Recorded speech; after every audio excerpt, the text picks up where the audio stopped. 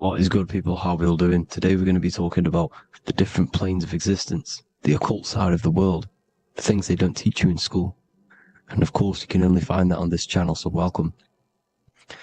So you need to understand is that your consciousness moves through these different planes of existence, these different states of consciousness, which make up all of you. Okay? They are all interlocked planes. They are all interpenetrated into each other. They are all one. They melt into the plane above and below. You see, each plane is a product of each plane. As above, so below. Now, the higher you go, the more fluid, the more dreamy, the less dense it becomes. The lower you go, the more denser it becomes, the more solid it becomes. The lowest plane is the physical plane, which you are obviously aware of. You are inside of the physical plane now. But while you are in this inside of this physical plane, you are indeed inside of all these other bodies which you have not awakened yet. You have to awaken these different bodies. You have these bodies. Okay? It's like a ripple effect. And the center is the most dense, the most solid. This is Earth, heart, the heart of the ripple. And the lower you, the further you go out from the center, the more dreamy, the less fluid, the more fluid, the more less dense it gets until you're one with the all. You see? And this is what it's like. This is what this system is. It's like a ripple effect. Now, let's jump straight into the planes. First, you have the physical plane, made out of 4 elements. 5 elements. The ether is the mother of the elements. It's the womb of the elements. It's the 5th element. And it gives birth to the 4 other elements. 4 is stability. Tables have 4 legs, and this is why the ether gives birth to 4, because it's the foundation of the physical world. Fire, earth, water, air. They are not pure. Each one of the elements melts into the other one. For example, earth and water both share cold. Water and air both share wet. You see? They compose of each other. They melt, they mold into each other based off the vibrational state of the ether. That's what it is. The 4 elements are the vibrational states of the ether. Okay? So you have the 4 physical elements making this, physical world. It's the lowest world. It's the world of effect. This world, whatever you see, whatever you experience, it's the effect. You can't change anything by manipulating this world. You got to manipulate the higher worlds to affect this world, you see? As above, so below. This is the lowest plane. It has 3-dimensional. It's the 3rd dimension. Space, height, and thickness. That's all it is. Front, backwards, upwards. You see, it's 3-dimensional. We cannot perceive the hidden side, which is the interior of this existence.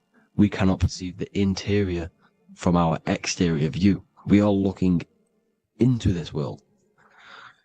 Okay? This is the exterior view. We can't see what's inside of that. That's the 4th dimension, which is the next one. It's the most gross and dense plane. 4 states of matter, the most slowest vibrational molecules exist in this plane. Above this plane, you have the ether. Okay?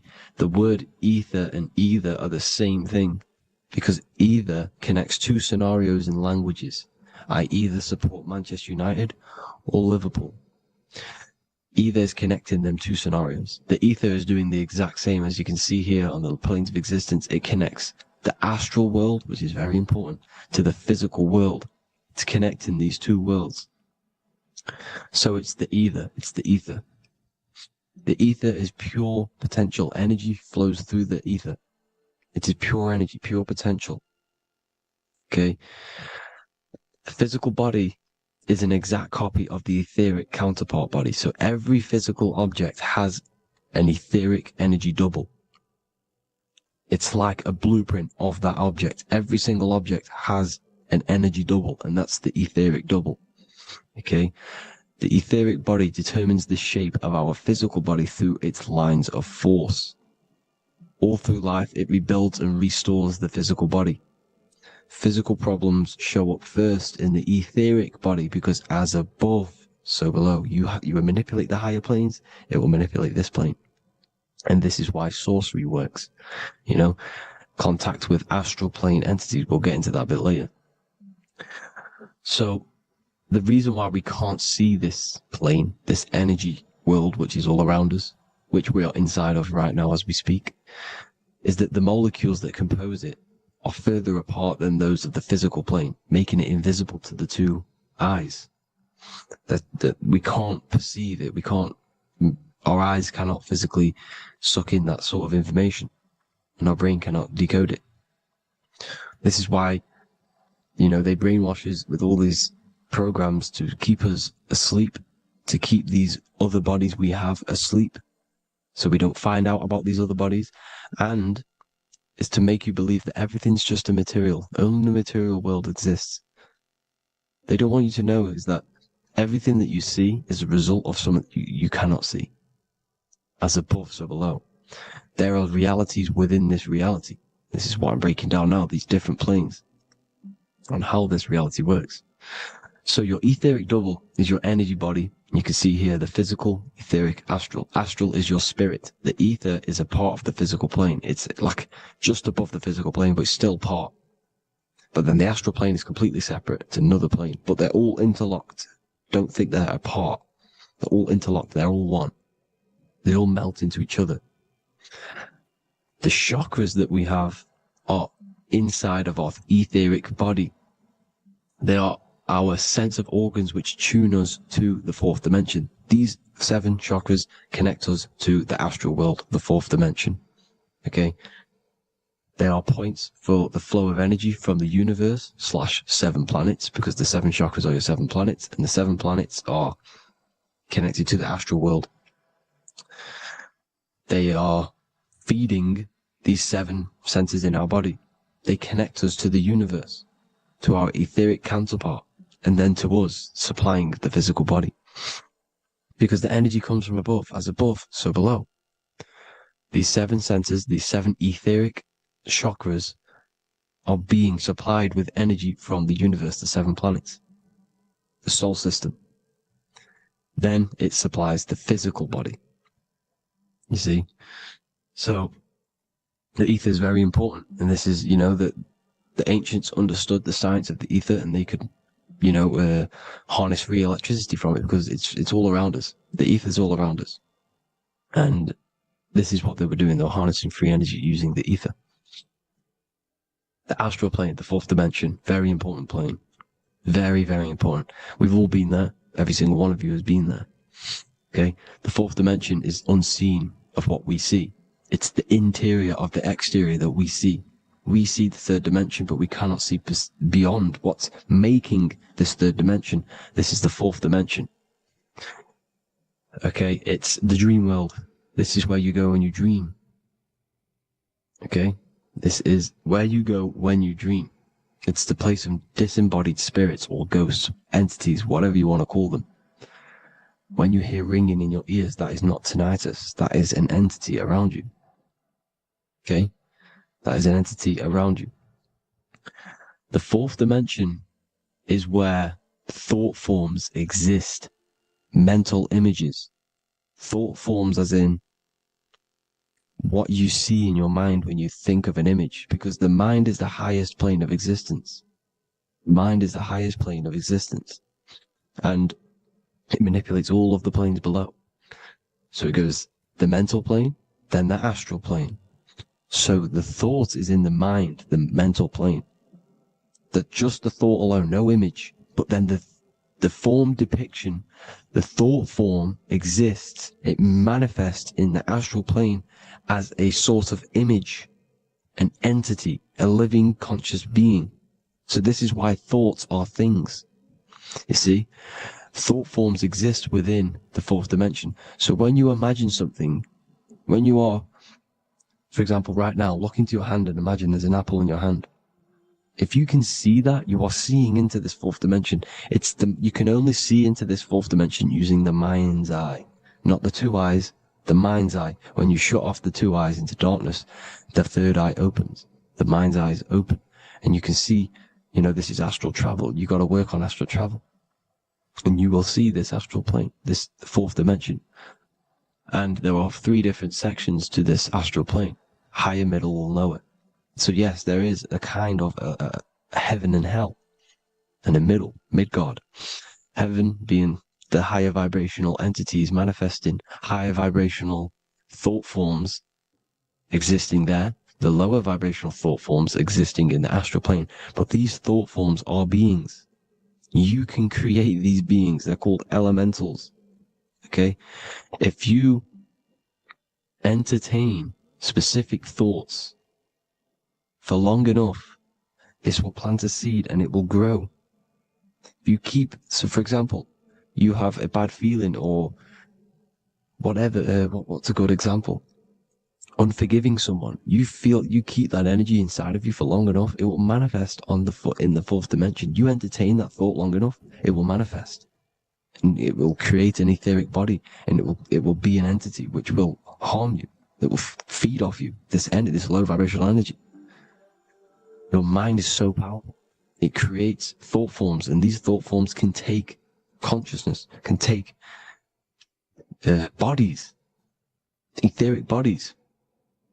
Now, that's why it's very important that you master your mind, master your thought patterns. So this fourth dimension is the astral world. So when you have a nightmare, this is the lower astral plane. You're in the lower astral plane. Whilst this physical body rests at night, your consciousness, you awaken this other body, your consciousness goes inside of this other body, whilst the physical body lays asleep. You see? So it's all inside of you. This is what you need to understand. You just haven't awakened these bodies yet. You can awaken them. You just got to awaken them. Okay? The next is the mental plane. This is the mind, the source, pure cause, pure motion, the most less dense, the most fluid. No form. There's no form to the mind.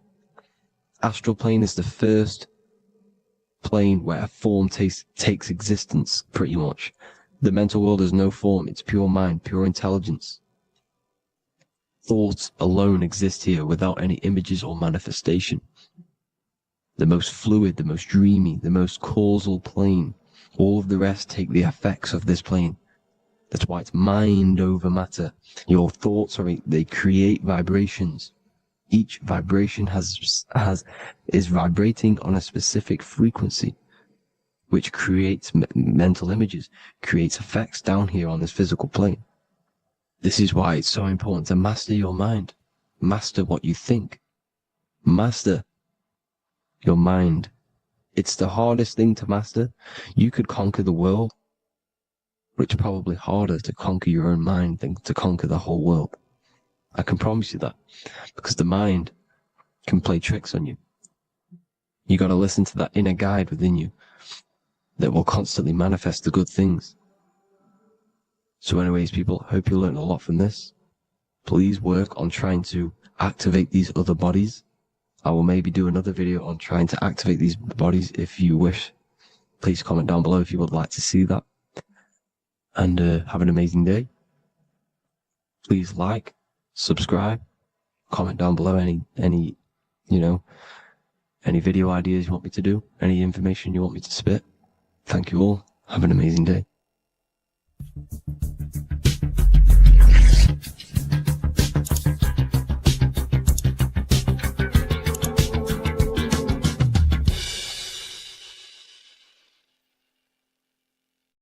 In this video, we're going to be talking about the evolution of consciousness. You are born human, however you possess consciousness, which is the awareness behind your being, the awareness behind your thoughts, the experiencer behind your five senses, the experiencer, the observer behind your thought, emotions, and senses. You are an eye, an invisible consciousness looking through a lens which is your body. Your body produces this physical world that you experience. Your brain produces this world. Your brain and body is a technological computer. However, you are an infinite, ever-expanding consciousness behind this physical body. And there is an evolution of consciousness, a cosmic journey of expansion. And this is why we see so much pyramid symbolism in the occult and esoteric world, and especially within Freemasonry. because the pyramid represents climbing, an evolution, a raising state of consciousness, a journey. Steps symbolize a journey upwards. This is the raising and the evolution of consciousness, our inner world, the transmutation of our inner selves, of our souls and consciousness and our minds. So when we see this pyramid, we're seeing a evolution, a way up to source consciousness. And the eye in the pyramid represents your source consciousness. It represents illumination. It represents divine guidance through this evolution of consciousness. This is why we see the ladder. Consciousness is ever expanding on an infinite journey of evolution. Each individual is a part of this cosmic process, contributing towards the ongoing expansion of both mind and awareness. As we evolve, we collectively explore deeper levels of existence, expanding the boundaries of thought and consciousness. The mind has the ability to expand infinitely into new realms of thought, into new dimensions of mind. The mind cannot be filled up. It is not a physical substance. The body can be filled up because it is a physical thing, but you cannot fill the mind. Therefore, the mind is constantly expanding, ever expanding into new fields of thought. So what we see in Freemasonry, the ladder, is again a journey, an elevation of consciousness. When we are born with an infant consciousness, and as we gain older, we gain an adult consciousness. Our inner world, our inner mind, and our emotional intellect changes and evolves. We are significantly different from when we were very young as an infant. It's because our consciousness evolutes, it changes, it alters like water. So just like this evolution of your own consciousness as growing up, there is consciousness of beings existing in cycles beyond our own. And their consciousness is unimaginably different from ours. They operate on a higher level of understanding and knowing, experiencing reality in ways that transcend our current comprehension. Our minds right now cannot comprehend the highest states of consciousness. There are entities, there are beings beyond our own, existing in higher dimensions of consciousness that we cannot comprehend because they have expanded. They are on a further way up the ladder of consciousness. However, we are all on the same journey. None of us can take the same journey. There is one ultimate goal, reaching source consciousness. However, this is always ever expanding. However, we are all on a different journey. There is one truth, one source, one goal. However, there are billions in different ways of reaching it, and we are all on these different paths to source consciousness, to this ladder, this evolution of universal evolution. Okay? Their awareness is attuned to new dimensions of existence, reflecting a more advanced stage in the cosmic journey of consciousness evolution. So when you take DMT, you are shot into these higher realms of consciousness where you meet these beings who look similar to these images. They are not speaking to you physically. They don't speak to you three-dimensionally through vibration and words. They speak to you mentally. If you have done DMT, then you know this. And if you have met these beings, then you know this. You might have even met some of these types of beings on mushrooms or any psychedelic drugs. Because ultimately, when you take these mind-altering substances, it's altering your consciousness. It's merging your consciousness with the spirit of that substance. And you are essentially attuning your mind to higher dimensions of consciousness. That's why we say we're getting high when we take these substances. Therefore, when you meet these beings on DMT, you are essentially meeting beings who are attuned to higher dimensions of consciousness, and they speak to you mentally. They speak to you telepathically through thought, because the universe is mental. Everything exists within the mind. The way you are now, your physical existence, is a state of mind. Mind, thought creates matter. Spirit and matter are two opposing ways of thinking. If we have a very spiritual mind, we have an expanded mind, we are a spiritual person through the mind. However, if we have a very low state of consciousness where we think about food, sex, lust, and all physical things, then we have a physical consciousness. Matter and spirit are two opposing forces, two ways of thinking. The mind attunes itself to different levels of understanding in different dimensions. So, essentially, this is what we're looking at. The body is a vessel for the fluidic, formless consciousness, a temple that houses the essence of our awareness. While the five senses are limited to perceiving only the physical plane, the mind transcends these limitations, capable of perceiving the full scope of reality. It is through the mind that we access deeper truths beyond the material, tapping into boundless nature of existence. Physical existence is a thin band, a thin layer of reality. It's like 0.001% of reality. And your five senses are only tuned into this layer of reality. But the five senses are, by design, only allowed to perceive physicality. But the mind has the power to expand beyond this physical five sense state. The mind has the power to expand and evolute. It is a conscious decision whether you want to take this path or not. You can stay in a three-dimensional way of thinking, or you can expand your consciousness from within. It's not an external journey. There is no God going to save you. You must save yourself. Therefore, behind every single one of these eyes is the same source consciousness. However, we are all different cells in a different journey. The organs in your body, the cells in your body are all alive. They all possess same consciousness, universal consciousness. However, we are all on a different journey of evolution. As above, so below. As the baby is in the mother's womb, when the baby becomes conscious, there is a world outside of its mother. What does it do? It presses and seeks a way out to be born in the other world outside of its mother. It is the same with your consciousness, your mind. When your mind becomes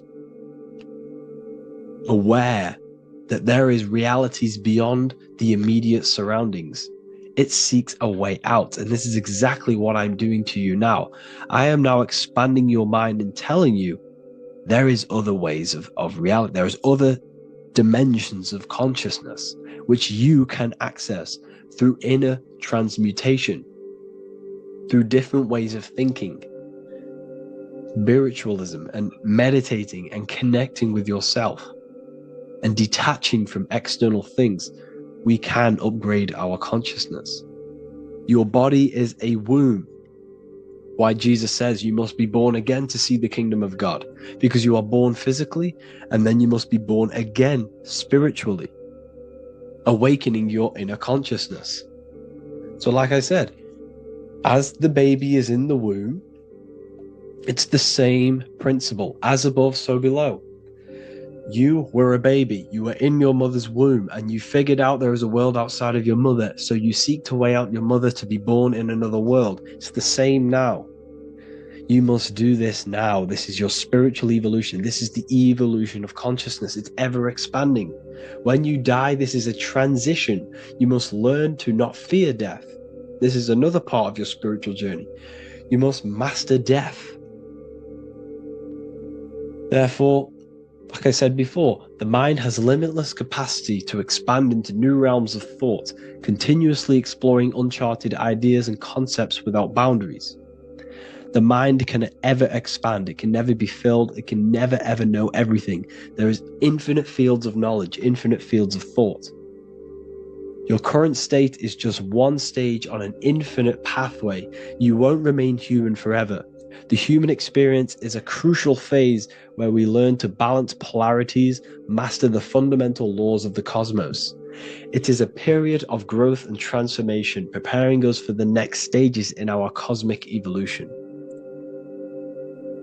The goal is to strive for perfection, yet the true perfection is unattainable. It's like a tunnel, and there is a light at the end of the tunnel. And as you walk through this tunnel, the light is ever moving backwards. You should forever seek to meet that light, but you will never meet that light because consciousness is ever expanding. You should strive for perfection, yet knowing that perfection is forever unattainable. The journey is endless, with each step revealing deeper layers of understanding and experience. The pursuit of growth and expansion is itself the essence of our evolution. You can find all of this knowledge in the amazing book that I have read for years. I have read this book, The Emerald Tablets of Thoth, the Atlantean, by M. Dorial, translated by M. Dorial. I'm telling you now, this book, now that I've told you this, you have some context on the book. The whole book is about evolution of consciousness. He's talking about higher dimensions beings. He's talking about how you can transcend this physical plane.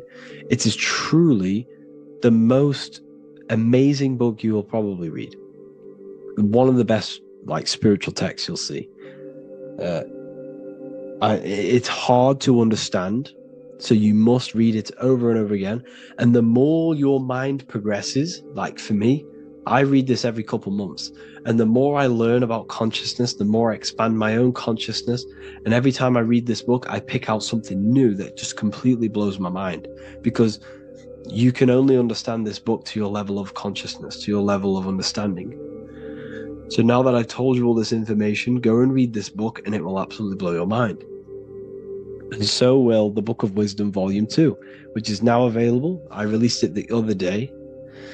I'm just going to read a page out now. This page is called Spirit and Matter.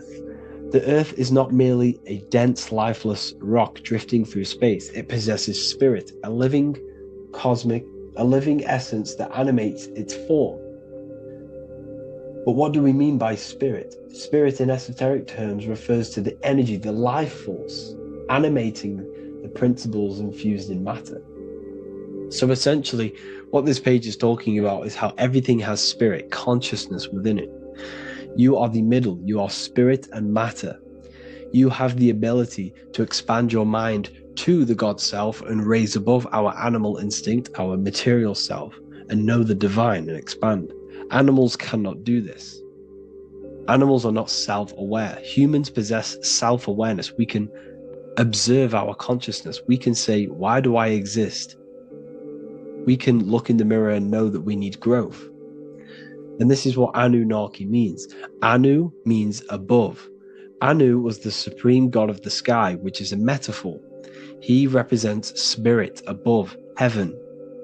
Anu came down to earth and married Ki, the goddess of the earth, which represents matter. It's a myth, it's an allegory. Anu married Ki and gave birth to the Anunnaki. Spirit came down and infused with matter and gave birth to the human, which is you. You are spirit infused in matter, Anu and Ki, Anunnaki. You are the Anunnaki. And this is just one of the teachings in my book. Honestly, this book is absolutely amazing. If you truly, truly want to expand your consciousness, give this book a read. And obviously, if you're inside the university, I give you this book for free. A paperback version. If you join the university, follow the steps inside of the general chat. You'll be able to download this book. Not download it. Order a paperback for free. All you have to do is pay for the shipping. You'll also gain amazing knowledge inside of my library, where your mind will just be overblown with the amount of esoteric books. There's over 45 rare occult books, plus you get a PDF of the Volume 1 and Human Health Guide. You get reoccurring updates where I expand on symbolism, occultism, where you will just feel absolutely amazing once you understand esotericism in yourself. You'll also learn how to create the dream reality that you want with the Manifestation Mastery course, where I teach you how your consciousness creates reality. You'll have a real lectures where I post lectures on symbolism, occultism, esotericism. There's a conscious community and live calls and Q&A where you can ask me questions and I'll answer your questions. I just want to say thank you to everyone who has joined the university. Thank you for even liking and watching this video. Any support I just appreciate every single one of you. Please, if you can, leave a comment and a like on this video and let me know any videos you want me to make in the future.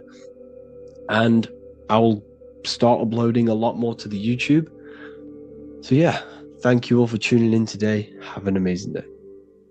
This isn't just spiritual fluff. Your words are vibrational commands that teach your subconscious what to believe and what to create in your reality. Now, I'm not going to sit here and tell you how words are these vibrational things that create reality. In fact, they are. However, the power of words does not hold in the vibration of the word. Yes, it has a little effect on plants. Yes, every word is a vibration that speaks to every cell in your body. However, this is not the main power of words. The main power of words is restructuring your consciousness and invoking energy inside of your own consciousness. I'm going to go over these two in detail for you. Your life is an externalization of your consciousness. Your belief system, your internal world, are building blocks to create your external world. What you believe in is how you see reality. It is the filter that you see to see reality. If you want to change reality, you have to change your consciousness first. There's no point trying to create a change, a manipulation in the external world, because it won't last very long. You have to restructure your inner temple, your inside world of thought and emotion. For example, your external reality is an externalization of every thought you thought in the past. Your life circumstances are just a result of every thought you thought in the past. You become what you think about. So if we can control what we think about, we will control who we become. Words are a powerful way to restructure your subconscious mind, which will then restructure what you think about. For example, if I said the word chicken all day long, I'm going to be thinking about chicken all day long. The words we repeat enter our subconscious mind, and our subconscious mind molds our conscious mind of what we are consciously giving attention to and thinking about. And that becomes our emotion. Our emotion becomes the energy, the charge behind our action. And all of this creates who you are and your reality. If you want to create a change in your external world, you need to repeat the end result as in an affirmation. I am abundant. I am disciplined. For example, if you're trying to stop a certain addiction, don't say, I am going to stop smoking. Say, I am disciplined. By saying discipline, the subconscious mind accepts the word discipline and not the word smoking. If you repeat smoking, I am not smoking, your subconscious mind will just pick up smoking and then do more smoking. So if you are trying to create discipline in your life and trying to stop something, say, I am disciplined. The reason for this is powerful because you're conditioning your consciousness. You're conditioning your subconscious mind and filling it with the word discipline. And I'm not going to say, do this a certain amount of times a day or do this in the mornings. I want you to do this as much as possible. I did this as much as possible. Whenever I had free time, whenever I had a free minute, I would say these words either physically or mentally, just to condition your consciousness. Words are the most powerful way to restructure your belief system and restructure your inner world, which will then mirror in your outer world. Words are also a powerful way to invoke energy. This is why when you see these magic occult rituals, you see people chanting and doing these things. It's because if you slowly chant a word, you can actually invoke the emotion. There are three aspects of creation: thought, emotion, action. Emotion is energy in motion. By repeating a word over and over again, you can actually begin to invoke that energy, that emotion inside your heart. And you can start to feel the reality as if you are already living it. And this is just another powerful way to condition your consciousness to become a certain thing before you have it. This is what magic is. Magic is all to do with reprogramming the subconscious mind, aligning the subconscious with a certain belief or reality, which will then produce an effect in our thoughts, our emotions, and our actions, which will then create that reality. So if you want to create something in your life, literally just repeat, I am something. I am is referring to your consciousness. I am is the highest aspect of you. It is the true self. Whatever you condition your consciousness will be mirrored in your external reality. I am abundant will condition your consciousness to feel and believe you are abundant, which will then seep into your thinking. And then you will start to act more on this because you are thinking about it, which will then change your external reality. Words are vibration, and vibration is powerful. However, if you truly want to change your reality, you have to change your inner world of consciousness. And words are the best way to invoke feelings to become the reality you want. And words are the best way to condition your consciousness to a certain belief or a thought. And by doing this, you're actually creating a root cause. The cause is your consciousness, your mind, and you have to restructure the mind to create that reality. Words are a great way to restructure your consciousness and create reality. If you are struggling with the internal chaos, if you are struggling with emotional chaos, if you are struggling mastering your mind, or if you are isolated from your high intelligence, because intelligent people are not welcomed in our population today. I have created an amazing space, Ethereal University. Check it out. I'll leave all the links below. And I'll see you inside, where you can learn everything you could possibly imagine about occultism, esotericism. I'll see you inside. What if I told you that you are under a spell, and this spell is controlling you in every aspect of your life, and you don't even realize it? Spells are not what you've been taught. They're not fantasy magic wands that are casted over you. No, no, no. Spells are much, much deeper. A spell is a belief system that is installed into your subconscious mind, which holds power over you. Okay? If I install a belief into your mind and that belief holds power over you and controls you, that is you under my spell. A spell is a belief that someone has installed into you. Okay? You have a subconscious mind. The subconscious holds power over 90% of your daily basis behavior, thought patterns, and overall emotional state. Because the subconscious is the back end of our mind, the mind that we don't really have access to. It's the shadow self, where all of our programs, all of our memories, all of our traumas, all of our everything that we've ever experienced is recorded and kept in this vast database called the subconscious. Now, the subconscious is the 90% of our mind. We are only aware of 10% of our mind, which is the conscious mind, which is what you're using now, what you're consciously aware of. But there is a subconscious mind that holds power over your conscious decisions, and you don't even realize it. For example, as a child, you had a very, very traumatic event happen. Let's say as a child, you were not loved enough by your parents. And this feeling of you not being enough for your parents and feeling alone as a child implanted this seed. And this seed was planted by your emotions, a strong emotion.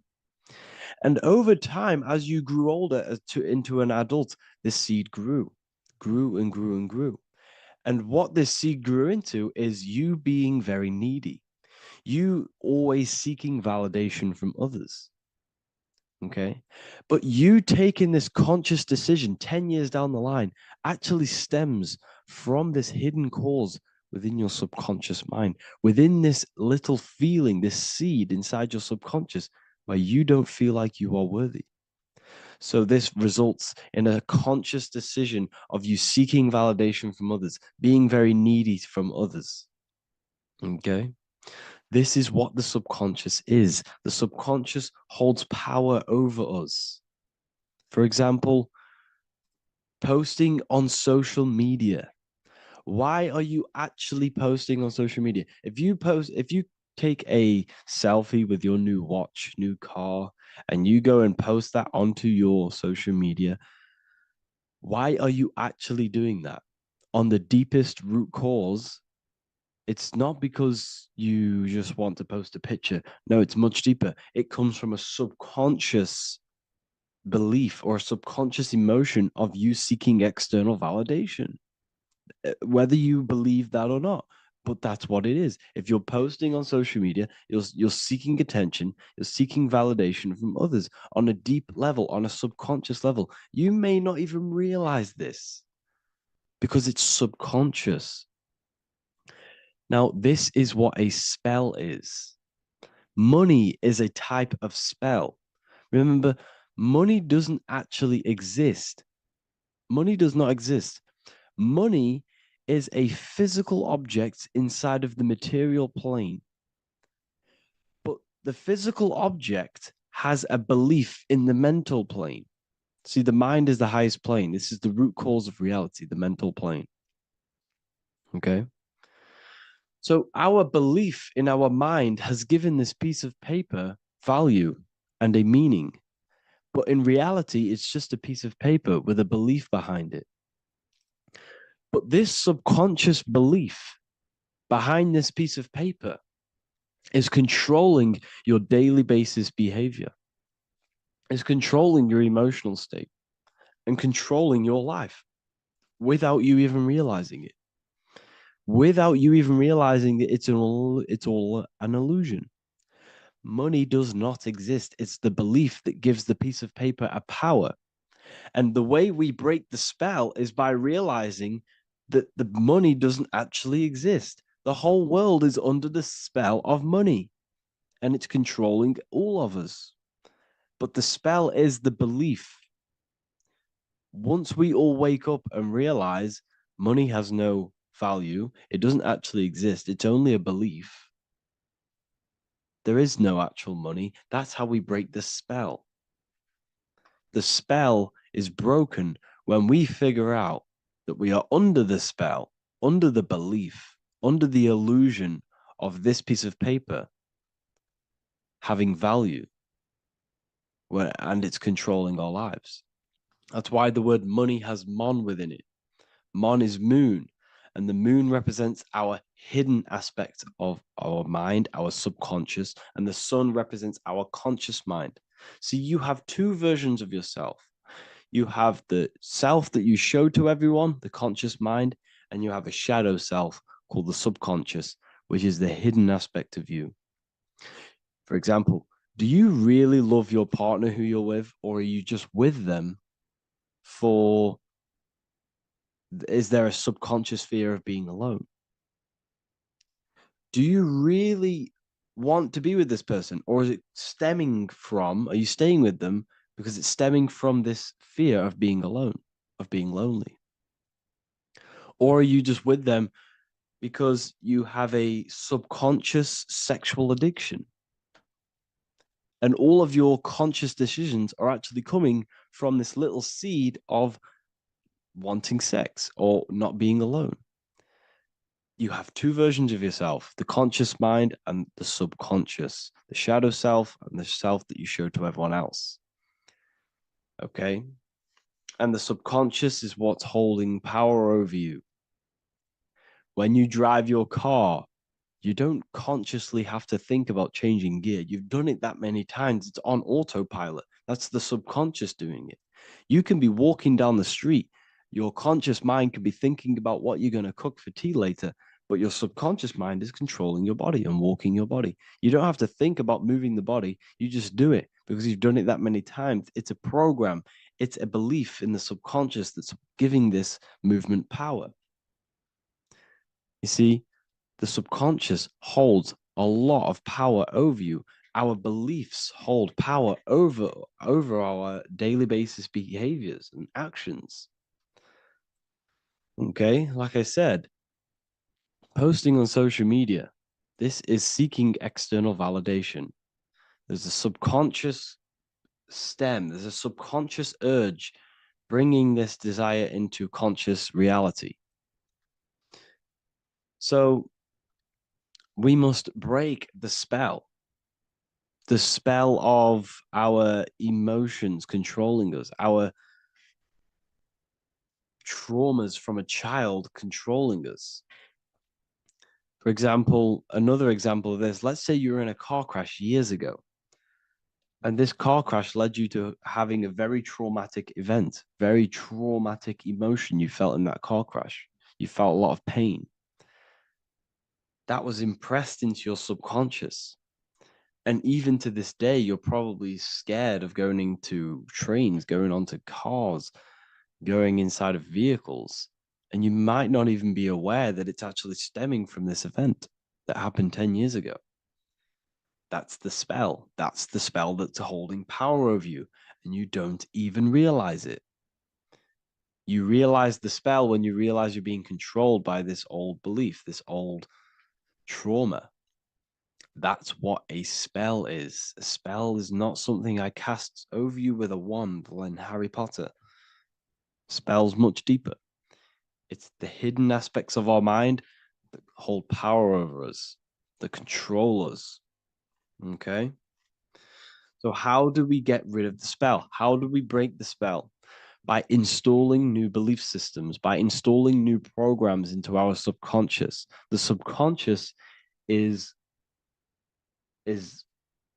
impressed by repetition and emotion.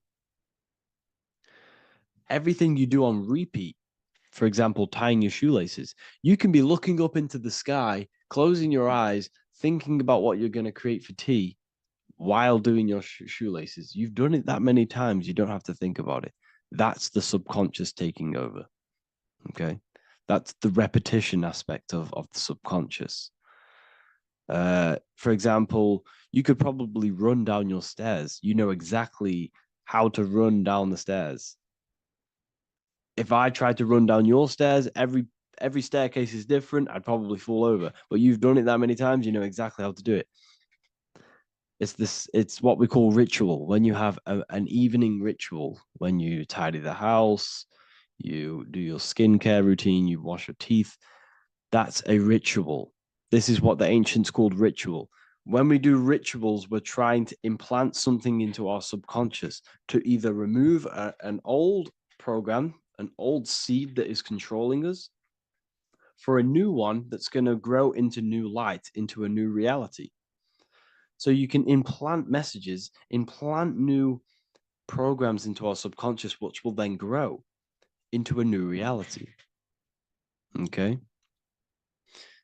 Because if I tell you something over and over and over again every single day, for example, if I say, you do what I say every single day I repeat this statement into your ears, about a month or 2 months in, you're going to start to believe in that statement and you're going to start to be under my spell.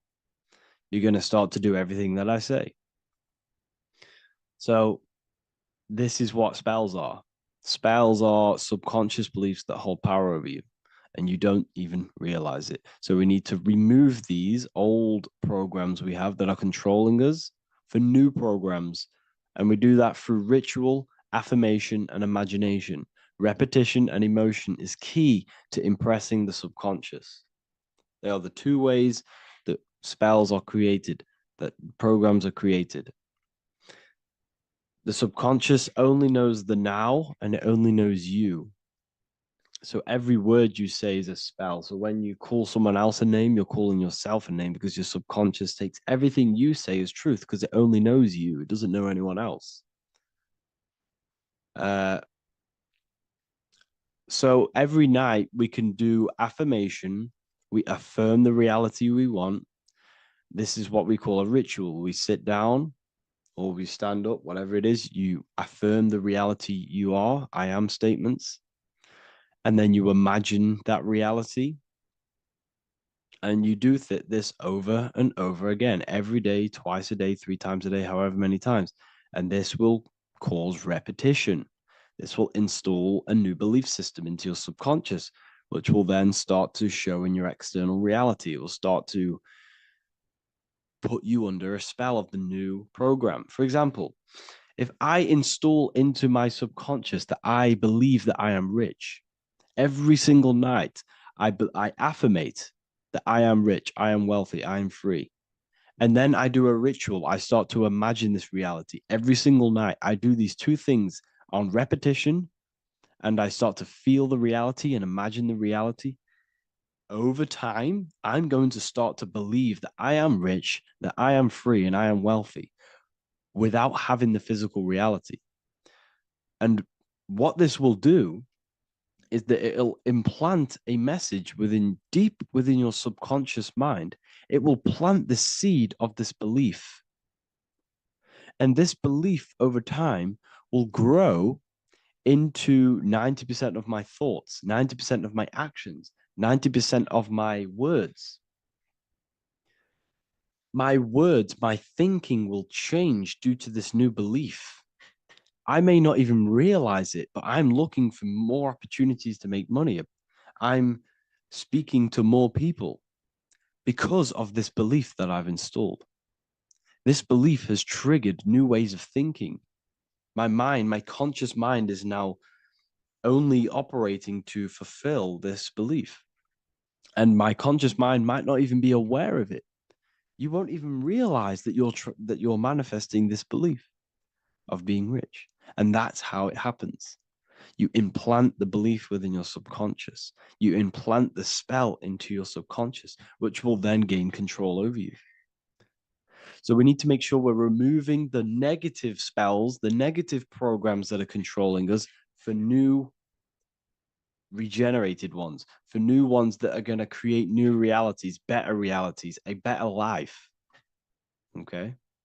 You don't want negative traumas, negative seeds controlling you and growing into your life. If you don't cut them off, they will continue to grow and grow and grow. Your anxiety will get bigger and bigger and bigger. Your depression will get bigger and bigger and bigger. But it's all actually stemming from one belief system or one trauma. Okay? So this is important. Everything in this physical plane is an effect of the higher planes. It's a shadow of the mind.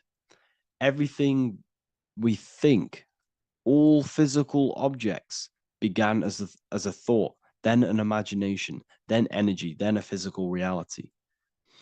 So we must change the mental plane. We must plant seeds into our mind to change down into our physical material life.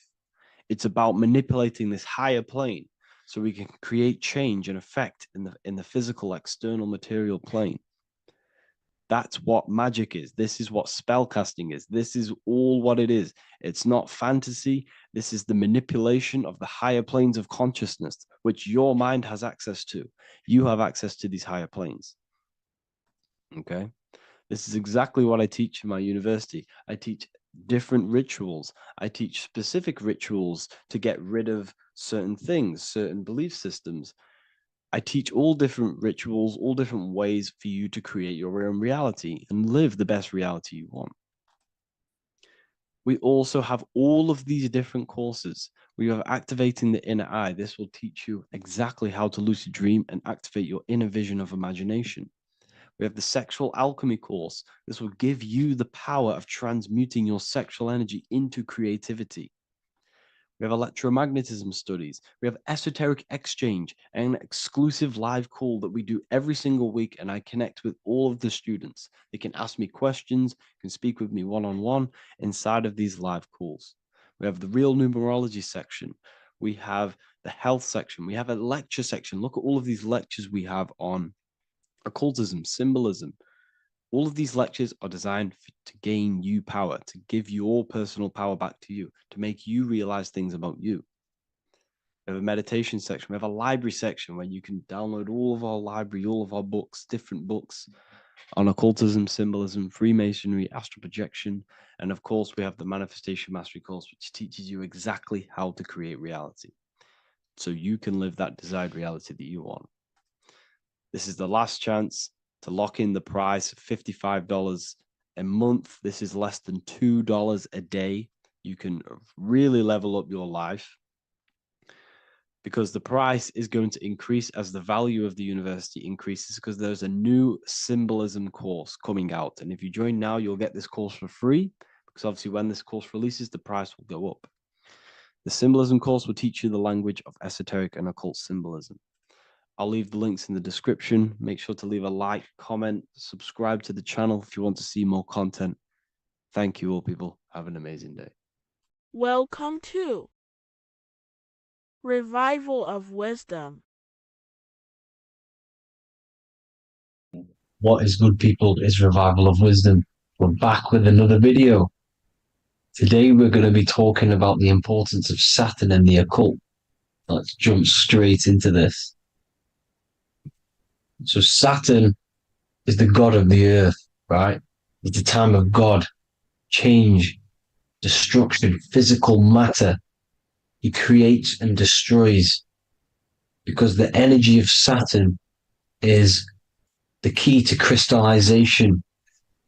It wraps things in physical matter, right? He creates everything, all life forms, and he takes things back, because the day that you're born, that's the day that your expiry date is coming. The time is ticking until Saturn takes your life. This is why he's known as the Reaper.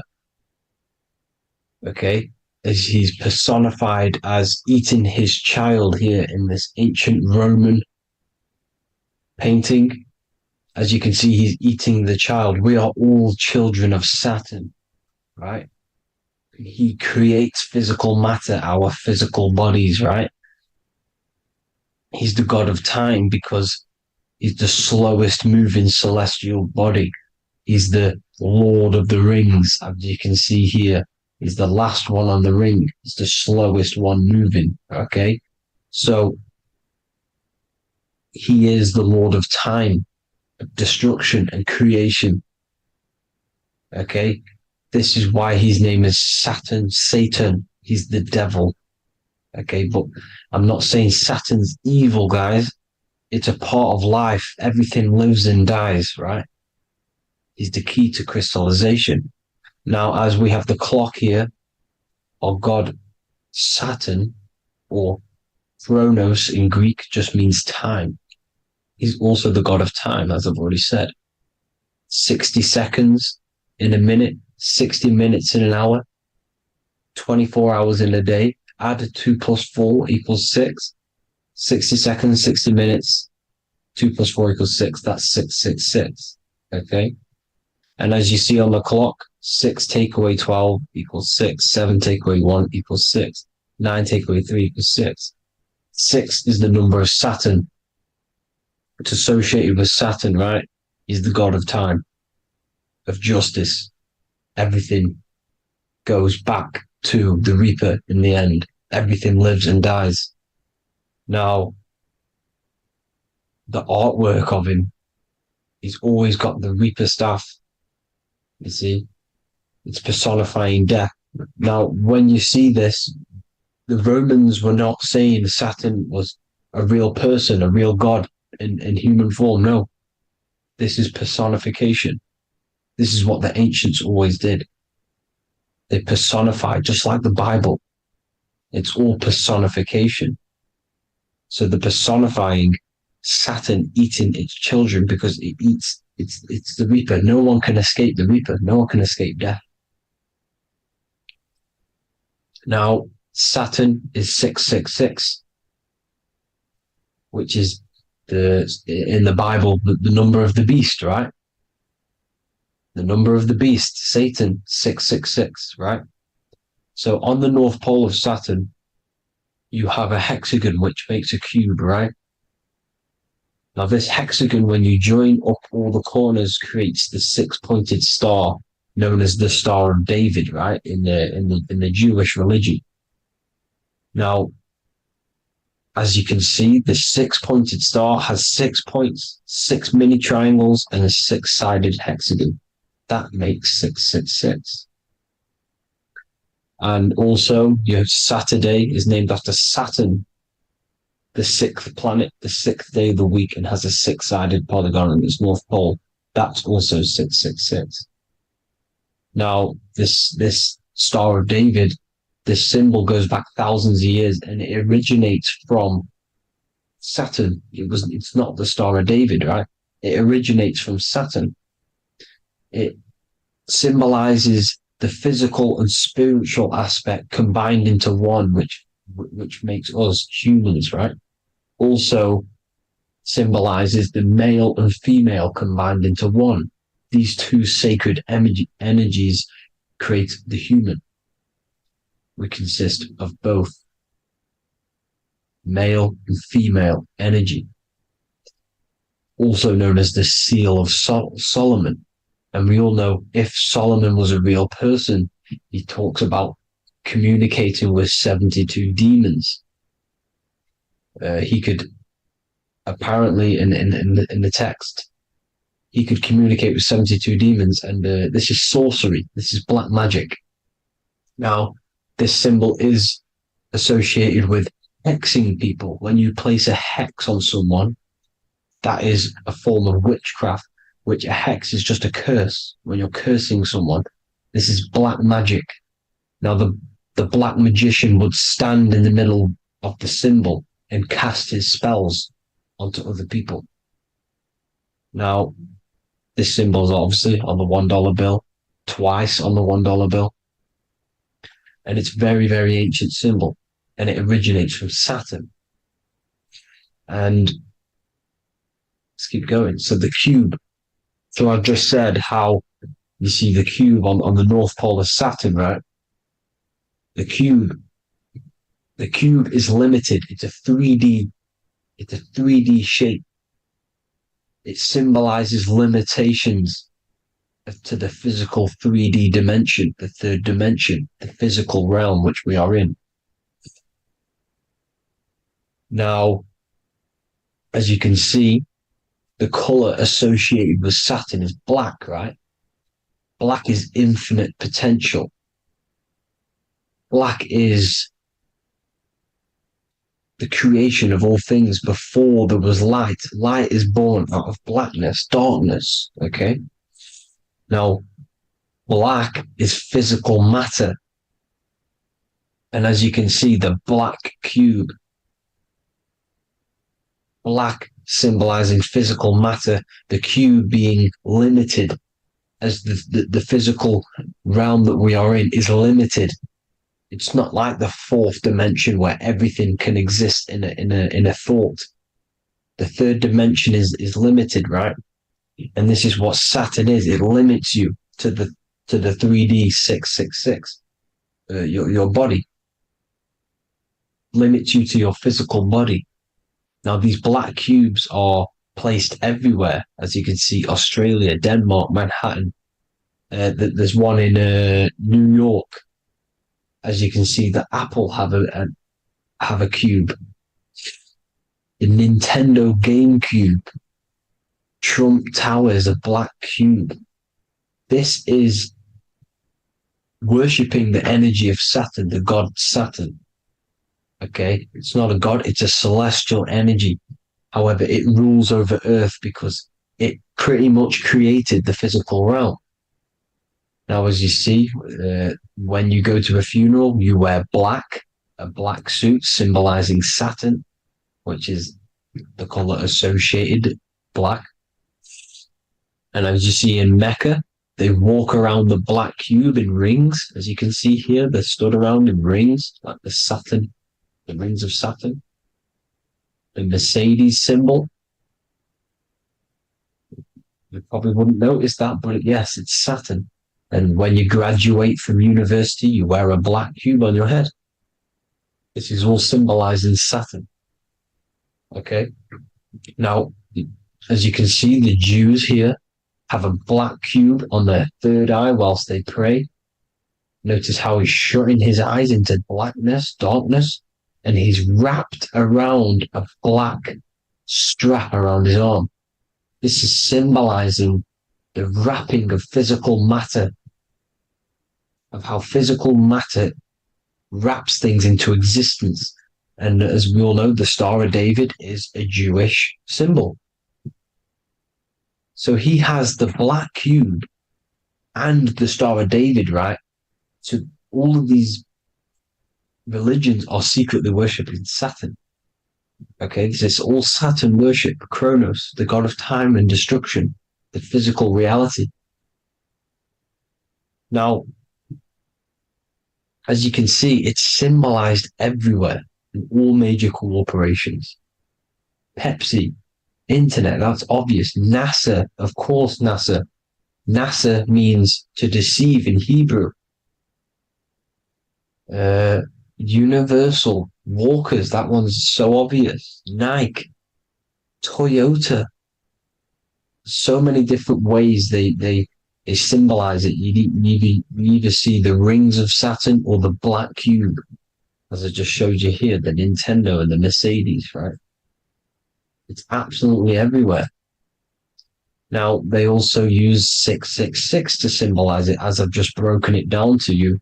666, the World Economic Forum. We all know how they're trying to enslave us into this new world agenda. Google Chrome, CERN, Disney, Coca-Cola, Cadbury's, all of these have 666. Now, every UPS barcode has 666. And even www. Is Hebrew for 666, as you can see here. Monster. It's the same Hebrew letter that means 666. Drake, 6 God.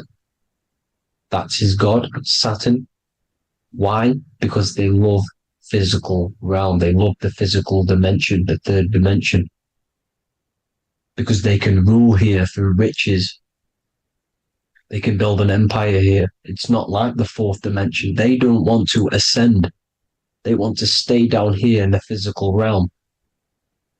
Okay? Now, this is why they're cloning. They can move their consciousness into other clones to live forever.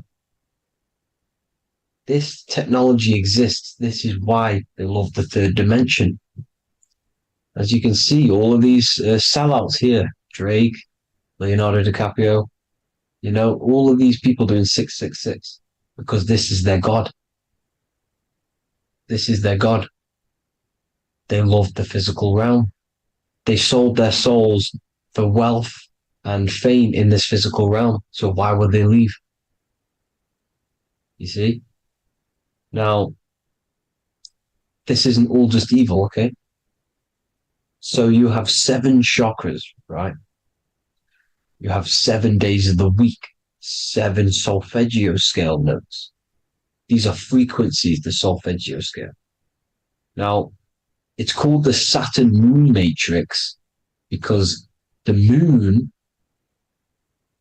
symbolizes your mind, because you're created out of the Holy Trinity, which is body, mind, and spirit, right?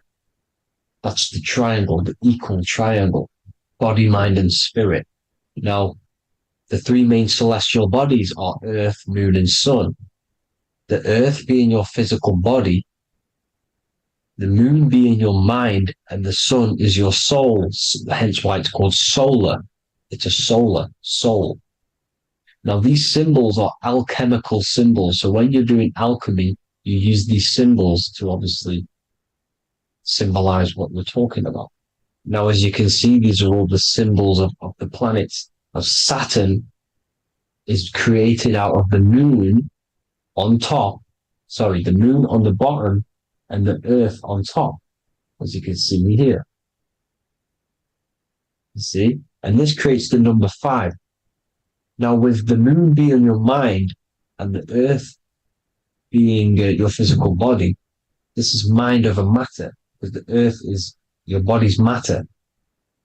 This is matter over mind.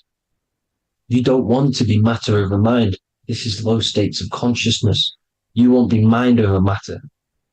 You see, to manipulate matter, to create your own reality. Now, obviously, we all know Saturn is associated with the lowest chakra, which is the root chakra. This is to deal with your animal instincts. When you're down here, you identify as the physical body. You don't know anything spiritual. you have a pure physical mind. You don't believe in anything spiritual. This is survival mode, consumption. They want you trapped down here, which is matter over mind. They don't want you to create your own reality, which is mind over matter. You see? Now, that's what Jupiter is. Saturn is the moon on the bottom and the earth on top. But Jupiter is the moon on top with the earth on the bottom. That's mind over matter, you see? So these chakras are an ascension process from matter, physical matter to spiritual. This is the ascension. This is the stairway to heaven. This is Jacob's ladder. You see? Now, the number 5, which is obviously associated with Saturn as well, which create the symbol for Saturn, created the number 5. You have 5 senses, 5 elements, 5 physical elements. As we all know, Saturn crystallizes everything into physical matter out of the 4 elements. 5 fingers and toes, 5 points of man. Okay, the number 5 is the number of justice. Saturn holds things back. He restrains things from you, makes you learn the lesson. Now, 666 is not all evil. 666 is the atomic structure of the carbon atom. 6 protons, 6 electrons, 6 neutrons, right? We are carbon-based life forms. All life forms are based on the bonding properties of the element carbon. Because Saturn crystallizes everything into physical matter. Now, the Masons symbolize this with the checkered boards. They have the black square, which is obviously matter, as I just said, the black cube, and spirit is the white square, because white is eternal light, white and light, you see. Black is physical matter. Now, this is what we are. The point of our soul is to transmute from matter to spirit, but these are interchangeable. This is the constant cycle between spirit and matter, spirit and matter. High vibrational matter turns into spirit. Low vibrational spirit turns into physical matter. You see? Now, we are carbon-based life forms. This is what 666 is, the number of the beast. When I say we, the physical body is the beast. It's the animal. It's the carbon suit to operate in this physical dimension, in this physical realm. See? It's the vehicle used to operate in this physical realm. But your mind isn't from this physical realm, you see? The brain is the physical manifestation of the soul. Okay? So, as you can see here, the spine is an extension of the brain. Everything goes back to the brain. This is literally what your physical body is. You see, this is the nervous system, and everything reports back to the brain, and everything's controlled from this control center. And this spinal column, at the top of the spinal column, is your third eye, which is known as the pineal gland. And this is the seat of consciousness. It's the center of consciousness. That is your true self, pure consciousness.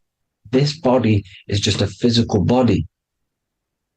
This body is mortal. This body runs out, but your consciousness lives forever. They don't want you knowing this. This is why they keep you down here in your lower chakra. They want you to believe everything is just physical. They don't want you to believe in the spiritual side of reality. Because this way they can manipulate you, right?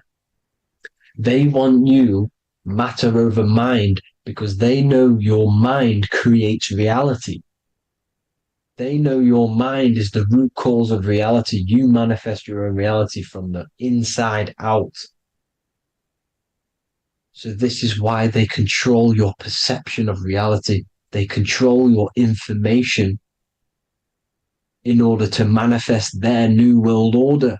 You, who are ignorant to knowledge and wisdom, you who are ignorant are manifesting their agenda because you accept their information and their perception of this reality.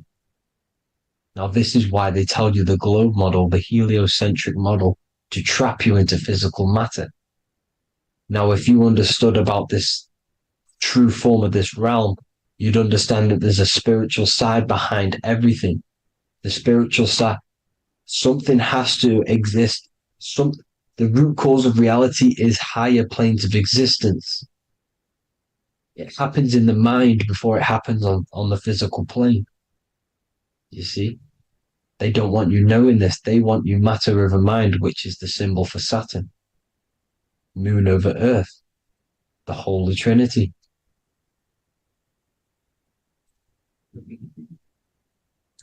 Now, as you can see, the cube also makes IXXI. This is Roman numerals. This is Roman numerals, and when it's translated from 9/11. Yes, 9/11. This is the secret code of the One World Order. The two twin towers, when the two become one. Okay, when the two become one, this is how you reach the higher states of consciousness, the physical and spiritual. Now, as you can see, the 9/11 memorial are two black cubes. It's two black cubes. This is all Saturn worship. Now, I'm not saying that Saturn is an evil celestial body, right? No, everything has a good side and a bad side, right? It's duality. The spirits of Saturn on the dark side are the most evil demonic spirits. Now, these are the spirits that these are invoking through these rituals, right? Yes, 9/11 was a massive ritual. It's a satanic ritual, okay? Now, we all know Elon Musk. Elon Musk is coming with the mark of the beast. And English gematria, this equals 666, right? 666, as I said, is the number of the beast. You are the beast, your physical body. You see how the Bible twisted things up to make things more confusing, right? But it's there. You just have to have the knowledge to be able to read the Bible properly. As we all know, we had this virus. I'm not going to say the name because I'll get flagged. This virus adds up to 666 because this is all part of the New World Order. It's all part of keeping you in this physical dimension. Okay? Now, as you can see here, Novus Ordo Secularum on the back of his shirt, on Elon Musk's shirt, this is also on the $1 bill, Novus Ordo Secularum. This means New World Order. Yes, New World Order. This is on the back of Elon Musk's shirt. And as you can see here, he owns Neuralink, which is the brain chip which they're going to be putting into implanting this onto your brain. This is the New World Order to connect you and merge your consciousness with AI. Neuralink and Meta, he owns Meta as well, which is the metaverse. These are going to be linked in, hence why they have the same symbol, but just in a different format. It's the infinity symbol. And the infinity symbol comes from the torus field, as you can see here, your electromagnetic field from around your body. Now, the end goal is for this New World Order is to trap your consciousness inside of an alternative reality being projected from the metaverse. Because the metaverse will be the reality. Neuralink will be the brain chip inside of your brain, projecting your consciousness into an alternative reality while they harness your energy of your physical 666 body. Now, this stuff gets real deep, people. Now, this is the end goal of the New World Order, is to connect you with AI. This is why they're trapping you and keeping you in these lower states of consciousness in the Saturn associated root chakra. So you don't find out about the spiritual side of reality, because if you knew the truth of this reality, you wouldn't connect to AI. You see, you have the power within you to travel to other worlds, the astral plane, for example. You travel to different worlds when you are sleeping. Okay? They want you to know it's just a dream. However, their end goal is to trap your consciousness and feed off your energy, spiritually and physically. Okay? I don't know why these people are just pure evil. As I said, evil love bondage. They love the physical dimension. They don't want to ascend to other realms. These evil love the third dimension. This is why evil spirits will inhabit bodies, exorcisms, because they miss being in the physical realm. They miss it. Evil love bondage. So this is why they're cloning and putting their consciousness in clones to stay in this third dimension, to stay as further away from the source as possible. Okay? This is why they're doing it. And this is how it's all linked in. So I hope you all enjoyed this video. Hope you gained some wisdom. Please feel free to join the Telegram. And please leave a like and a subscribe. Thank you all, people. God bless.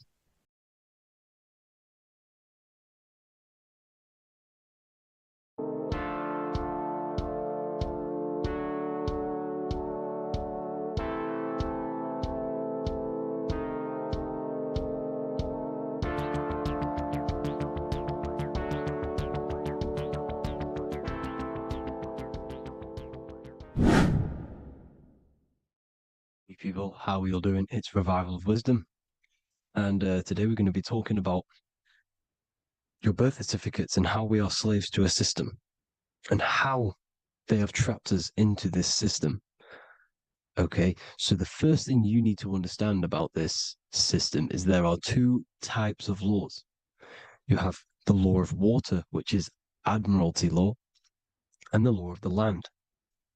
So the Admiralty law is the law of water, and this is what money is. Money is water. This is why we say liquidity, currency, the current. A current is water, something moving through something. Cash flow. And this is why banks are called banks, because a river bank is on either side of the water and it directs the currency. You see? So money is water.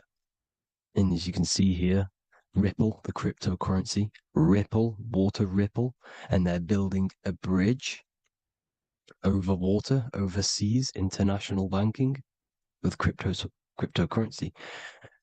So money is water, and this has specific laws about water, but water is the same everywhere, you see.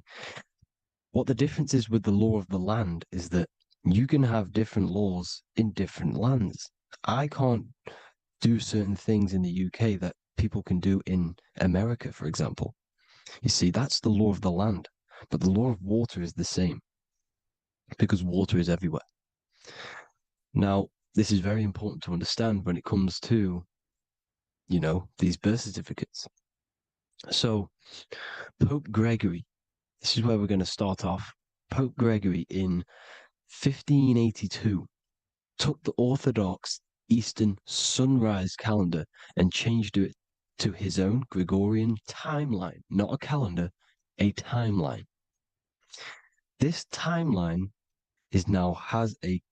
was copyrighted by Pope Gregory under the name of the Vatican. So the Vatican owns the timeline that we are using today, 2023. They own it. They own the title of this Gregorian calendar. Okay. Therefore, anyone who is born under this copyrighted timeline, not calendar, they are subjected to Rome because Rome owns the timeline. They have a patent, a copyright for that timeline. What is on our birth certificates? That timeline. We are born underneath, we are subjected to the Vatican. This is why all birth certificates go to the Vatican. They own every single birth certificate. Okay? So when we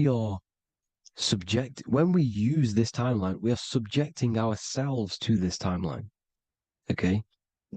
Which the Vatican has a claim over.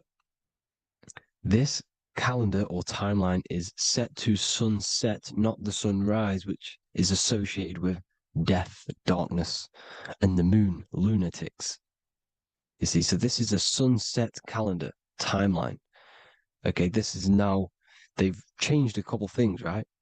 They say that the new year is January the 1st. Okay, when we know this is in winter. January is winter, which is associated with darkness, death, the death of nature. So this is a death cult, people. These people are evil. They're so evil. The Vatican.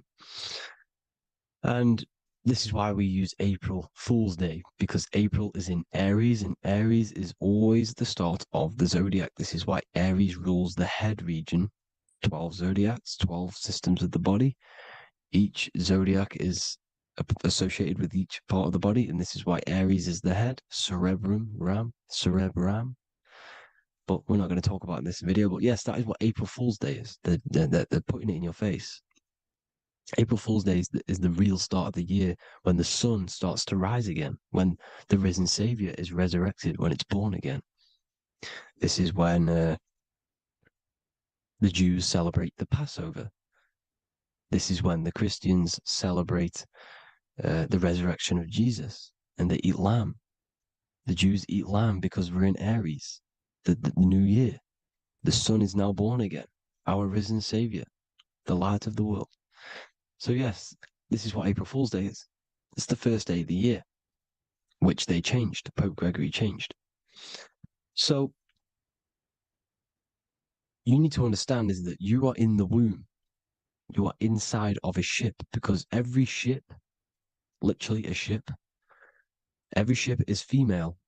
This is why they say she delivers the product, because she does deliver the product, you, the baby. Same thing with a ship, they deliver products. They are a she. And when they pull up to the bay, like you can see on this picture, they're pulling up to the bay. This is now called the birth canal. The ship is now in birth on paper. Okay, this is law. And when they pull up, they tie up to the bay, and now they get a certificate of manifest certifying all of the products which are on the ship and what they are bringing into that nation. Okay, so you're bringing in this many of that, everything's on the certificate of manifest. And this certificate as manifest is also your birth certificate, because you are traveling through water when you are in the birth canal of your mother, because you are in water when you are in the womb, and you travel through the birth canal. And when you arrive, you get a certificate of manifest with the name, how many, the quantity, that's your birth certificate. Okay. And this is what it is. We are a we're not a corporation, but we represent a corporation, which is your name in full capital letters. That is your corporation. You cannot physically tax a body, but you can tax a corporation. This is why we get charged. This is why we get taxed, because it all goes down to the corporation, which our name represents, which we are subjecting ourselves to, We are subject, my name, I am subjecting myself to this name, and that name has a cooperation, which I represent, which I subject myself to. You see, this is how we are attached to this straw man, this character that they have built on paper. So it's a character which is on paper. This is what we represent. So when the woman gives birth, she delivers the baby, and then she has another substance. Now I'm going to break down how they attach this name to us, how they do it. Okay. Our mother is carrying us the product in the womb, the water. And it goes, for example, it goes from the United Kingdom into a state-owned, corporate, federal-owned hospital, which is government-owned. She does not declare the package when she enters the building. Aha, so keep that in mind. When she delivers the package in the federal territory, she does not declare the package either when she leaves. Therefore, there is no evidence that we exist when we arrive. On paper. On paper, there is no evidence that we came into the building or left the building. We have not been declared. So we do not exist on paper at this point. When the woman gives birth, she delivers the baby, and then she has another substance, which is called the afterbirth material. Okay? This afterbirth material has the same DNA as our physical body, with the body, mind, and spirit. Okay? This is how they get this cooperation. Hold on. The afterbirth material does not get claimed by the mother nor anyone. Therefore, they salvage that substance because we are under the Vatican. Every state is all Catholic. Your birth certificate is Catholic. No matter what religion you think you are, every single birth certificate is Catholic because we are subjected to Rome. All roads lead to Rome. Rome runs all of this. Okay? We're still under the Roman Empire. Okay, so Rome are Catholic and they believe in salvation. This is how religion comes into this. This is how they use religion to get this. So they salvage the afterbirth material and they claim it and they salvage it and give it and charge it to Rome. And they give it a name. Here's the legal term, born alive. Here's what it says.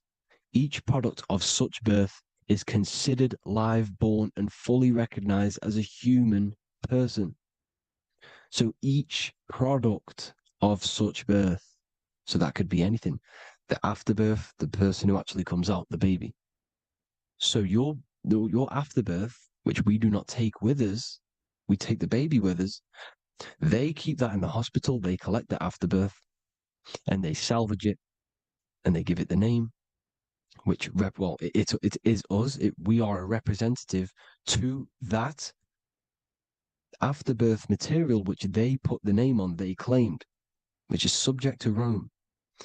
So we are walking around our whole lives as a representative to that claimed salvaged afterbirth material, which the federal state have. Okay. We are under the Catholic Church, Vatican. Therefore, the afterbirth material is a child of God.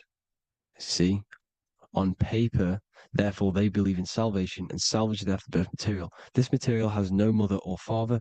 The state pick it up. It becomes a war to the courts and gets charged to the state. So we are a representative to that character they salvage because it is the exact same DNA as you. Subject is the name or the title, and the matter is the physical aspect left behind in the hospital, which represents us. You see? So now we're moving on to Unam Sanctum. Unam Sanctum was in 1302, a very, very important year. Very important year. Unam Sanctum says this is basically how they claim everyone in the world. So the Vatican had all this power, all this gold, all these people under them. They need to get a claim for them so then they can rule over them. and how to make them slaves. So what they did, they created Unam Sanctum. Pope Boniface VIII did this. And it says, the spiritual man judges of all things, and he himself is judged by no man. The spiritual man, keep that in mind, unless he invent like Manichaeus two beginnings, which is false and judged by heretical, since according to the testimony of Moses, it is not in the beginnings, but in the beginning that God created heaven and earth. Furthermore, we declare, we proclaim, we define that it is absolutely necessary for salvation that every human creature to be subjected to the Roman pontiff. So they are claiming us in Unam Sanctum, and it's in the vaults in the Vatican. They will put a spell on it because they are sorcerers, they are magicians. They put a spell on it, they lock it up, and whatever goes on that piece of paper goes. And this Unam Sanctum is claiming all of us. So what does it say in the beginning? The spiritual man judges of all things, and he himself is judged by no man. The spiritual man, the man with the body, mind, and soul, the first baby that comes out the birth canal. That's you, your body, you, body, mind, and soul. You have the Christ, which is I am, which is grace. Grace means here now, in the present. You have the Christ, which means I am. Therefore, you have a soul. If you can say I am, you have the Christ. You have a soul. But a creature can be anything with no soul. You see, so no man can judge the man with the soul. However, as it says in the second part, we proclaim, we define that it's absolutely necessary for salvation that every human creature to be subject to the Roman pontiff. So they are subjecting the afterbirth, not the man with the body, mind, and soul, but the afterbirth to the Roman pontiff, to the Roman Catholic Church. We are the ones who are claiming to be the afterbirth material, which is our birth certificate, which is our representative. We represent that because it is our DNA. This is how we are stuck. We are stuck because we represent this DNA, which is on paper, recorded.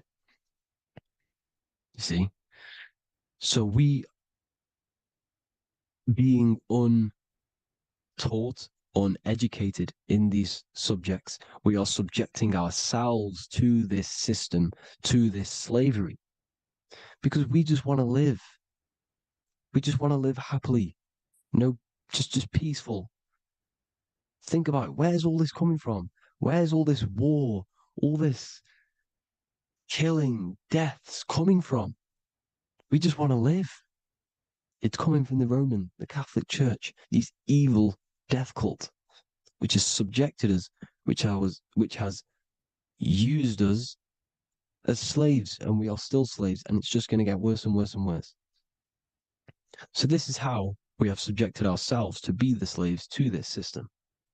It's a lot to take in, and there's a lot more deeper stuff which goes into this. I'm just going over the surface. I'm going quite deep, but there is little details that I still need to learn myself. But this is the general how that we've been stuck to this slave system. So we are batteries, okay? This is why we get charged. When you go in a court, you get charged, okay? Because you're a biological battery. This is why cities look like motherboards, because we are feeding energy to this matrix. Okay, when we look outside of ourselves, when we give power to so-called Jesus Christ, worshipping idols outside of ourselves, where attention goes, energy flows. We are feeding the matrix with energy. By looking within, placing your attention within yourself, you are taking back your power. Because the I am is Christ. The you, the soul, is Christ. It's God. The awareness is God. Okay? However, we are subjecting ourselves to this system. We're subjecting ourselves to this system, and they're feeding off our energy. So what we need to look for the future is that, think about it, with the end goal is to change our DNA, is to literally make us robots, transhumanism slaves.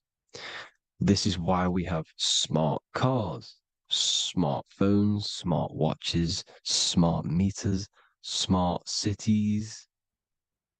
And all of this is going to be connected by the smart grid, which is 5G.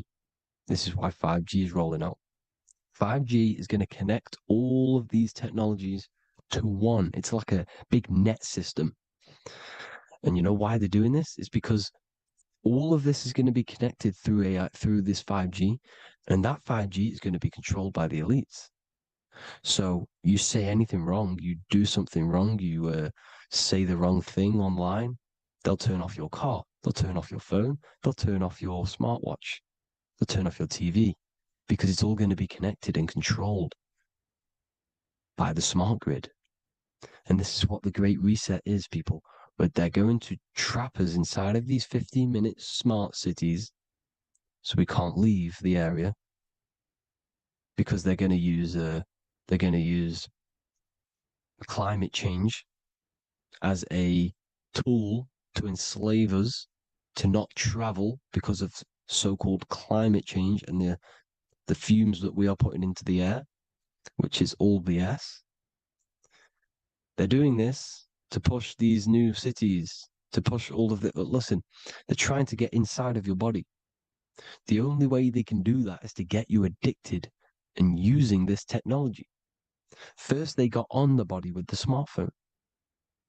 Well, first of all, we use the technology. We get used to it with it in our hand. The next step for them was to get on the body, which is the Apple Watch, as you see down here. They have now successfully got onto the body. The next thing is to get inside of the body. This is the brain chip. You see how they've slowly lured their way in, slowly got you addicted to this technology, got you dependent on this technology. And what they're going to do is that they're going to mold society to be dependent on the brain chip. So in order, for example, if you want to go and pay for food, you're going to have to get a chip to pay for the food, because it's all going to be digital money. And that digital money will be connected to the chip, and you'll need the chip to pay for things. You see? So this is how they're slowly transhumanizing us. These phones, these apps, these things which are all we are all using was created by Freemasons. Mason means traveler, because they travel the depths of the mind. They understand human consciousness. They understand the brain. They understand the mind. By the deepest root cause, they understand it. This is what Masonry is. It's the occult. So these technologies is designed by these people. This is why they're so addictive, because they understand how it works. They understand how to get people addicted, because they understand human consciousness, the brain, the body, and the mind. So this is the advantage Freemasons have over us. And these secret societies, which have gone through the orders of Freemasonry and progressed onto these secret societies, which are the evil side, because I'm not saying Freemasonry is evil, okay?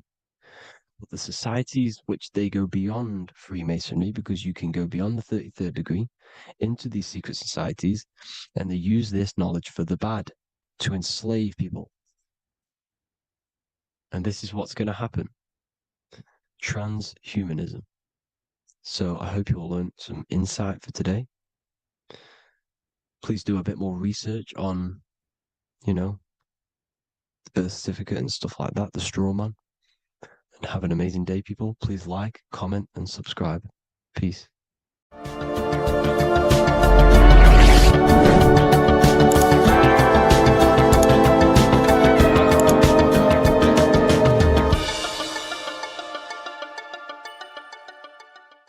What if I told you the devil is closer than you think, and it's not actually a real person, force, or spiritual entity outside of you, but a being and an aspect of your own mind and psyche? In this video, you will learn exactly what the devil is and the true esoteric meaning of the devil. The first thing we need to understand is that the universe is a mental universe. Look around you. Every action, every building, everything you see around you was begun first as thought in the mind, then manifested. We use the mind to build and shape our reality. The universe, the world, only exists inside of our mind. Therefore, God and the devil exist inside of our own psyche. So first of all, the devil is not a literal being, but a symbol of the lower self. It represents the unmastered, ego-driven part of the human mind, a symbol of destructive thoughts, emotions, behaviors, lives in realms of chaos, fear, hatred, lust, and ignorance. This is why we see the devil as red, because red is the lowest vibrational color on the color spectrum. It also corresponds with the root chakra, which is all to do with survival instincts. Red represents chaotic and intense emotions like hatred and anger. When we are angry, our face turns red. The devil represents our animalistic fundamental needs, our instinctual needs, our survival state of consciousness. We have a survival state of consciousness and a godly state of consciousness. Our godly state of consciousness is creating, not just experiencing in the animal state, but consciously creating reality. This is why we see the devil with a goat head, an animalistic head, and the head is where the brain is. The animal head represents living off instinct, the part of our mind that lives on urges, impulses, and instincts, eating, sex, power, ego-driven actions, and ego-driven thoughts. Animals are only aware of themselves. Animals live on instinct. They have no ability to consciously create like humans. This is our lower desires for the material world. That's not to say the material world is evil. However, when our consciousness is only seeking material things, this leads us down a path of self-destruction, because nothing material can ever satisfy our soul. Everything material is temporary. Therefore, the devil represents the part of us that seeks only material desires, only material fulfillment, the ways of thinking where we only think about ourselves and ego-driven thoughts. It also represents the unchecked, unconscious self, where we have no mastery over our thoughts, over our emotional impulses, and no mastery over our actions. We're living in instinct and impulsive states, which causes chaos, selflessness, destruction, and keeps us bound to our lower material 3D state of consciousness. It's important to recognize that the word devil was never present in the earliest Gospels. Instead, what was mentioned was a spirit of evil. This distinction is crucial because it underscores that the idea of the devil, as popularly conceived, does not actually exist as an independent entity. Rather, it is a personification of the lower aspects of the human mind, a facet of our own consciousness. The term spirit of evil was not meant to denote a specific deity or being, but rather any force of negativity, whether it manifests as a destructive thought, emotion, or action. A spirit is a force, an energy, and we have three forces that create our reality: thoughts, emotions, and actions. We have full control over these three aspects, which transform and mold reality. A destructive thought, a destructive emotion, a destructive action is a spirit of evil, and it originates from the darker aspects of the human psyche. So now, because we're on the topic of the devil, we have to look at the pentagram, which is obviously connected to the devil heavily. The upright pentagram represents spirit, air, water, earth, fire. Upright, which represents spirit, the most important element on top of the earthly elements, showing spiritual principles over material principles. As spiritual beings as we are, we have to put our spirit first, our higher self first, and material things second. Why? Because material things never satisfy us long term. Seeking material fulfillment will leave us feeling unfulfilled in the long run and very unhappy, and we can lose ourselves in illusions. We have to put our spiritual principles first, seeking wisdom, knowledge, connection to the divine, and connection to our higher self itself is what gives us true fulfillment in our hearts and souls. But when we see this pentagram inverted, we now have spirit on the very bottom, which now represents earthly principles on top of the spiritual principles. We're putting our earthly elements on top of our spiritual element, which this inverted pentagram represents no longer caring about spirit, no longer caring about our invisible internal world, and only caring about this external body, food, sex, material things, cars, money, and all the things outside of us, the world outside of our mind. This is what true Satanism is. Satanism is not worshipping an external deity, but it is worshipping the self, only fulfilling the ego's desires. This is what true Satanism is, and we have all been conditioned to live in this state. Satanists want us to believe that there is an external deity called Satan or the devil, and the reason they do this is because they trick us, making us believe that we are not Satanists, while they are actually conditioning us to be self-seeking, ego-driven people, where we only care about sex, food, material things, and money, which is actually conditioning us to be Satanists. 80% of the population today are unknowingly involving themselves in Satanism, which is ego-driven thoughts, actions, and emotions, dwelling and living in this state, where we only care about ourselves. When we are spiritual, we realize we are all one. We are all one consciousness family, and we need to do things that help and contribute towards our collective experience, helping others, instead of seeking to serve only the self. The angel is depicted with wings, which represents elevation, higher self. The devil is represented with an animal horns, which is on the ground. A goat is on the ground, which represents the lower self. This is the elevated mind and the lower material mind. Horus, the bird, higher self. Set, the ground animal, lower self. Jesus and Satan. These are two forces, two characters that exist within the human psyche, not real entities. They are forces of our minds, and there is a battle between our higher self and lower self all the time within our own minds. There's always a part of us that's telling to do one thing and another thing, to do something bad and to do something good. There is this battle inside of our own consciousness. Here we have the human spinal column. The human spinal column is showing you the higher and the lower self. The higher self represents the head. The head is where the mind is. This is the creative essence of the universe. This is where all material things begin as a thought in the mind. We create with the skull, with the brain. This is our higher self, the heavens, connected to the heavens, the sky. And the lower end of the spinal column is where our reproductive organs are, where our gut is. Our reproductive organs and our gut is all to do with survival. The lower end of the spinal column, lower instinctual 3D based consciousness. The lower end of the spinal column is where our lower self dwells. Eating, consumption, power, and sex, lust. These are all emotional forces and instinctual based organs that are not inherently evil, but when we dwell and live off this lower end of the spinal cord, it keeps us in low states of consciousness. Our goal to raise to our higher mind is to balance this, not to overeat, not to abuse power, not to abuse sex and lust, but to master these organs and gain the ability to say no to these organs so that we can raise to our creative side of consciousness. Instead of dwelling in our instinctual nature, we can turn to our creative nature and consciously become a builder and constructor of reality. This is the true way of raising consciousness. This is the stairway to heaven, out of the animal consciousness to the higher consciousness. To wrap all of this up, it's all about gaining control over our instinctual lower nature and allowing our spirit to rule over our body and not our body ruling over our spirit or mind. The moment you let a thought become instantly an action is the moment you are an impulsive person. We are all trained to be this way. It is okay if you are in this state. The moment you let a thought turn straight into an action without questioning, that is the mind controlling you and you not controlling the mind. We need to gain control over the mind, and we do this through many different ways, through meditations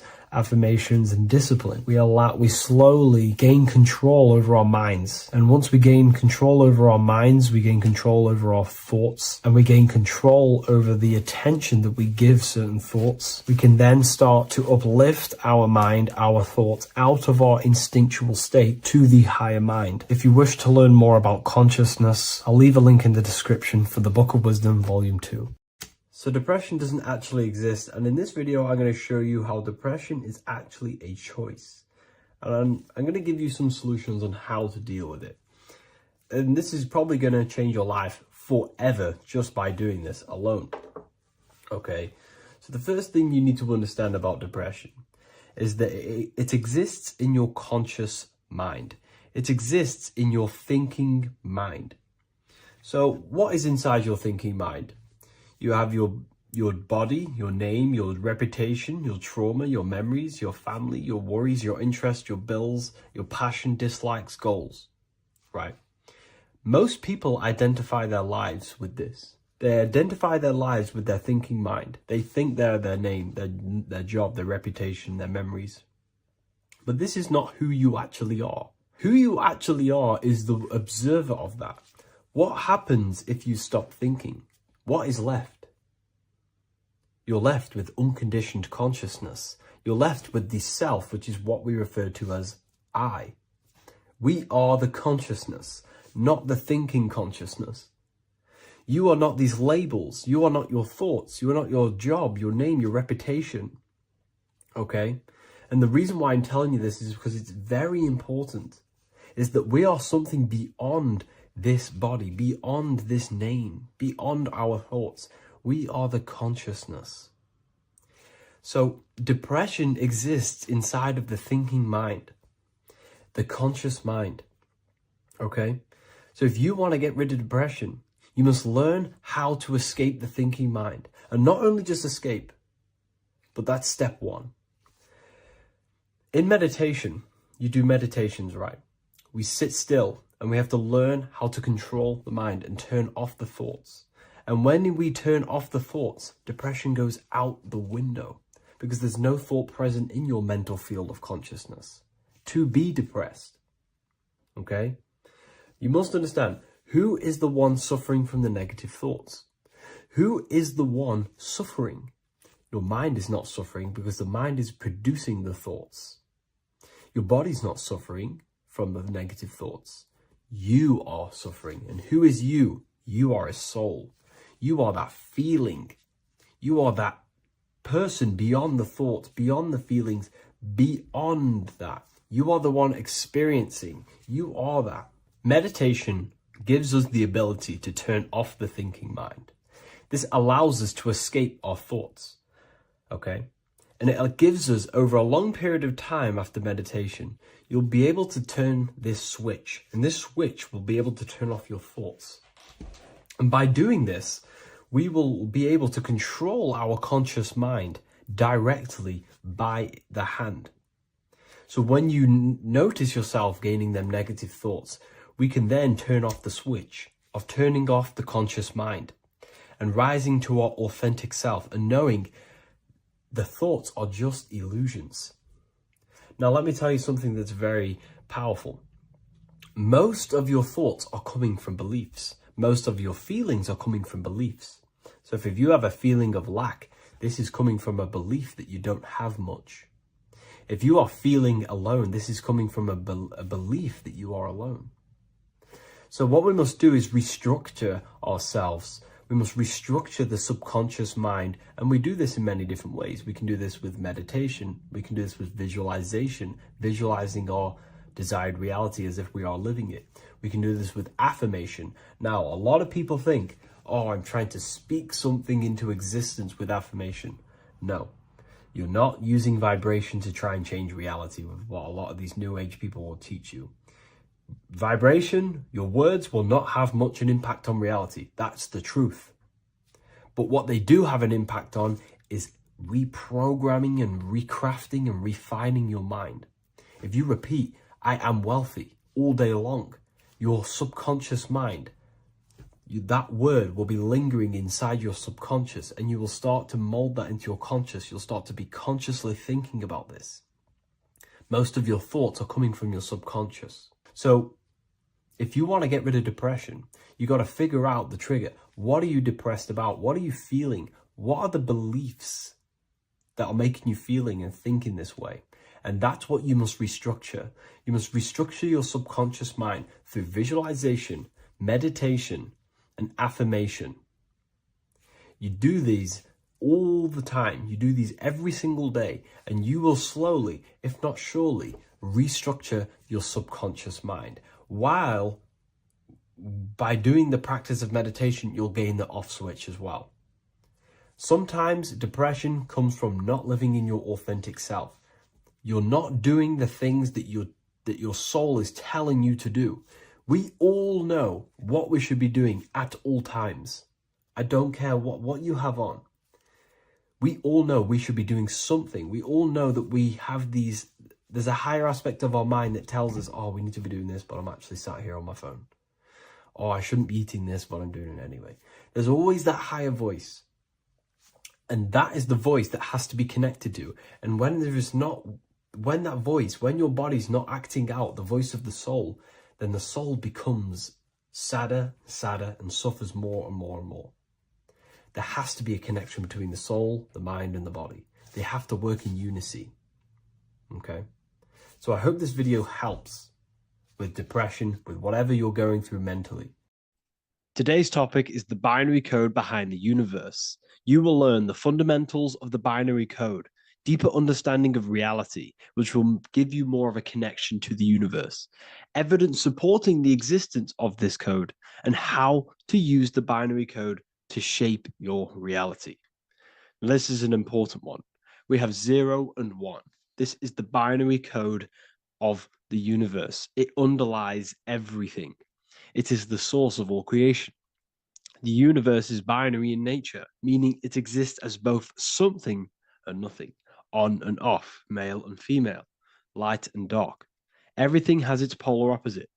At its core, all that exists is 0, representing nothingness, infinite potential, and 1, representing something, order. 0 represents the feminine, vast, formless, and infinite potential. It is the space from which all things emerge, the womb of creation, the receptive and expansive force. 1 represents the masculine, structure, form, and order. It is the active principle, the initiator, the force that defines and shapes reality. Together, they create the fundamental duality that underlines existence, the balance between chaos and order, the void and creation, yin and yang. We see this in the masculine and feminine bodies. This is deeply encoded into the fabric of reality. And once you see this, you will never unsee this. So please leave a like on this video if you love my content and you love the wisdom that I share with the world. So we see this with the masculine genital areas. Remember, this is the genital area. This is all to do with creation. These are the generative principles, the generative organs in the body that allow creation to continually outfold into new life.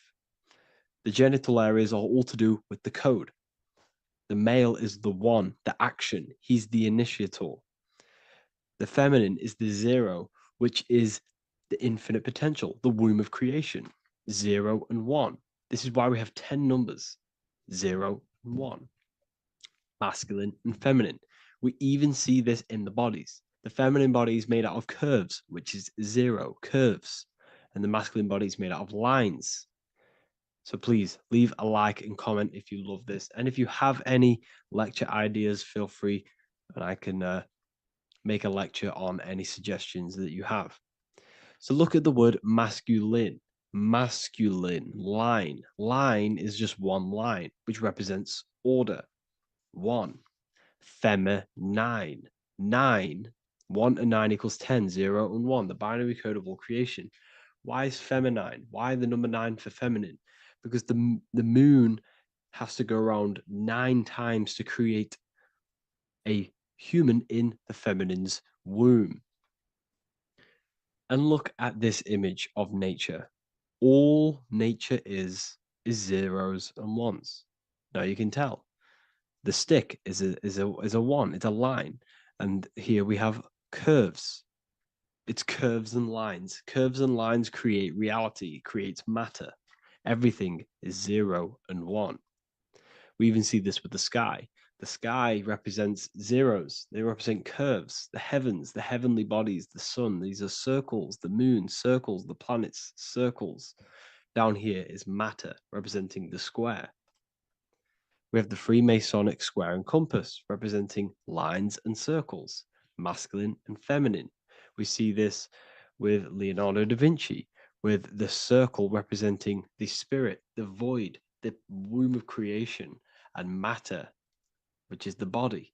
This is the soul in matter, infinite potential in matter. This represents spirit over matter. This represents the architect of reality, zeros and ones, spirit and matter. This is all the same thing. Understanding this binary nature of the universe, where 0 feminine represents the infinite potential and 1 masculine symbolizes order and structure, can benefit you in several ways. Manifestation and creation is the first way it can benefit you. Now that you understand this, you understand that everything comes out of infinite potential. 0, infinite potential. 1, action equals manifestation equals creation. So you must pull things out of infinite potential.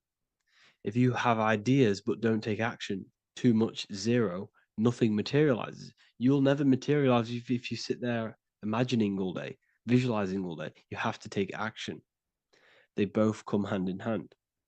If you only take action without tapping into intuition and creativity, too much 1, your actions may feel hollow and misdirected. Using both effectively leads to greater success in life, work, and relationships. This is the 33rd degree motto, or this is on the 33rd degree of Freemasonry Scottish Rite logo, and it's called Order ab Chaos, order out of chaos. Chaos is the 0, infinite potential. Chaos is the dimension of the imagination. This is where this all ties in now. Imagination is the dimension of infinite potential, pure potential, formless creativity, and the realm of infinite possibilities. It is the void, the unmanifested energy that contains all that could ever be. That is the imagination. The imagination is the dimension that you are connected to, and you can pull any idea out of and materialize it into a reality. Matter, on the other hand, is order brought out of the imagination, chaos. It is when raw potential is structured, defined, and crystallized into form. This is the fundamental principle of order out of chaos, the process of turning the unseen into the seen, the abstract into the concrete, the dream into reality. That's why we say dreams into reality. Dreams are in the imagination, infinite potential, and the human mind is connected to high dimensions of consciousness, which we can pull ideas, things out of and materialize it into our lives. Whether that's good or bad, that's completely up to you. But we have access to higher dimensions beyond the physical plane. And this is the secret that the human mind is connected to, and that you are not just a physical body. Okay? The universe itself was born from chaos. Before form, there was only energy and potential. Our minds function the same way. The mind is a microcosm of the universe. Our thoughts exist in an infinite field of possibility, but they only become real when we take action and give them form.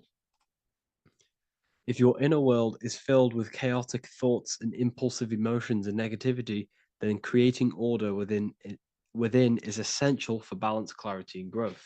What do I mean? Order out of chaos, 0 and 1. All creation comes out of infinite potential. The mind, the imagination, is the infinite potential. The material world is the order. It's the effect. Therefore, if your material world has chaos, if your room is messy, if your body is out of shape, if you do not look after yourself, everything in the physical world is just a reflection of what's going on inside of you, what's going on inside of you. So if you have a messy room in a messy house, this reflects as a messy mind, a chaotic mind, and we must create order in our mind. So this applies to all realms of your life. This applies with your mind, it applies with your emotions, it applies with your manifestation, it applies with the physical world, with the masculine and feminine. Zero and one is heaven and earth. It's everything. It's duality. It's on and off. It's everything. So it applies to all realms of your life. Okay. So in order for this to benefit our lives, we must, one, have awareness and observe the chaos. Step back and observe your thoughts and emotions without reacting to them. Recognize that you are not your thoughts. You are the observer of them. You are the soul. You are in between them. You are the midpoint between the left and the right, the zero and the one. You are the soul. Journaling or meditation can help you identify patterns and negativity and impulsivity. So it's important that we recognize these patterns, we recognize the chaos within us, and we transmute it. 2, implement structure, mental discipline, mindful practices, meditation, breath work, and slowing down your reactions. Cognitive reframing, replace destructive thoughts with constructive ones. This is so important. For every negative thought that you place attention to, place your attention onto 5 more positive. Never think about something that you don't want to manifest, because whatever you're placing attention on inside that mental field of consciousness, you're giving attention to it, which then can manifest into your action, and that will materialize into your world. Routine and ritual. Create daily habits that anchor you. Morning routines, exercise, or creative outlets bring stability. We must master the inner world of thought and emotion. We must bring chaos into order. In order to create anything in your life, you're turning chaos into order. Order out of chaos. You're turning 0 into 1. This is the binary code. All things underlie it. 0 and 1. So it's so important that we master our minds, we master our emotions, we master our inner world so we can produce effect in the outer world. We cannot create consciously and effectively if we have chaotic thoughts and impulsive emotions. So I hope this has made more clarity to you so you can implement this into your life. I know I haven't given you much strategic things to implement into your life, but now that you have a better understanding of how this world is pulled out of infinite potential, you can use that. Everything in your life is pulled out of your imagination. Every text you send, everything you think of, oh, I'm going to do this later, that is your imagination thinking about the future. So you just have to do this on a mass scale to create something big in your reality. So I hope this gives you a better understanding of how the universe works and has benefited your life. If you have any comments or any suggestions or how this video made you feel, let me know in the comment section. I would really appreciate it. And I'll see you all inside of the Symbolism Masterclass on March the 8th. Hello and welcome to another video and another lecture from Ethereal University.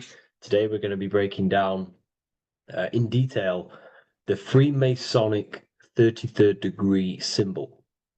Now, of course, this is a complex symbol, and it's composed of many symbols put together to create a greater meaning.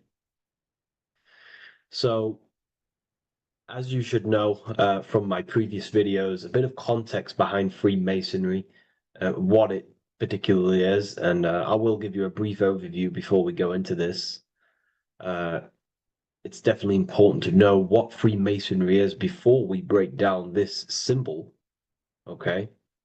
Because without the knowledge of Masonry and what it is, it's difficult to understand what the symbol truly means. So Freemasonry is all about building. The word Mason means to build.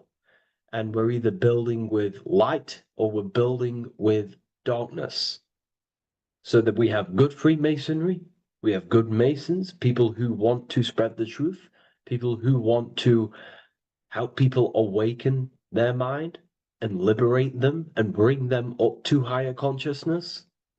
Or we have Masons who want to divide, keep the knowledge to themselves, create walls, build walls in people's minds, construct illusions in people's minds for their own personal gain.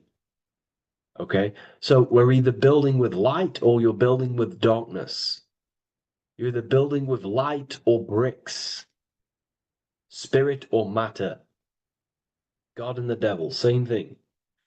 You're either uplifting people or dividing people. Each and every single one of you is a Freemason. Well, a Mason. Not a Freemason, but a Mason. You are a builder. And you're either constructing division in you and other people, or you're either creating oneness. Everyone is doing this. Everyone is building. Everyone is contributing towards the world and building our reality. So Masonry is a craft, and that craft is to craft a better mind and heart, a higher consciousness, a higher understanding of the self, building a higher perception of yourself, getting to know who you actually are, why you are here. Every action, behind every single action, behind every single cause is choice. You chose to be here. Whether you know why you are here or whether you do not know. You chose to be here in this time, in this period of life on the earth, on this physical dimension. You chose, the mind of yours chose to be here in this body at this specific time. You are playing a role, you are building in this world at this specific time. So Masonry is all about getting to know the self, to know what you actually are through Nosis. Nosis is direct knowledge obtained and extracted from direct experience. Knowledge extracted from direct experience. Knowingness. You know you have hands. You don't believe you have hands. You know you have hands. That's what knowing thyself truly means. To go within the self. To dwell in meditation for long periods of time. Not even meditation. To dwell, closing your eyes and thinking internally. Not thinking externally about anything outside you, but thinking and questioning internally, and you shall find answers. Seek and you shall find. If your heart is truly set on knowing, on getting to know true knowledge and knowing yourself, then you will find it. Okay, so because that's what the heart is. The heart is where we find our treasure. That's why it's inside of our chest. Our chest holds the treasure. What is your treasure? Your treasure is your physical manifestation. And whatever you act, whatever your heart cares about, your body follows. Your body takes action towards what you care about in life. This is why we say follow your heart, because your body follows the heart, what you care about. If you do not care about something, you do not take actions towards it. Whatever your heart loves and has that love energy for, the body follows. If you truly want to become enlightened and truly want to reach higher consciousness, then you will. You truly care for that, then you will find it. You have to go within.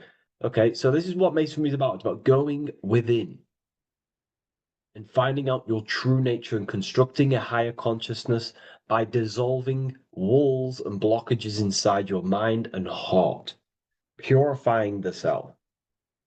Because you can care about sick and twisted things. Okay?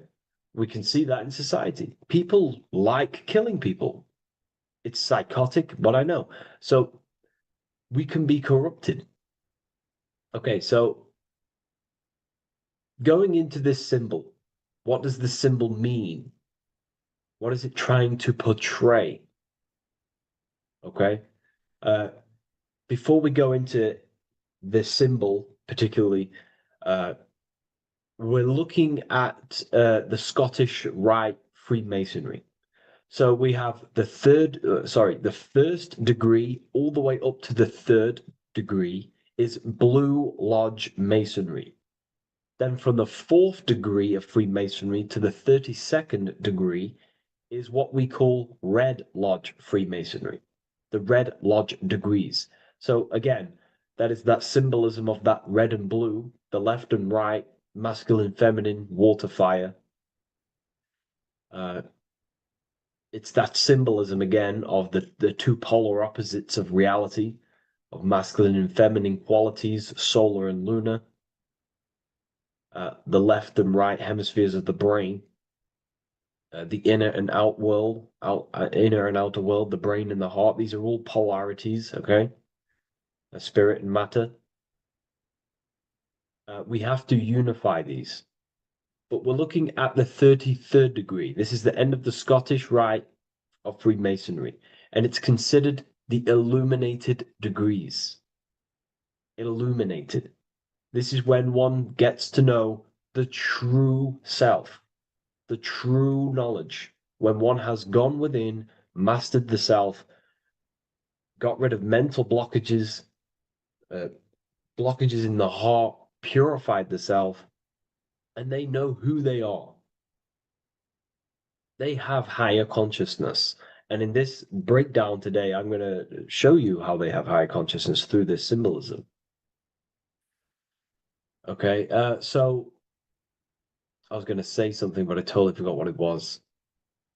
But anyways, we'll move forward with this symbol. Oh, that's what it was. Water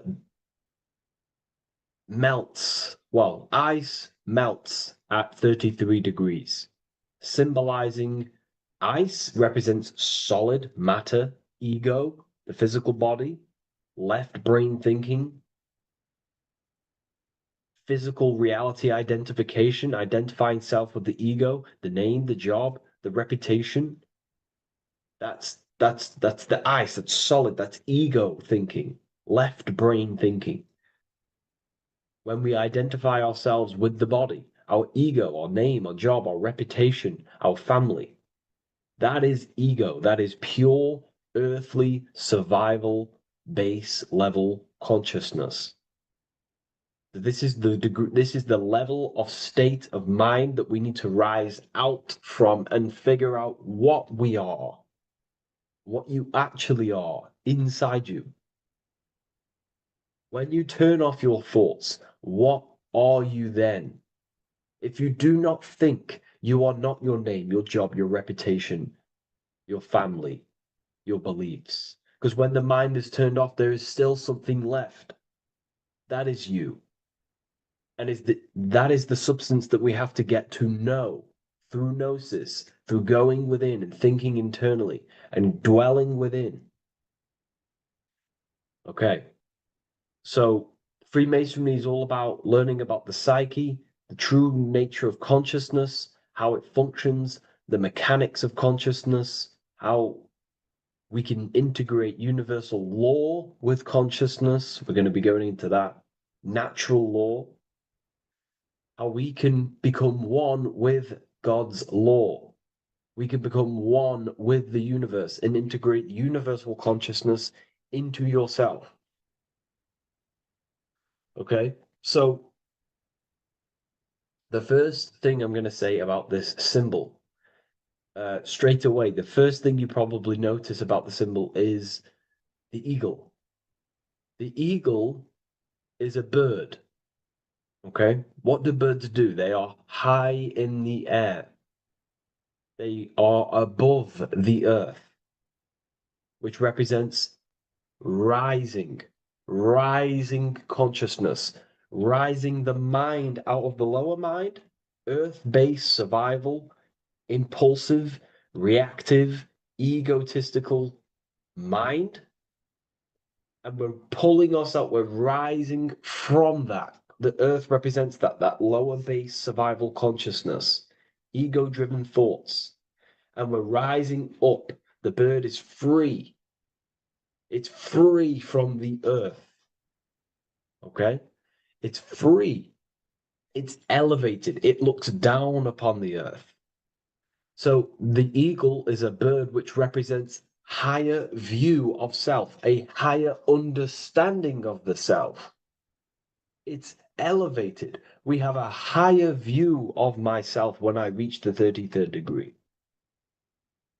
That is what it's showing you. That is what it's symbolizing. Okay? It's above the earth. It is free. It looks down. When you have higher consciousness, you become enlightened. It's impossible not to look down. You do look down on people, but not in a bad way. Not in a bad way. That sounds bad. I understand that sounds bad, but that's not a bad way. I don't mean that in a bad way or a bad-hearted way. I mean that as when you have higher consciousness, you can see people who are living and dwelling in zombie mode, low level earth based consciousness. They think they're the body, they think they're their name, their job, their reputation, their family.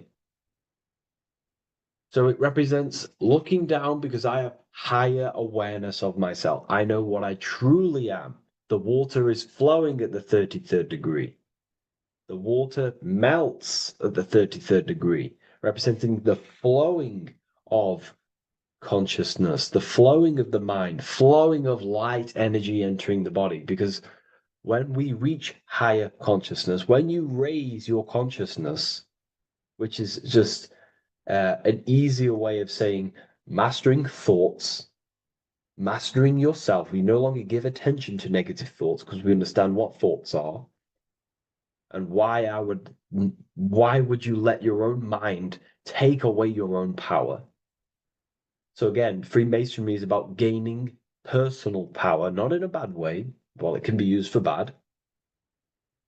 Gaining mental power, a strong mind. Most people have very, very, very weak minds in this world. Very weak minds. This world is a mental world. We have to gain strength in the mind. It's a mental universe. The stronger the mind, the better your reality.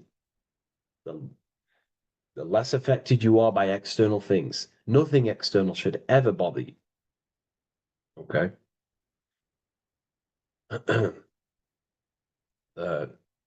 So it's about gaining mental strength, mental clarity. So again, the bird is elevated, it looks down, it has a higher awareness, it sees things from above, it sees the world for what it truly is.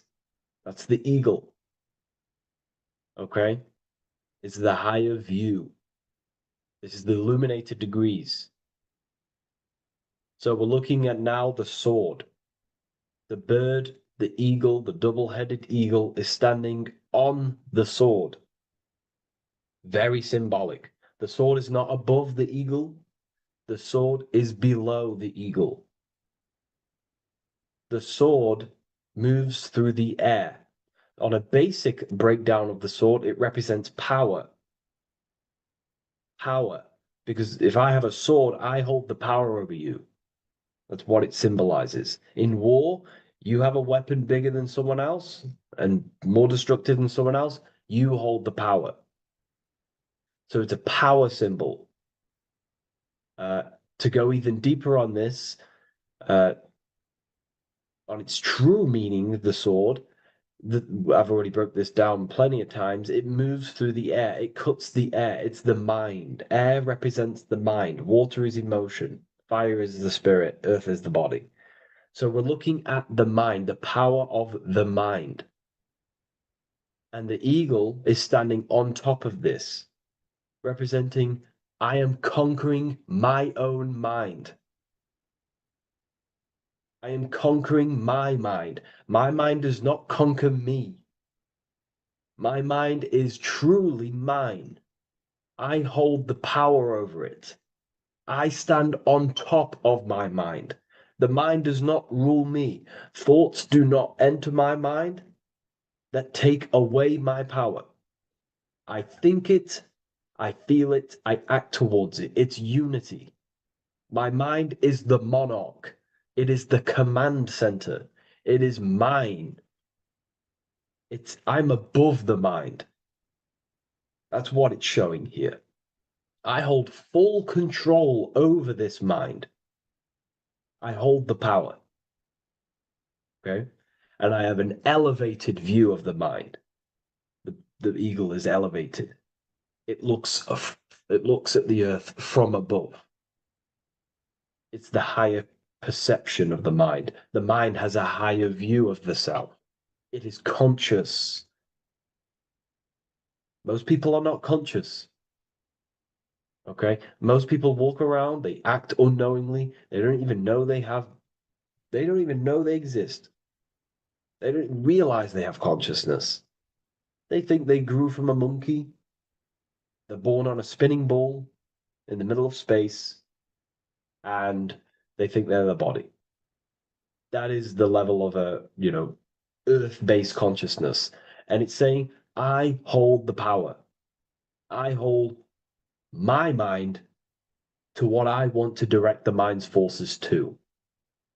I create with my mind. I carve reality. I shape my reality with my mind and thoughts and my intellect, my communication. Okay? That is what we're looking at here with the sword. It's on top, meaning I control it. When you stand on top of something, you are the top. You are on top of it. You hold the power. You rule over it. When you are the boss of your business, you rule the business. That's what we're looking at here. The sword needs sharpening. It always needs sharpening. You can't use a sword forever. You need to sharpen it. The mind will not stay powerful and strong and and aligned with what you actually want unless you continuously refine the sword. The mind needs to be refined or reminded. If you stop doing affirmations, the mind will fall back to old ways of thinking. If you constantly meditate, you constantly implant the messages into your subconscious mind, you constantly visualize, you are keeping the mind sharpened with what you want in life, what you are trying to create. And the mind will continue to think with that power, with them words, with them visualizations. If you fall off, if you stop meditating, you will lose control of your own mind. Okay? This is symbolizing you have to keep on top of the mind. You have to keep control. This is what the world is. The world is like Minecraft. You ever played Minecraft? You're a builder. Okay? What do? You control the man in the world. That's what you are. You need to control this body in the world. It's all about control. You are in a game. It's like Grand Theft Auto. You don't know how to use the buttons. You're going to create chaos, and you're not going to have that much fun in the world in GTA if you don't know how to work the buttons. Same with this world. You are in a world, and you need to learn the buttons of the body, the mind, the soul, the heart. How will these things function so you can actually live a better life and create what you want in the world? Aligned with natural law, of course, unless you want to walk down the path of Satanism. So this is what we're looking at with the sword. Now, moving on, we're looking at this little banner here. This says "God and my right" in Latin. God and my right. What is your right? Natural law is your right. What is natural law? You already know the natural laws. We all intuitively know the natural law. What is natural law? Do good. We all subconsciously, on a soul level, we know to do good. We know to do right. It is wrong to hurt people. It is wrong to control people. What is your natural law? What are the forces that you hold power over, that you have full control over? You have full control over what you think, what you feel, what you act. Thought, emotion, action. If you start to try and control things outside of them three forces, that is now you breaking natural law. If I try to control and manipulate someone else, that is now breaking natural law. I'm going against my inner law. My soul tells me what is right and wrong through emotion. So it's about aligning the self, my actions, my thoughts, with my emotion, my intuition, my natural law.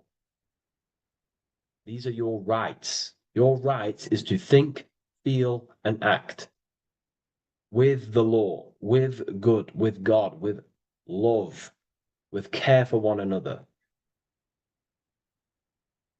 Am I building with light to bring good things to the collective? You see, most people are stuck in their left brain, and the left brain only sees me, ego-driven thinking.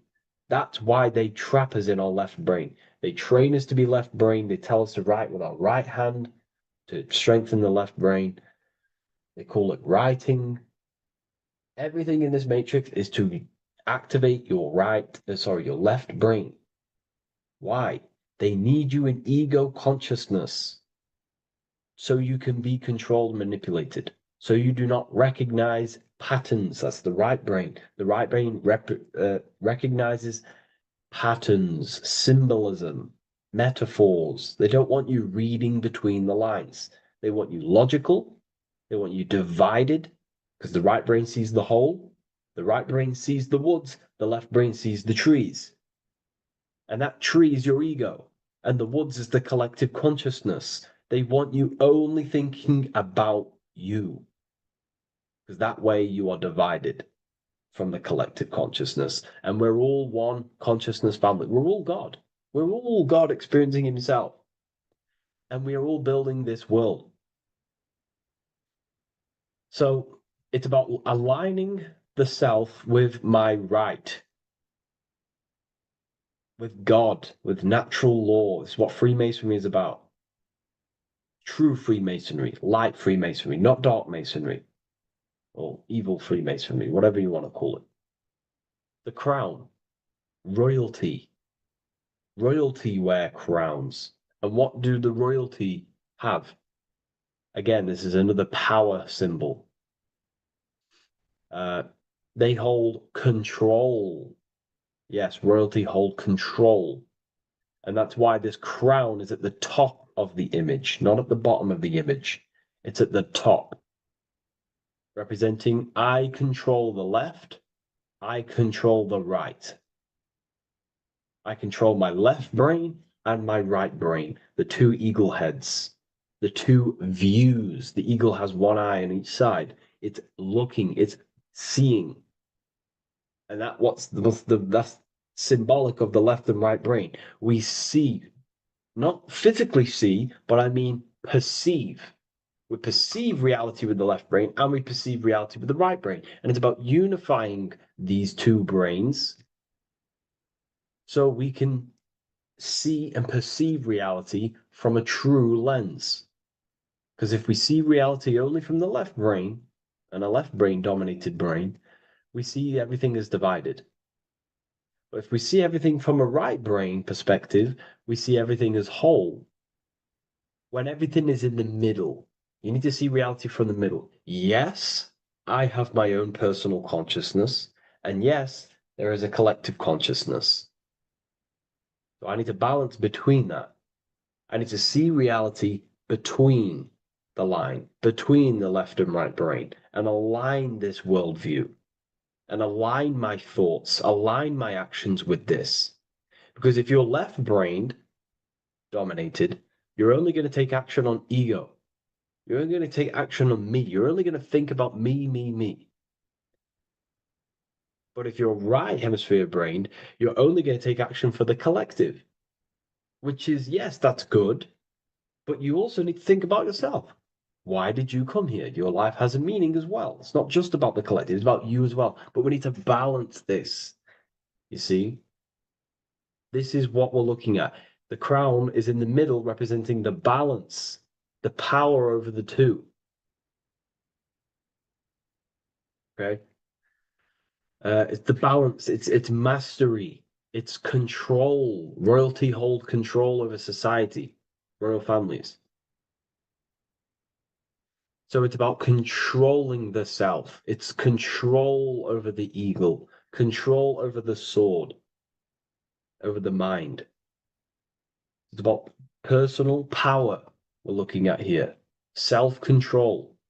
Now we're looking at a upright triangle, which represents the element of fire, which is masculine. Masculine is all to do with action. Action, the physical body. We're looking at fire, which represents spirit or transformation. Fire is a very transformative element. It transforms things. Okay, so we're looking at self-transformation through action. This is what we're looking at here. Fire is a very, very masculine force. A very penetrating and transformative force. So we're looking at transforming the self, not through knowledge, but through action. We have transformed the self, 33rd degree. I've reached the 33rd degree and I have now fully transformed. Now there are higher degrees than 33rd degree, but we're just breaking down the symbol. That's a whole other lecture. But this represents full transformation. 3, another, if you watch my video on numerology, you know 3 is all about what? Transformation. Thoughts, emotions, actions. These are the transformative forces that turn and create reality. Jesus dies and dies and resurrects after 3 days. Transformation from dead to the awaken. Brahma, Vishnu, Shiva. God is threefold. 3, 3, 3, 3, 3, 3. Electricity, magnetism, dielectricity. The 3 forces that pretty much create physical matter. Transformation is 3. So we're looking at transformation through action. Action is a very transformative force. There's no point learning this knowledge if you're not going to act upon the knowledge. A lot of people join the university, they learn a lot, but they leave because they don't want to take the action. They don't want to do the hard part. They don't want to act towards higher consciousness. They want to dwell in their lower mind. That's fine. That's your path. That's their path.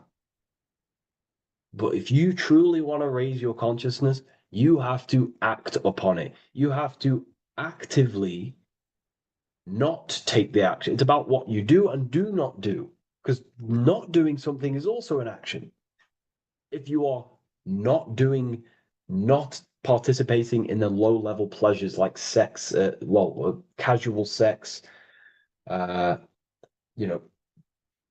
masturbation, going out and getting blind drunk.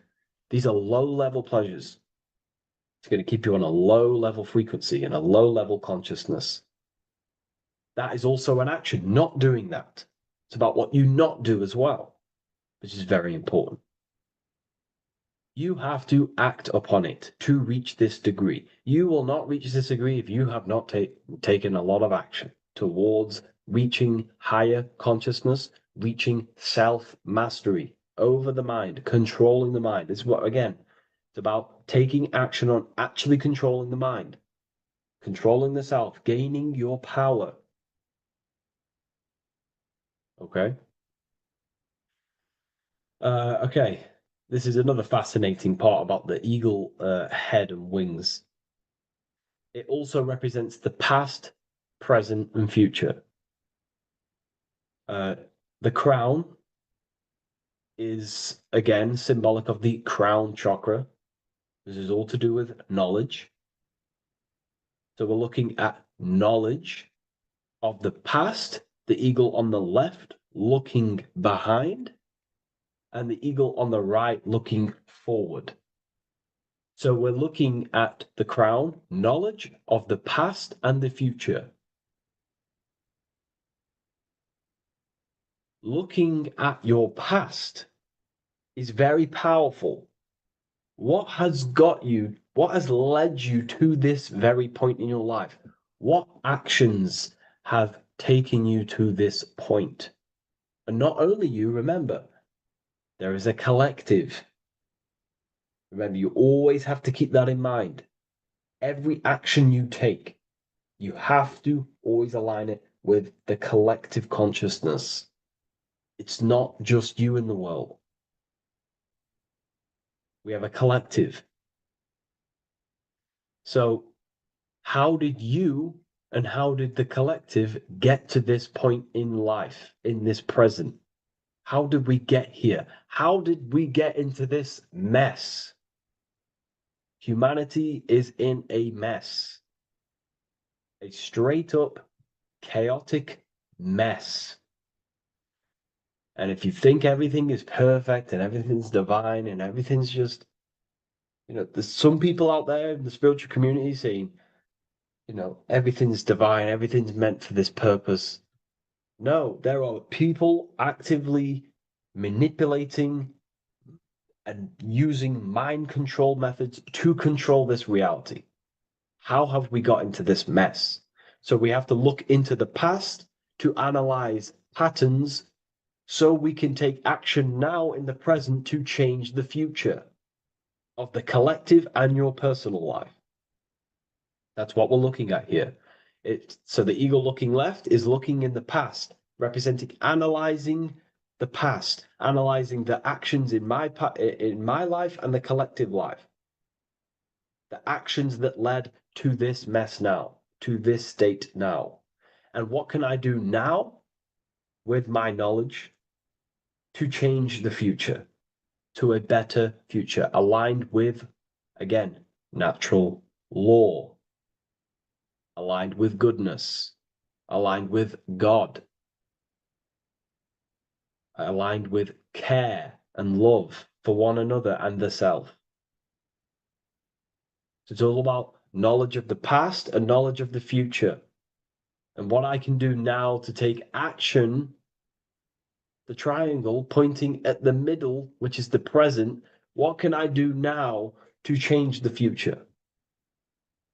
To create a better future, to transform the world. 33, transformation. To transform the future. Okay, this is what we're looking at here with the two double-headed eagles as well. Again, this is more art. This is a lot more complex symbolism here. But again, we have the Earth hemisphere here. And what? The eagle above. It is raised above the earth, above material pleasures, above the material thinking self, above the ego. Not to say get rid of the ego. We need the ego, but balancing, control, power over the ego, power over the two hemispheres of the brain, power over my past and my future, power over time. What am I using my time towards? Time is your spiritual currency. Okay? It's elevated. It sees things from a higher perspective. It is higher consciousness. We're also looking at the astral body. Birds on a deeper level represent the astral body. So symbols have layers of meaning. The deeper you get into the occult, so when you join the first degree, you get, a good interpretation, and the higher degree you go, the more deeper the symbol reveals, as the more deeper you know yourself. So we're looking also at the astral body, the light. What is the light? Light is a massive symbol in Freemasonry. It's knowledge, Nosis. When you're very intelligent, you call someone, they're a bright child. They have enlightenment, light in the mind. Looking at light, a lot of knowledge, a lot of self-knowledge of the self, of the psyche, how I function, what I am, knowledge of the astral body, rising above the earth, astral projection, exploring your true nature, exploring consciousness. This is what we're looking at here. And in order to explore your astral body and explore the astral realm, you have to control the sword, the mind. And you can then explore. You are free like a bird to fly. This is all symbolic of rising consciousness. All symbolic. So I hope this video has gained a bit more clarity on this symbol and given you some insights. And I will see you in the next one. Thank you for tuning in today.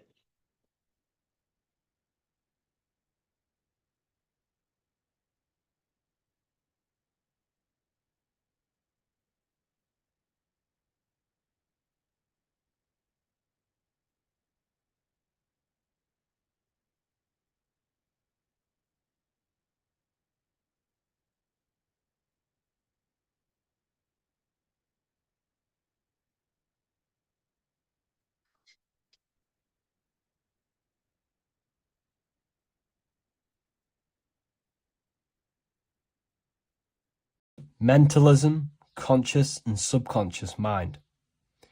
You need to understand that the mind is the root and the cause of all reality. I am mind, you are mind. Every single living creature in this physical plane expresses and manifests mind. We are all the invisible substance of mind. We are all the source, which is God. We are all consciousness, which is mind. Before we manifest something physically, we manifest it within the realm of thought, which is the mind. Thought then manifests into astral imagination. This then gives energy within the etheric plane. Then we manifest it physically within the material effect world. Everything begins in the mind, and this is why the government are called government. The word men comes from the Latin word mans, which is an English translation for mind. We see this word in entertainment, government, mentality. It means mind. Govern means control. They are controlling the mind through information. Information creates perception within our minds, and so do the words that we use and the language that we speak. It all creates perception within the mind. It is our perception that creates reality, and our reality is a level of realization. Your reality is realization. Everything begins in the mind. This is why they are controlling your mind through many different things. Okay? So essentially, they understand how the mind works. So this is why they manifest all things through mentally and not physically. Okay? You have a conscious and a subconscious mind. The conscious mind is what you are consciously aware of. It is the 10% of your mind. It is the mind that keeps you alert. A part of your conscious mind is for survival. A part of it is your visual field. A part of it is your just five senses. It is basically what you are consciously aware of right now. Your subconscious mind is the 90% of your mind. The subconscious mind is what holds all of your memories, your programs, and all things that you have ever experienced is all stored within the subconscious mind. It is this part of you where you draw memories from, where you draw your words from. I am consciously speaking, but the words that are coming out of my mouth are not thought about consciously. They are coming straight from the subconscious mind, where all programs and memories are stored. It is essentially this part of the mind which is manifesting our daily basis behavior, because the subconscious mind stores the programs which we are operating our life off. For example, if you tie your laces, you do no longer have to consciously do them. Your hands literally just know exactly what to do because you've done it that many times. So essentially, you create these programs within your subconscious mind through repetition and emotion. These are the two main ways your subconscious mind is programmed and installs things that you do on autopilot. The subconscious mind, like I said before, manifests 90% of your daily basis actions and 90% of your daily basis thought patterns. For example, if you were in a car crash 10 years ago and you had a very traumatic event, that car crash and that emotion that you felt in that time impressed your subconscious mind with a program. And even to this day, 10 years later, you are still wary about entering cars because of that program. Even though you may be not thinking about the car crash, you are still wary about entering cars because of that program, because of that emotion impressed upon the subconscious mind. You see, everything you say, everything you think, and everything you feel is telling your subconscious mind, that is what I want. The subconscious mind takes everything literally. Even if you are talking about someone else, your subconscious mind only knows you, and it only knows yes, and it only knows the now, the present moment. So this is why the golden rule back in the ancient days was treat others like you want to be treated. Because the way you treat others is telling your subconscious mind that is how you want to be treated. And this will create subconscious programs within you, affecting you. So, before you go to sleep every single night, what you want to do is to impress your subconscious mind with thinking and feeling of something that you want to become. Become that reality. Think and feel that reality. And by doing this, you are impressing your subconscious mind, and you will wake up in the morning with ideas. Because when you install a program within your subconscious mind, like I said before, it manifests into at least 50% of your thought patterns. So let's say I created a program within my subconscious mind of how to become financially free. Well, I created the program that I am financially free. My conscious mind will start to slowly think about that program and how I can achieve that program, because the conscious mind operates on survival. So if you create a subconscious program of I am financially free, your survival conscious mind will start to operate and think and act on this program subconsciously. You won't even know that you are doing it, but you are. And this is the power of the subconscious mind. You have to reprogram it properly. You have to be careful of the things you think, say, and feel, because all of this is contributing towards molding your subconscious mind, which essentially molds your reality. It draws things to you.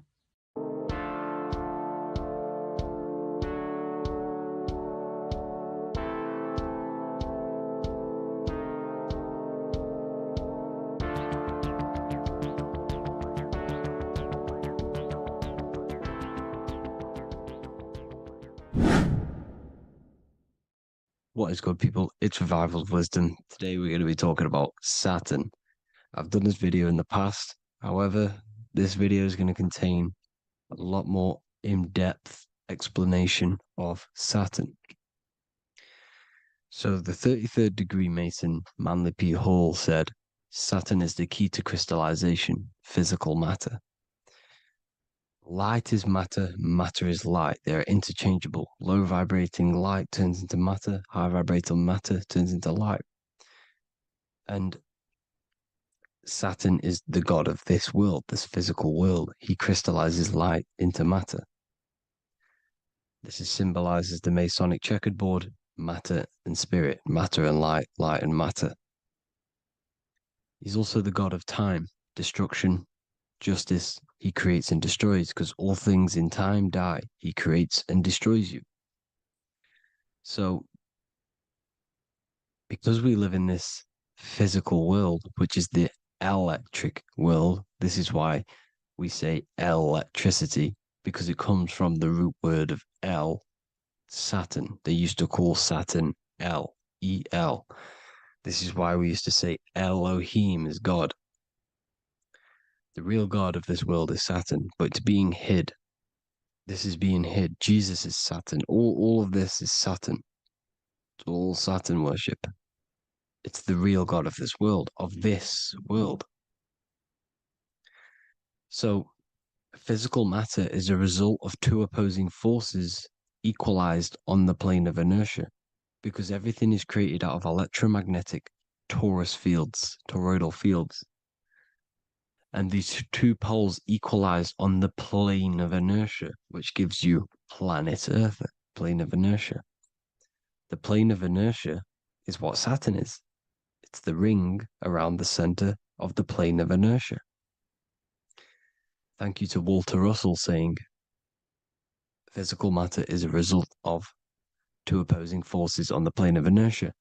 This is what Walter Russell says, so please check out his work. He's got many books, many books on light and electromagnetism and stuff like that. So I advise you to check him out. So the torus field gives you the binary code 0 and 1, the female vagina and the male phallus. This is the code for this world. Saturn crystallizes physical matter.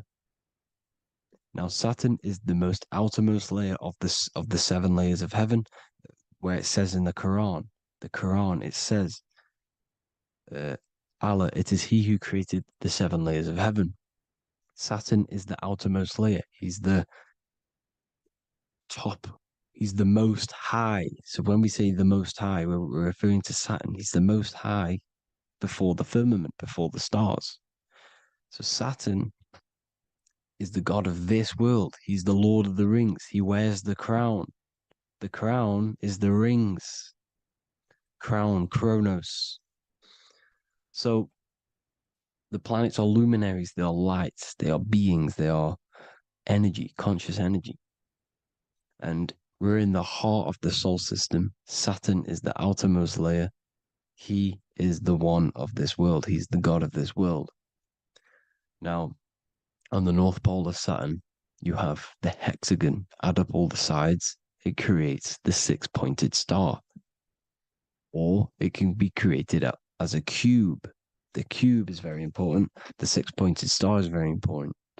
6.6 triangles, 6 side, 6, 6, 6. Black cube adds up to 6 in gematria. Now, what did I say in the beginning? Saturn crystallizes the physical world. He creates physical things out of light. You are a light being. This is why we say human. Hue means the light spectrum. Hue, man, we are light manifested into physical forms. Human. And we are incarnated through Saturn. Satan, same thing. The number of the beast is 666, and the 666 comes from the 6.6 triangle, 6 sides of Saturn, 666. We are all known as carbon-based life forms. Carbon, the atomic structure of carbon, is 666, 6 protons, 6 electrons, 6 neutrons.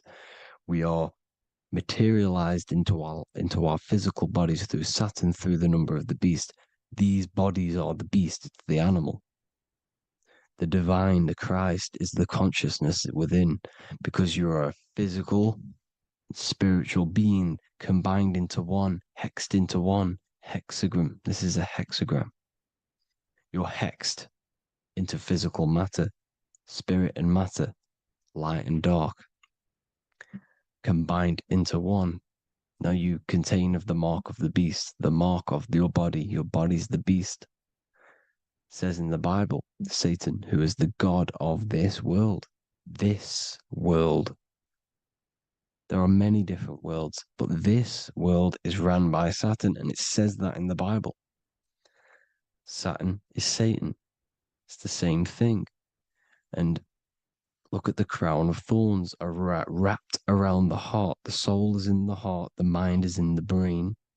The soul is wrapped around the rings of Saturn. You're wrapped in physical matter. This is what it's showing you. This is symbolizing the rings of Saturn wrapping you. And the cross on top is the cross of the cube. The cube, the black cube of Saturn, unfolds into a cross. So Satan, who is the god of this world, Corinthians 4:4 in the Bible, Satan, who is the god of this world, has blinded the minds of those who don't believe. Saturn blinds your mind because the god of this world materializes you, and he blinds your mind when you incarnate into physical matter. When you enter this soul system, not the solar system, you hit Saturn first. He materializes you. And look at the symbol for Saturn. This is the symbol for Saturn. All of the planet symbols are created out of the Holy Trinity. The Earth, Moon, and Sun. Body, mind, and soul. The sun is your soul, the moon is your mind, the earth is your body. Your body's made out of the 5 elements. The sun is your soul because the sun is life force, gives life to everything. Your sun is a soul. Your soul is the sun of your body. The moon is the mind. The moon is the moon of your body, the mind of your body. Intelligence. So all of the symbol of the planets are created out of these. The Saturn symbol is created out of the Earth cross, matter, and the moon crescent, moon, mind, matter over mind. This is why Satan, who is the god of this world, has blinded the minds of those who don't believe. He blinds your mind. Look at the symbol, it's showing you. The Saturn symbol is matter over mind when it should be mind over matter. So we descend into a soul system, into our 666 Saturn carbon suit bodies, and we are matter over mind. Then we have to move up the spine to go back up to spirit, to mind over matter, where you manipulate your own reality. Now look at this. It creates the number 5. 5 is the number of change. You're moving from this side of the number sequence over to the right side. You're moving from the spiritual into the physical world. You're incarnating into the 5 elements, the 5 senses. So the cube, the black cube of Saturn, is another major symbol. Very important symbol. Here you see the cube, and the color black is associated with Saturn because Saturn's associated with death. He creates and destroys. Light and dark. Death is associated with black, spirit, because you can't see spirit, which is blackness. So the black cube is black because Saturn rules the nighttime, which is dark, blackness, and he rules the winter, which is death, blackness. So Saturn is the black cube. Cubes have 6 sides: up, down, right, left, back, and forward. Cubes are 6-sided. Everything is 6-sided inside of this creation because you're incarnating, you're materializing, crystallizing into the cube, the world of the cube. Everything's a cube. Everything's got 6 sides. Here's Leonardo da Vinci showing you that you're in the cube. Leonardo da Vinci did this famous painting. You're in the cube, you're hexed into physical matter, where you're incarnated into the 3rd dimension, the 3-dimensional world, which is a cube, 3D. And Black cube adds up to six sides of the black cube. The Kabbalah means cube god in Arabic. And look at what they do. They worship the cube, the black cube, and they stand in rings like the rings of Saturn. Australia, Denmark, Manhattan, Santana all have these black cubes. You go to New York, you will see the black cube there as well. These black cubes are everywhere because it is the real God of this world, So look at the cross. The cross unfolds into the cube. Xbox, Nintendo GameCube, Sega Saturn, anything to do with a simulated gaming reality, they put Saturn in it because we're in the simulation of Saturn. This is a simulation.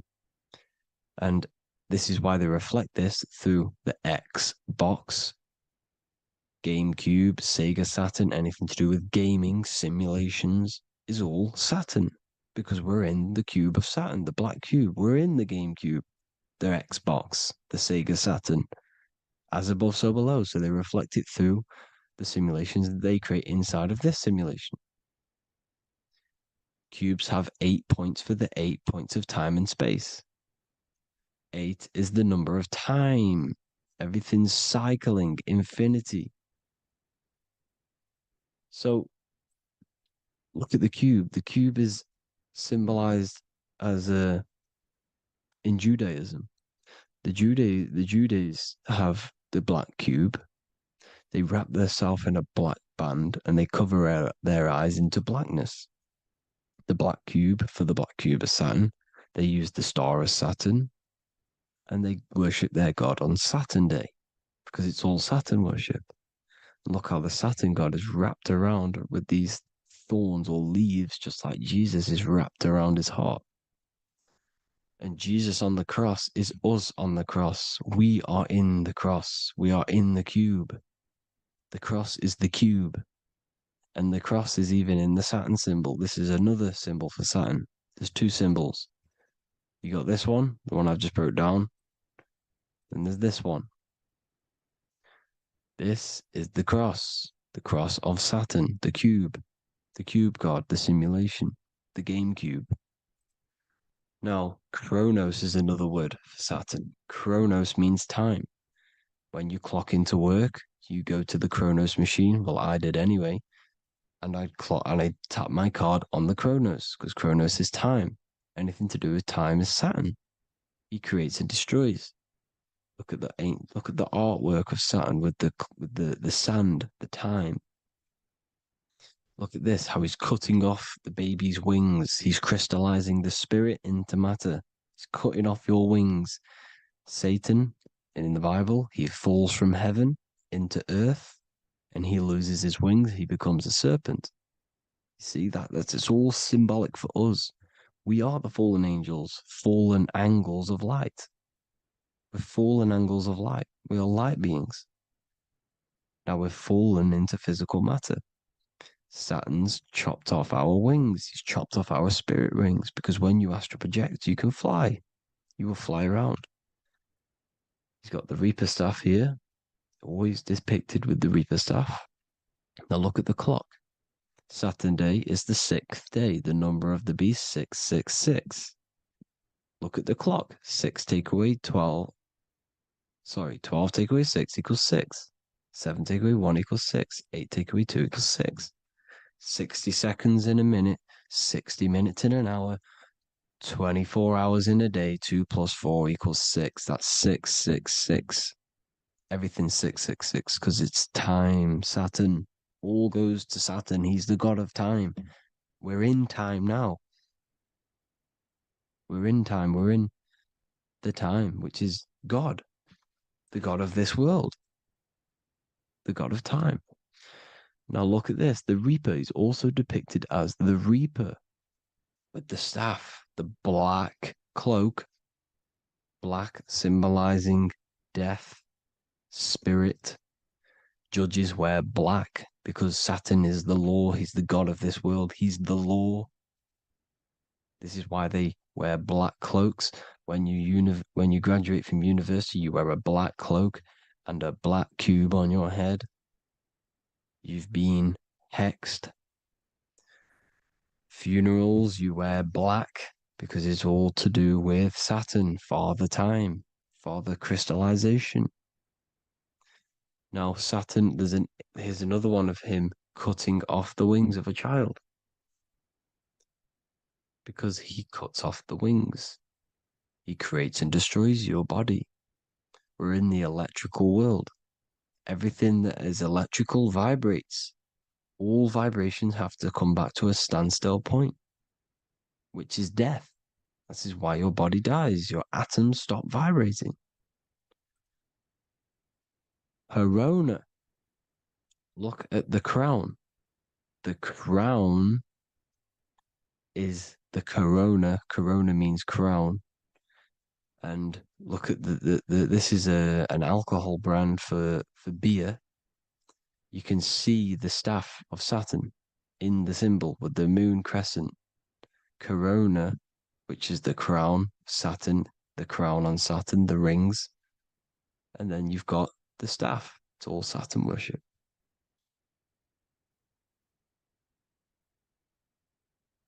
Is the black cubes of 9/11.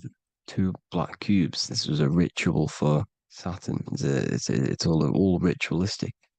And look at the Star of David, the Star of Saturn. It's not the Star of David. Creates IXXI, the sigil of Saturn. IXXI means 9/11 in Roman numerals. 9/11. It's all a ritual for Saturn, and they have the 2 black cubes of Saturn. Now look, XX. There's more symbolism of Saturn now. We're going deeper. XX is more symbolism for Saturn. The sigil of Saturn is XX, as above, so below. Same with the Star of David. You split it in the middle, as above, so below, as above, so below. XX, this is a Knights Templar cross of Lorraine. XX, Knights Templar, high order of Masonry. They all worship Saturn. Well, Saturn's the real god of this world. X Eon with the XX. XXL magazines, which is all to do with famous rappers and stuff like that. When you die, you put XX on the eyes because it's Saturn. He's the Reaper. Is Jesus with the XX crown with the thorns around his heart, around his soul, with the cube on the top, the cross cube. Le Lucifer with the XX cross of Lorraine. Jay-Z with his alcohol brand, XX Cross of Lorraine. The X Factor with the rings of Saturn. All Saturn worship. The seal of Melchizedek is also Saturn. This is the cube. This symbolizes the cube with the 8 points for the 8 points of space and time. And this is the cube. It's another ancient symbol for Saturn. Here you see the star of Saturn with the Melchizedek symbol around it, which is all to do with Saturn. Here you see an altar, the Holy Grail, the Melchizedek symbol on it, and they're worshipping it. This is why we wear rings, wedding rings for the rings of Saturn. It all goes back to Saturn. Earrings. The 8-pointed star of the ancient Sumerians is all Saturn. It's all Saturn. So the ancients, the symbols of Saturn goes on forever. It's in all of the major corporations. You can see it everywhere, the rings of Saturn. Toyota is an obvious one. Internet, Nike, Target, Sega, Saturn. It's all Saturn worship. All Saturn worship. Because he is the real god of this world. Here's Kanye West's album with a Saturn here. Here's Michael Jackson's album saying X escape. There's the X again. The X escape. You have to escape this reality. Maybe that's what he's pointing at. Here you see it on the dollar bill. The star of Saturn.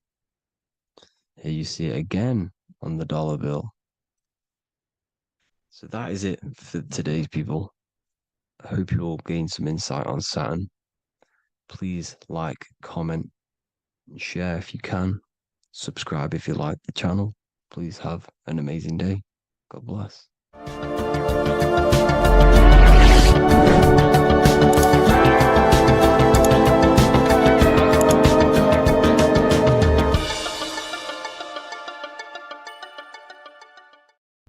There's an ancient symbol hidden in plain sight, one that holds the key to transformation, power, and unlocking your true potential.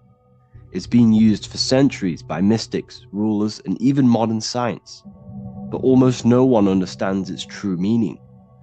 Once you do, it will change the way you see yourself and the world forever.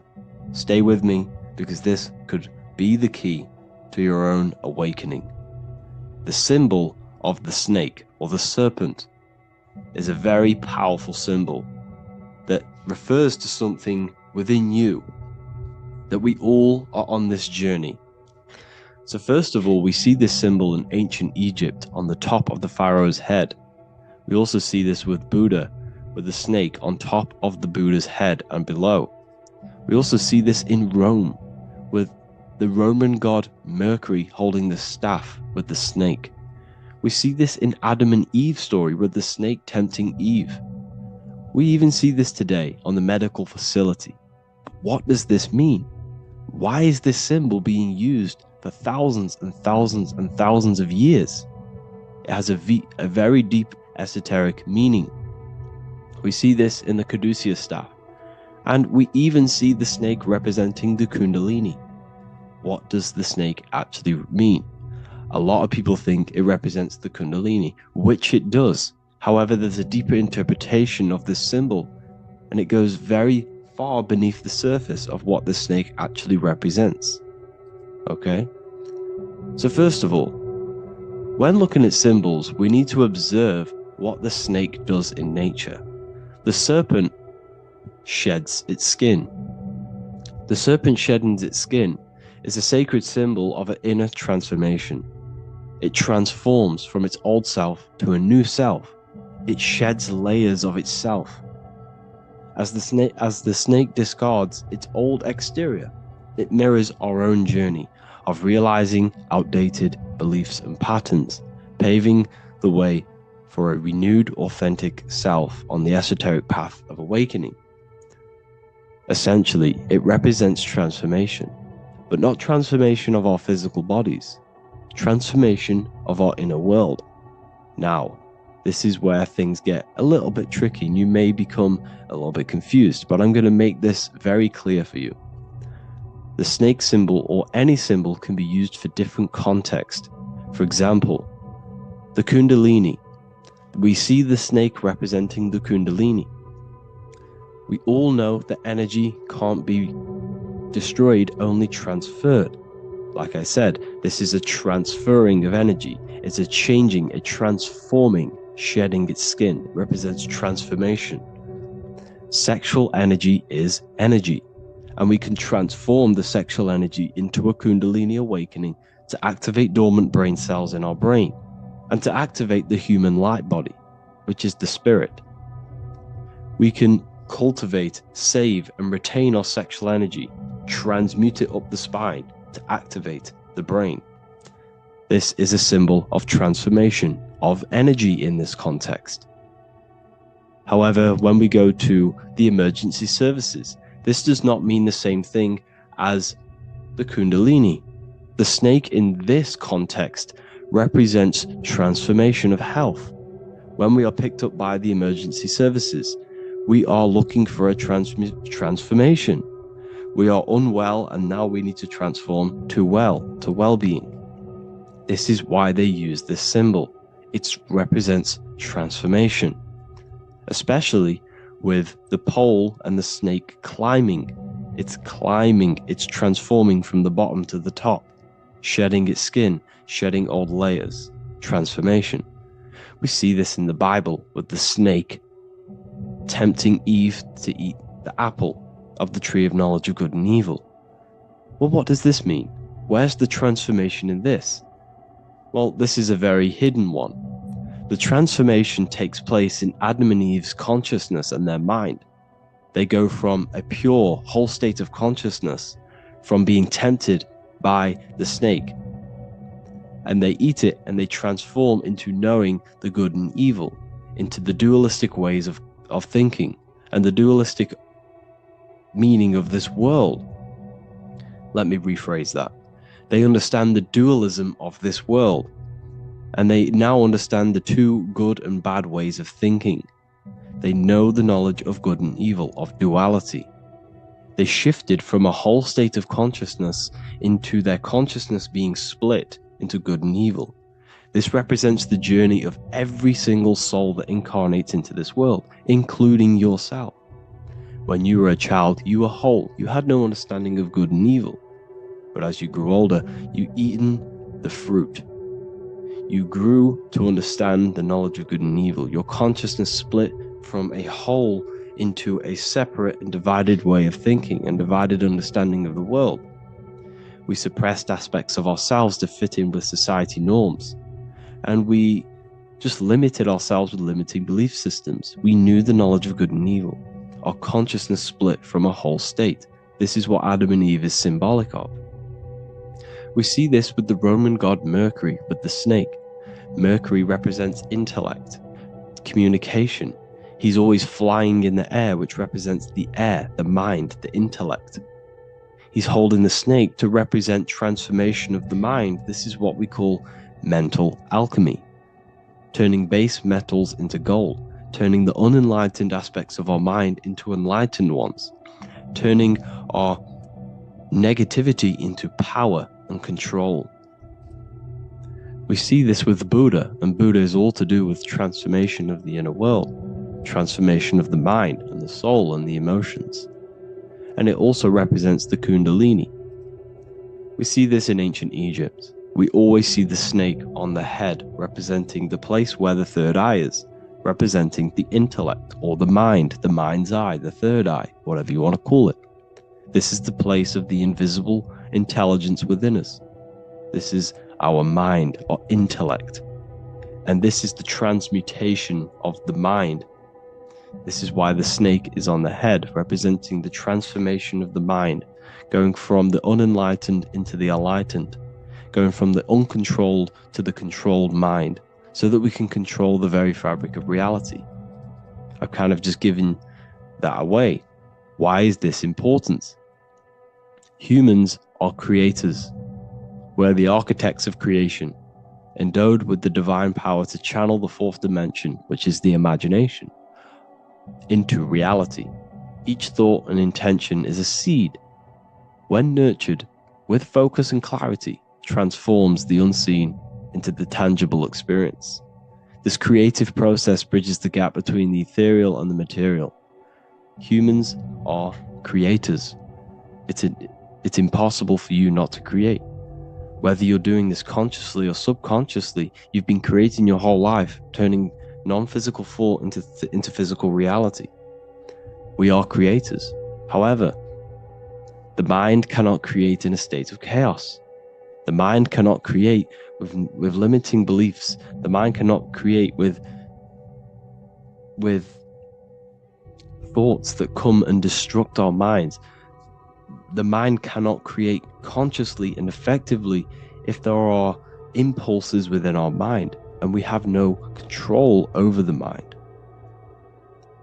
So this is where self-transformation comes from within. This is where the snake comes in. The snake represents the transmutation of our mind from the uncontrolled to the controlled. In this context of the Egyptians with the snake on their head, it's all to do with mental alchemy. In the occult tradition, the mind is seen as a delicate instrument that demands constant vigilance. Left unchecked, it reverts to archaic and destructive thinking patterns. Like a finely honed blade, it must be continually sharpened through discipline and self-refinement. In this unending process of unveiling and mastery, we learn to shape reality, harnessing the power of our thoughts to manifest the highest potential. It's all to do with mental alchemy, and this is how the snake is connected to you. And what the snake represents to you, it represents the transmutation, the changing of ourselves, of our consciousness, so we can gain control in this 3D world. If we lack control, then we'll constantly be manifesting chaos. Now, there are 3 ways that we can transform our world, and we can slowly transform our mind. Now, this is not an overnight process. It takes periods of time of purification. And number 1 is affirmation. Let's say we have this dirty cup of water and we have a tap of water. And in this tap, it's pouring in more water, clear water. Over time, if I keep pouring clear water into this cup, it's going to slowly purify this cup. And then in the end, it will look like the cup on the right. It's the same with your mind. The cup represents the limiting beliefs, the negative thoughts, the negative mind, the uncontrolled mind. But if we keep repeating affirmations over and over and over again, such as I am disciplined, I am powerful, I am limitless, over time this can purify our subconscious and we can gain control over the mind, and we will become conscious of the thoughts that we are giving attention to. The second way is meditation. Meditation allows one to develop an off switch for the mind, providing a sense of control over it. Over time, we gain the ability to filter our thoughts and become more conscious of the ones we choose to engage with. Meditation, over a period of time, will give you this button that allows you to filter out negative thoughts. If you have a negative thought in your mind, you'll be able to become conscious of this and redirect your mind's attention. This is all about self-control, because remember, we become what we think about. The snake represents the transmutation of the self. And another way is visualization. Visualization allows your subconscious mind to experience the reality you desire, accepting it as truth. As the subconscious becomes more immersed in this imagined reality, it works to manifest it into your conscious experience. Your visual eye, visual eye. You're using the mind's eye to see and mold your future. That's what imagination is for, to create in your future. You can become your future now in your imagination. And this can slowly purify your consciousness, slowly purify your mind, which will then, if you do all 3 of these over periods of time, you will see great transformation from the inside out. And your outer world will start to mirror your inner transformation, because it's as within, so without. You change your inner world of consciousness, of thought and emotion, you'll change your external reality and your circumstances. So I hope this lesson has gave you a great understanding of what the snake actually represents. And now that you see it, you will see this everywhere. Every time you see a snake, you know it represents the transformation. So please, if you can, leave a like, comment, and subscribe, and turn on the alerts to make sure you never miss a video. And if you have any video suggestions, feel free to make a comment and I can make a lecture on it. I appreciate you all watching this video today, and I'll see you all inside my university if you're inside, and I'll see you all in my Telegram if you join, and I'll see you in the next video, of course. Thank you and take care. Welcome to Revival of Wisdom. Welcome people, we're back with another video. Please make sure to hit that like button, subscribe, and turn on notifications to never miss a video. The Earth is a giant torus field consisting of a positive and a negative pole. The Sun being the cathode with a positive charge and the Moon being the anode with a negative charge.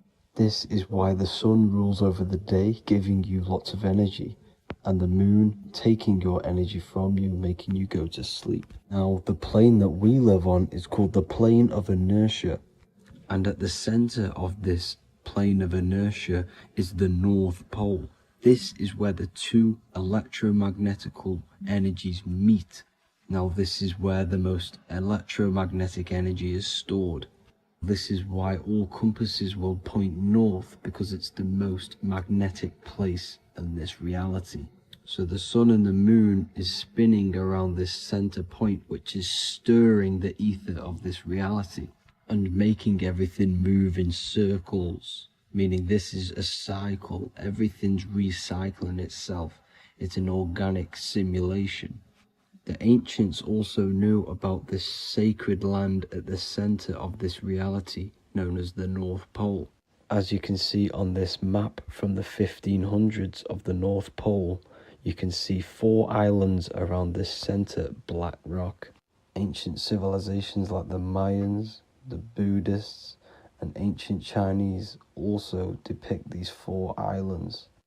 The endless symbology of these sacred lands at the center has been going on for thousands of years. These sort of secrets are now kept by the elites, but as always they have to show the truth in plain sight, and this is what they are doing with the Windows symbol and also the Wizard of Oz. Now in the Wizard of Oz, as you can see, there's something called Munchkin Land. Munchkins are these unusually short people. Then on the ancient 1500s map, it says pygmy. And then the pygmy people in mythology are also these unusually short people. Just like Santa and his elves, they come from the North Pole. And elves are these unusually short people. These stories that we are told about Santa and Munchkins are putting truth in plain sight about this sacred land. This sacred land at the center of the earth is where the aurora borealis comes from and is being emitted from this black hole in the center, also known as the black sun. The aurora borealis is the earth's aura, hence why it has the word aura inside of it. It is the life-giving essence to all life within this realm. As this dualistic reality we live in consists of both physical and spiritual, the black sun is like our sun for the spirit. It's our spiritual umbilical cord, connecting us to the spirit realm. And the rising sun is the opposite. It's our sun for our physical 666 carbon suits, known as our human body, our physical aspect. As it states in the 40,000-year-old emerald tablets, deep in Earth's heart lies the flower, the source of the spirit. The flower of life is as thine own place of spirit, and streams through the earth as thine flows through thy form, giving off life to the earth and its children. So the North Pole is the core of this spiritual reality, and the closer you get to it, the more spiritual and lucid it becomes. So the elites have covered this up in order for us to forget the true nature of this reality. And they did this cover up by introducing the globe model. Nicholas Copernicus was around in the 1400s, and he introduced the globe model. As you can see, he is a Freemason. He depicts himself with a globe and a Masonic compass in all of his paintings and portraits. Galileo was also a Freemason, as you could see in all of his portraits with a globe and a Masonic compass. He was also a massive part of introducing the globe model after Nicholas Copernicus. So yes, the globe model was a spiritual and political move to gain more control over the masses. After the globe model was then introduced, they introduced the theory of evolution by another Freemason, Charles Darwin. See how these two theories go hand in hand? They both degrade humanity, and they make you confused of where we actually came from. By hiding the true form of this divine creation and hiding the true power of each and every one of us, they maintain control over the masses. Now this is order out of chaos, known to be the 33rd degree slogan of Freemasonry. Now this is the Masonic cosmology, and as you can see, you have the checkered board for the duality, the 5-pointed star for the 5 elements, the 4 corners for the 4 pillars, the all-seeing eye, which is Polaris, the sun, the moon, and the 7 stars. So even Freemasons are taught the flat earth cosmology and the true form of this reality. Now the true nature of the sun, the moon and the earth is shown and reflected through the Masonic compass. The Masonic compass is the sun, the moon, Polaris at the top and the black sun at the bottom. It makes sense why all the scientists who introduced the globe model all used the compass and the globe together, because it's truth in plain sight. As I explained in my other video, all Freemasons have to take the oath, so it goes to show, why are we all learning these theories from Freemasons who can't talk about certain topics that they learn about? Why should we believe their theories when they're holding back the real truth about this reality? Now going on to NASA. NASA means to deceive in Hebrew, and they are also funded by the government. They are not a private company. The old owner of NASA, Werner von Braun, on his grave has the Bible verse Psalms 91. The heavens declare the glory of God, and the firmament showeth his handiwork. Now why would the owner of NASA put this on his grave? Seems a bit suspicious to me, alongside with the NASA astronauts are all Freemasons. And not to mention the countless mistakes they've made on their live videos in space stations, the moon landing, and the CGI footage of the Earth, which is obviously photoshopped. Just by tricking the masses that they live on a spinning ball, the elites gain the perception of the masses. Not only does it hide the divine creation we're inside of, it hides the divine spark within you. It hides the creator, the source. And by believing in space and we live on a spinning ball, it makes people come to the interpretation of that we are a coincidence and we do not have any purpose. And of course this is false. When you come to realization that we are all a divine creation and we can create our own divine life in this reality, life becomes more sacred and you start to enjoy little things. The elites want you to believe everything exists only in the five senses. They want you constantly looking outside of yourself because they know that will keep you on lower states of consciousness. Now this brings me to our next point. By tricking the masses into the heliocentric model, the elites started to advertise aliens in the movies, in cartoons and magazines in the late 1940s. Now this is subconsciously programming us about aliens and extraterrestrial threats, which then they can use to their advantage. And this is something called Project Bluebeam. They are more than likely going to fake an alien invasion to push this 2040 agenda, which is for one government and one ruling currency. That's it for this video, guys and girls. Hope you all enjoyed. Please make sure to leave a like and a comment. God bless you all.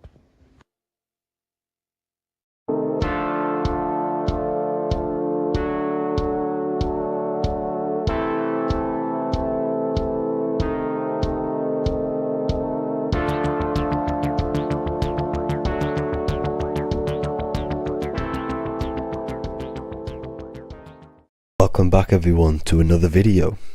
Today we're going to cover everything that you need to know about the mind, starting with the two aspects of the mind, the conscious and the subconscious. The male aspect of your mind is the conscious. This is the 10% of your mind. The conscious part of your mind is only aware of everything around you, your vision, your sight, your smell, your taste, your hearing, and your current state of emotion and thought. Every thought that you consciously think about has an emotion directly attached to it. That emotion is then impressed onto the subconscious part of the mind. The subconscious part of the mind is the female aspect of your mind. It is also a whopping 90% of your mind. Subconscious mind is controlling all of the subconscious processes which happen within your body. For example, your subconscious mind is controlling your heartbeat, your digestion of food, and all of the things that you do not have to tell the body to do.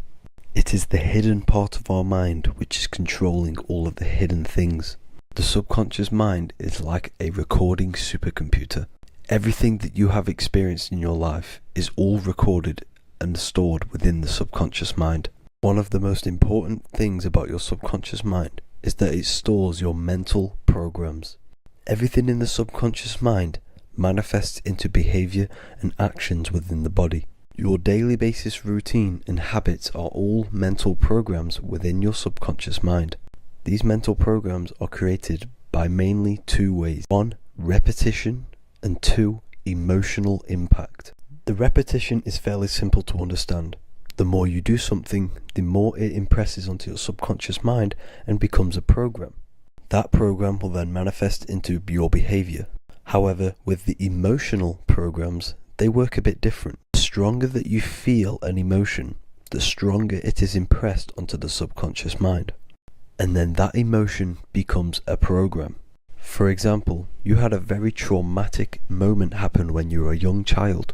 The emotion that you felt was so strong in that moment that it impressed into your subconscious mind so hard that you can recall that moment like it was yesterday.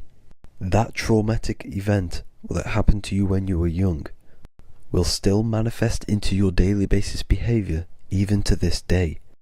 However, it manifests subconsciously. For example, if you were in a car crash, you will be wary to enter cars with certain people.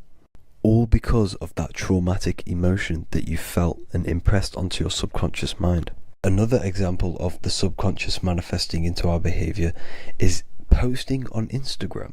Most of the time, the reason why you post is because your subconscious mind is seeking gratification. So before you actually do something, question yourself and find out the root cause of why you are doing this. Another thing that you need to understand about the subconscious mind is that it takes everything you say and hear literally.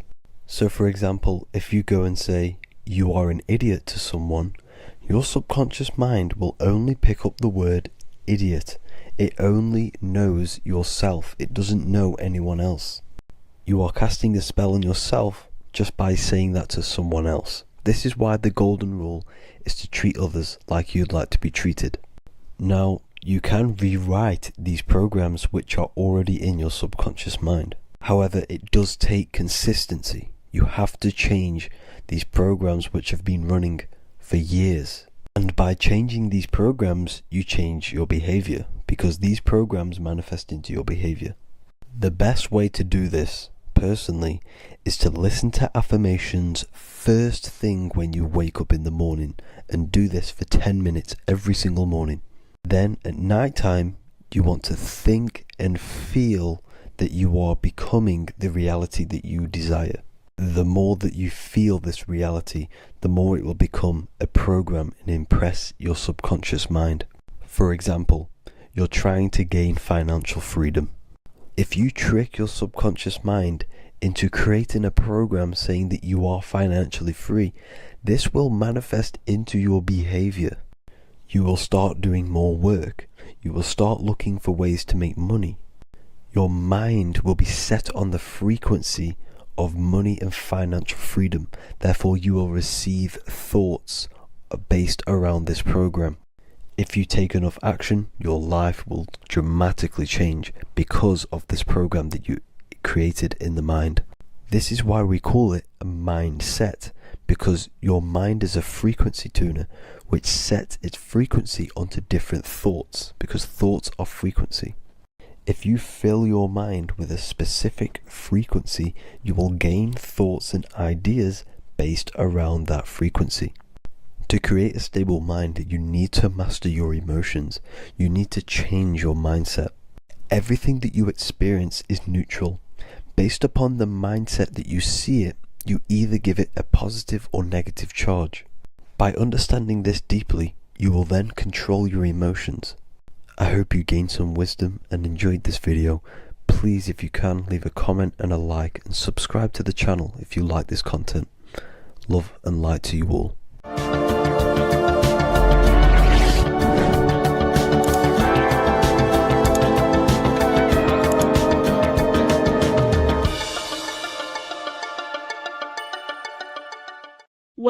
to Revival of Wisdom. Today, we're going to be talking about portals, portal symbolism, what portals are, okay, and how they show them to us, because they have to tell you the truth, guys. This is the thing with the universal law. They have to tell you the truth. And they tell you through symbols, they tell you through movies, and different things like that. But let's jump straight into this. So first, I want to talk about the Freemasonry symbols. Okay, so first we got, obviously this is some Freemasonry art, but notice how you've got the ladder with a key. Okay, so this is ladder symbolism with a key. So maybe this is talking about ascending. Okay, because look, because this is ascending into the heavens, because it's a ladder with humans going up it with a key. In order to ascend, you must have the key. Okay, so what else do we have with a key? Well, the Netflix show Lock and Key, which is all about portals and keys. Because what the keys do, they open doors, gateways. Okay, so what's interesting about this is that they've got this key here, which represents the Kundalini energy rising up the spine. Okay, but we'll come back to this. But it's that same portal key symbolism. We've also got the Vatican. The Vatican is in the shape of a key. Okay, so you can see the start of it here and the end. So this is key symbolisms. Keys open doors. And notice how it's got the 8-pointed star. Okay, what is the 8-pointed star? Okay, we'll come back to this. This all ties in, guys. I'll break it all down for you. But then you've also got the god Janus.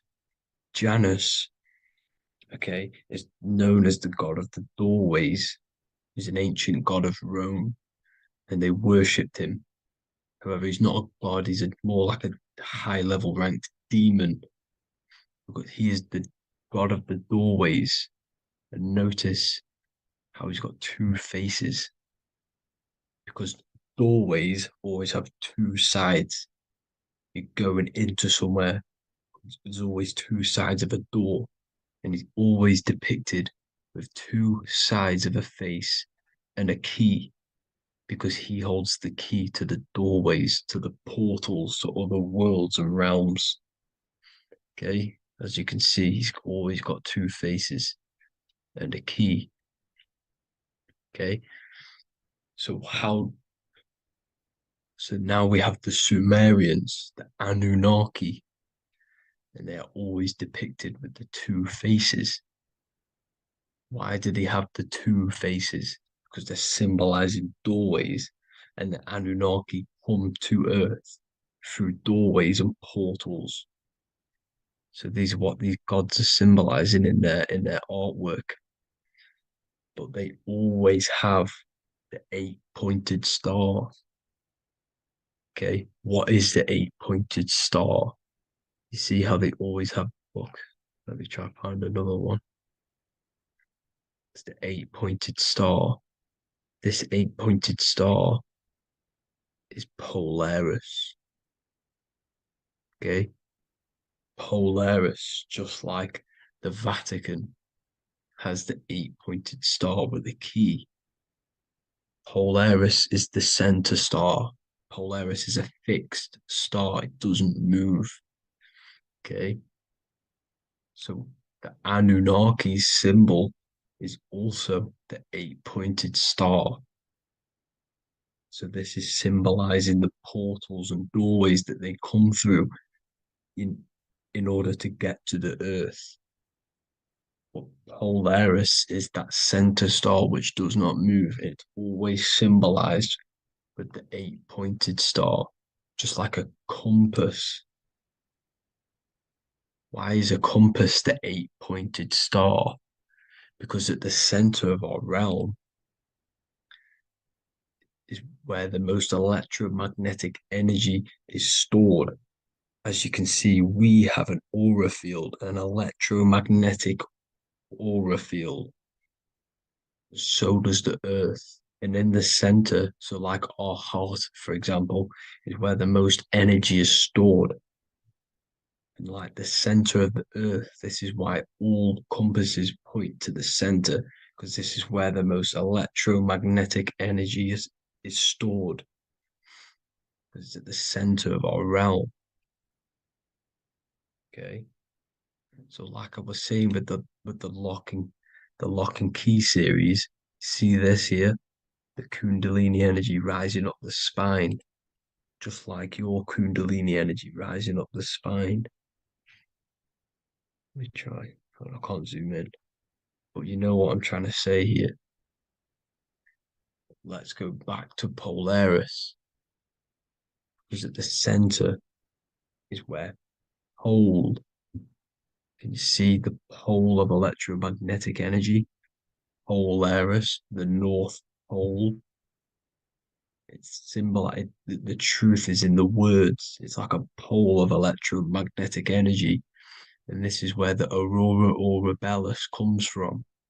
Notice how it's got the word aura in it, because it's the Earth's aura, electromagnetic field. Just like you have an aura, also known as the northern lights, because it's coming out of this center hole in the center of our realm, where the black sun is. And this is where the electromagnetic energy is coming up from. And this is what the aurora borealis is, or the northern lights. It's just electromagnetic energy. And it's symbolized through our symbols, the original O. Okay, because it's like a pole through the middle.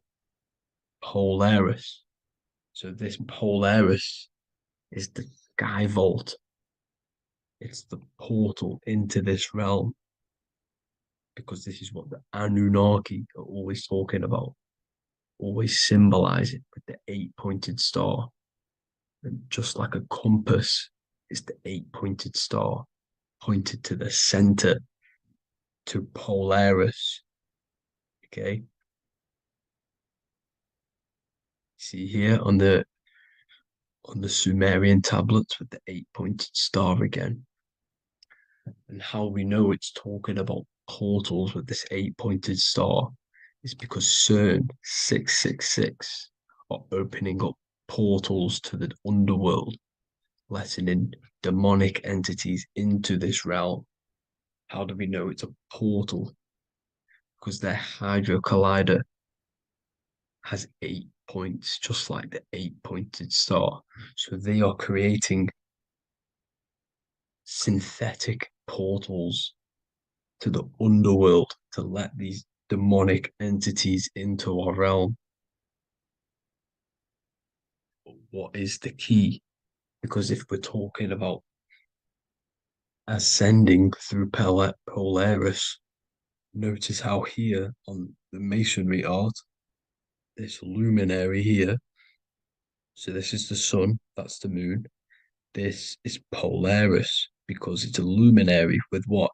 1, 2, 3, 4, 5, 6, 7, 8 beams coming off the luminary, just like the 8-pointed star. So you see the ladder with the key going up to Polaris. It's symbolizing ascending out of Earth. So what is this key that they're keeping from us? Because it's a human holding a key going up the ladder to Polaris. Well, chakras. We have 7 chakras. Okay, so this is what they are telling us in the lock and key symbolism. The Kundalini energy rising up the spine. Okay, just like they have 33 vertebrae on the back of your spine. Okay, this represents the Kundalini energy going up your 33 vertebrae, just like in Masonry has 33rd degrees. Okay, so what is the key? Your chakras. Your chakras have to be unlocked. Okay, you have to unlock your chakras, and you can't unlock this one without going through this one. You have to go through them all. It's like a ladder, just like Jacob's ladder. You can't go from the bottom to the top. You have to unlock each one. Okay, just like you have 7 chakras, you have 7 layers of your aura. Okay, you have to unlock your chakras to the highest point in order to reach Christ consciousness. And this is the key that they're talking about. They're symbolizing the organic portal within each and every one of us to ascend out of this realm. Okay, so this is the key that they're talking about, and they're holding back this knowledge to keep us trapped in this 3D realm. Okay, so like I was saying with the 33 vertebrae and the Kundalini energy coming up the spine, 33 vertebrae, you can see this sort of symbolism going up to the light, because it's the light. You see here, your crown chakra turns on and becomes enlightened, just like the Illuminati symbol. Can you see it? But also, Jesus also died at 33. So this is symbolizing, okay? They're symbolizing the death of the ego, the body. So once you open up your chakras and reach Christ consciousness, which is your 33rd vertebrae, once your Kundalini energy goes up your 33rd vertebrae, your body technically, not physically, but spiritually dies, because you then become formless. You reach Christ consciousness. So then you can travel other worlds. Okay.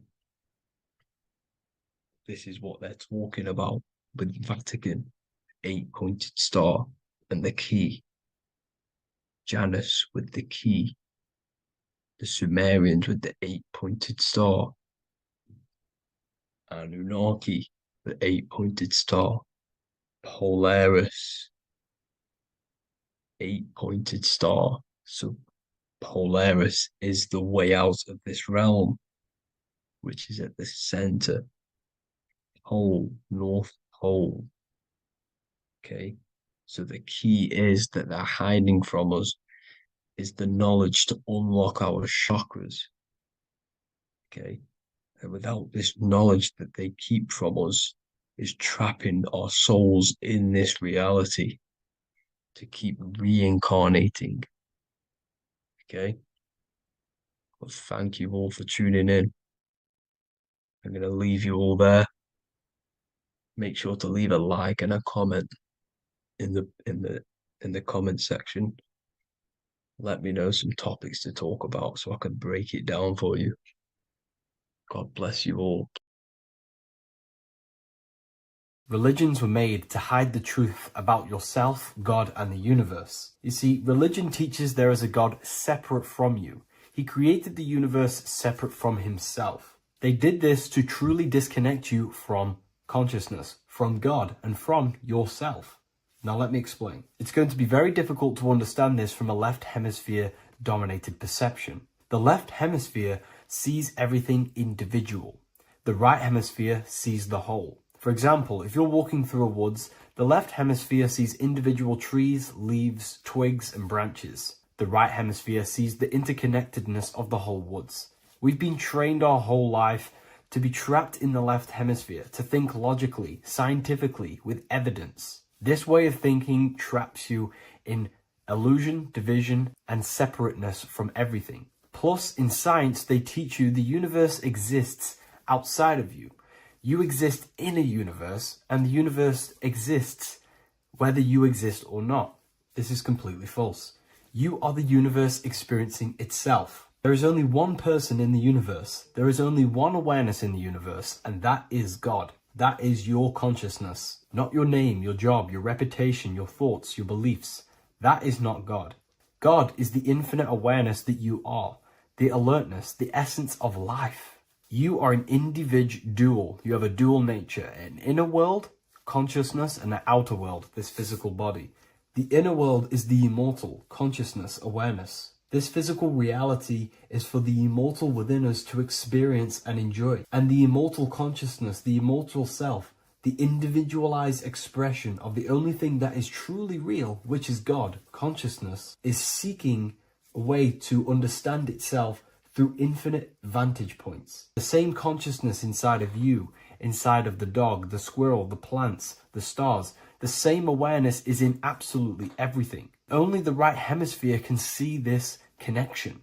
The universe is one mind separated into the infinite bodies and life forms. This is why scientists tell you that the universe is forever expanding. It's truth in plain sight. Because the universe is the mind, and the mind is always seeking more vantage points to understand itself. And the mind is always expanding into new realms of thought. The mind cannot be filled up. It does not exist in space. However, human awareness, human consciousness is very sacred. And the reason why I say that is because humans possess a two-way consciousness, unlike a dog, an animal, or a squirrel, for example. The dog looks in the mirror. It is not aware of itself. It doesn't look in the mirror and see that it needs to improve something. However, humans, we can look in the mirror and say, who am I? Where do I come from? And I need to change this aspect of me. I'm lacking in this area. Dogs do not have this awareness. They function only on their immediate surroundings, on survival and instinct. Human awareness is special because we have the ability to reflect on the self. We can question our consciousness. We can question, who am I? Where do I come from? And where am I going after this? The human mind has no limitation. We can surpass our animal nature and rise to a godly nature. This is the whole purpose of reaching Christ consciousness, which is just an ideal consciousness where we have control over self and we know who we truly are. Humans have been given the tools to awaken. Our five senses are locked only to perceive the physical world, but the mind holds the gateway to understand the unseen aspects of reality. The mind holds the secrets to the universe and consciousness. We just have to study ourselves to understand God. We are all individualized aspects of consciousness. There is only one pure consciousness in the universe, but we're fractaled into infinite life forms, experiencing this consciousness in a different form, molding this consciousness into individual egos and individualized consciousness. Me and you are made of the same fabric. However, I have thought different things, believed different things, experienced different things, which has conditioned my consciousness to be my own individualized aspect of God. And that's what makes me, me, and you, you. God is the creative power within us to turn thoughts into physical reality, to create things.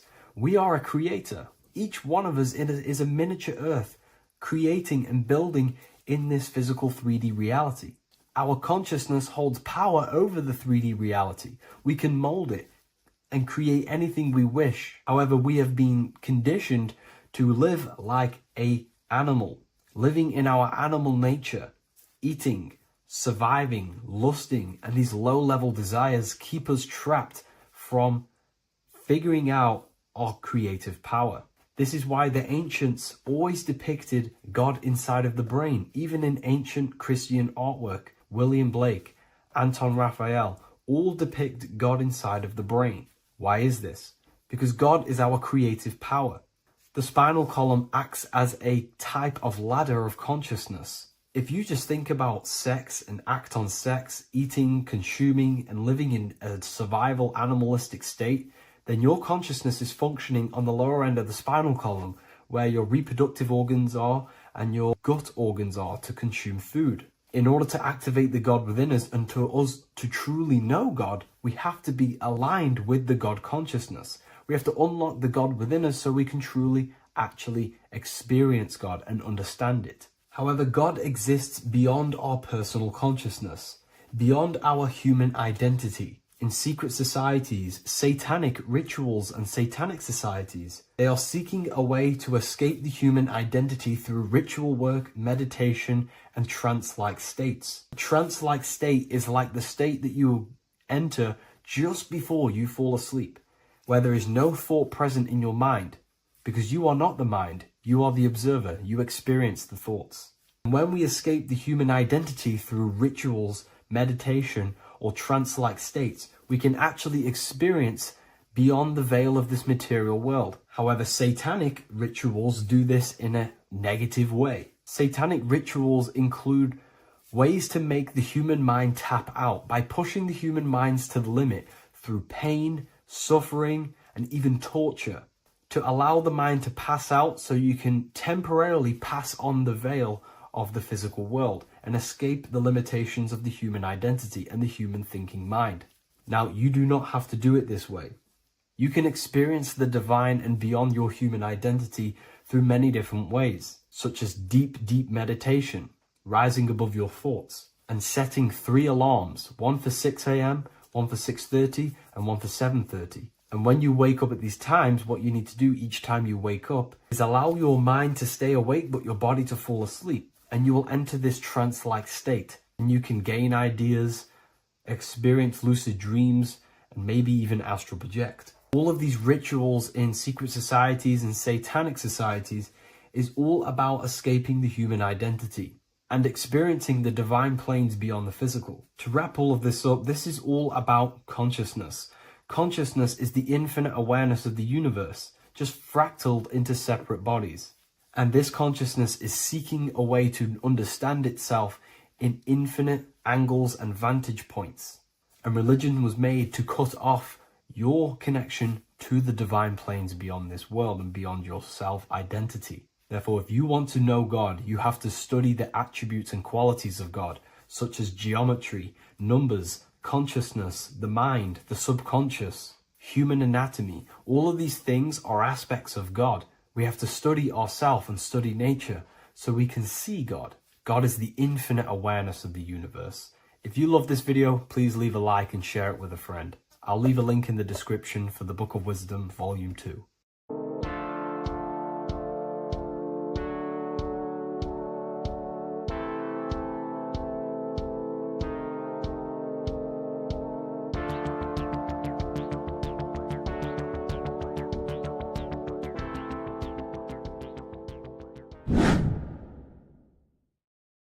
How are we doing, people? It's Revival of Wisdom. We're back today talking about sun worship. Okay? And please enjoy. Sit back and enjoy the video. First thing we need to understand is that the sun is the risen savior. It's the light of the world. Without the sun, we have nothing. Now, the sun is the Son of God. We didn't make the sun. No one owns the sun. But who created the sun? Obviously, the Creator created the sun. Therefore, it is the Son of God. And that is what Jesus is symbolizing in the Bible. The Bible is a metaphorical story. That's why it's called the greatest story ever told. Because it is a story about the sun, the zodiac. It's about you, the systems in the body. It's about everything that is sacred in this creation. Now you can see the suns behind Jesus' head in all of the ancient portraits, even the ones that are more modern. You still see a sun on the back of his head because he is the sun. He's the light of the world, our risen savior. And this is what Christians are lost because they don't realize it's a symbolic story and they think Jesus was a historical person. He's not a historical person. Okay, this is what we need to get out of our mind. This wasn't a historical person. It's the Son, our risen Savior. The Son is the soul. It's the soul of this creation. Because what is a soul? A soul is pure life force, pure energy. Whatever a soul inhabits, it gives life to. Like our soul feeds our body. The sun feeds the earth because the sun is a soul, and that's why the ancients called it Sol. Because it's the soul and it's in you. and it's the light of the world. It's the light of everything. Gives life to all things. Here's Jesus and his 12 disciples. The 12 disciples symbolize the 12 zodiac signs. Aries, it rules the head region because the 12 zodiac constellations rule specific regions of your body. Aries, the ram, you have a cerebrum in your head. This is Aries on the head of the table. His Gemini rules the arms and the lungs. The two twins, Gemini. He's holding up two hands for the two hands and arms. The twins. Cancer has a knife in his hand. It's not so clear, but he has a knife in his hand. Cancer is the crab. Crabs have claws. And he's pointing at Virgo's Adam's apple, saying there's no Adam's apple there. It's a woman. Who's the sixth sign? The sixth sign is Virgo, the Virgin, the only woman in the painting. Now notice how there are 3 people in 4 groups for the 4 seasons and for the 3 months and 3 zodiac signs in each season: spring, summer, fall, winter. Matthew, Mark, Luke, and John with the suns on the back of their heads, because it's the 4 states of the sun. The 4 states of the sun. Now, 6th sign, Virgo, the Virgin, the only woman in the painting with no Adam's apple. Then we have the sun, Jesus, red and blue, red shift, blue shift. Electromagnetism. The ancients knew this. He's got one hand open, one hand down, because the sun gives and retrieves. The sun rises and it falls. It gives, then pulls away. That's what the sun does, and that's what he's doing. His arms are out, symbolizing the rays of the sun, casting down onto the earth, giving and then receiving. Libra, his 2 hands are equal, holding his arms out equally, because Libra is the 2 balanced scales. Libra is when the sun is balanced between the summer and the winter. It's being judged. The sun isn't balanced. That's what Libra is, the 2 scales. Capricorn is the goat. Goats have 2 horns, and you can see the 2 horns on his head here. See? So this is astrology. This what Leonardo da Vinci is depicting here. It's astrology. And he knew the story of the Bible is all astrology. It's all based on astrology. The Son of God, the real Son. Now here are some Bible verses. I am the light of the world. Obviously, that's the sun. What other light is there that lights up the world? The moon can't do it. It's the sun, the one and only Son, our risen Savior. Because if the sun didn't rise, we'd all be dead. So it's our risen Savior. And it dies for our sins every night and then gets reborn every day.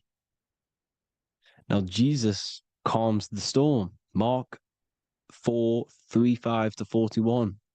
The disciples are all on a boat and there's a heavy storm. But Jesus is asleep. The disciple says, Jesus is asleep. We need to awake him. They wake up Jesus, and Jesus got up and rebuked the wind and said to the waves, quiet, be still. Then the wind died down and it was completely calm. Well, when Jesus was asleep, this is the sun not being risen. It's not risen yet. Because in the night times, that's when the storms happen on the sea and the ocean. And when they awake Jesus, Jesus rises because he's the sun. He rises and everything calms. Because when the sun comes, the storms go. You see? So it's the sun. It's all about the sun. Here's another, Luke 22:10.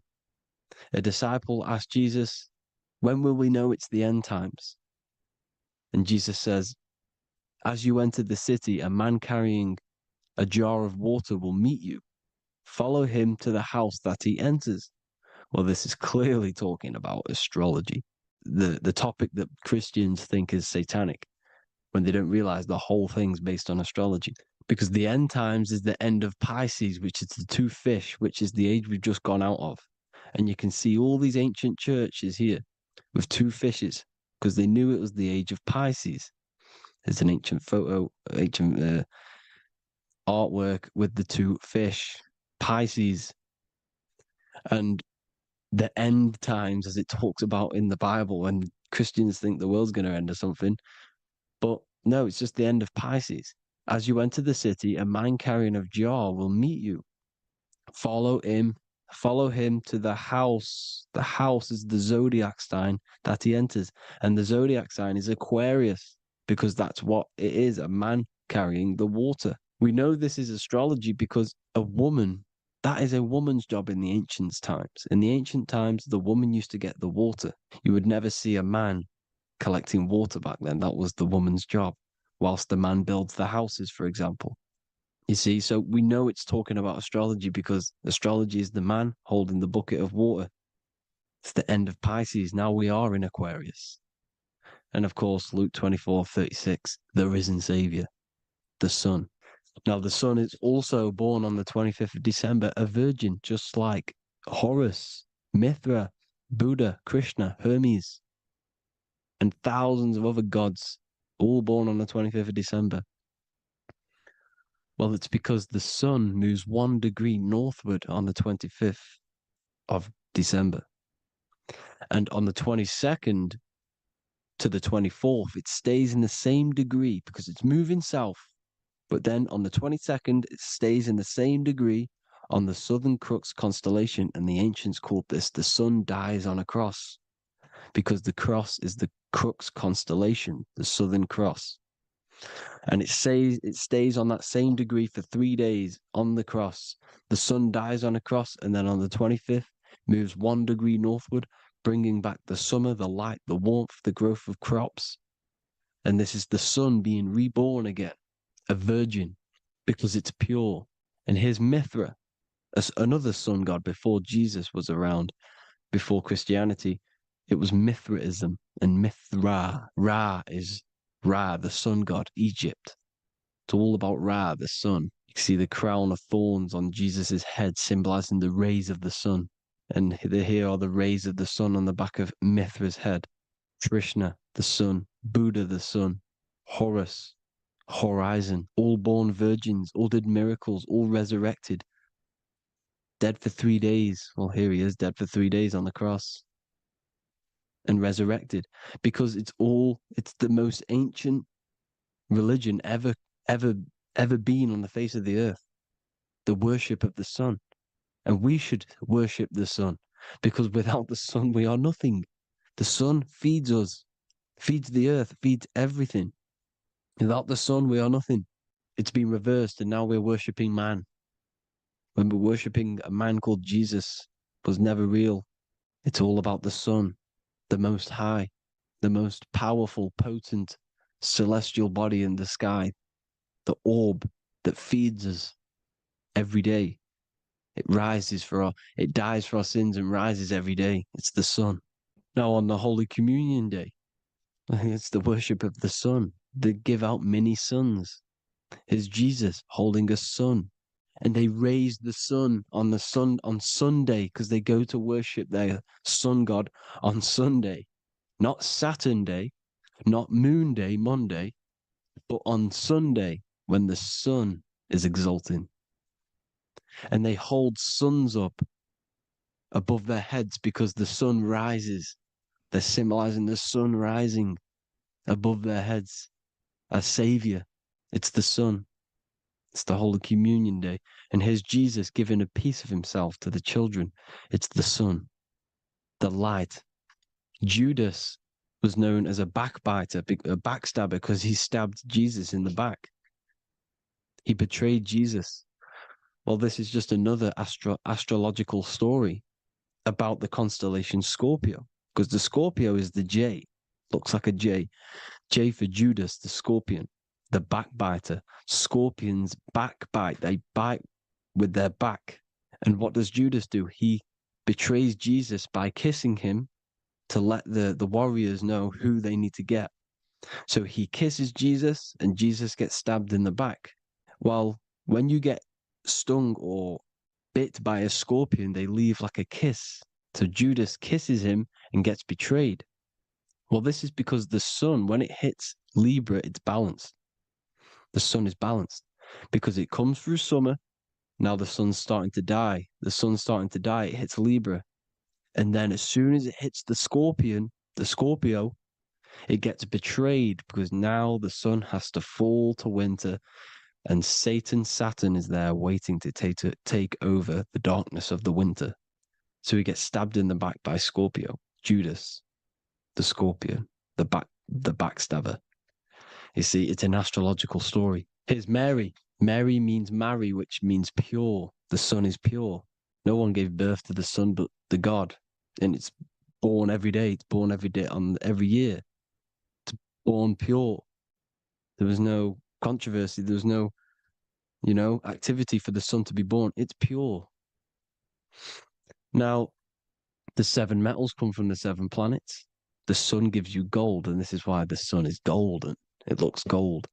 And this is why the banks are backed by gold, because gold is the most valuable metal, because it's the sun, the most valuable celestial orb in the sky, in the heavens.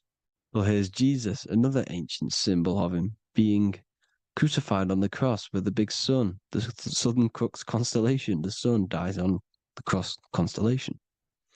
And if you go to the old etymology dictionaries, you will see sun and son is the same word. They come from the same etymology roots. You can use them for no matter what, but they've been confused today. But if you go back to the old dictionaries of etymology, they are interchangeable. You can use them. Son, sun, sol, it's all the same thing. The 12 disciples, 12 brothers of Joseph, 12 tribes of Israel, 12 breastplates on the stones, because it's all the 12 astrological signs. They could have used any other number, but there's 12.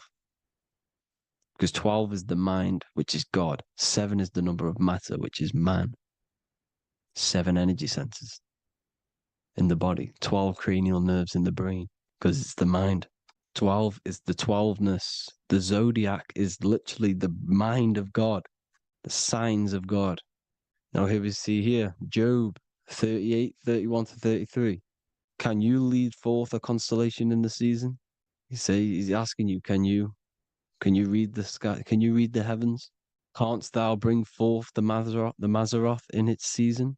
Mazzaroth means 12 signs, the zodiac. Why did they translated every single Hebrew word in the Bible into English, but they decided to leave out Mazzaroth? Why? It's because if that said zodiac, Christians would have a different view on the Bible, but they leave that out.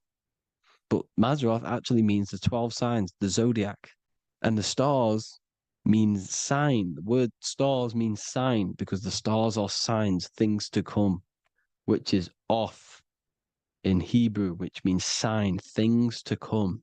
You see a sign on the road, it's something coming. But God is saying, no, what does he say? To qualify as a director, a judge of man's life on earth, one must be able to govern the heavenly bodies that rule the earth. It's telling you to read the heavens. We need to read the heavens. Astrology, the 12 zodiac signs, the mind of God. It's telling you, read the Mazzaroth, read the zodiac, because they are things to come in your life. They are signs. It's not satanic, it's made by God. God said, let there be lights in the firmament of the heavens to divide the day from the night, and let them be for signs. Signs are things to come. The 12 zodiac signs. It's all about astrology. Here's Mary holding the sun. His son, her son. It's the sun in the sky. The one and only, the most high. The soul, the solo because it's on its own. The most powerful, Ra, radiance. Here's the Pope holding the sun. All 3 popes holding the sun because they're sun worshippers and they know the true meaning and origins behind Christianity. Sun worship. Here's the Vatican is a sundial. Yes, this is literally a clock. Your watch is a sundial. It's got 12 sections on it for the 12 zodiac signs. 12 hours, 12 Horuses. Now here you see Jesus walking on water. Well, it's the sun. And here's the beard of the sun. Here's the pyramid of the sun, the illuminated one, the all-seeing eye, the sun. Here's the Ankh. The sun creates these symbols. The ancients knew this. Now, when you see these headdresses, these are actually the days of precession of the sun. Aries, Cancer, Libra. It's all about the sun. Here's some more sun worship going back to Egypt. Ra, Horus, Osiris, and Set. Jesus and Satan is Horus and Set. The sun and Saturn. Saturn rules the winter, Satan. Jesus, the sun, the light of the world, rules the summer, rules the day. Satan's the night, Saturn's the night, the sun is the day. The evil brother, Satan. Well, Horus comes, well, this is where we get the word hours from. There are 12 Horuses. The sun moves in 12 Horuses, 12 hours. Where's Horus? What hour is it? Where's Horus? His Ra, 12 noon, Ra, radiates, powerful, the most high sun. That's why he has a sun on the top of his head. These are the 4 states of the sun. Set, sunset. This is why we say sunset, because the sun is setting. His sunset, his Horus, horizon, the Horus is rising, Ra radiating, and the sunset. Then midnight is Osiris. Here's another ancient symbol for the sun, the scarab. Ra, the sun, scarab. It's got the word Ra in it because it's the sun. And here's the sun on top of the scarab with the wings. Because scarabs roll dung up hills, and then they'll let it fall down the hill to gain more matter. To gain more bigger, like a snowball effect. And this is, the ancients saw this as a process of the sun, because the sun climbs up the hill and then it falls. So they used the scarab to symbolize the process of the sun. The sun climbs and falls. Here's an ancient Egyptian cat cutting off the head of the serpent. Well, the cat is cutting off the head of the serpent, symbolizes the sun cutting off the nighttime. When the sun rises, it cuts off the nighttime. It cuts off the serpent. The serpents represent darkness or evil. Oh, there's some more symbology of the sun and the heavens, the arch, the royal arch, the firmament, the sun inside the firmament. These are all ancient churches, and they all depict the firmament with the sun inside. Is the ancient cosmology, you see, because it's all about the sun. Everything's about the sun, because the sun is our orb made for us to sustain life in this, inside of this creation, inside of this firmament, the royal arch of heaven. Here's the Freemasons depicting it. Here's the Masonic royal arch, but you can even see the zodiac signs. Here's Cancer, the checkered board. It's the royal arch of the firmament. Obviously, they don't want to tell you that. You live in space, apparently. Some more sun worship. Here's the beard of the sun on the water. They all have this long beard. And why do they say amen? Amen at the end of every prayer. Amen is a sun god, a creator god. It's all about the sun. So thank you all, people. Hope you all enjoyed. Hope you all gained some knowledge and insight. Please give me a follow, drop a comment, drop a like. Have a good day. Love you all.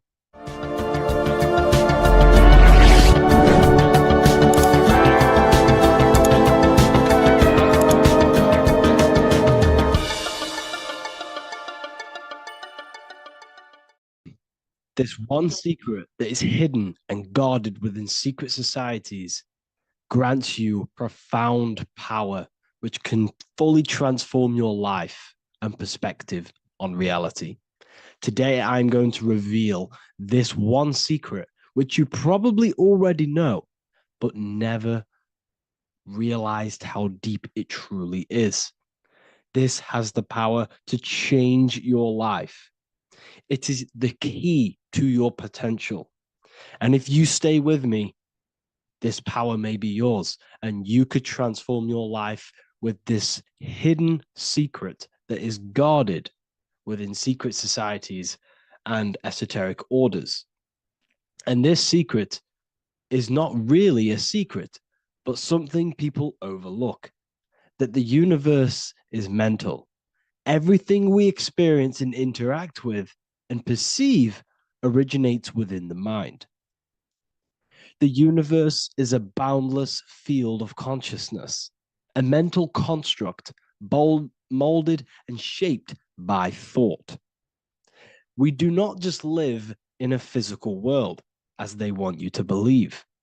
There are hidden forces that mold the material world. They want you to believe that you are only a physical being inside of a physical universe. But this is completely wrong. You are the architecture of the universe. Your consciousness is the very fabric of reality. And you create your own universe. The universe is an infinite field of consciousness, a vast and limitless mental construct, intricately woven and shaped by the power of thought. It is a dynamic and ever-evolving field where the interplay of awareness and attention gives form to existence. Within the boundless realm, every idea, perception, and belief contributes to the creation and transformation of reality itself. Each thought holds the power to transform reality. Your consciousness is the very fabric of reality. And this is shown in the symbol of the flower of life. The flower of life is a symbol. It symbolizes the interconnectedness of all existence, illustrating how every thought is not merely a fleeting moment, but a ripple that reverberates across every layer of reality.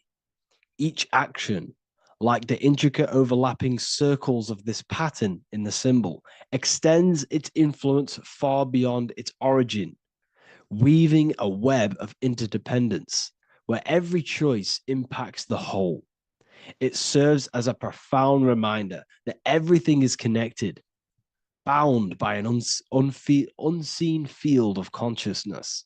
This symbol represents how one action, one thought is a ripple in the whole vastness of the ether of consciousness. To master your mind is to master the universe, because your mind is a miniature universe. The mind is the very fabric of reality. So if we gain the hook, if we gain the power and the mastery over our minds, we have now gained the power to create reality to your will and intent. You see, most people live in a cycle, and this cycle is the outer world manipulating how they feel on the inner world. People's external circumstances are creating their thoughts and emotion in the inner world of consciousness, which is producing a constant cycle of negative manifestation. For example, let's say something negative happens to me in my external world. Then I start to think negative and feel negative. What that is actually doing is manifesting and projecting more negativity, because our thoughts hold the power to control and weave our own life. Your life is a direct correlation of every thought you thought in the past.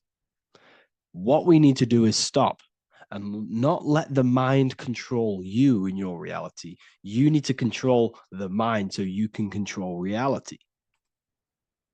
So what does this actually mean?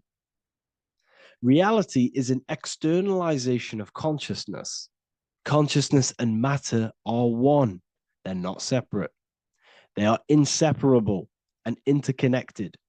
Everything we see, experience, and observe is a manifestation of thought, beliefs, and consciousness, shaping the world around us. Now, this ties in with the secret fifth element that they have hid from you. They've hid from you this sacred and very important symbol and pillar to reality. And this pillar, this sacred thing they've missed, is called the ether. And they've held this from you for a reason, a specific reason. This is the true fifth element. Why do they hide the ether?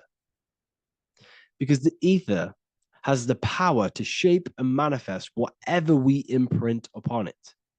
Every thought is a vibration interacting with the ether and actively shaping our reality. The ether, you could see it as the codes to physical reality. It's like an energetic blueprint which surrounds all physical objects. It is the life force that gives life to all things. All energy comes out of the ether and returns back to the ether. Energy, it's 0 point energy, and it is an infinite source of energy. So this is why they hide the ether, because whatever our mind can imprint onto the ether, we can create into a reality. And we imprint the ether through thought and imagination. The mind holds the power. The mind is the very source of reality. The material realm is not separate from the mental realm. Rather, it is intricately shaped and influenced by it through the ether. This subtle, all-pervasive medium bridges thought and matter, allowing consciousness to mold and manifest the physical reality. To transform our lives, we must first transform our minds. True change begins within, as our thoughts, beliefs, and perceptions shape the reality we experience. By shifting our mindset, we unlock the power to reshape our world and recreate the life we desire. This is the power of the mind, and this is the power that's been hidden from you. We're not taught these things in schools for a reason, because they don't want us all to be conscious creators. Instead, they feed you your beliefs. They feed you your thoughts through the music, through the entertainment, through the movies, through the news. They're controlling your thoughts with this information. They're installing beliefs and information into your mind. So you are producing their reality. But this is what we need to stop. We need to take control. We need to stop consuming their music, their movies, their information, their news, because all of this is contributing towards your reality. They have the collective consciousness at the tip of their fingers. They do not create the world. We create the world by believing their beliefs and their thoughts and installing their information into our minds. You see, it's mind over matter, and most people live in matter over their mind. Most people let matter, the external circumstances, dictate their mind, when it should be the other way around. It should be mind over matter. This is the mental plane. This is the astral. This is the etheric. This is the physical. The mind holds power over the emotions, over the imagination, over the physical, and over our spirit. It holds power over everything. It's mind over matter. It's the mental body that we must transmute and change. Most of us live in a chaotic state of mind, and this is what we must change. Turn chaos into order. So we need to be mind over matter. We need to install this belief into our subconscious. I, Harry B. Joseph, have created the ultimate esoteric school on the earth. As a member, you'll gain access to live mentoring calls twice a week, along with new lectures, books, and exclusive content released every week. Additionally, you'll have a full access to all my life-changing programs. If you're ready to transform your life and start your journey today with me, join Ethereal University. These are the campuses. We have the real lecture sections filled with lectures that you can watch. Manifestation Mastery, which teach you exactly how to reprogram your subconscious mind so you can live that reality. Sexual Alchemy, the path to empowerment of how you can transmute your sexual energy. The Real Library, where you gain access to powerful esoteric books, PDFs. Symbols of Secrets, an amazing course. The course that allows you to see beyond the veil that has been pulled over your eyes. The language of symbolism that secretly rules the world. I teach you how to read symbolism. Esoteric Exchange, live calls. You get to rewatch all of the old live calls. Mindwave Hub, this is a place of binaural beats where you can listen to infinite amounts of binaural beats. So you can meditate to them. meditation section, numerology, health section, and electromagnetism.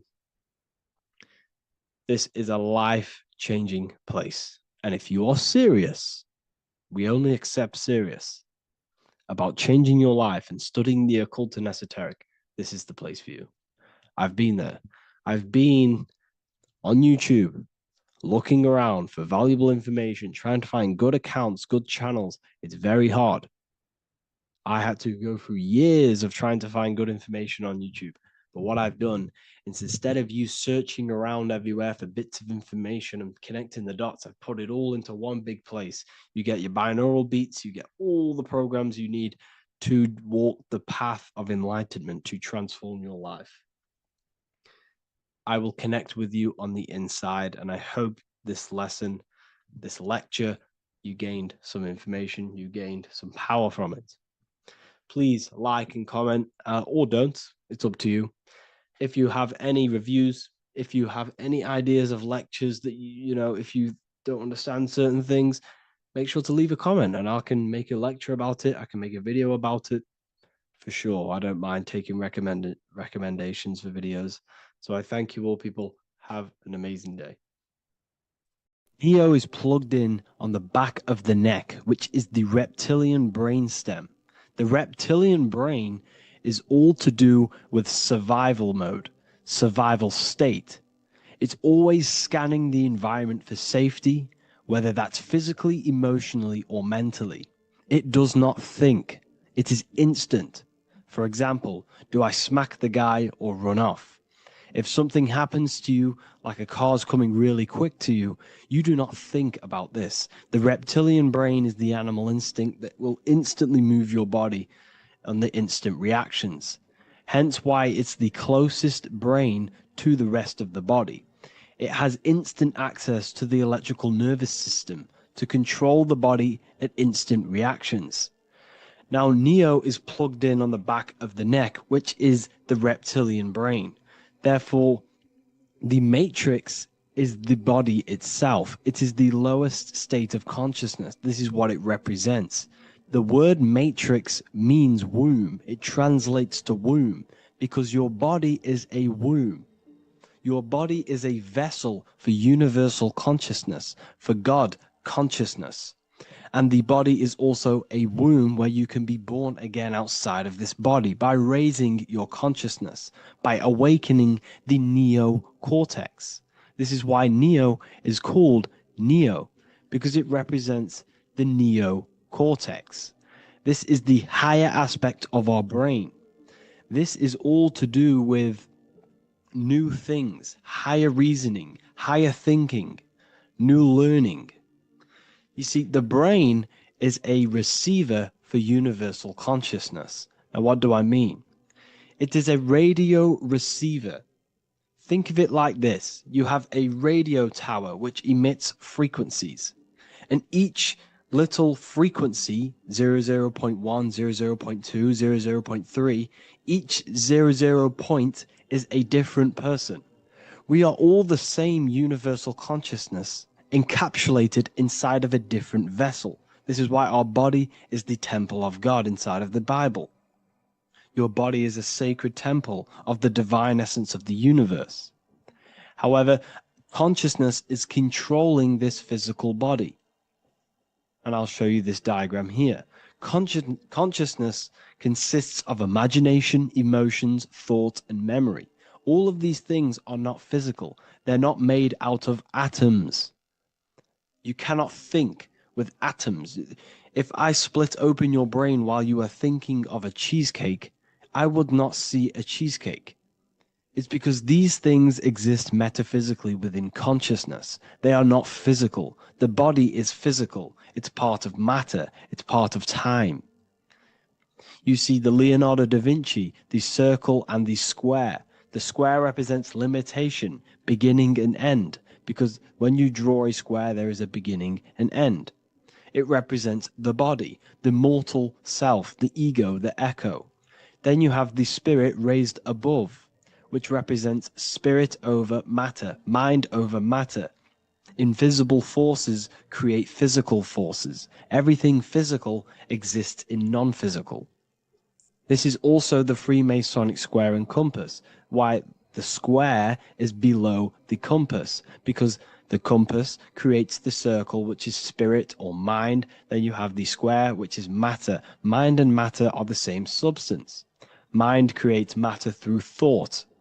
Everything in this physical universe manifested through thought.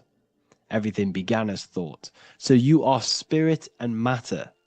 You have a material body and a spiritual body. And you are right in the middle. This is why humans are very, very important. Because we have an animal nature, the reptilian brain, and a higher consciousness, the neocortex. And we must awaken out of the matrix, which means womb, which is the body. And neo is waken up from the lower self, the reptilian brain, and moves into the neocortex. Because the brain is a radio receiver for consciousness. Now, what do I mean? I went over this before. Your consciousness is controlling the brain. The brain is a computer. And when our consciousness, our imagination, our emotion, our thoughts, and our memories are all contributing towards just survival things, food, safety, fear, all of these things, and our consciousness is locked into a survival state, we are using the reptilian brain. We're no longer thinking. You don't think with the brain, but the consciousness is thinking, which activates the different parts of the brain.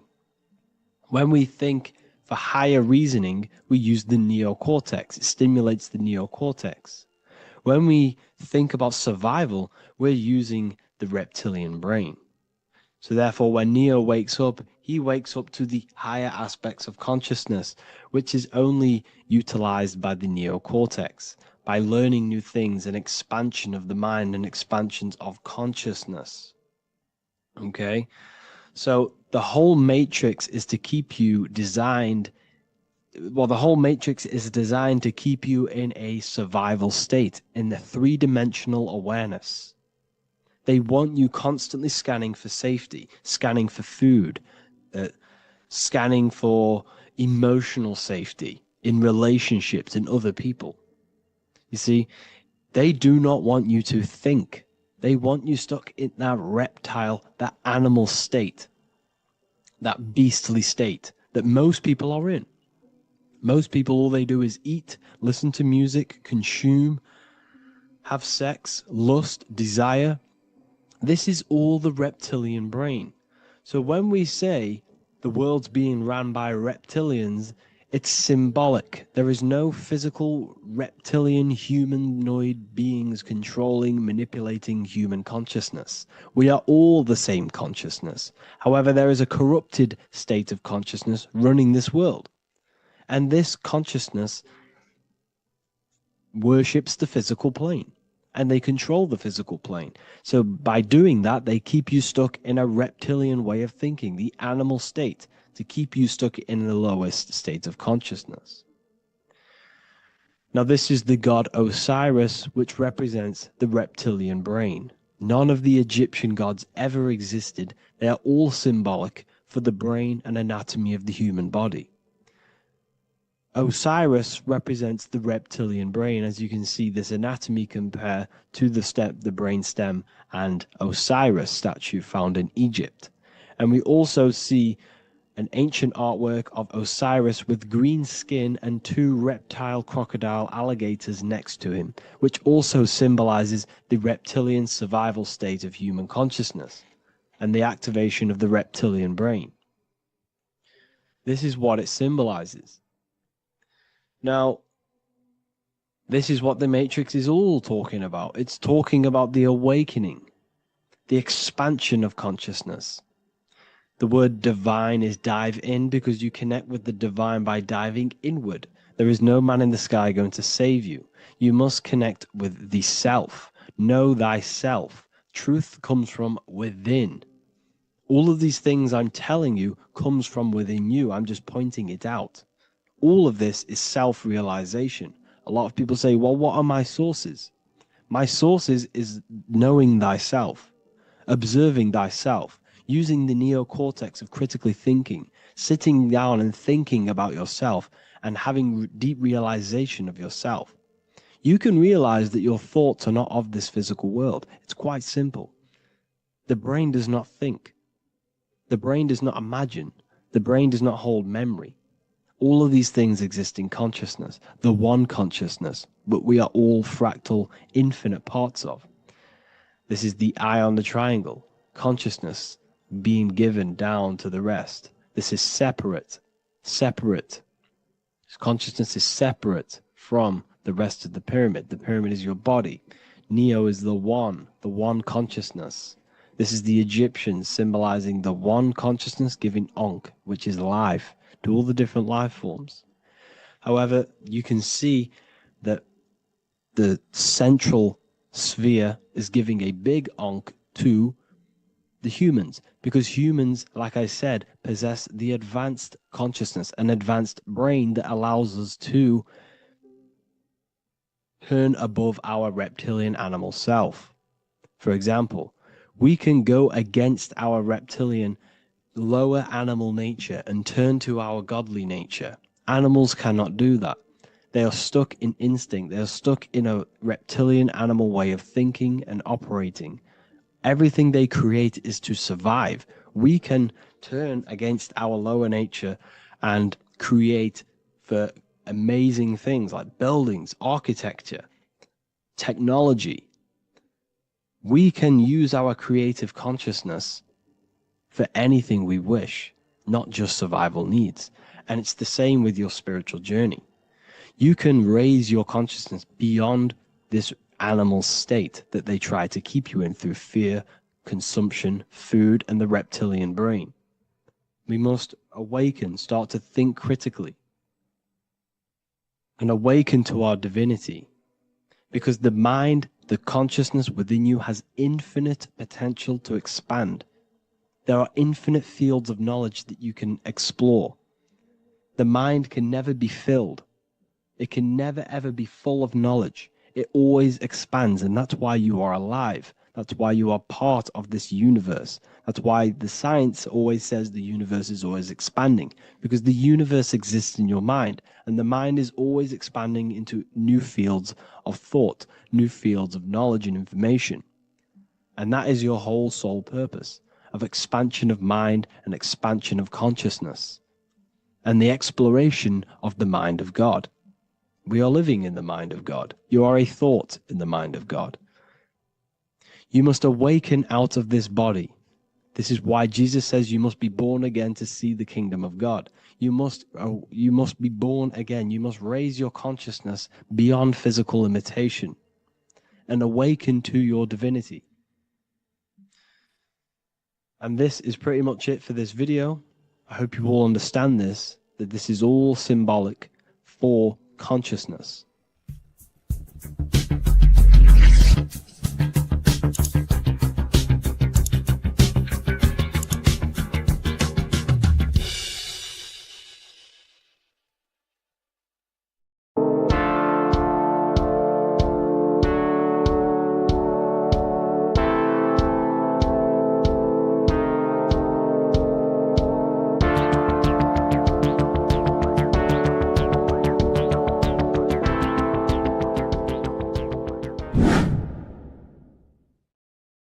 What's good, people? We're back with another video. This is going to just be a quick video. Manifestation, magic, bending reality. So let's jump straight into this. So you have a conscious and a subconscious part of your mind. The conscious is what you're conscious of, what you're actually doing, where you can choose or not. However, the subconscious is the part of your brain which is automatic. So all of the systems in your body, like the digestive system, your heartbeat, these are automatically being ran. And you do not have to tell these systems to do anything. You do not have to consciously tell your heart to beat. It's automatically doing it. And this is what the subconscious mind is controlling. It's like the dark aspect of your brain or your mind. It is the way bigger aspect of your mind. Okay, it controls all the systems in your body. Okay, And this is where all of your programs are. So when you're in it from your childhood, what you've learned in school, all of these things are being kept in your subconscious, maybe traumas and stuff like that. So the subconscious is the female aspect, and the conscious is the male aspect, because the male is all about action and doing, and the female is more about creation, creativity, intuition.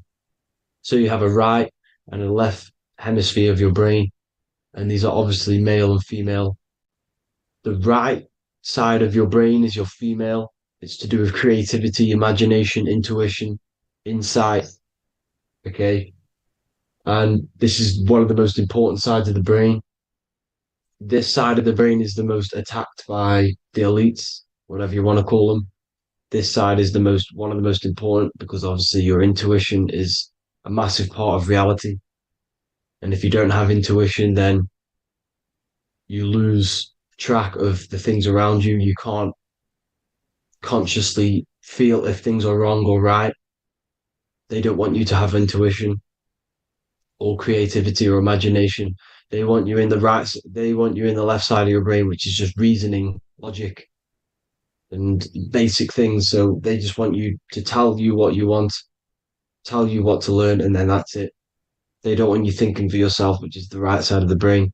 So whatever the conscious side of your mind impresses the subconscious side of your mind.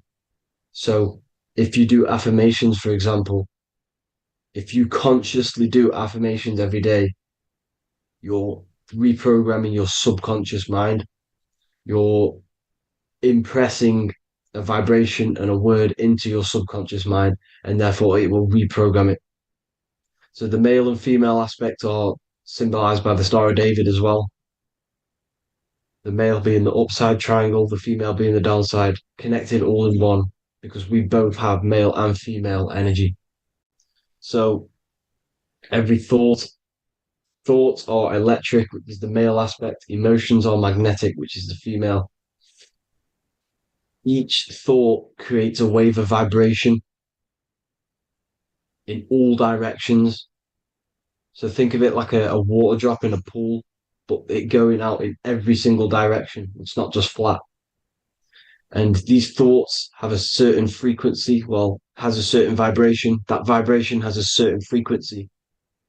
And this affects your aura. Every thought, every emotion directly impacts your aura and the strength of your aura. So if you're angry all the time, your aura in the astral plane will look red. However, if you're happy, it'll be more like blue and green. So it's very important. Your electromagnetic field is created out of your emotions and thoughts. And that affects reality, because you're 60% water, and frequency and vibration create certain patterns and has a certain effect on water. We'll get into that after this slide. So each thought that people are thinking around you, you are actually subconsciously picking up these thoughts, because it's emitting this vibration in all directions. So this is why you can pick up thoughts of other people on the odd occasion. However, when you're more in tune with your intuition, your right side of your brain, you can start to pick up on vibrations, thoughts, and other people's auras. You can pick up on the energy once your third eye is open, and you know whether you should be in that environment or not. This is what we call an atmosphere. When we go into a room and you can feel the tension, if someone's been arguing, for example, this is the atmosphere, this is the vibrations, these are people's auras emitting these certain frequencies and vibrations. Okay, so our aura is contained of multiple layers. Obviously, we have the physical body. This is the electromagnetic layer. However, you have the different planes of existence: the spirit, mental, astral, etheric, and then physical. The physical is the lowest plane of existence. And the physical plane is a product of all of the planes above. So the mental impresses on the astral impresses into the etheric, and then the etheric creates the physical object. So the mind is the root cause of reality. The mind is the cause of everything. Your consciousness is pure cause. There's no effect. Everything you see in this reality is the effect. Everything that you experience is the effect, because the root cause was the mind. The decisions you made you experience that certain experience. And that decision was created on the mental plane. And this is just pure thoughts. And thoughts are things. If it exists in your mind, it is a thing. It's a certain frequency. So if you have a certain level of thoughts, if you're thinking positive, for example, you're going to have a strong aura, you're going to have a higher vibration. And that attracts like. Like attracts like when it comes to thoughts and vibrations and electromagnetism. So if you're thinking positive all the time, speaking positive, doing positive, you're then creating a higher vibration, and that's going to attract people on that similar frequency to you. Everything is electromagnetism, frequency, and vibration. Everything. You see, so this is why, for example, if I put my hand to a TV screen, if my finger was the same vibration as the TV screen, it would go straight through it. However, the particles in my hand and the particles on the TV screen are two separate vibrations, and this is what causes the friction to stop and not my finger to go straight through it. So, like I said, when you don't feel the vibe of someone, when you don't feel right, you don't really get along with someone, this is a vibration. Your vibrations are not matching, they're not similar, they're two complete different vibrations, and they're not aligning properly. So music has a massive part on this. Music is a massive, massive tool for the elites because music is frequency. And in 1975, the musical instrument are all tuned to 440 hertz. So Spotify, Apple Music, most of the music on YouTube is all set to 440 hertz. And 440 hertz is not divisible by 3, 6, or 9. And when you can't divide a frequency by 3, 6, or 9, it's not a natural frequency. As you can see here, this is 432 hertz. This makes a nice geometric pattern. However, 440 hertz is a distorted pattern. So when you listen to this, this actually shuts off the whole right side of your brain. Like I said at the start, this is the most attacked side of your brain. It's to do with creativity, imagination, intuition. When you listen to 440 hertz, it shuts off the whole right side of your brain. And obviously shutting off all of these forms of your brain. Music is a very, very powerful tool for the elites because it's the only thing which can enter your soul or your ears without consent, your body without consent. Everything else has to be through consent. You choose whether to eat something, you choose whether to drink something, but frequency, you're going to hear it no matter what. This is why it's so powerful. And music influences the body in many different ways. It's the most powerful imitator of everything. It directly affects all listeners.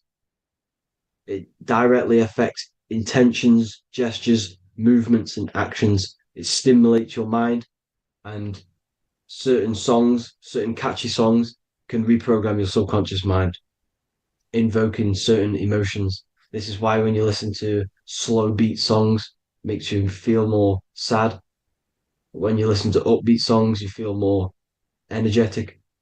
This is because these frequencies have a profound influence on reality and on how you feel. Because like I said, you are 60% water. And as you can see here, each frequency creates a different geometric pattern. And inside of you is 60% water. So like I said, 440 hertz is going to make a distorted pattern in your water. And this is going to have a profound effect on your emotions and your reality. So like I said, health is not just the body. It's you are made of body, mind, and spirit. You need to look after what you put in your body. You need to look after your spirit and look after your mind.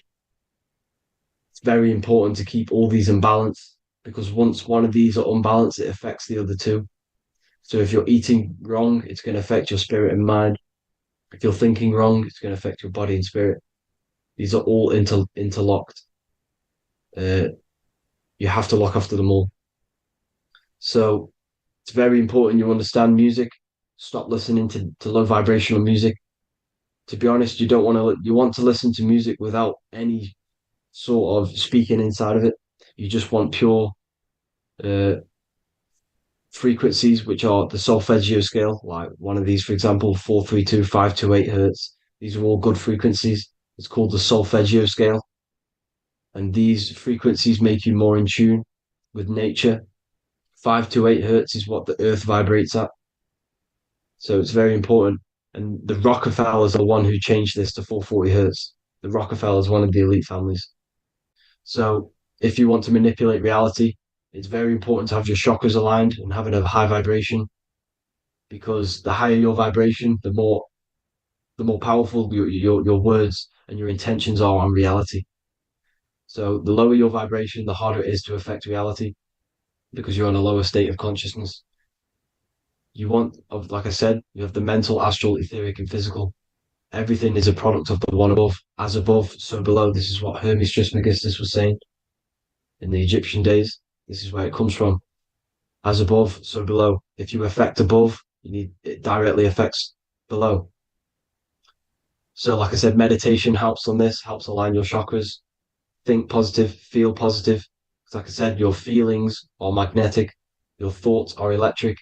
So once you combine these two together, you're then creating an electromagnetic frequency, and that will have profound effect on reality. So the law of cause and effect. So the law of cause and effect. Every effect has the root cause. Like I said, your mind is the root cause of everything. Every decision you make is having a different effect on reality. Everything happens for a reason due to the root cause, which is your mind. You choose everything that happens in your life. Okay. So it's very important you understand this and you constantly make the right decisions, the good decisions to have good effects on your reality. You have to be very conscious of this law, because nothing escapes this law. This is the law of all consciousness. So think about it. Imagine a massive ball of consciousness. However, off this ball are different sparks, and each one of these sparks are in each and everyone's body. This spark is governed by these laws, the law of cause and effect, the law of correspondence, the 7 hermetic principles. It's very important you understand this, because this mass ball of consciousness is what is obeying these laws, and everyone has this spark of consciousness inside their third eye. And like I said, everyone is the same consciousness. This is why if you do bad unto someone else, that will directly affect your reality. So if you hurt someone, it's going to come back to you in one way or another, because you are that same consciousness. This is like a mirror reality. As within, so without. Whatever you feel on the inside, you're gonna see that on the outside. You're gonna experience that reality, whatever you've impressed. So there's different ways to bend reality to your will. This is kind of a sort of magic. So obviously you have black magic, which is manipulating reality to harm and influence others, or to be very selfish. And then you have white magic, which is manipulating reality for the good of humanity. So you do have to be very careful with your intentions, people, when you're trying to manipulate reality, because this is nothing to be played with. If you are manipulating reality for the wrong reason, it's going to come and bite you in the ass in some way or another. Because everything is balanced. Everything balances out in this reality. Nothing escapes the laws. Not one thing escapes the laws.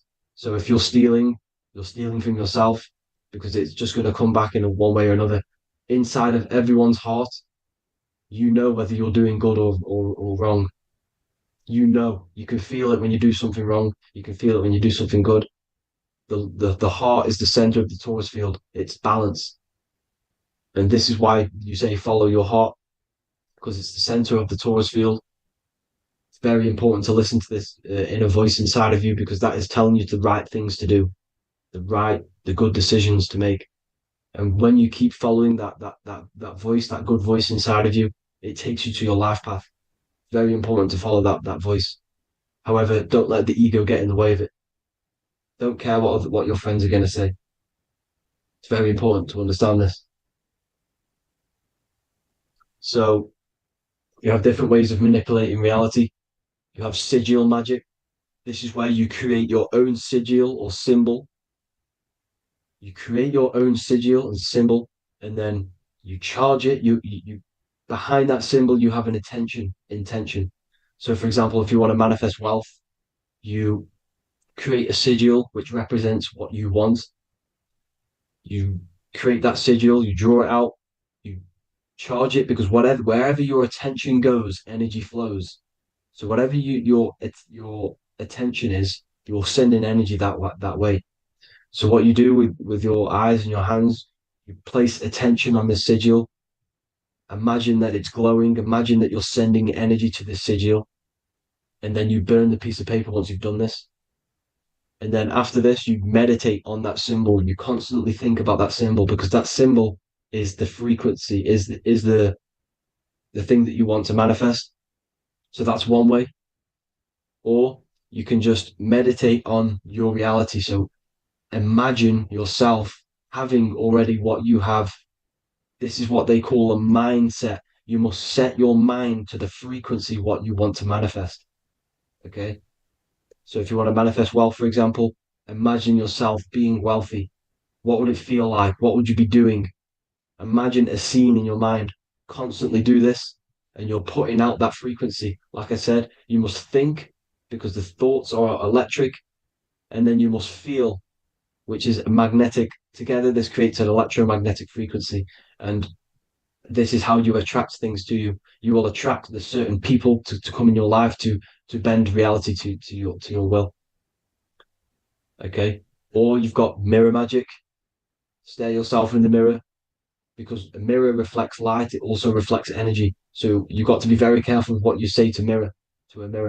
You've got to be very, very, very careful, because whatever you send into that mirror is directly sent straight back to you. So if you're thinking negative, you're sending negative energy back straight to you, and that's going to have an effect on your reality. Affirmations are very important, because your words are frequency, your words are vibrations, and each word you say has a certain frequency. If it's positively charged, it's going to affect you positively. If it's negatively charged, because like I say, your brain and your mind is like the director of energy. That's what your brain is. And it directs energy into certain things. You can either positively charge it or negatively charge it. And this brain is creating your reality constantly. It's manifesting your reality constantly in the present moment. So this is what the government knows. The government know your mind is the root cause of reality. This is why they call themselves a government. Government. The New World Order is not being manifested by them. They are controlling the information. They are controlling your perception of this reality. And they know the mind is the root cause of reality. Therefore, if they control your perception of reality and your information, what you believe, you're going to manifest that information, that perception. So we, the people as a collective consciousness, are the ones manifesting this New World Order. You see, so this isn't black magic. They're actually tricking us into manifesting their own their plans, this New World Order. You see, this is how smart these people are. They know how to get around the laws of reality. They know how to bend reality to their will without facing the consequences. They're getting humanity to do it. You see, there is a collective consciousness. As like I said, we all have that same spark of consciousness, right? So as a collective consciousness, we are on a very low vibration at the moment. However, we are waking up rapidly. There are more and more people waking up at the moment, and light always chases away the shadow. Light is a lot more powerful than darkness, you see. So one person waking up has a massive effect than one person being asleep. It has a profound effect. Because like I say, the light always chases away the darkness. It's more powerful. The light is always more powerful. High vibrations are more powerful than lower. So that's it for this, people. I hope you all enjoyed. This is a short, quick video. God bless you all.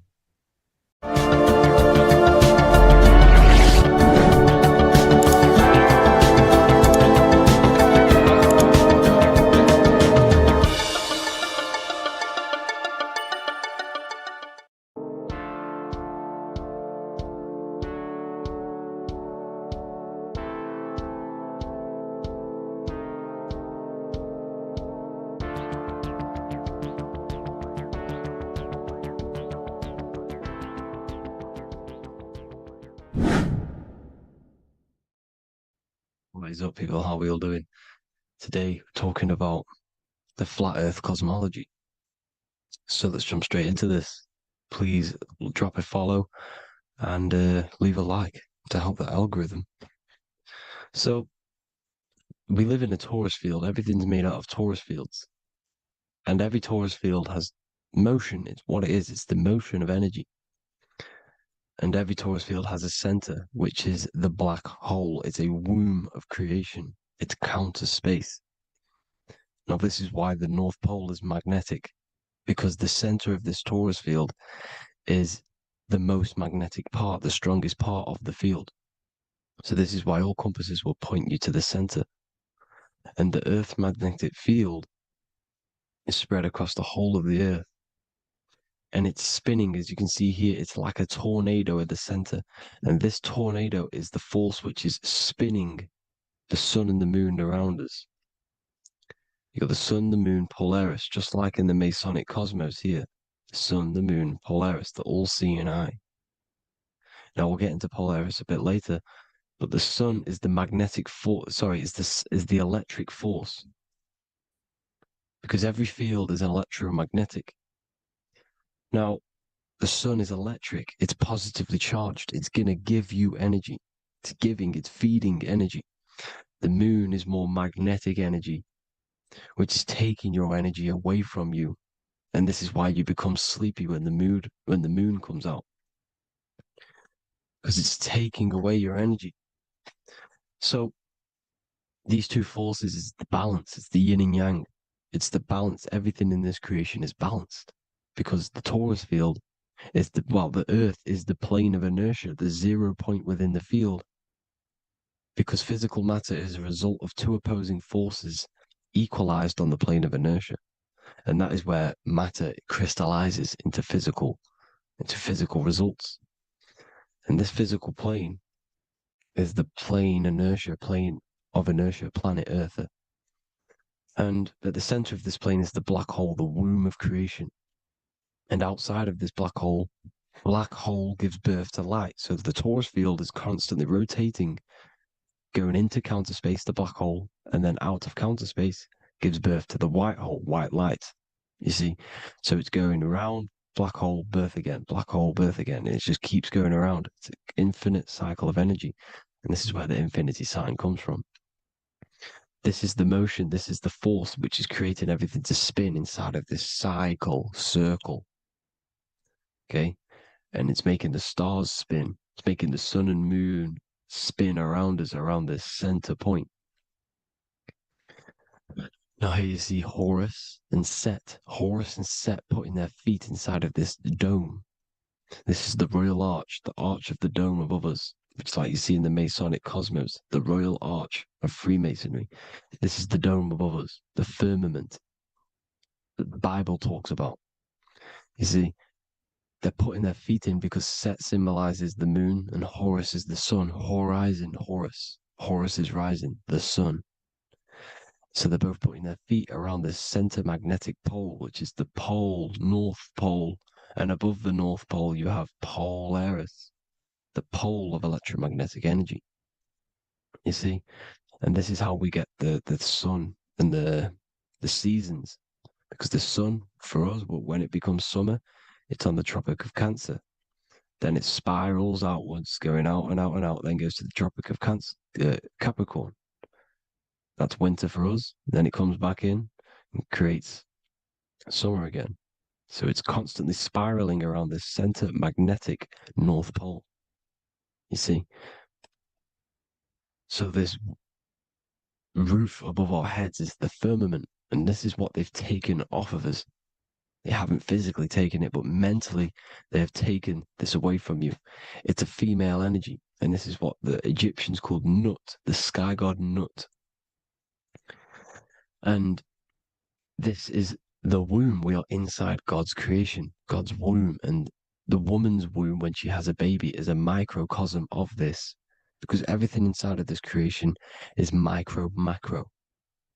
It's a reflection of the bigger things, as above, so below.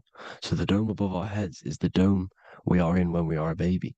And you can see the sacred geometry of it is the exact same. It's the dome. And when we are inside of the womb, the woman, the sacred maker, which is the M, the Masonic M. This is the G male symbol. The Masonic M is maker, mason, matter, male. She delivers the male, you see. She delivers the male because it's the maker, the female, the magnetic. The woman is magnetic in nature. The male is electric in nature. So when we are in this womb, the female, we are being fed by the center umbilical cord, by the center of the mother's stomach. We're connected to the center of the woman's stomach, just like we are when we are in the earth.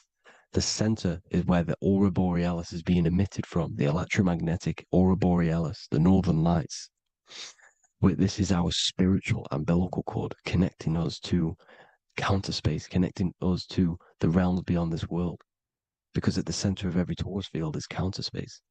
And at the center of the earth is our spiritual umbilical cord, and this is the earth's belly button, as you see. As above, so below. We had a physical umbilical cord, we have a spiritual umbilical cord, and this gets cut when we die, when we're cut away from the physical reality. You see, here's the ancient Egyptian tablet showing this female. You can see the hair, it's a female above us, because the female energy is nurturing, helping, looking after. And that's exactly what the dome is. It's protecting us. It's the Ark of the Covenant, the Ark covering us, you see? And this is what they've taken away from us. By you believing in space, it completely destroys the idea of this being a sacred creation. They've taken the roof off your head, whether if you believe in space, you believe that there's chaos, there's planets, there's asteroids about that could kill us at any moment. But this isn't true. They've made you fear your own creation that you're inside of. They've made you fear what's above you. You see, and it's to hide the power of astrology, the power of the lights in the firmament, which are constantly flowing through the ether. These powers which are above us are sending rays down to the earth, which are influencing our psychology and how we behave. And this is what astrology is. It affects human consciousness. It interacts with our consciousness. And there's a different energy every day because the planets are in different houses, different alignments. And this is, we'll go into this a bit deeper later on. So the world tree, this magnetic north pole, the pole of electromagnetic energy, was symbolized as a tree, the great tree at the center of the earth. You see? And this tree is symbolized everywhere. You can see here how the center person, this Egyptian person, is holding up the sky. This is the North Pole, the hyperboloid, at the center of every torus field. And this tree was in the Mayan cosmology. This is an ancient depiction. This is the torus field. There's the plane of inertia. Here's the center tree. Here's the tree in the center, the magnetic North Pole, the woman holding the stars. Here's the Hindu with the two birds symbolizing the sun and the moon revolving around this center tree. The Mayan tree, his Horus and Set around the North Pole. They all knew this flat earth cosmology. They knew these secrets. It's so sacred you understand the creation that you're inside of. Because if you don't, you'll be led astray. You don't know where you are. You're lost. You see? And here's the Masonic art with the rays of the stars coming down with the tree in the center. So it was personified as a tree. And we are in Asgard, Midgard, the middle garden, where there's good and evil. So the 7 layers of heaven, which is talked about in the Quran. Each planet has a different layer of the firmament, and this is the 7 layers of heaven, and these are our 7 layers of the energy centers in our body. So we start in the stars, so we are stars in a physical body. And this is why we say Mr., Sister, Fraudster, Sinister. Stir is star, and we are in the stars, and our star descends into the soul system, not solar system. And as we descend into the soul system, We enter Satan's kingdom, Satan's world. As it says in the Bible, Satan is the god of this world. Well, if you've been into my research for a while, you know Satan is Saturn. Saturn's world, because Saturn's the outermost ring. He's the Lord of the Rings. And you enter his kingdom, the kingdom of time. And this is why Saturn's the time god. As soon as you go past the rings of Saturn, you're now in the soul system. You're now in time. You're now bound by space and time. And you're bound to the earth plane, the heart. Earth is heart. It's a rearrangement, it's an anagram for heart. And the heart of the electromagnetic color spectrum is green, and that's why the earth is green. And above green is blue, and this is why the sky is blue. In order to go to heaven on the macro scale, you have to go through the blue sky, through the 7 layers of heaven. In order to reach heaven in your body, whilst you're here, you have to go through the blue chakra to your head, which is heaven. It's micro, macro. Everything is micro, macro inside of this creation. It's an ancient, I think this is a French image, piece of art from the ancient French, with obviously the 7 layers of heaven, which they all depict. And notice how it's like a dome. We'll go into this dome symbolization, the Royal Arch of Masonry, which is next. But these 7 layers of heaven give us the 7 metals, the 7 days of the week, the 7 diatonic tones, the 7 chakras, the 7 everything. It's God's favorite number. And this is why the Masons use the G inside of the compass, because the G is the 7th letter, and God starts with G. You see? So it's 7. God is 7. Here's another depiction of the heart, the soul system, the 7 layers of heaven. La fermente. You see, la firmament, with the stars on the outermost layer. Here are the 7 planets: Jupiter, Mars, la Sophie, the sun, la Luna, the moon. So Saturn. So we are in the heart of this soul system. In order to ascend, we need to ascend up our chakra system, reach 144,000 hertz, God consciousness, the God man. You have to unfold God man, master of the mind, mastery of the mind. So what are the stars? The stars make everything unique. The stars are constantly rotating around the center, magnetic North Pole, the tornado at the center, which is stirring everything. It's stirring the ether. The center is the ether, and the 4 elements are born out of this ether. There's 5 elements: ether, spirit, water, air, and earth. The ether gives birth to the 4 other physical elements, which the whole of creation are made out of. About them 4 elements. 4 is the number of stability. You know, a chair, a table has 4 legs. It stables things. It's a foundation, and these 4 elements are the foundation of this creation. You see, and this magnetic North Pole is stirring this, and the 4 vibrational states of the ether are the 4 elements. Now let me get back to the stars. I just wanted to give you that. The stars are being stirred around this center point. Center. It's stirring everything. And they're always in different alignments. Every millisecond they're moving in different placements of the stars. And the planets are called the 7 wanderers because they're not fixed. The stars are fixed. But the planets are called the 7 wanderers, the 7 layers of heaven, because they move faster and slower than each other. Each planet is slower and faster, has a different rate of speed it's moving. So these alignments are mixing in with the energies of the different 12 constellations. And this is why you have a unique characteristic. You have a unique look, a unique energy, a unique personality. This is because when you were born and you took your first breath, that energy which was in the ether, because the ether is all around you, and energy travels through the ether. The energy that the stars were casting down and the energy that the planets was mixing in with the 12 constellations was in the ether. So when you came out of the womb and your first breath, because breath is spirit, okay? So that first breath you took, that is the energy that is imprinted within your DNA, your soul. And you reflect that energy, you emit that energy. That's the energy that is with you forever. until you die, till this physical body dies off. And that's what the stars are. The stars are giving a unique energy, characteristic, personality to every living thing. Every dog, every cat, every animal has a unique personality because it was born at a different time and place in the sky. Okay, the stars are your destiny. Now, the stars are constantly changing as well.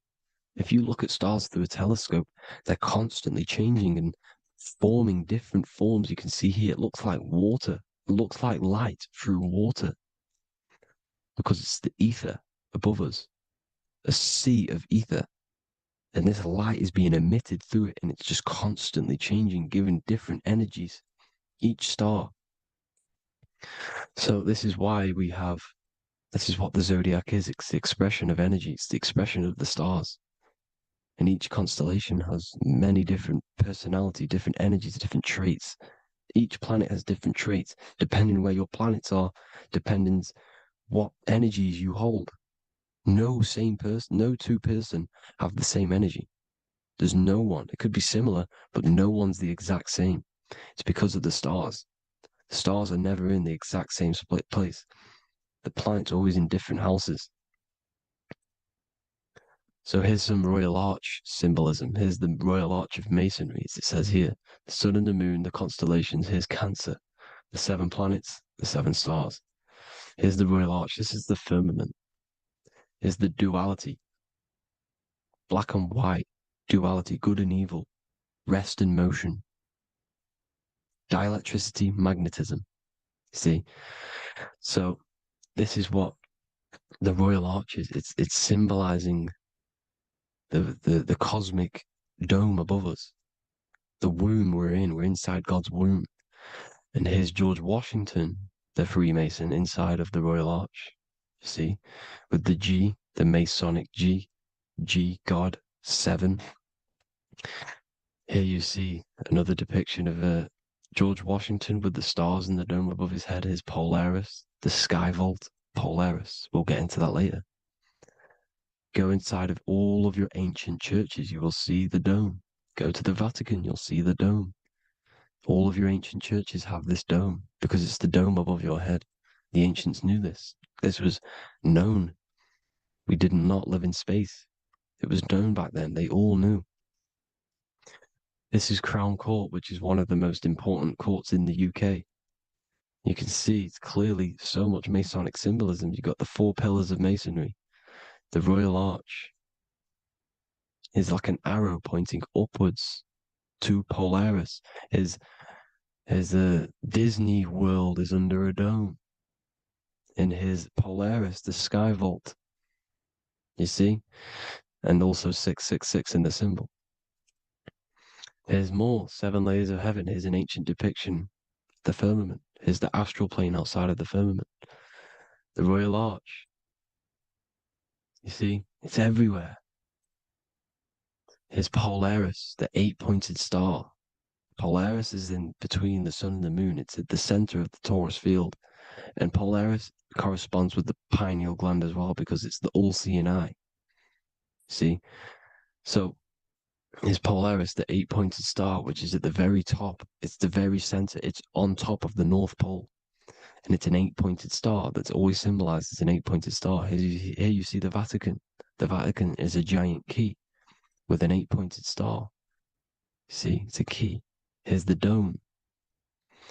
Here's the Space Delta, the USA Space Delta logos. Here you see the Egyptian god looking from the center of the North Pole, looking upward to an 8-pointed star, Polaris. An arrow pointing up to Polaris. Here's another, the bear holding a key with an arrow up to Polaris. 7 holds the key to Polaris. Here's an eagle holding a key above the North Pole to Polaris. Polaris, and here's another one. There's another bird, like a dragon, holding a key to Polaris. Because Polaris is definitely something to do with leaving this creation. Okay, maybe, I can't say for sure, but maybe it's to do with Ascension, and this is why the Vatican hold the key to the 8-pointed star. And this is why the space, well, we all know space is a lie, but they're showing Polaris. and its sacred symbology. Maybe it's to do with something leaving this creation, going to another. Here's some North Pole symbolism. As above, so below. You see the four seasons of the Big Dipper constellation going around Polaris. This is Polaris, this is the Big Dipper constellation, and this is the swastika. This image gives us the swastika, because all the symbols we use are created in nature. They're created somehow in nature. This is how we get them. As above, so below. This is the map of the North Pole with the four rivers, looking like the Big Dipper constellation. It's the Masonic, here's the ancient cosmology with the four, you see the four islands, Mayan cosmology, four islands. This is the alchemical symbol for Earth, four sections. The windows, because the center of the North Pole is a window to another dimension. The four lucky four-leaf clover, which is supposed to be lucky. It's just it's truth in plain sight. And here's Hitler looking at two flat Earth maps. So this swastika has been used for thousands of years, thousands and thousands of years. And it's symbolic for the most sacred land on this plane, the North Pole. Shambhala. Do some research on Shambhala, people. It's a it's a Hindu mythology about the sacred lands at the center of the earth. And it's known to be full of enlightened beings. And it's all symbolized at the center. You can see their paintings of Shambhala. It's all at the center, the North Pole. And it's known to be the most godly place ever, because it takes you to a portal to the higher places. And maybe this is something to do with Polaris, connecting you to this sacred land at the very center. But anyways, people, thank you all for tapping in. Hope you all learned something. Have an amazing day. Please follow, subscribe, like, all the links in the description for the courses, the PDF. Please have an amazing day. God bless.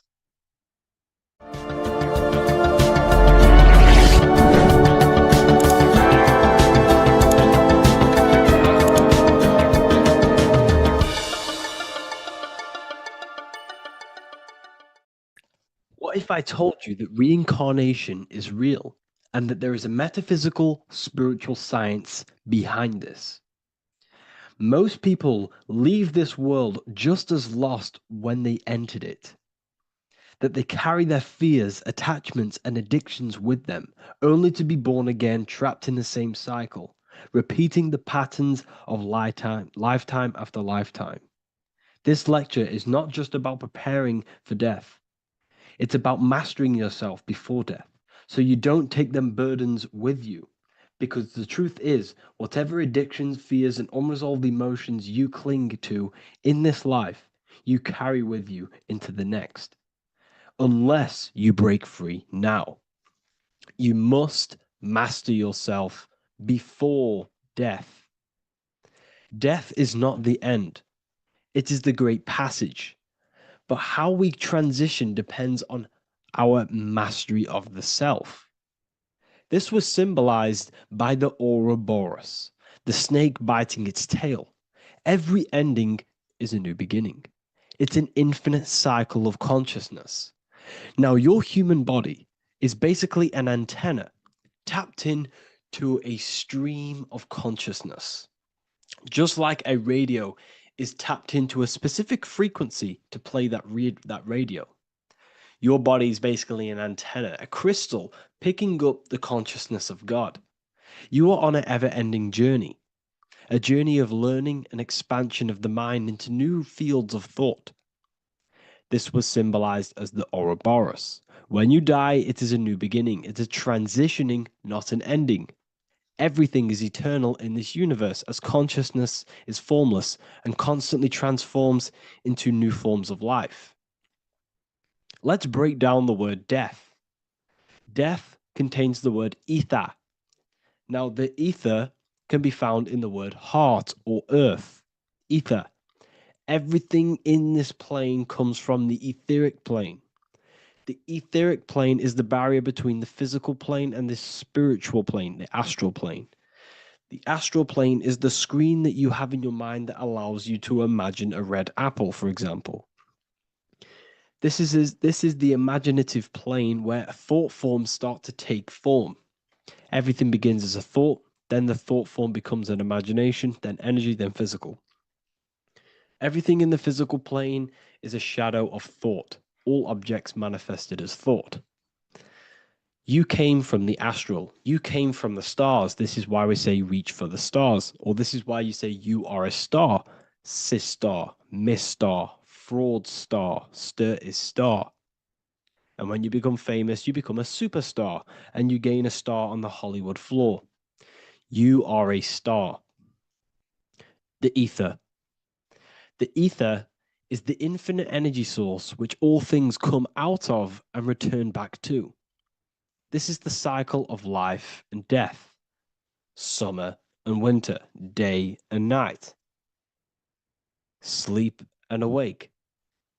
The ether is the infinite energy source which all things come from and will return back to. Okay, sorry about that little error.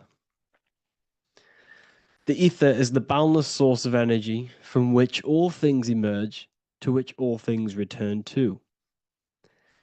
We can see this in the cycle of the sun. The sun does this wave of creation.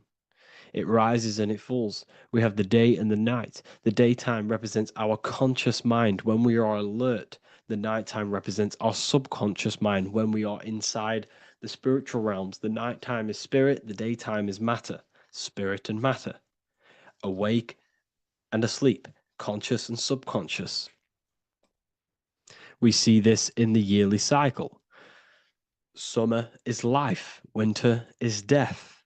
Spring is the morning, summer is midday, autumn is evening, winter is the night. Everything is a macro and a micro cycle of being born out of the ether and returning back from life and death. Life and death is manifested within the cycles of the sun and everything outside of you, as within, so without. This is why we say sleep is the cousin of death. The macrocosm is death, the microcosm is sleep. Every time you go to sleep, you are essentially it's a miniature death. You're entering into spirit and then returning back into matter in the morning when the sun rises. Everything is a reflection of the macrocosm cycles. Preparation for death.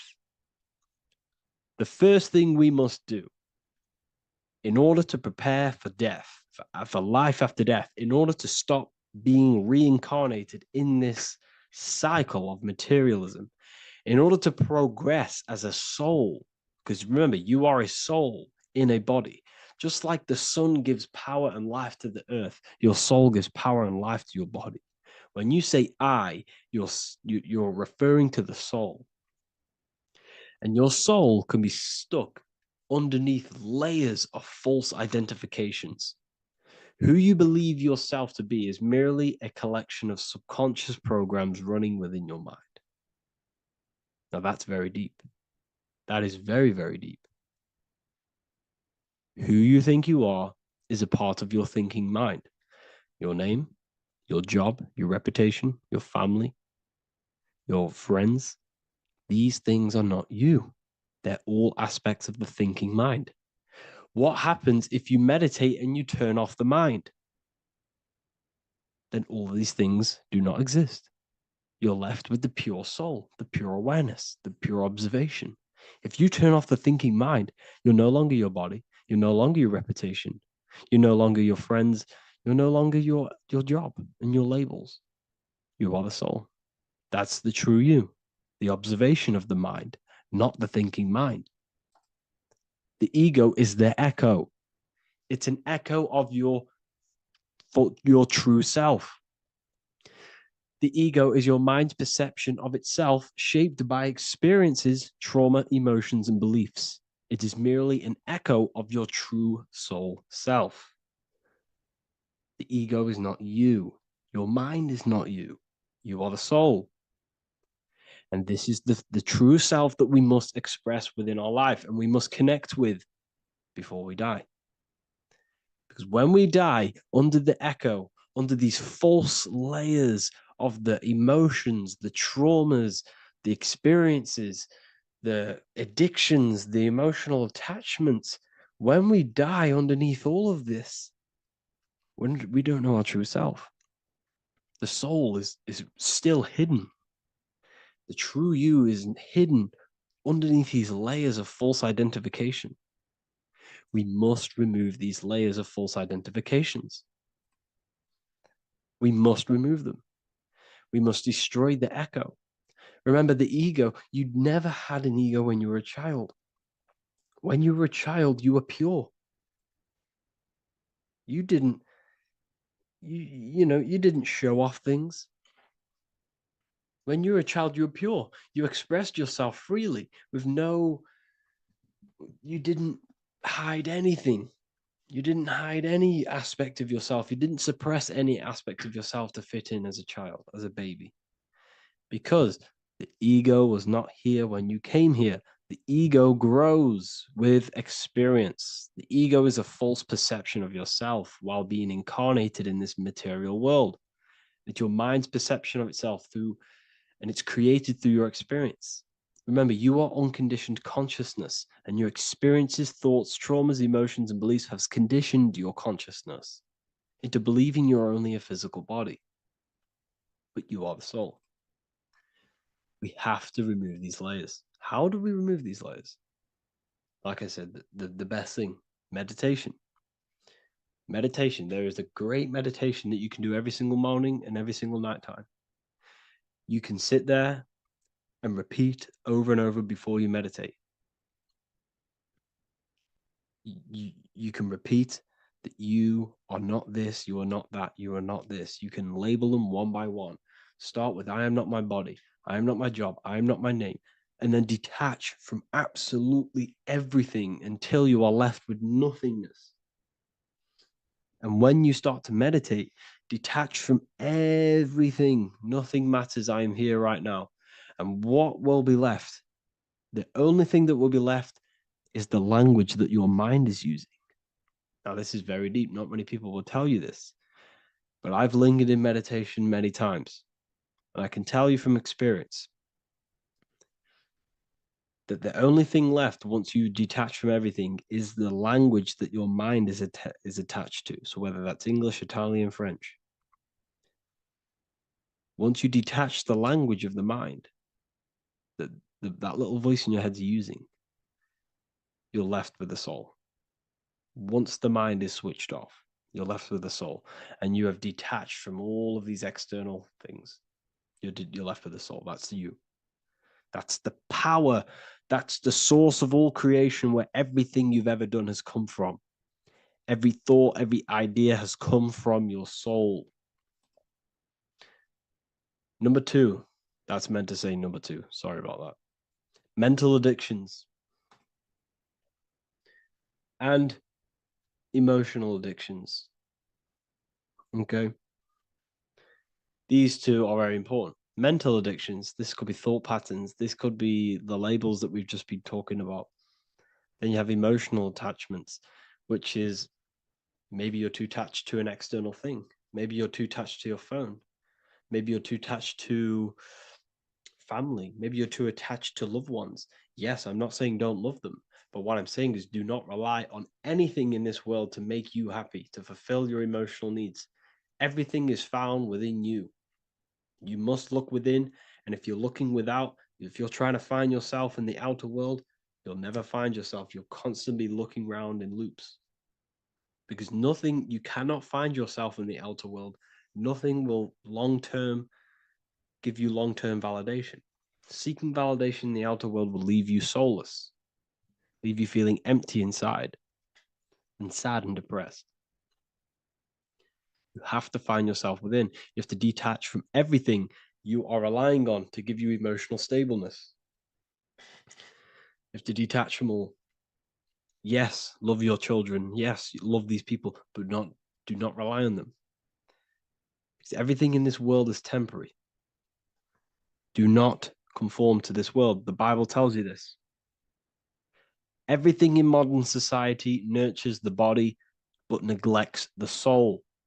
They keep you addicted to as many things as possible, Smoking, you have to detach. Drugs, you have to detach. Alcohol, detach. You cannot rely on anything. This is why this path is very, very difficult to walk. But I'm showing you the way. These are the things you must do before death. You have to detach from absolutely everything. If you die and your mind and soul is still addicted to these worldly things, then you guess what? You're going to reincarnate. You're going to reincarnate because your mind is still thinking about these material earthly things. And if you are operating in that vibration, you're going to project that vibration and come back here. You have to detach. You have to master the soul and master the mind. Like I said, the matrix is designed to keep you addicted to as many things as possible. Your phone, food, smoking, drugs, alcohol, clubbing, all of these things. Everything in society is made to trap your soul and reincarnate in this world. That's why it's very, very, very difficult to walk this path. Very difficult. Matrix, matter tricks. John 2:15 to 17. Do not love this world, nor the things it offers you. For when you love the world, you will lose God. Do not love this world, nor the things it offers you. Do not conform to the pattern of this world, but be transformed by the renewing of your mind. Great quote. Do not conform to the pattern of this world, but be transformed. Let this world transform you. Learn from this, expand from this, but do not be mentally and emotionally attached. Okay? What good will it be for someone to gain the whole world yet forfeit their soul? Like I said, everything in the Bible is telling you the truth. You just got to read it correctly. This is spirituality. This is spirituality. The Bible is spiritual. It's a spiritual text. We must disconnect from everything outside of us and connect with the true soul. Here we have the Egyptians showing you the soul leaving the body. Here we have the soul here. Here we have the Masons showing you the soul coming out. The soul is real. You are the soul. And when you leave this physical plane, you will go into the astral plane. That's where you came from. You came from the astral. You came from the stars. You incarnated into this physical body. Your consciousness fell into this material form to experience limitation, to experience a 3D world. So in order to ascend properly before we die, we have to let go of all the attachments. Every addiction you have, write them down. And one by one, tackle them. Before you die, you have to, or else you will reincarnate. This is the teachings of Egyptians. This is the teachings of Masonry. All of these addictions contribute towards life after death. Everything must be controlled. And we must be attached to the soul. I'm not saying I'm perfect. I'm not saying I'm perfect, people. We're all not perfect. We're all under psychological operation by the government. We're all in a very difficult situation with this awakening. I'm simply pointing out what I know from my journey and what I've been learning through occultism and research and reading lots of books and many different things. I'm on this journey just as you are. Maybe I'm further. Maybe you're ahead of me. We don't know.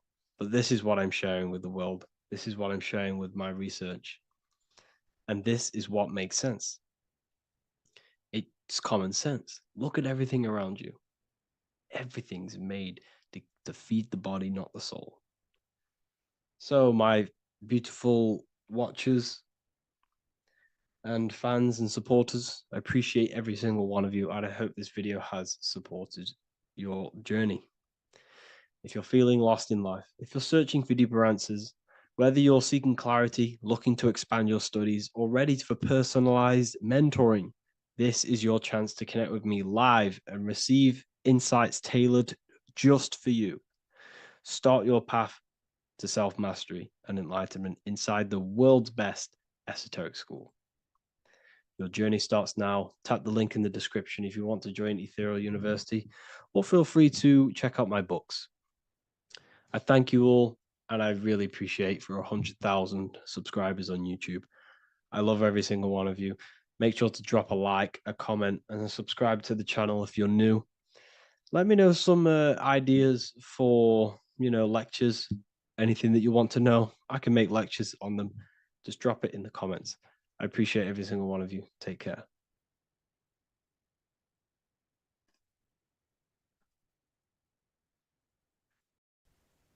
As above, so below. This is one of the most crucial teachings within esotericism, occultism, or what we like to call it today, spirituality. I don't like calling it spirituality because it's not spirituality. I teach human consciousness. I teach the science of you and your consciousness alone and your being. And in order to fully understand you and this world around you, you must understand this number one principle of as above, so below.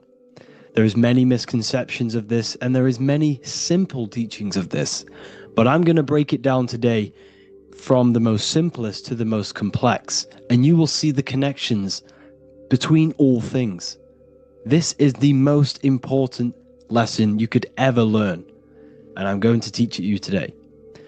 So what you must understand is with the term as above, so below, it applies with everything you see in this world and about yourself. We have something called the macro, which means the bigger scale. On the bigger scale, we have the whole earth. If we look down from the sky on top of rivers, this is what we see. We see this tree pattern. Then on a smaller scale, we see trees have the same pattern. Then we look even closer. We're going smaller and smaller into the leaves of the tree. We see the same pattern. Then we go even more micro into the human brain and look at the human brain cells, and we see the same pattern. This is proof this is a fractal universe, and everything is in the micro is reflected in the macro. As above, so below. As within, so without. On the macro is a reflection of the micro. So now that you understand this, we can go a bit further. A yearly cycle of spring, summer, fall, winter is a macro. A micro is a daily cycle. So a day is a mini year. The summer is the midday. Autumn is the evening. Night is the winter, and spring is the morning. This is a macro, a reflection. We have a miniature cycle of the zodiac every single day. And this cycle is also reflecting the cycle of life and death. We live, we are born, which is the spring. We live, which is the summer. We then age, which is the autumn.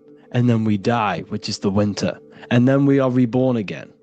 This is the cycle of life and death, and you do this every single day. You see, death is a macrocosm of sleep. This is why we say sleep is the cousin of death, because you die every single night. You do this process of life and death every single day. As above, so below.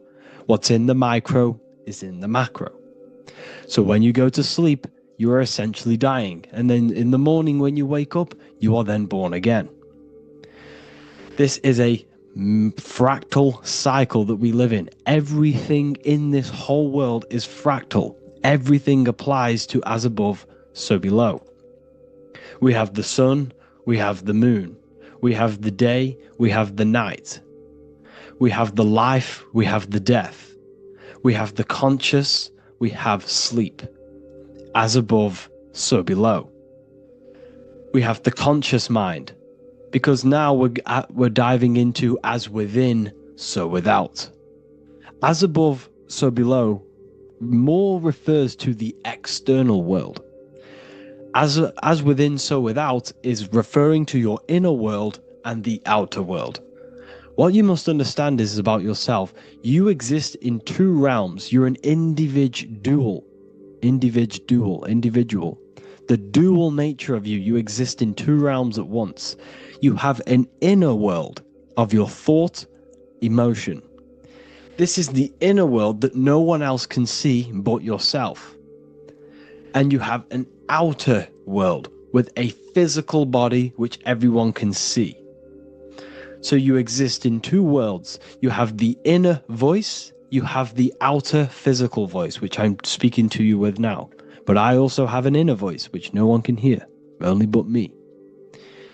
So you exist in the light and you exist in the darkness. The sun represents your external self, your physical, conscious mind. The moon represents your shadow self, the inner self, the psyche self, the spirit self. There is an as above, so below. The sun is within you. The moon is within you. Everything is within you. Now that you understand as above, so below, what is your body? Your body is a miniature earth.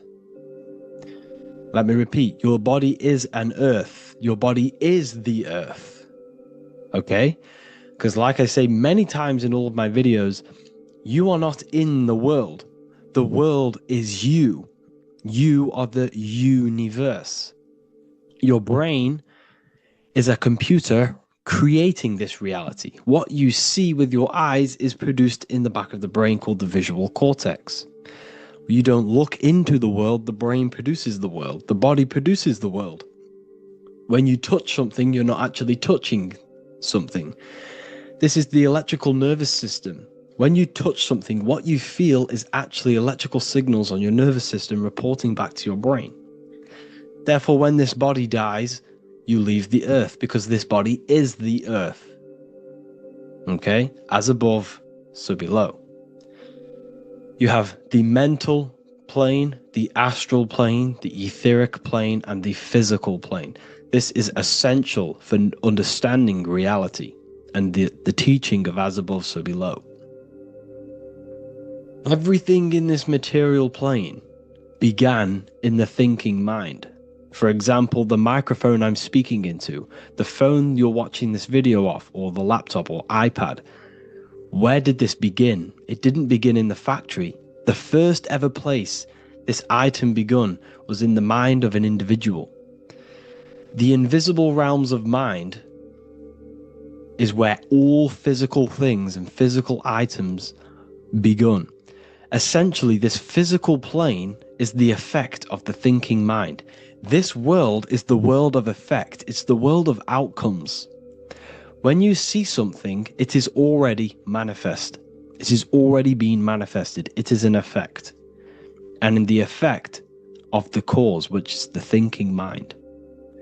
Therefore, the mind creates thoughts, which is the mental plane. Then after thoughts creates imagination, which is the astral plane. These two are spiritual. They are non-physical. So spirit kind of means non-physical. Then you have the physical planes, the etheric and the physical plane. As above, so below. What happens in the mind is manifest on the physical plane. Like I said, the phone that you are holding, it was a thought, and then it brought down into a physical reality. As above, so below. You change the mind, you change your reality. Your environment, the word environment has ment in it because your environment is mental. So now that you understand this, so what is the world around you? The world around you was created by the mind of God. It was manifested through God's thought. So you are living in the mind of God. You are a thought in the mind of God. God thought you into existence. But like I said, we are all fractals. Everything is fractal. If God exists, this means that you are God, as above, so below. God created you through the thinking mind, and he gave you a thinking mind. So God created the macrocosm, God created the macro, the whole world. He designed the whole world, the sun, the stars, the moving. He designed this. But then he gave you the thinking mind to design your own life and create your own life in his world. You are a microcosm of God's macrocosm.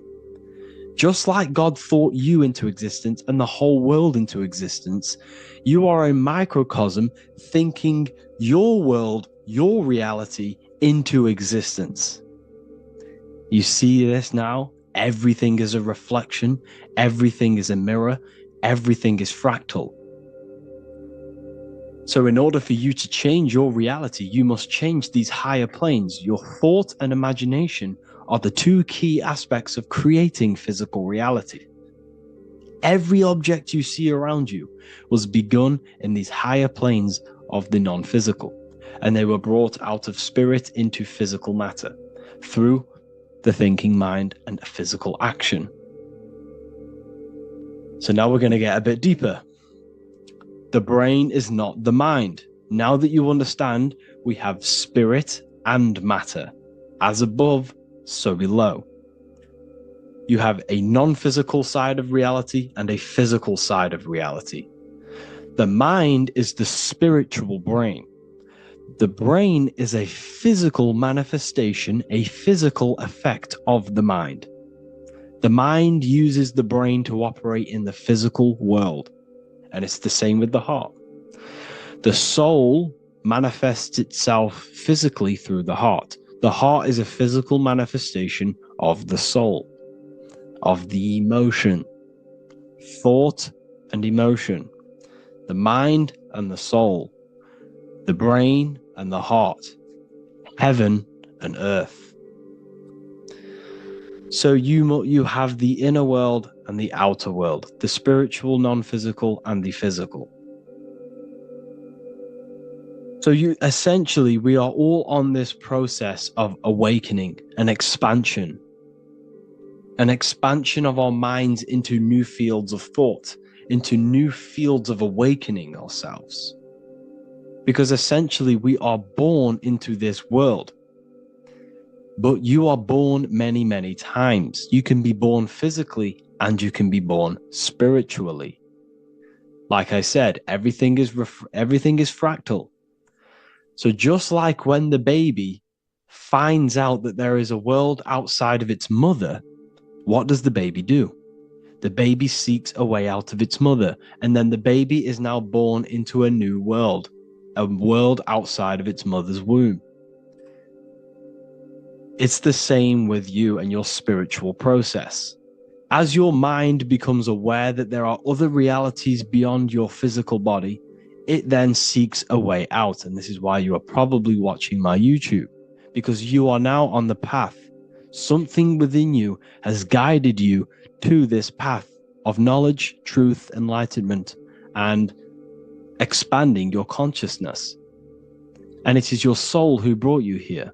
Your soul speaks through emotion, like guidance. Emotion is the language of the soul. When you feel very bad, this is your soul telling you you're not in the right place. You're doing the wrong things. Because the soul is always unfolding its purpose, which is expansion and learning. That is it.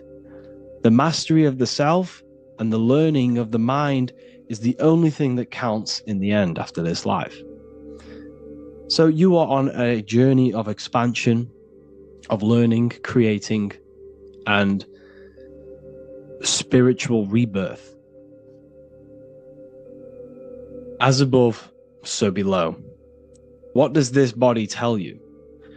When I see someone overweight, I don't see the overweight. I don't see the body. I see the mind. I see an undisciplined mind. I see a mind that lacks self-control. I see a mind that seeks external validation. That's what I see when I see an overweight person. I don't see his body. I see the result of his mind. Because what does the Bible tell you? You shall know them by their fruits. It's the same saying as above, so below. You shall know them by their fruit. The fruit is their manifestation. Your body is a direct correlation and manifestation of your mind. Your inner world projects your outer world. As within, so without. As above, so below. Now, what do you see when you see this man's body? I see discipline.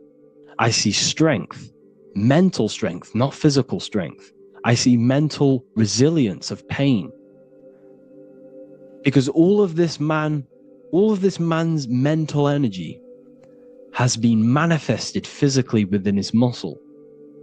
This body is a direct manifestation of this man's mind's pain and suffering, and it shows discipline. This is why people instantly respect you if you are in shape. You walk into a room and you are in shape, people will instantly give you respect because they know that you are mentally disciplined. The body is a reflection of your inner world, and it's the same with your friends, your family, your connections with people. If you think about yourself very negatively all the time, and you don't have a good connection with yourself, you don't have a connection with your true self, this will manifest into every single relationship you have in your life. If you don't have a good relationship with your inner self, you don't have a good relationship with the people and the friends around you. Because as within, so without. If you think negative about yourself, you will only pick up the negative in other people. If I think very highly of myself and I think very happy and good things about myself, I will then see the good things in other people. Because it's as above, so below. As the inner world is, so is the outer world. It's the same with your life circumstances. Your life is a direct correlation of every thought you thought in the past. If you possess millions of pounds, millions of dollars, this is because you have thought this into physical reality. You live the life you are deserved. You live the life that you manifest through your thought. If you live a very poor life, this is a reflection of your mind. This is a reflection of what you have thought into physical existence. Because like I said, everything begins in the mind, as above, so below. And this is even present within the body. So where is the head? The head is at the very top of the body. And where does all manifestation begin? In the mind. That's where the mind is, in the head. And then the thoughts we think travel down the body into the heart, which is the emotion. Every thought we think is in the emotion. Every thought we think creates an emotion. This emotion then drives the action. Where does the action come from? The feet, because the feet move our body. We move with our feet to take action. Our hands. You see, so the body is even a micro reflection.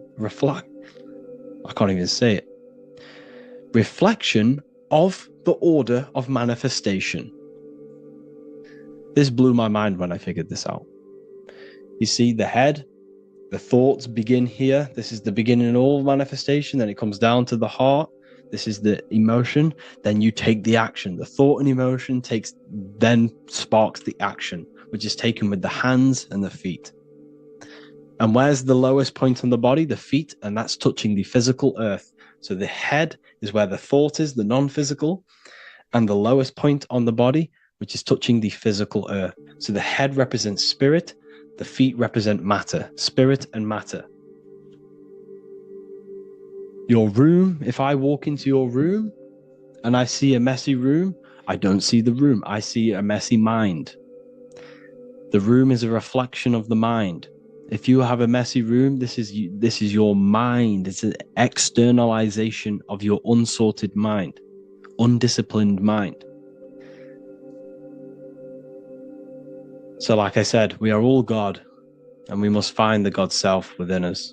And I teach all of this inside the Book of Wisdom, Volume 2. This is not just a book, this is a revolution. This is the beginning of a new age with this book. If you have read it, I congratulate you.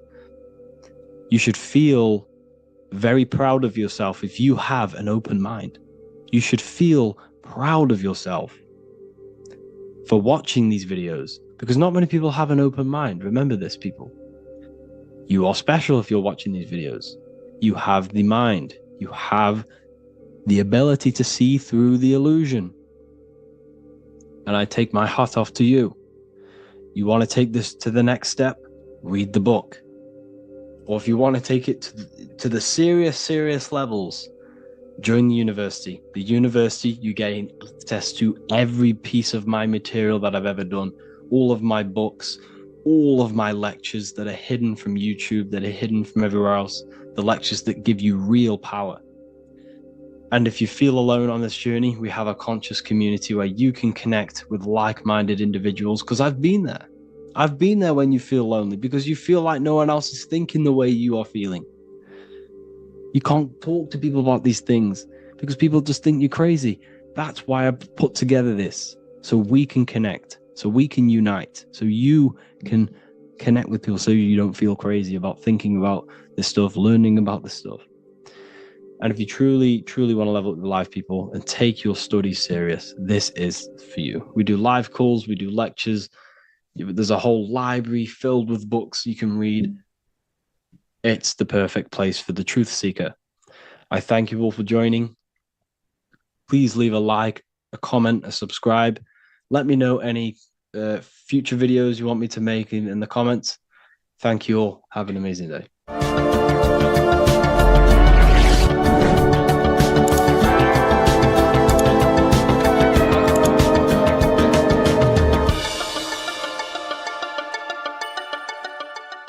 Welcome to Revival of Wisdom. Welcome people, we're back with another video. Please make sure to hit the like, the subscribe button, and turn on notifications to never miss a video. The Vatican is a giant key from a bird's eye view, and it also contains an 8-pointed star. The Anunnaki Sumerian gods also depicted this 8-pointed star. The sky god Anu from the Anunnaki also uses the 8-pointed star for his symbol. And even Freemasons depict an 8-pointed luminary with a ladder and a key. This is symbolizing the key to ascension up to the 8-pointed star, which is Polaris. Polaris is always depicted as an 8-pointed star. Polaris is the standstill star at the very center of our realm, which is perfectly aligned with the North Pole. The Earth is a giant torus field, and at the center is where the most electromagnetic energy is stored. This is why all compasses point to the north. Hence why a compass is an 8-pointed star, because it points you to Polaris, which is the North Pole, the center of this realm. The 8 points of the 8-pointed star symbolize the 8 points in space and time. So yes, Polaris is the portal which you ascend through if you outgrow this consciousness by aligning your chakras. Our earthly realm is a macrocosmic reflection of us, and we as humans are the micro reflection, with the earth containing its 7 chakras as well as us. The North Pole is the 7th chakra, which is the crown chakra. So the key to ascension is held by the Vatican, hence why it's a giant key, because they mislead the masses through their religions, which teaches the masses to look outside of themselves. As stated in the 20,000-year-old emerald tablets, written by the Egyptian god Thoth. On Earth, man is in bondage, bound by space and time to the Earth plane. Encircling each planet, a wave of vibration binds him to his plane of unfoldment. Yet within man is the key to releasement. Within man may freedom be found. So the 7 planets are associated with each 7 chakras. The lowest chakra being the root chakra, which is associated with Saturn. This is why the elites love Saturn and reflect it in all of their symbols. Because the chakras are an ascension of spiritual principles, starting from the material and ascending up to the spiritual, the crown chakra. However, evil love bondage, and they are trapping souls in the physical realm by stopping and provoking the ascension process. They do this by abusing the energy of Saturn, and Saturn is associated with the lowest chakra. The lower three chakras are associated with survival mode, which keeps the consciousness in a constant state of fear and only aware of its surroundings. Once you start to ascend up your chakras, you become more consciously aware of spiritual deeds. And this is the process of returning back to your true spiritual form. Going back to Polaris and its connection to Ascension, Kanye West symbolizes this on his music video 24. As you see him rise up into the sky, you see an 8-pointed shape around him, which symbolizes the 8-pointed star, as you see the beam of light. And even NASA symbolize this in their Space Delta logos, a bear holding a key with an arrow up to Polaris, the 8-pointed star. Here's another NASA logo of an arrow from the Earth to Polaris. The series Lock and Key on Netflix is all about portals and doorways, and they have the Kundalini energy as one of their keys. Kundalini energy is the energy which rises up the spine, the 33 vertebrae, and activates the third eye. The third eye is the spiritual gland which connects humans to other spiritual realms. We are not the body. Our spirit, our soul inhabits the body. We exist physically, spiritually, and mentally. Therefore, we are multidimensional. The intellectual and spiritual inhabit the body. Therefore, this is just an avatar within this timeline. However, within each and every one of us, we all have the key to releasement, as says in the Emerald Tablets. This releasement is ascension, up until higher states of consciousness. As stated in the Emerald Tablets, man is in process of changing to forms that are not of this world.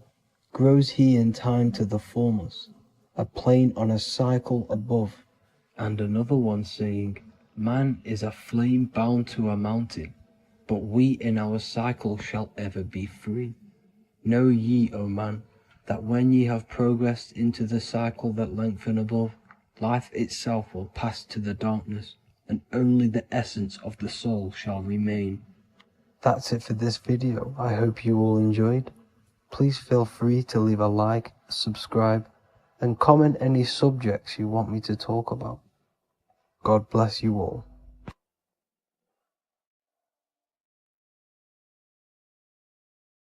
The Freemasonic square and compass is not just a symbol that represents Freemasonry, a lodge, or a secret society.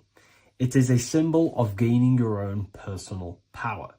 Now, in this video, I'm going to be breaking down this symbol in the most detail I can possibly go into. Most people live in a state of illusion. They live their life impulsively, acting based on their five senses, tasting. They want to feel a certain thing like an orgasm, or they're basically just slaves to external things and their five senses, which leads to a very dark path where you'll never actually become a conscious creator and you'll never actually be internally happy. The Freemasonic square and compass reveals some deep wisdom about this. Now let me break this down. If you want to gain your personal power, listen up. The Freemasonic square and compass is a compass which is used to create circles. Now, if you notice something about the circle, they have no beginning, no end. You can't tell where it begins and ends. It's eternal, which means this represents consciousness. Now, if you don't know What consciousness is? If you close your eyes, you have an internal world. You have thoughts, emotion, visualization. This is all consciousness, spiritual. Then we have the square. The square creates squares or lines, which represents matter. It has a beginning and an end. You can quite see where the beginning of the end is, right? So we can even link this to Leonardo da Vinci, the Vitruvian Man. We see the man in the square with the circle. The circle is the eternal consciousness, and the man is the square, limited to the physical world. But consciousness is not limited, that's why it's outside the square. This is eternal, the body is mortal. The body will die, consciousness will never die. If we look even closer at the symbol, we notice in this particular symbol, we have the compass overlapping the square. This is very, very symbolic. This represents spirit over matter, also known as mind over matter, consciousness over matter, the circle over the square. Like I mentioned earlier, most people are slaves to their senses. They go through their day and all they do is chase validation and feelings. They eat all day to feel good, which means they're slaves to their taste. They're slaves to their feeling. They masturbate, which means they're a slave to orgasms and external things. They're literally being governed by the external world controlling their internal world. They're literally living life on autopilot. And don't get me wrong, I was guilty of this too. We're all guilty of this when we join this world because we're not taught this sacred knowledge. Until you actually stop and recognize this, you'll be living life on autopilot, literally not even living. You'll be running off subconscious programs, seeking external validation and being ruled by these five senses. The square underneath the compass represents consciousness on top of matter, which means the internal world is controlling the external world. It is the mind controlling matter and not matter manipulating the mind. In the occult and esoteric world, it's very important that you are conscious of every action that you are taking in your day-to-day life. Never act subconsciously. Always be conscious. What are you thinking? What are you acting? What are you giving your attention? All of this is contributing towards creating because you are a creator. Consciousness is a creative force. You need to make sure that the compass is on top of the square, that your inner world is controlling the outer world and not the outer world controlling the inner. As I've mentioned in many videos before, the internal world of consciousness is what's producing the external world. Your life is just a result of every thought and emotion that you felt in the past. Everything you own, everything you possess, your friends are all reflections of your consciousness. They're all reflections of what you are thinking about. When you change your thinking, your external world starts to rearrange itself. On a basic level, this symbol represents the combination of spirit and matter. You are a spiritual being and a material being. You are heaven, the sky, and earth, the ground. You are heaven and earth, spirit and matter infused into one. You are a bridge between the divine and the earthly worlds. And you can bring down these higher realms of consciousness, thought, imagination, and emotions into a physical, tangible reality. To do this consciously, we need to make sure the external world is not manipulating the inner world.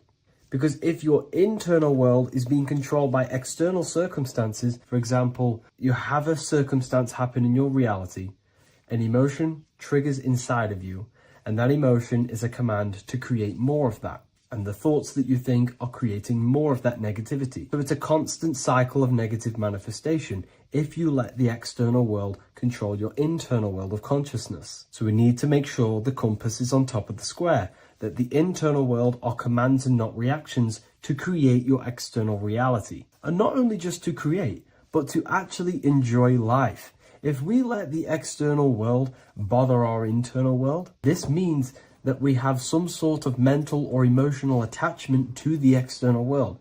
We need to detach from the external world. Why do I say that? Because it's temporary. It's an illusion. We are going to die one day, and none of this will matter. You need to understand that everything in this world is temporary. You have to be okay with losing things, losing family, losing things in this world, because it's guaranteed to be temporary. We need to make sure the internal world is order and not chaos. commands and not reactions. Now, at the back of the Book of Wisdom, Volume 2, the book that I've wrote here, I go over the different meanings of the different arrangements of the square and compass. Sometimes we see the square overlapping the compass, which is the opposite of what we've just broken down. Or sometimes we see one leg of the compass on top of the square and one leg of the square on top of the compass. These are all highly symbolic. When we see the square overlapping the compass, this pretty much represents the beginning of the Freemasons' journey, when their internal world is being controlled by the external. They have a lot of spiritual growth and a lot of learning and inner work to do. Now, when we see half and half, one leg of the square on top and one leg of the compass on top, this represents the Masons' gradual emergence from the material realm into the spiritual. This interplay of symbols reflects the process of gaining greater light and knowledge as the Masons ascend from material concerns towards spiritual enlightenment. And of course, we've just broken down what this means. This represents spirit over matter. They're not chasing external physical things anymore. They're actually chasing and gaining validation and happiness from spiritual growth, more knowledge, and deeper understanding of consciousness and themselves. Most people chase external material things, which actually don't make you happy in the long run. You could be given £1 million today. Welcome to Revival of Wisdom. This video is going to be about the flat earth and the breakdown of the whole cosmology. We're going to be digging very deep. I've got a lot of pictures and images to show you, and a lot of dots to connect. So let's start with the Freemasonry art. So this artwork we have here is the Freemasonic cosmology, as they know and believe. So what is it symbolizing? We obviously have to start off with the 4 pillars representing the 4 corners of the earth. The 4 corners with duality. You see, there's everything on earth. There's good and evil. Good, evil, positive, negative. Good, bad. This is the checkered board. This is what it symbolizes. Okay. Obviously, we have the sun, the moon. The sun gives you energy. It's the anode. The moon is the cathode. It's the opposite. It takes your energy. So therefore, you become sleepy when the moon comes out. You see, everything on earth, everything in the universe is balanced. There's complete balance, symbolized by duality. There's always 2 opposites. We have the all-seeing eye, and obviously 7 stars representing the 7 planets, but not planets as in we know planets. They're not physical spinning balls of gas. They are energies. They are lights emitting from the realm above this realm. They are lights through the firmament, through the electromagnetic field. So let's go through that again. The 4 corners, duality, positive and negative, cold, dry. Everyone on earth has an opposite. Everyone, there's 2. Okay, and then we have the sun, the moon, the 7 planets with a 5-pointed star. What's the 5-pointed star? Of course, it's the 5 elements: spirit, water, earth, fire, and air.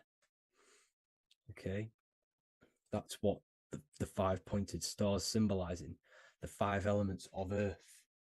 And then, most importantly, we have the compass. The compass is very, very important, hence why it's in the center. The compass is symbolizing many, many things. And one of the most important things, but we'll get into that after.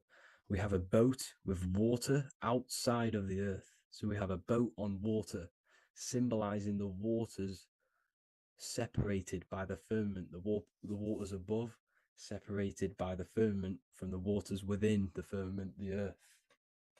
So this is what it's symbolizing.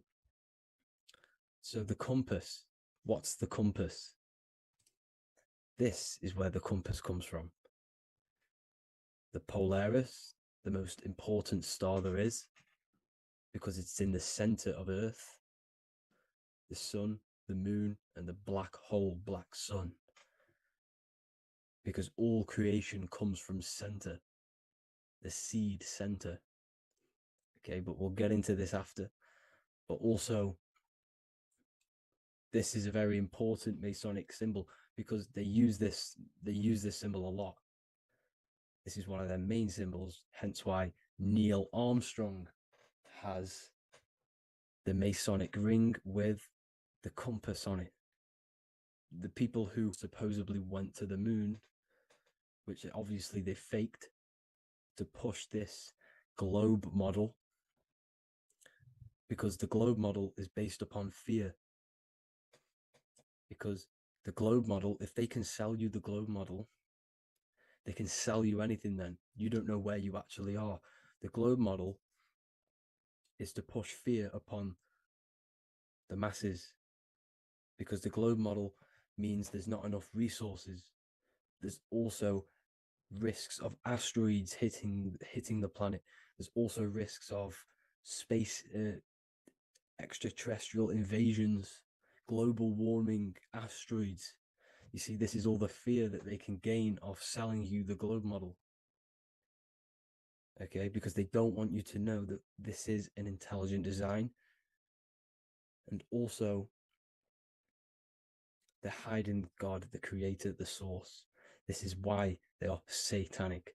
They are opposites. They are lefty, Lucifer, right, righteous, godly. Hence why they do the symbolism on their eyes. 666. This is another famous, famous astrologer, astronaut. This is another famous astronaut doing 666, showing that he's in the alliance of the occult. But even look at their 10th anniversary stamps. They have a Masonic compass on there. Also, the Order Out of Chaos. Order Out of Chaos, double-headed eagle. Okay, the Order Out of Chaos ring, which they wear. So all of these astronauts are in the occult. They are lying to you. They are in with this order, this Masonic New World Order, whatever you want to call it. So let's break this compass down a lot more. Because as I showed you here, the center, okay, this is what the compass is symbolizing. Let's go into the North Pole map. This is from 1595. This is a rough estimate of where this map came from. It's from around the 1500s to the 1600s, maybe 1400s. There's not an actual set date on this map because obviously our history has been tampered with. But let's break down this map and the symbolism that they use towards this map, because this map is the map of the North Pole. Okay, so in the center, we have the black rock symbolizing the tower, the pole, North Pole. And what's on top of the North Pole? Obviously, it's Polaris. North Pole and Polaris. Okay, with the 4 islands around the center. Okay, 4 islands around the center. And this is what blew my mind, right? They say that Santa sounds similar. And if you look at this pole that's pointing to the North Pole, you see this line here. So this is obviously from the 1600s.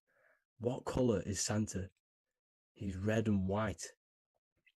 Just like this map pointing to the center is red and white, and Santa comes from the North Pole. So it's not a coincidence that they use red and white. They're mocking this map because obviously they took over after the 1500s, 1600s. They took over around the 1800s. So they're mocking this map with Santa coming from the North Pole with this red and white line to the North Pole. Notice the 4 islands, okay, like windows, their symbol. They obviously, in the occult, they're part of the New World Order, is symbolizing these 4 islands with the blue behind it for the water. Okay, so this is another occult logo. They're symbolizing this center, because the center is so important. Okay, we'll get into that. Also, we have the Mayan cosmology. This is the Mayan cosmology. This is what they created. This is their artwork, with also 4 major lands around the center. You see this 4 with green in between them all. 4 major lands with the underworld. You see this underworld is also symbolized by the Masons with the coffin of the skull and bones, the deceased, the dead. Okay, so this is also mentioned in the Book of Enoch. Okay, and it's called Sheol. Sheol, the underworld. Okay, and in the Book of Enoch, it says all spirits of the dead go to these hollow places, that they'll wait until their appointed time of judgment. And it also says in the Book of Enoch, there are 4 hollow places underneath. 4, as above, so below, representing the 4 islands. As above, so below. That's where that could link in. Okay. The Book of Enoch is very important because it was found in a cave thousands of years ago, and has a lot of truths about this realm and about this world we live in. So let's go back to the Mayan cosmology. So the ancient cosmology, they all must have had some sort of communication. They must all be at peace with each other, because all of their cosmologies linked together. See, the Greek, Babylonian, Indian, Celtic. Okay, they're all linked in together. They all knew that they were in an enclosed system with an underworld and obviously a firmament. Okay, so this is what they all knew. They all must have had some sort of communication. They were a lot more advanced than us. They knew the center of the realm. Okay, and obviously the United Nations flag also symbolizes their center. You see how it has like a grid with a circle around the center. It's symbolizing that center of the realm, because that center of Earth is so important. The United Nations flag, all have it. See, some different ones all have that circle around the center. Because the center is the seed. All things come from a center. So the torus field is so important because it is the spark of life. It's the building blocks of the universe, this creation. Because all things have a torus field. Just like an apple with what's in the center of an apple, a seed. Because the center is where the energies hold, is where the energies meet, and it creates that spark of life. Just like your heart is the center of your body, and it has an electromagnetic field. Because the center, all things come from the center. So this is why the North Pole is so important, because this is why it's so important, because this is where the creation sparked from, the center. This is where the most electromagnetic energy is stored. So this is why the northern lights come from the center. It's electromagnetic energy. This is what the northern lights are. it's being emitted from this black hole in the center. Okay, and obviously what else is on the center? Polaris. Polaris is the center star.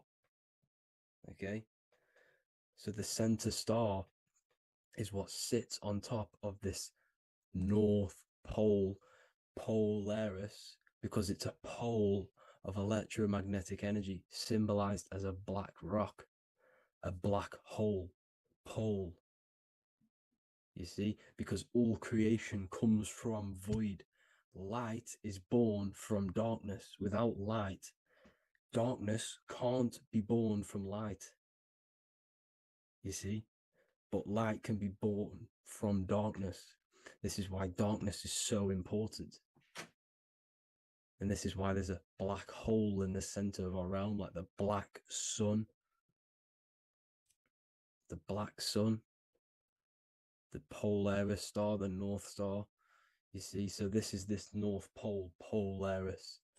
This is what they're talking about. And this is why compasses are an 8-pointed star, because Polaris is symbolized as an 8-pointed star. This is where a compass will point you to. It will point you to that center. So notice how a compass has this black hole in the middle, you see, and it will point you to this meeting point, the north, because in the center is the center of the torus field of the earth. This is where the most electromagnetic energy is. You see, everything gets sucked into the black hole. Okay, this whole reality is being projected from that center point, just like your eyes suck in light. It's a black hole. Your eyes suck in the light of this light being emitted from this center place, this electromagnetic energy at the center, which is the seed of everything, of everyone. You see, just like an apple has the seed in the center in darkness, because in the center of the apple, it's dark. It's black. It's pitch black. But that's where the seeds are. That's where the life is. But Polaris is so important because it's that center star which lines up. It is the pole, it's the top of the pole of the torus field. So Polaris would be here at the very, very top. And this is where the compasses point you to. And this is why the star of Ishtar, the 8-pointed star of the Sumerians, also talked about this 8-pointed star, and it's called the star of Ishtar. Okay, and who is Ishtar? Ishtar is the goddess. Okay, so she's not a male, she's a female, because every creation is brought through a female, a womb. Every single human on earth is brought through the womb, the sacred feminine energy. And the womb is pure darkness. There's no light in a womb, just like the center of our realm. It's a black hole. Okay, and guess what? She's the god of fertility and sexuality. She is responsible for all life. Okay, so the star of Ishtar is the star of Polaris, which is symbolizing the responsibility for all life, the center of our realm, the black sun, the black hole. Okay, so this is what that god of Ishtar of the Sumerians is talking about, the goddess, the womb, the seed of creation. So this would be the portal, more than likely the portal in and out of our realm, because it's the top of the torus field. And what's above this realm is the heavens. So this is where you get sucked in from the heavens. Your soul gets sucked in and brought onto this plane of existence called Earth. These are some space NASA symbols. Look how much Polaris symbolism there is. And notice how it's at the center. You see this circle? This is like a half circle. And at the center is an 8-pointed star of Ishtar. It's the same thing. It's Polaris. It's at the center.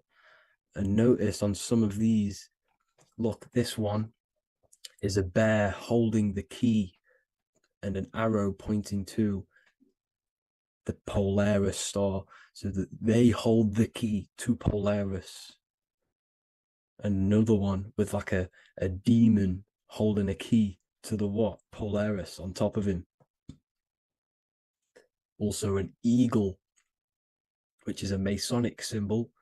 The eagle holding a key on top of the center, you see. And notice how there's an arrow going up to the Polaris and an arrow down, as above, so below, to Earth. So you can go out to Earth, out of Earth, and into Earth through Polaris. And the eagle holds the key. You see? The eagle holds the key, just like this. This demon dragon holds the key to Polaris. And look at this one, Earth, with an arrow up to Polaris, an 8-pointed star. So Polaris is more than likely that portal which the Anunnaki used, the Sumerian gods used, because the Anunnaki symbol is also an 8-pointed star. Okay. And like I said, that center is the seed of creation. The center is the black hole. Okay, just like your pineal gland is at the center of your brain. The pineal gland is at the center of your brain. And that's what connects you to that spirit realm, to the source. That's it for this video, guys. Thank you all for tuning in. I hope you all learned something today. Please leave a like, a comment, and please subscribe to the channel for more content. God bless you all.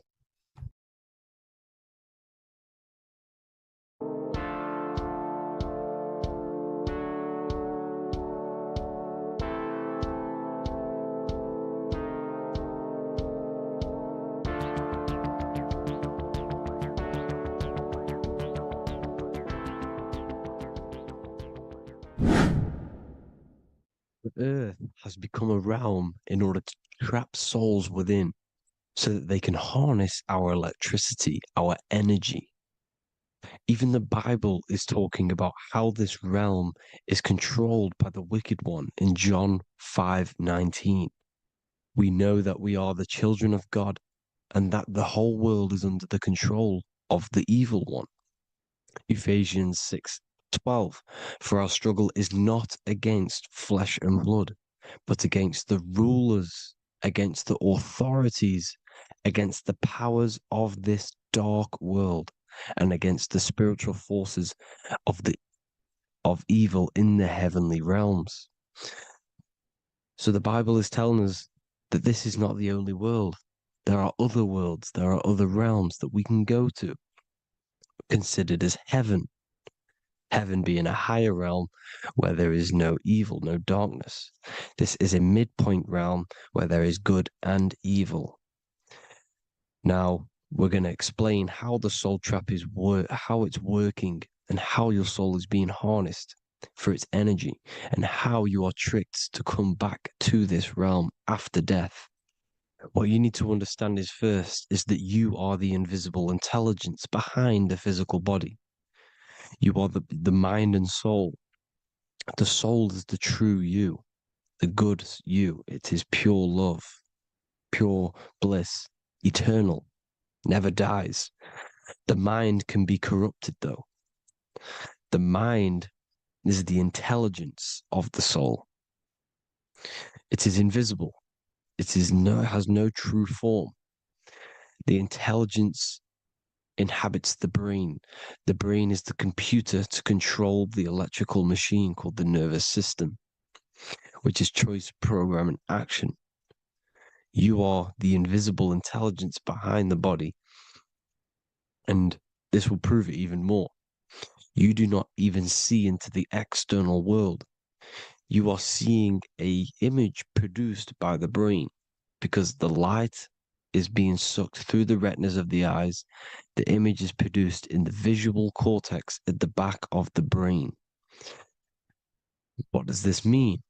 This means that we are the consciousness in the center of the brain, in the pineal gland, that is experiencing the program being ran by the central nervous system in the brain. This is the sigil of Lucifer. Lucifer in Latin is Lucy. Lucy is light in Latin. Lucifer is known as the light bearer. This is how the eyes work, people. It's not a demon or a devil. The sigil for Lucifer is how the eyes work, and how the left eye is controlled by the right brain. The right eye is controlled by the left brain. There is a crossover. It's the same with the body. The left side of the body is controlled by the right brain. The right side of the body is controlled by the left brain. There's a crossover with our hemispheres in the brain. Now, this empty chamber in the center of the brain is where this universal cosmic intelligence is held, known as the most holy place in the Bible, the throne of God. Okay? This is above the 33 vertebrae on the spine. As you can see here, you are the being in the center of this point. All of the nerves are being sent back to this one particular point, which is which is the seat of our invisible intelligence. You can see it's an empty chamber. Our consciousness, our intelligence is not a physical thing. This intelligence is the true voice inside of your head. This is why your head is heaven, your heart is earth, your heel is hell. Your head is heaven because this is the seat, the throne of God. God is in heaven because the consciousness, this divine intelligence that's controlling the body, is sat in the center of the brain. The brain is taking commands of this invisible intelligence. When you close your eyes, you can feel your awareness, your consciousness, your intelligence is all in the brain. Your awareness is not in the feet, the heart, the legs, the arms. It's all in the center of the brain. Now, if you meditate deeply, you will find that you are beyond the mind. You are the being observing the thoughts. You are the soul observing the thoughts. Now, with this being said, you are the consciousness experiencing the program being ran by the central nervous system in the brain, because you're not seeing into the external world. It's an image, it's a simulated image produced by the brain and the central nervous system. You do not experience the external world. You do not feel the external world. You feel electrical impulses on your nervous system. Your nervous system is decoding what you are feeling. So the only thing that you truly feel is the electrical impulses on your nervous system.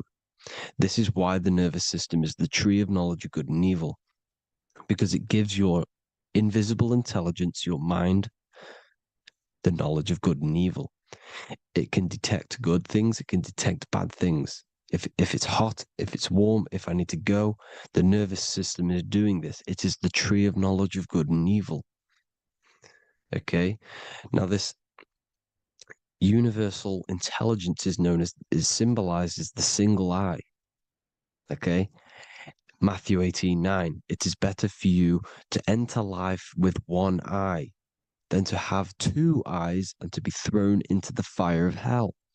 What does this mean? It's symbolic, it's metaphorical, people. It is metaphoric. Your universal intelligence is the single eye, the one eye. It's the balance between the two poles, between the left and the right, the good and the evil. It knows the right thing to do all the time. This is our inner guide. The inner self is the inner guide. And when you are operating your life off duality, using your two eyes, you'll be thrown into the fire of hell, lower states of consciousness, because you're split. You need to live in oneness, even, balance. Matthew 6:22, the light of the body is the eye. The light of the whole body is the eye. You are a light being. Human. Hue means an attribute of a color. Man is the word manifested. We are light manifested into physical form. Depending on your vibration is depending on what color that you are vibrating on, which is a hue, a human. If therefore thine eye be single, thy whole body should be full of light. Again, it's talking about the single eye, oneness, completeness. When you balance the hemispheres of the brain, we'll go over that later. But anyways, the body is the earth. This is what we need to understand, people. The body is running the simulation, the program that our consciousness is experiencing. So when we leave the body during death and astral projection, we leave the earth. This is how it works. The body is the vehicle for the earth, for this realm. Everything exists within our mind. You have the soul, mind, and body. The soul is the observer, the watcher, the true being. This is why she has many different heads, because the soul inhabits different bodies. This is the serpent, which means knowledge, which is the mind, wisdom. And this is the body, soul, mind, and body, Brahma, Vishnu, Shiva. The mind is the bridge between the soul and the body.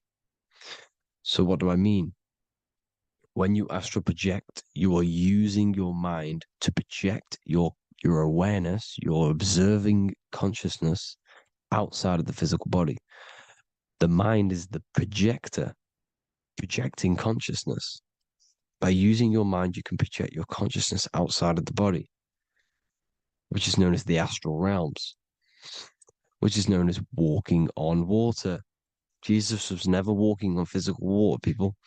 It's metaphorical. Believing the physical body. The water is the ether, which is the veil between the physical and the astral realm. It's a fluid substance. It's on either side. It's physical and astral. The ether is the fifth element that they hide from us. Why? Because they're trapping you in the physical. They are hiding all of these realms. Etheric, astral, and mental. People think their mind is their brain. It's two separate dimensions. These are completely different dimensions. The mind is way more intelligent. The mind is formless. There is no form to the mind. You can think anything you want. You can manifest anything you want within your mind. It is not a physical object. The physical realm is being controlled by the mind. Everything's being controlled by the mind. Everything exists within the mind. This is why the Egyptian says the universe is mental. So when we project our consciousness outside of the physical, we go to the astral. The ether is the water that Jesus is walking on. This is the veil between the physical and the astral world. The word together has ether within it because it joins the two worlds together, together, the astral and the physical. The word either is ether because the ether is on either side, physical and astral, physical and spiritual, physical and non-physical. In the astral realm, the mind can manifest anything we want. We incarnate to restrict our minds. This is why Saturn, if you go and watch my video on Saturn, how Saturn is this simulation, okay? Our minds can manifest anything we want in the astral plane in the click of a finger. However, when we incarnate in matter, we now have to labor for our manifestations. This is why Saturn's known as the great teacher in astrology, because he teaches you a lesson. When your mind incarnates into matter, it's teaching your mind a lesson, the knowledge of good and evil. This is why the Bible says, you shall be gods and know the knowledge of good and evil. When you incarnate here, you have to know the knowledge, you need to know the knowledge of good and evil to become a god. Okay? Now, the square is the physical plane, the triangle's the ethereal plane, the circle's the eternal plane. The circle has no beginning, no end, it's eternal. The physical plane is the square, it's limited. The square is limited. The cube is the geometric shape which gives rise to matter. Now, the term think outside the box has truth in plain sight.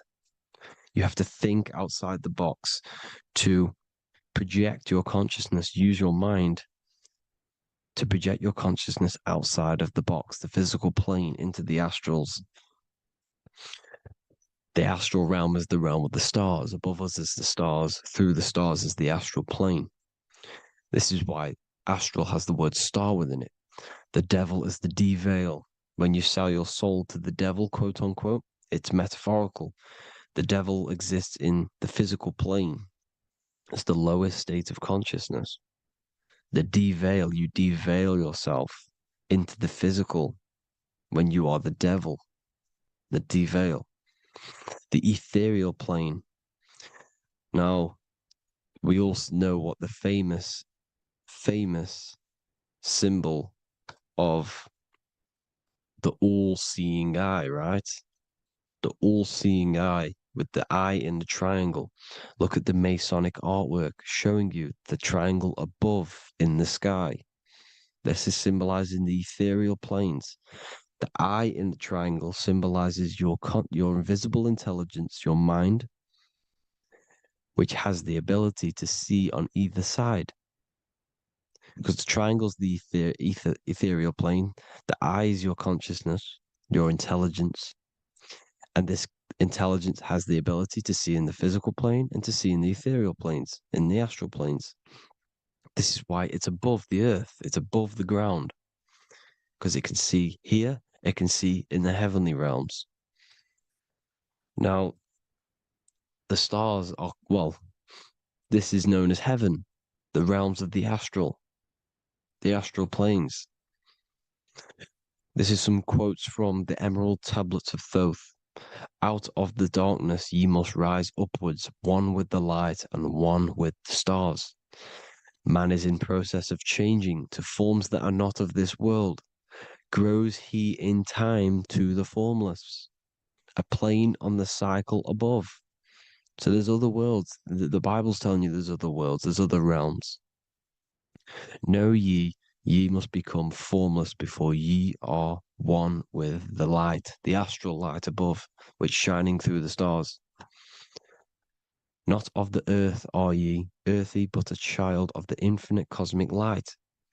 You are the invisible intelligence controlling the physical body. The body's not you. It's the vehicle that your soul lands in when your mind projects your consciousness into that realm. Free from the body, I flashed through the night. Unlocked at last for me was the star space.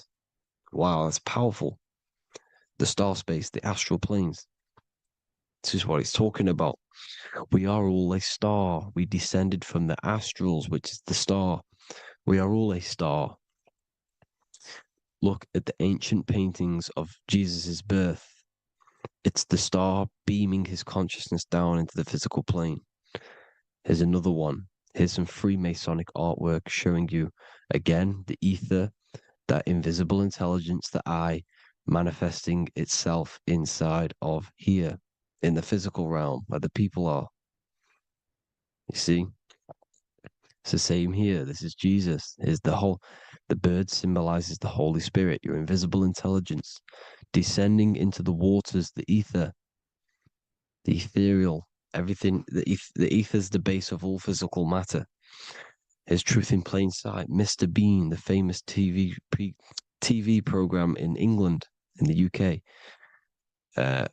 He begins the program like we all begin the program from falling from the stars. He falls down with a beam of light. And this is Truth in Plain Sight. This is false. The aliens don't exist. They're a lie, alien. But this symbolizes the star beaming our consciousness. And when we die, this star will suck us back up. Just like this UFO is doing. It's Truth in Plain Sight. So, this is some more Freemasonic artwork. Going from duality to singularity. Sun, moon, masculine, feminine. Right hemisphere, feminine, left hemisphere, masculine. The consciousness in the center, the balance point. Here's another more Freemasonic artwork. The two pillars, left and right hemispheres, and the invisible intelligence between the left and right hemispheres, the light of the body. This is why light's coming off it. Because it's light, it's pure light. The blazing star. The stairs go from the checkered board, the duality, up to oneness, in between the sun and the moon, the masculine and the feminine. This is symbolizing going into oneness. What did the Emerald Tablet say? You've got to become one with the stars, one with the one with the self. Balancing the two hemispheres so that you can gain, because when the two hemispheres are balanced, you can gain a more deeper connection with your invisible intelligence. Same with the chakras. When the chakras, the 7 seals in the Bible, these are 7 seals because when you conquer the 7 chakras, when you balance the 7 chakras, you then gain a more deeper connection with your internal self because your mind is not filled, it's not being ran, it's not being dominated by these 7 deadly sins, the 7 seals, the 7 chakras. These are 7 energy centers which are concealing our true form. Balance makes us have a stronger connection with our true cosmic intelligence. Heaven is even. This is why Jesus is pointing at the heart. The even point is the heart. You got to balance the chakras and live from the heart because the heart is the earth. You're in good and evil. The body manifests the lower and the higher self. The higher self is in the higher parts of the body. Wisdom, intuition, expression. The lower self is in the lower parts of the body. Sex, food, and power. This is how they are trapping your soul, people. Like I said, the mind is the bridge between the soul and the body. So by tricking the mind, not giving it the right knowledge, and keeping the mind stuck in the lower 3 centers, thinking about power, food, and sex, this is low vibrating energy. It's going to keep your mind addicted to the physical realms. Okay? This is why you need to go even, balance, heaven. Okay? I will explain the soul trap in a second, how it fully works. But I'm telling you all the science behind it so you can understand. When you are doomed, you are domed. This is the dome, the firmament, the firmament, the mind. Ment is mind, firm is firm. A firmament is doomed under the firmament. You must have a loose mind, an open mind to expand your consciousness beyond the stars, beyond the ethereal barrier. You have to vibrate higher than this world. Your consciousness must be expanded more than the physical plane. You need to learn how to astral project. You need to learn how to leave the body, how to operate outside of the body, so that you, when you do leave the body, you will have recognition. You'll have knowledge. You'll have practice. But this is as above, so below. The woman's belly is the earth. It's as above, so below. It's a microcosm of the macrocosm. We are the children in the womb. We are the people in the earth being ready to be born into the heavenly realms. As above, so below. It's a microcosm, macrocosm. Everything is in everything on a bigger and a smaller and a larger scale. Now, when the baby figures out that there is a world beyond its mother, what happens? The baby starts to move around and tries to get out of the mother. Because once it starts to hear the external world, starts to hear people, it's going to wonder, what's outside of why am I in here? What's outside? So the baby will force its way out of the mother. It's the same with our minds, as above, so below. When our minds figure out that there are other realms beyond this world, we will seek a way out. This is the womb, the mother earth, mother nature. It's the mother. We're in the womb. We can be born out of this world, which is being born again in the Bible. When you are doomed, you are domed under the dome, under the firmament, the firm mind. The firm mind will keep you under the firmament. Due to the law of polarity, there has to be other realms. There has to be. Because the law of polarity works in this world, and it will work on every scale possible. It's universal laws. These are universal laws.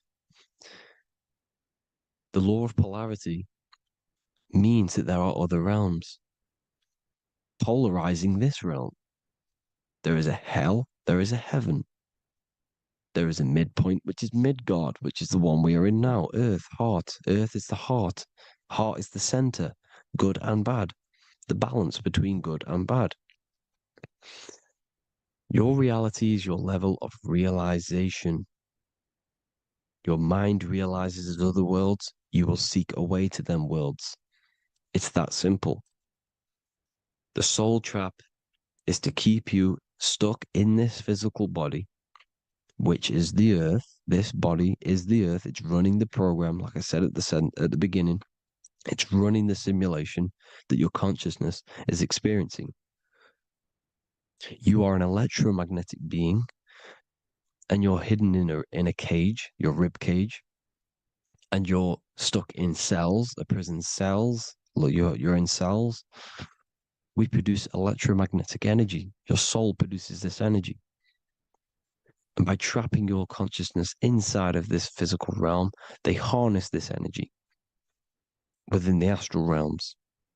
They're using you to manifest demons, because your mind creates demons through emotions and mental thought energy, which is a whole nother video. I can make a video on that. You're manifesting everything for them because they're trying to create a hive mind. This is why they want everyone to believe in one belief system, one government, one belief system, one religion, because they're creating a hive mind. This hive mind will manifest and be summoned within the astral planes, because the mind manifests the astral plane. The astral plane is the realm of imagination. The mental plane is the realm of just thought alone. The etheric plane is the energy. The physical plane is the matter. So all of our minds together are manifesting these demons within these subconscious realms, the astral. Now,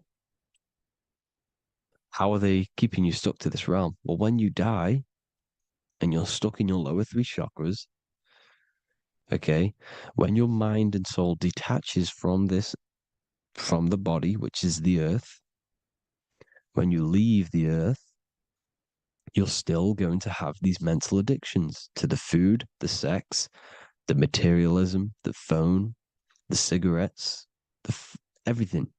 This is why they get you addicted to everything possible. The TikTok, the YouTube, they get you addicted to as many things possible. Because when your mind is addicted to these things, and when this mind leaves the physical body, you're still going to have these addictions. Okay? You're still going to have these thoughts, and you will be manifested into the lower astral realms because you're thinking materialistic, you're thinking negative, because your level of realization was your reality. You were manifesting hell on the earth. When you leave the body, you're going to manifest hell in the astral planes, which means you'll be vibrating on the very low, which will put you in the lower astral realms. So guess what? You're going to come back. You're going to come back into materialism. You're going to reincarnate. Because you haven't prepared for life after death. You must detach from the external world. Okay? Moon is mind. The sun is the soul. The earth is the body. The moon is the mind. This is why we say lunatic. In your mind, you have a specific mood. Moon. Money, M-O-N, is the moon. Money exists in the mind. They get you addicted to the money. The Bible's telling you this. Do not conform to the pattern of this world, but be transformed by the renewing of your mind. It's telling you. Of this world, but be transformed by the renewing of your mind. Who knew that the Bible was this deep? Matthew 16:26, what good will it be for someone to gain the whole world yet forfeit their soul? James 4:4, don't you know that friendship with this world means enmity against God? Therefore, anyone who chooses to be a friend of this world, of the world, becomes an enemy of God. John 4:4, dear children, are from God and have overcome them, because the one who is in you is greater than the one who is in the world. It's talking about the invisible intelligence. It's greater than the physical world.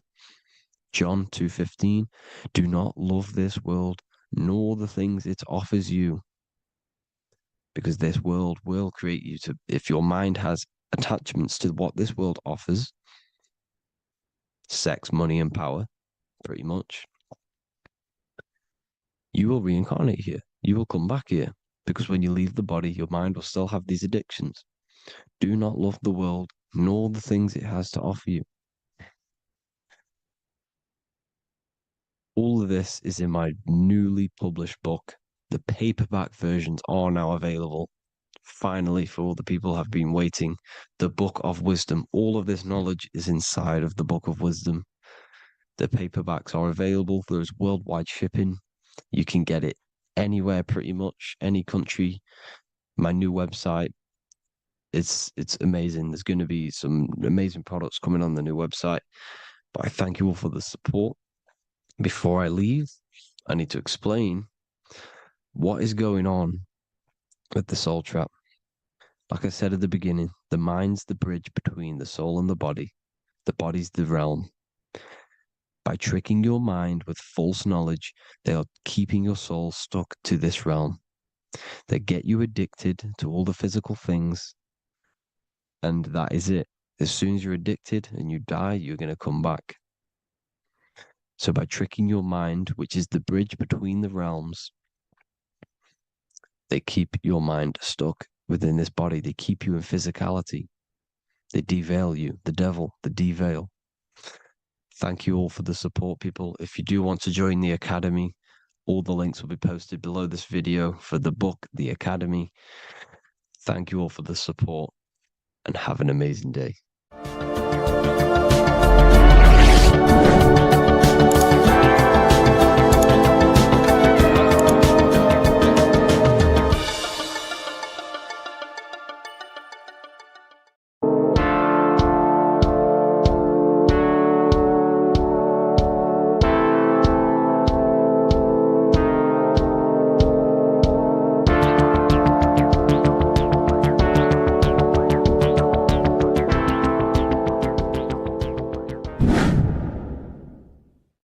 What is good, people? It's Revival of Wisdom. I hope you're all doing well. And this video is how to raise your holy oil or your kundalini. Let's get straight into this. So this is a monthly cycle. Every month, when the moon is in your zodiac sign, this oil is released. Now, the moon is in control of monthly cycles. For women, it's the menstrual cycle, and as well, this holy oil cycle. The moon changes sign every 2.5 days and passes through the zodiac signs in 27 days. So the moon tells the day, the sun tells the time, the stars tell the month. This reality is a massive clock, if you like to say. It's a cycle. Okay. The moon controls the night, emotions, water, fluids, and the mind. Okay. So this oil is produced in the claustrum. It's produced in the claustrum, which is here, right? This is where you get Santa Claus from. Now, the claustrum is at the center of the brain, and it is next to the pineal gland and the pituitary gland. Once it starts in the claustrum, this is the holy present. This is the present that Santa gives to us, Santa Claus. And it goes to the pituitary gland and the pineal gland. And what's connected to the pituitary gland and the pineal gland is the Ida and the Pingala. The Pingala is the pineal gland's nerve, which is the honey, which is the positive charge, electric. And the pituitary is the Ida nerve, which is the magnetic charge. This is the milk, the land flowing with milk and honey. This is the brain, the heaven, okay? And it travels down the spine using these two nerves, these electromagnetic charge. And this is what the ancients symbolized with the two serpents wrapped around the spinal cord, the Ida and the Pingala. And this travels down to the sacrum or the solar plexus. Okay. So once it's here, okay, the spine is an elongation of the brain. So the spine is pretty much the brain. It's an extension of it.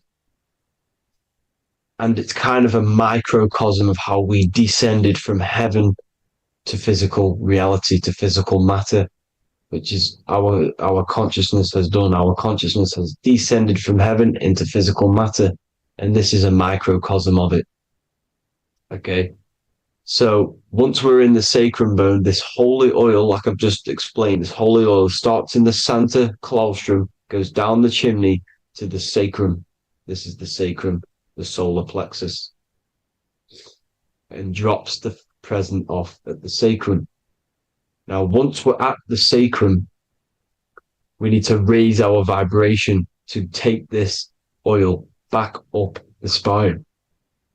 Okay. And the River Jordan symbolizes this in the Bible. King Herod wants to kill Jesus in Nazareth, which is here, this is the River Jordan, is Nazareth. He goes to be born in Bethlehem and then goes back up to Nazareth to Joseph and Mary. Joseph and Mary, the pineal gland and the pituitary gland. The Bible is huge symbolism. It's all metaphors for this sacred process which goes on inside of your body. You are the Temple of Solomon. You are the Holy Land. The Holy Land is your brain. Once this oil is at the sacrum, you need to raise your vibration in order to take it back up. Once this oil has gone back up to the pineal gland, it activates the crystals which are wrapped around your pineal gland. Your pineal gland is this tiny little beam here. This is the claustrum. This is the pineal gland. And it's wrapped in crystals. And when this oil travels back up the spine by raising your vibration, back to the upper room where Jesus met the 12 disciples, or the 12 cranial nerves in the brain, and it activates and it turns on this pineal gland. And once it's turned on, it illuminates all the cells and the nerves in your brain and turns them all on and activates the higher God man, the God consciousness, Christ consciousness. And it regenerates the whole body. This is the secret to regeneration. It regenerates all the cells in the body. And this is how the ancients lived for thousands and thousands of years, as talked about in ancient texts. They lived for hundreds and thousands of years because they knew this secret. And this fluid, this brain fluid, the secretion, or the Christos in Greek, which means gold, because this is the alchemical process from turning the lead to gold. Your body is the alchemical furnace. Now, the ancients knew about this center of the brain because they symbol it. This is the Eye of Ra, and it's the brain, and this is what's wrapped around our consciousness. Our consciousness isn't wrapped around the brain. The brain is built around the consciousness. We are the consciousness. You don't have a soul. You are the soul. Okay. Now, the head, heaven, hell, heel at the bottom of your foot. That's hell. Head is heaven and hell. Simple. Now, the pineal gland produces DMT, which is dimethyltryptamine, which is known as the spirit molecule. So, let's move on. Now, when this oil travels up, back, the spine, the chimney, it crucifies at the top, which is called the vagus nerve. So when it reaches here, the optic thalamus, it crosses and crucifies once it's raised back up. And this is why Jesus dies at 33. He was crucified at 33.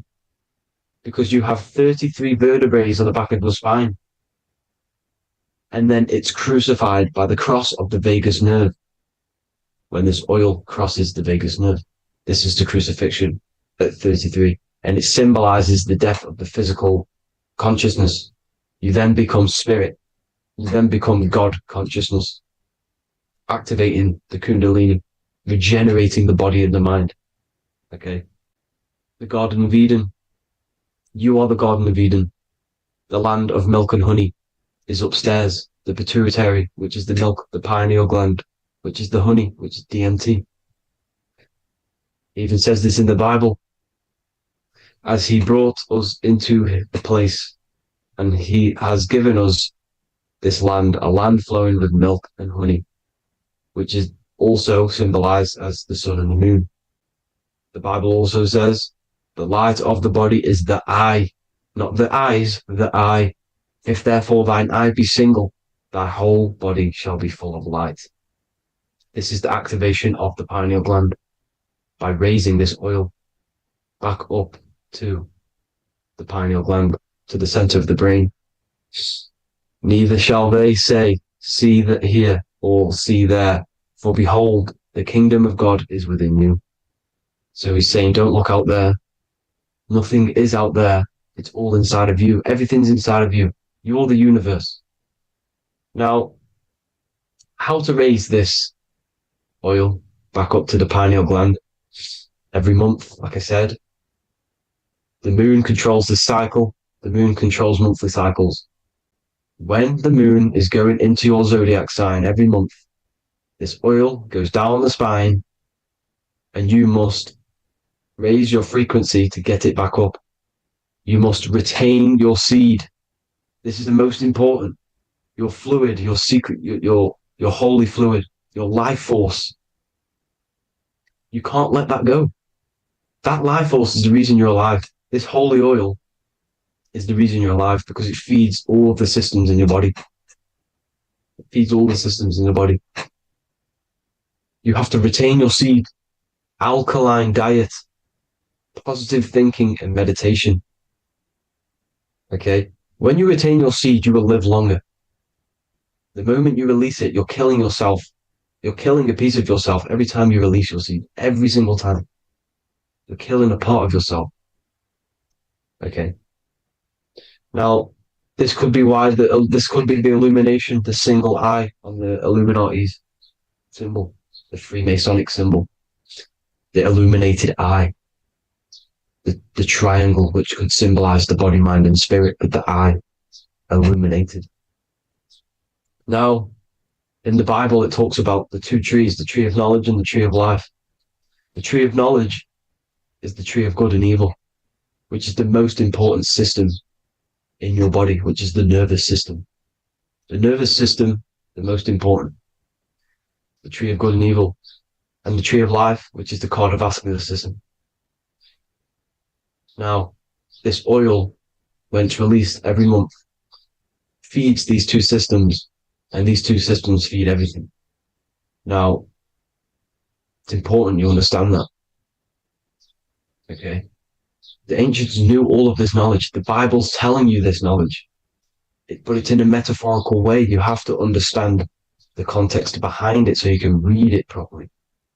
Now, eating of the tree of life, which is when it talks about in the Bible, eating from the tree of life is actually symbolizing a bad diet, ejaculation, because you're eating from these two systems. You're killing yourself with a bad diet. You're killing yourself with an ejaculation. Okay? So, that's important to understand. Now, this is Jacob's ladder in the Freemasons. Jacob's ladder, which is the spinal cord, it's the stairway to heaven. And this is Jack and the Beanstalk when he goes up the beanstalk and finds the golden egg in the grey clouds. The grey clouds symbolize the grey matter in your brain. Now, the Garden of Eden talks about the 4 different rivers in Garden of Eden. As we see here, the North Pole map, the ancient North Pole map, because the center of the earth is the center of the torus field. Everything's the torus field. Atoms are torus fields. Everything's torus fields.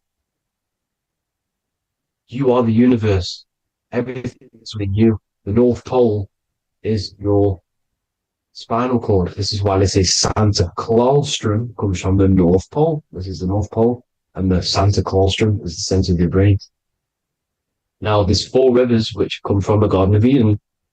There's the blood, the Christ oil, which is the oil we're talking about, urine, and saliva. These are the 4 sacred oil, 4 sacred fluids in your body. And these are constantly abused in today's society. Also, these secret societies are targeting these fluids. Okay? This is why porn is free. They sexualize society through Disney. Go and look at some of the Disney movies. There's so many subliminal messages which sexualize these children because they want you sexualized. So you release your seed, which is one of the holy fluids in your body, especially your semen, your sexual energy. So important you retain this. So important because it's your life force. It keeps you alive. Okay. Now, let's recap on this. If you want to raise your oil every month, you can't just retain your seed for the month. You have to retain your seed forever. Don't just do it for a couple of days. You have to do it. It's a lifestyle. You want to become God consciousness, you got to do what it takes. It's hard in this society because this society is it's designed to kill you pretty much. It's designed to keep you in these lower states of consciousness with all the bad food, the chemicals in the food, the chemicals in the water, the sexualized TV programs, sexualized adverts, sexualized TikTok and apps, videos, subliminally stimulating you because that is your weakness, sex. It's your weakness. Now, you have to retain your seed, meditation, and an alkaline diet. Why alkaline?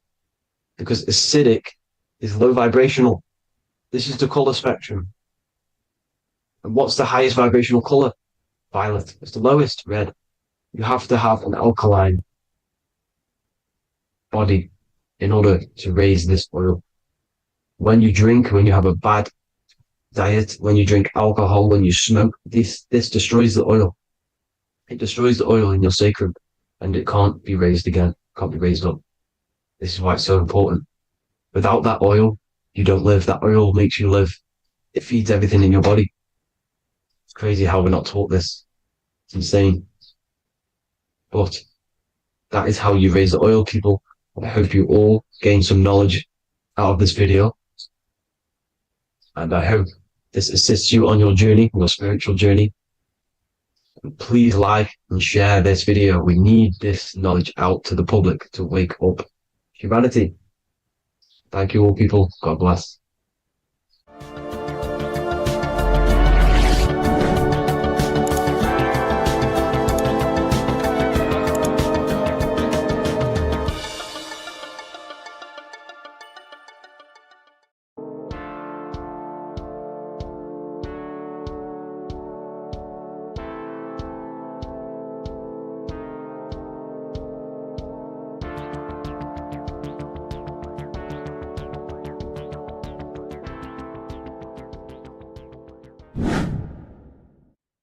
How are we all doing, people? It's Revival of Wisdom from the Wisdom Academy. Today we're going to be breaking down God, consciousness, and the higher and the lower self, and how to overcome the lower self. Now, the first thing you need to understand is that you are the invisible intelligence within the brain, within the body. This invisible intelligence is known as the mind. But you are not the mind. You are the observer of the mind, which is the soul, the invisible entity. The mind is your intellect, your intelligence. Now, the mind is, it's hard to put this in words, but the mind is something that gives you the ability to explore the universe. And this inner self is the I am. It's the quiet, the inner self, the voice you see in you hear in your head. This is why within spells high twin, inside, internal. The I is also the number one, which is one line. Because the one and only, is the inner self, which is the I am. This is why you say, my name is Harry. You are not Harry, you are the I, the inner self, the intelligence. Okay, this is why Jesus in French is I am. You look with the two eyes and you see with the inner eye. I and I, the same thing. Okay, because the I inside is what gives you the perception of what you're looking at. So when someone's trying to explain something and then you catch on saying, I see now, it's because you're seeing with your inner eye, the one that gives you perception, gives you intelligence, gives you the ability to understand things. This is the internal I, the invisible self, which the physical body is nowhere near as complicated as this inner self. Is in infinite potential, infinite potential. God, God, generator, operator, destroyer, soul, mind, and body. Brahma, Vishnu, Shiva, the Father, the Holy Spirit, and the Son. They're all, the reason why you see God is always a triad is because it represents yourself. Your invisible intelligence is God. Me and you are the same invisible intelligence.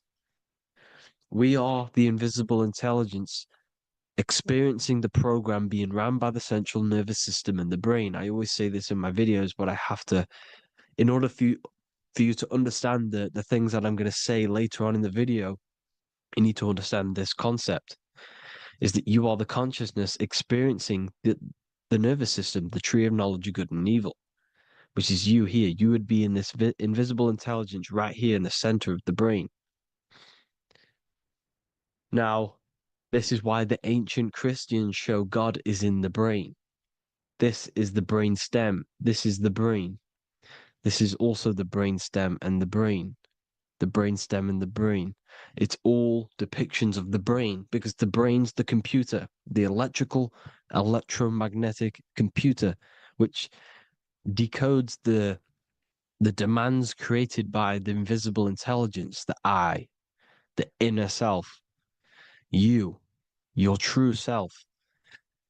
The person moving, if you observe what someone moving, this is going to sound, but if you observe someone walking, it's not the body. The body is moving, but the thing telling it to move is the invisible intelligence. Before you kick a football, a decision is made within your invisible intelligence, your mind. And this consciousness, this invisible intelligence, is either stuck between the lower self and the higher self. Okay?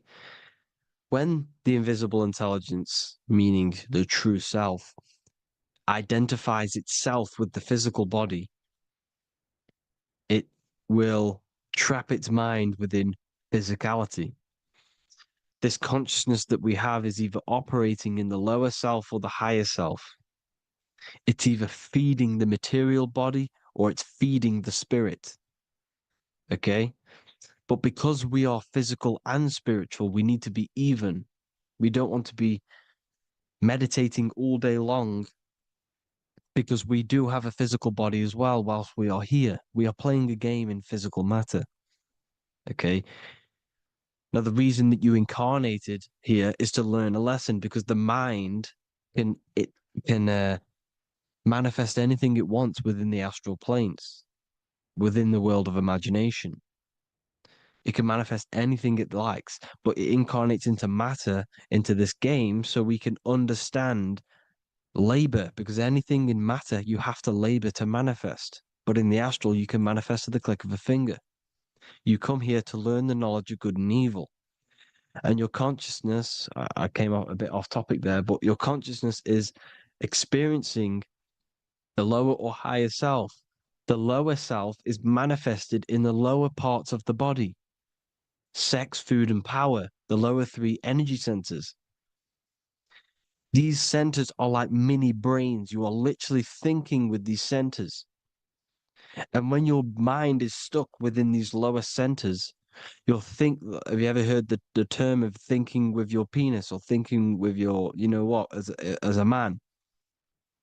Even females maybe, but mainly this is a boy saying, you're thinking with your penis.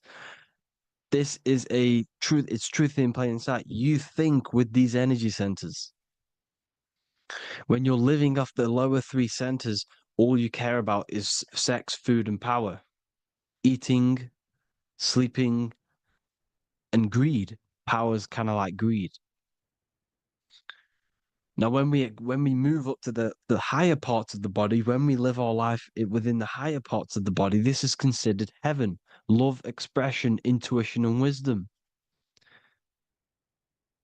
This is what we need to be aiming to do, moving out of the lower half of the body and living our life within the higher self, the higher parts of the body, thinking with the higher energy centers, thinking with love, expression, intuition, and wisdom, spreading love, expression, intuition, and wisdom to others.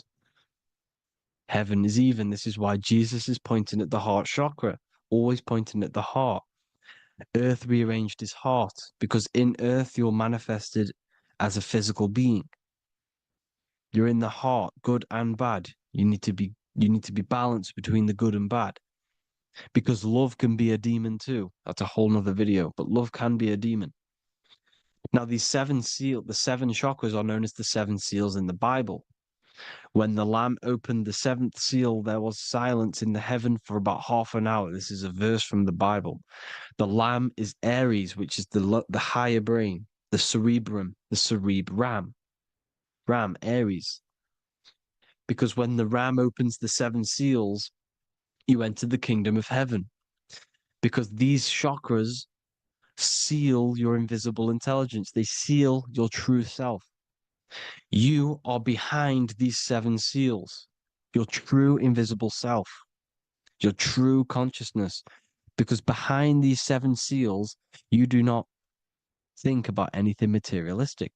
Your intelligence is not material. It's not physical. It's not from the physical world. It does not desire the physical world. The body is the beast. The body's the animal, the lower self, which can corrupt our intelligence. It can corrupt the intelligence. Okay? Now, we need to balance these chakras so that we gain a deeper connection between this intelligence and the brain. Because when there's a strong connection between the brain and the intelligence, your body and the intelligence, you have a strong connection. Therefore, you can manifest what the intelligence is saying at all times. Meaning, when, for example, your higher self, this is intelligence, the higher intelligence is always speaking to you. It's always guiding you. It's always telling you the right thing to do. You can feel it when you're doing something wrong. You can feel that you're doing something wrong because this higher self, this intelligence knows what it needs to do here. And when there's no connection between the body and this our intelligence, our true self, when we strip away, when you close your eyes for long periods of time, you will figure out you are this invisible, infinite, creative being. There's no words that I can't describe what it is, but it's the voice inside of your head that you can feel when you close your eyes. You are this being inside of the head, heaven, because this is heaven, this intelligence. And when there's a strong connection between the body, you can manifest everything it's saying. When everything is balanced, when you're no longer thinking with the lower centers, when they're all balanced, you're not thinking in particular with every center, you balance them all, you can manifest everything it says. Your body will act out what the intelligence is always saying. This is God in the brain, the intelligence, trying to touch Adam, representing the lower self. This is why they're not touching. Notice how Adam is resting, but the intelligence is always reaching out, stretching, symbolizing metaphorically saying it's guiding. I'm always reaching out. The intelligence, your intelligence is always guiding you. It's always reaching out to you. But Adam is ignorant of it. The lower self is ignorant of it. And that's why he's so relaxed and God is so stretching out. Because at our highest self, that when you think of when you want to better your life, that highest true version of yourself is God. When you're manifesting this, your highest self, this is God. Your truest form, your most perfect form, that is God. Your highest version of yourself, that is God. Emotions are not what you've been taught. Emotions are not something that should be reactive, okay? You should not let the emotion be you, except that you should experience them instead of letting them become you. You need to understand there's a separation in our consciousness. You have the soul, which is the person who is observing your thoughts. When you think a thought, who's the one observing that thought? The soul, you, the I am, the I, the inner self, the one and only.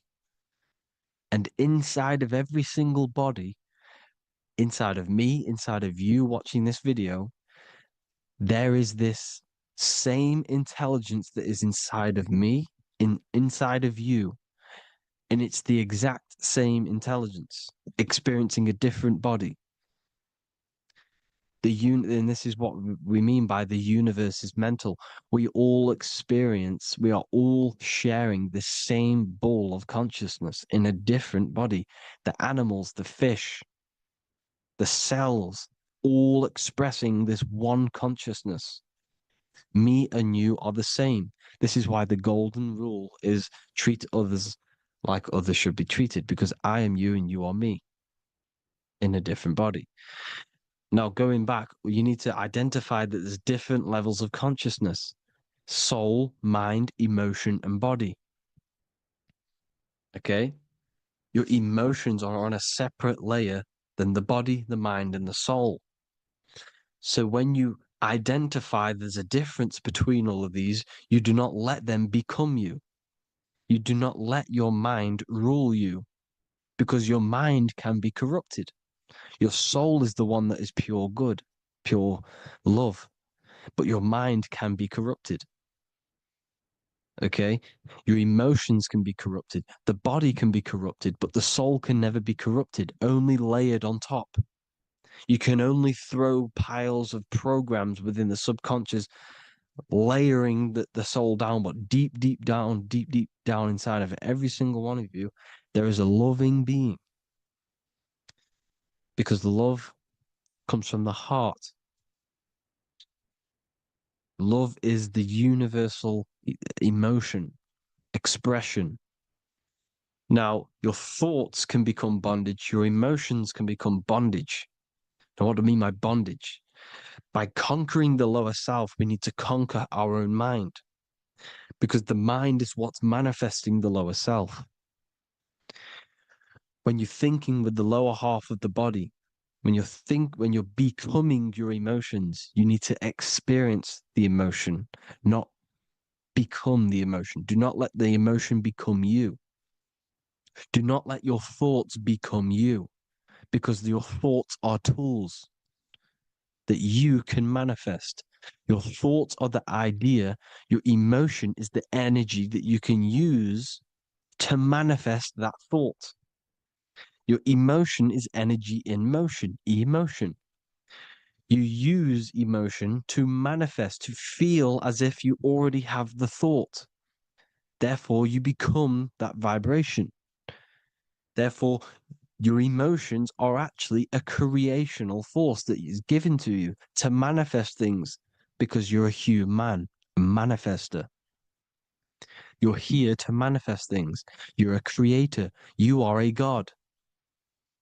Your inner self, your intelligence, your I am, the one and only inside of you, the inner self, the quiet one, the one that's deep, deep down, the invisible intelligence, is it's creating things all the time.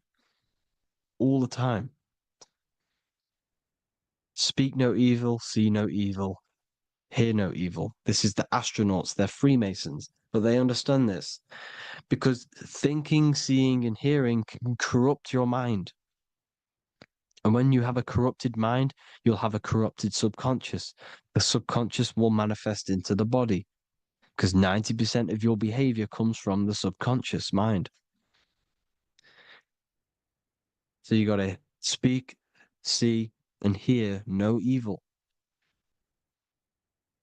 A sin, what is a sin? To overcome our lower self, to overcome our lower self, the 7 deadly sins are not something that goes against an external God. A sin is something that goes against your inner guide, your inner conscience, the inner self that is always speaking to you. It's always telling you the right thing to do. A sin is something that goes against this inner guide. And this is why you can feel something where you can feel you're doing something wrong, because the inner guide is speaking constantly. And when you commit these 7 deadly sins, which are 7 internal states which keep your invisible intelligence bound to your physical body. Because evil, right? Evil love bondage. This is why they stay in this realm and they control this realm, because they love the bondage of the body. They like matter. They want to stay in matter for eternal life. They don't want to ascend back into the heavenly realms where you do not have a physical body. You can explore the universe within the astral planes. They stay bounded to the body, bounded to the 3D construct of the physical world. They have greed, lust, envy, gluttony, wrath, sloth, pride. They want all of this. And if you want that, that's okay. But deep, deep down, you don't want that, because your soul is always telling you the right thing to do. Your soul knows what to do to get out of here. It needs to detach from the external world.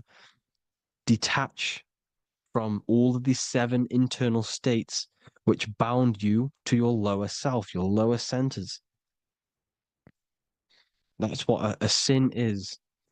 You know, you have a left and right brain. The left brain is always analytic. The right brain is metaphorical. So the right brain is producing a holistic view of reality. Now, what do I mean? And not view, perception. When you see, because your eyes are parts of the brain, so when you look at something and you look, that image is produced in the back of the brain in the visual cortex. And then the right brain produces a perception, a holistic, it breaks down what you're seeing into a holistic image, a holistic perception. So, for example, if you're in a woods, the right brain sees the whole woods as one big woods. The left brain is breaking that perception down into individual trees, branches, and leaves. So the left brain's to do with duality, the right brain's to do with wholeness, unified. The left brain's dualistic, analytic. This is necessary so that we can pick things up and manipulate them and break things down. We need the left brain, we need the right brain. I'm not saying any of them's bad, but the left brain, sinister in Latin, means left. Because when you're left-brained, you see everything in dualistic. You see everything is dual, when everything's actually one. We need to be focusing and strengthening our right hemisphere. I'm not saying sit in the right hemisphere all the time, but we need to be strengthening our right hemisphere. And this is why left is sin and right is right. Because when you focus on the right hemisphere, you see the holistic perception of creation. The right hemisphere sees humanity as one unified consciousness. The left hemisphere sees everyone as individual persons and egos. Because the left hemisphere is dualistic.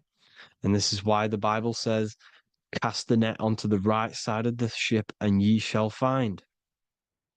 John 21:6. What does that mean? Cast your energy, cast your perception into the right hemisphere of the brain, and ye shall find unified consciousness. You shall find your higher self, the one and only.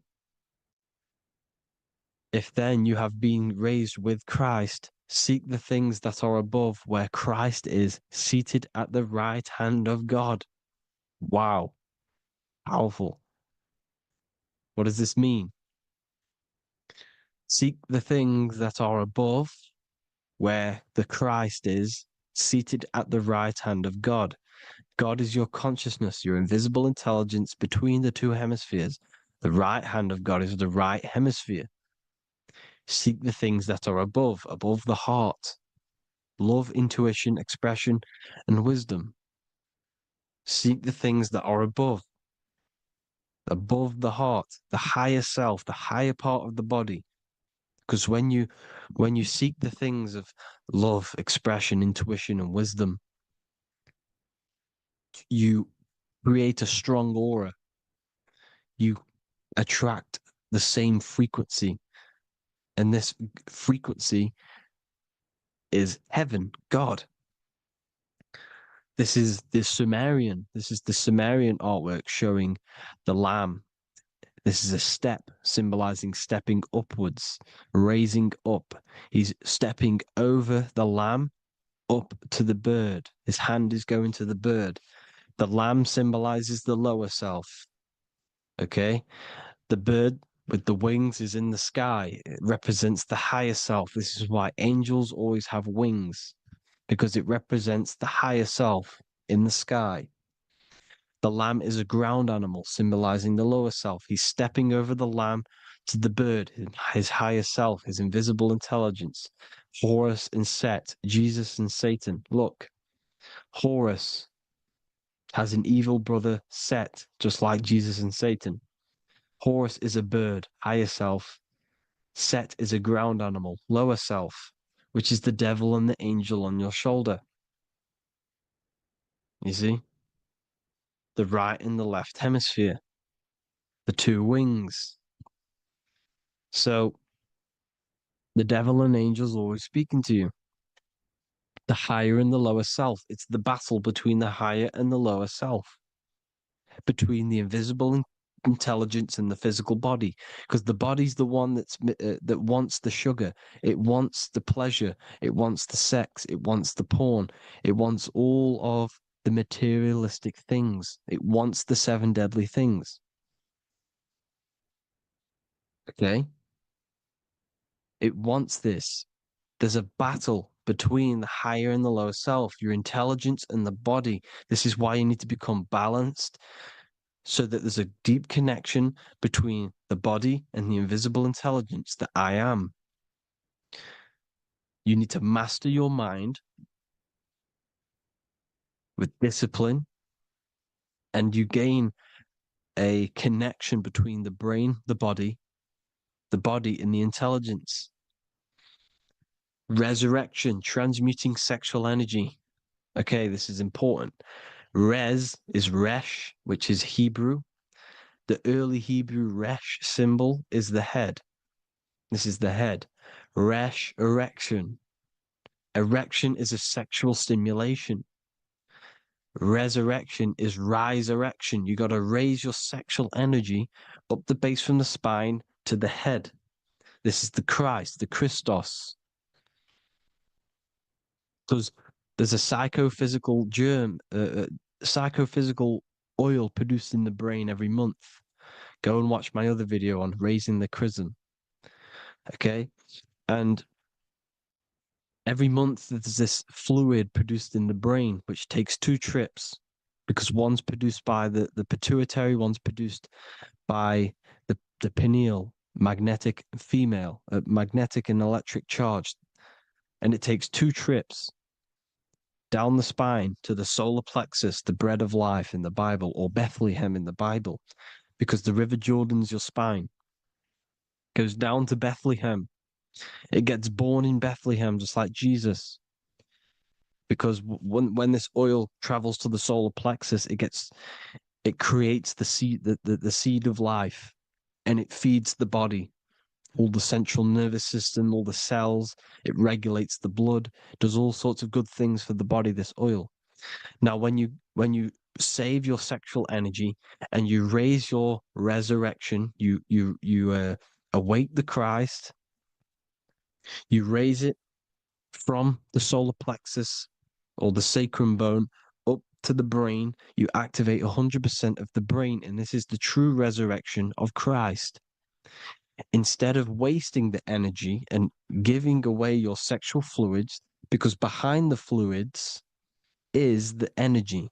So when you release that fluid, the energy is out there. You've released the energy. Your sexual energy is the most potent emotional force a human could possibly feel. Same with any animal or anything.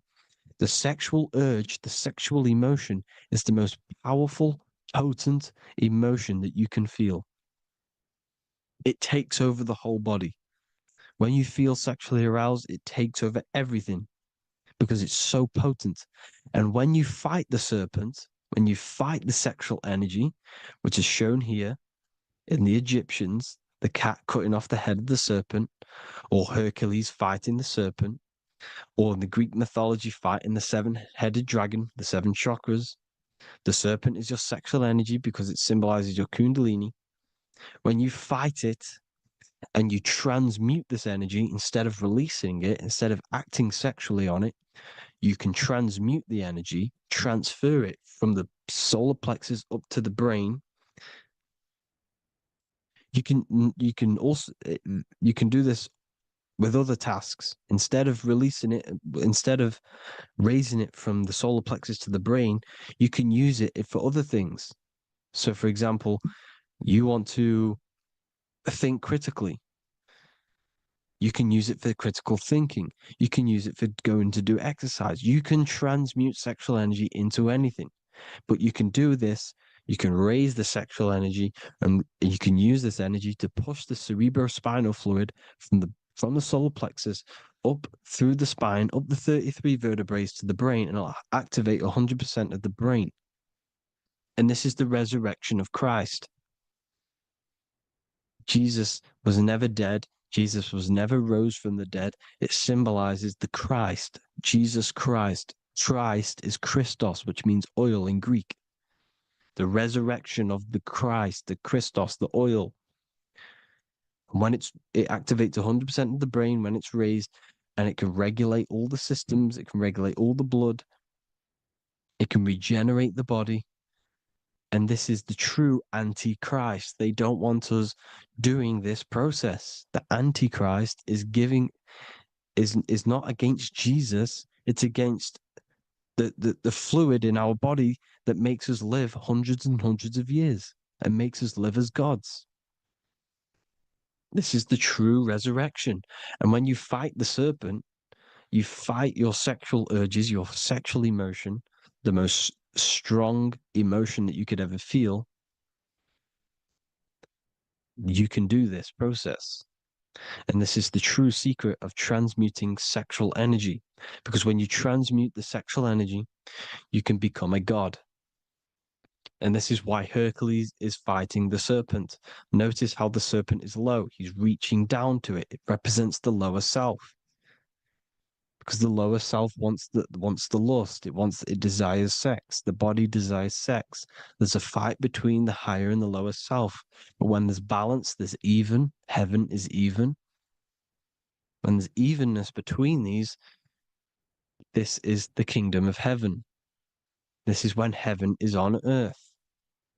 So at our highest levels of ourselves, the highest level of our intelligence, this is God. God is something that we manifest. We need to achieve Christ consciousness by battling the body. There is no battle outside of the physical body. It's an internal battle. Jesus and Satan have been externalized. Nothing exists outside of you, because I explained in the beginning how you are the consciousness experiencing the central nervous system. Therefore, there is nothing outside of you. It's all internal. Jesus and Satan have been externalized. Why? Because it's business. The church is a business. It's all a business. They've created these figures to be historical when they're not historical. The Bible's not historical. It's all externalized. It's called exoteric, when the truth is esoteric, internal teachings. So anyways, people, balance the chakras, balance the two hemispheres of the brain, balance the conscious and the subconscious. Balance is perfect, the yin and yang. You are spiritual and physical. You live in day and night. You need to be balanced. Oneness. Seek oneness. And this is the true kingdom of heaven. And when we all realize that we are all the same intelligence, the same consciousness expressed in different bodies, when we all realize this, we all realize we're all one. Doesn't matter what race you are. It doesn't matter what race you are, where you're from, your nationality, because none of you are actually from here. None of you are from the physical world. You're manipulating the physical world through the physical body. You are the I am. We all have a soul. Every single one of you has a soul. We all have souls. The reason why they say some people don't have souls is because they're trying to suppress your mind. They don't want you to know that you have a mind. That sounds crazy, I know. But a lot of people haven't realized that they have an infinite intelligence called a mind. And behind that mind, if you can observe your thoughts, the person who is observing the thoughts, you have a soul. Everyone has a soul. Don't listen to all these people saying some people don't have a soul, some people do. We all have a soul. Every single one of us. So anyway, you need to break the lower nature of yourself. At our highest levels, we are gods. Our intelligence, our universal intelligence, the I am, the intelligence that's inside of the brain, is God. Our minds are being corrupted within believing that you are the body, And the result of this is a society like today. Because everyone thinks they're the body. And everyone's living in the lower nature of self, where everyone only cares about themselves. But when we realize we're all one big consciousness ball, we're all the same consciousness expressed in different bodies, there will be peace. So thank you all, people. If you do want to learn more, if you do want to read my book, it's called The Book of Wisdom. I'll put it in the description. It's an amazing book, people. It's going to give you the best understanding possible about creation, yourself, and the world. It's amazing. The Bible, everything. I have just launched a new cymatic library. A friend of mine has just added this to the website. He creates beats and he creates the purest beats. So they are actually the frequency that it tells you. Most of the stuff on YouTube and Spotify and Apple Music it says it's a certain frequency, but we know these major platforms are all playing with the frequencies of the app. So if you want a real binaural beats, solfeggio scale frequencies to meditate on or listen to throughout the day, join the occult library. You can get a 2-day free trial. I'll put the link in the description. Thank you all, people. Hope you all enjoyed this video. God bless you all.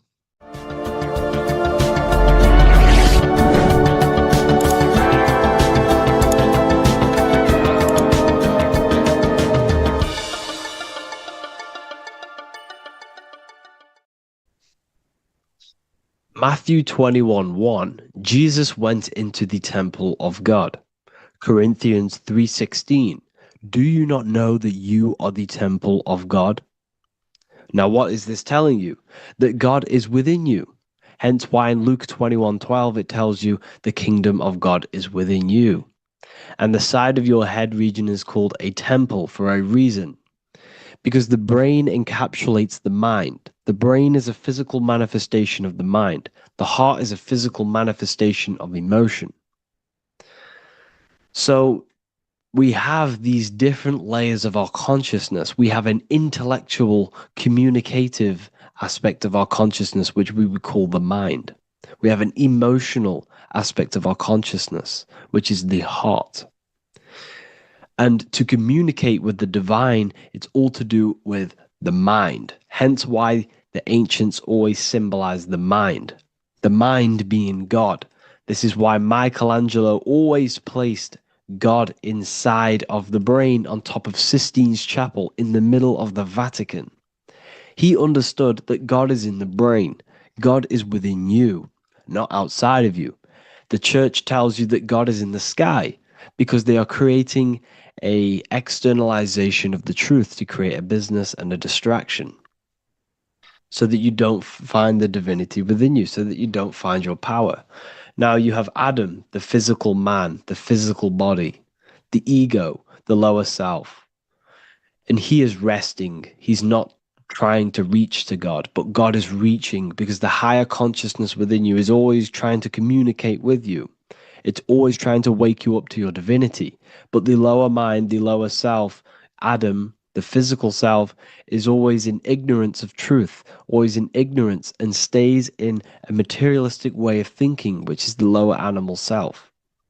And this is what we call a sleep or an NPC.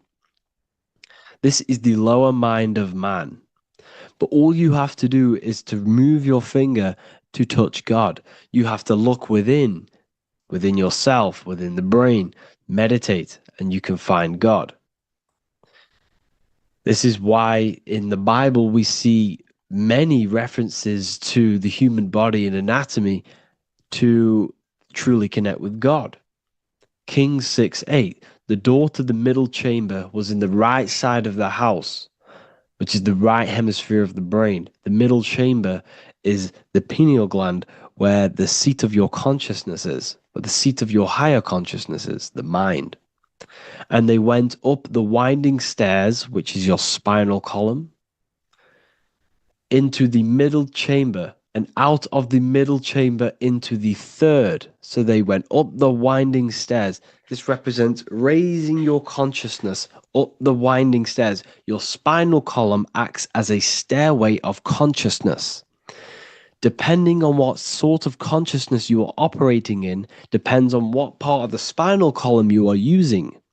Because the spinal column ascends and descends consciousness. What do I mean? If you are in a reproductive way of thinking and you're always thinking about sex, you're jerking off all the time and you're always eating, all of your brain's power and your mind's power is being descended into the lower aspects of the spinal column, which represents hell, the physical state of man, Adam, the ignorant state. We're basically living off low-level pleasures like an animal. And the stairway to heaven is your spinal column. They went up the winding stairs into the middle chamber, which is your mind, your pineal gland, and out of the middle into the third stage of consciousness, physical, etheric, astral. When you meditate and you start to raise your consciousness during meditation, you enter the astral plane when you turn off thought. But this is the middle chamber inside of the brain. Here we see another painting inside of Sistine's chapel of God inside of the brain. This is the brainstem. This is the brain. This is the frontal lobe. This is the back lobe. This is the back lobe. This is the cerebellum. Here's the reptilian brainstem. Here's the claustrum. This is what we are seeing here. Anatomy. Here is another one in Sistine's chapel in the middle of the Vatican.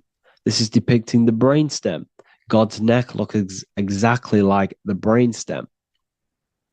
Here we see a real brain compared to God's neck, because the neck is just below the brainstem. And this is what they are symbolizing, because they knew that God is within you. God is a part of the human body. God is inside of the body, because the body is a vessel for consciousness, for universal consciousness. Inside of you, inside of me is the same spark of consciousness. And this same consciousness is spread out into every living essence, because everything comes from the one source, the one God, the one consciousness. Matthew 6:22-23. The light of the body is the eye. If therefore thine eye be single, thy whole body shall be full of light. Practicing the single eye. What is this? This is meditation. This is entering within yourself. So the Bible's telling you to practice the single eye. But if thine eye be evil, thy whole body shall be full of darkness. What does this mean? If your consciousness is in an evil way of thinking, if your mind is filled with an evil, negative mind space, then your body shall be filled with darkness, with evil, with negativity. Because negative thoughts destruct the body. Positive thoughts heal and regenerate the body. So he tells you to be, the light of the body is the eye, your consciousness, the inner eye of consciousness, the eye that lets you see. And what do I mean?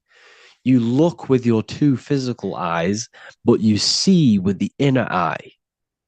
What you see is perception. You look with the two eyes, and what you see is perception. You are seeing, you are understanding, and that's what consciousness, the mind, gives you. Consciousness, or the mind, is the force that allows you to be a human being, that allows you to understand things and interact with things and make decisions. It's an infinite intelligence. See, the mind is not the brain. This is a big confusion with people. Hence why the eye on top of the pyramid is separate from the bottom half of the pyramid, because the consciousness is separate from the body, the eye, the all-seeing eye. It represents the observer, the eye that sees into this body, into this world, into this. You are the perceiver. You are the invisible spirit within the body. Theologians 4:17. After that, we are still alive, and our left will be caught up together with them in the clouds to meet the Lord in the air. You don't meet the Lord in the physical air. Okay? This symbolism of the ancient Christian artwork is showing you, this is symbolic.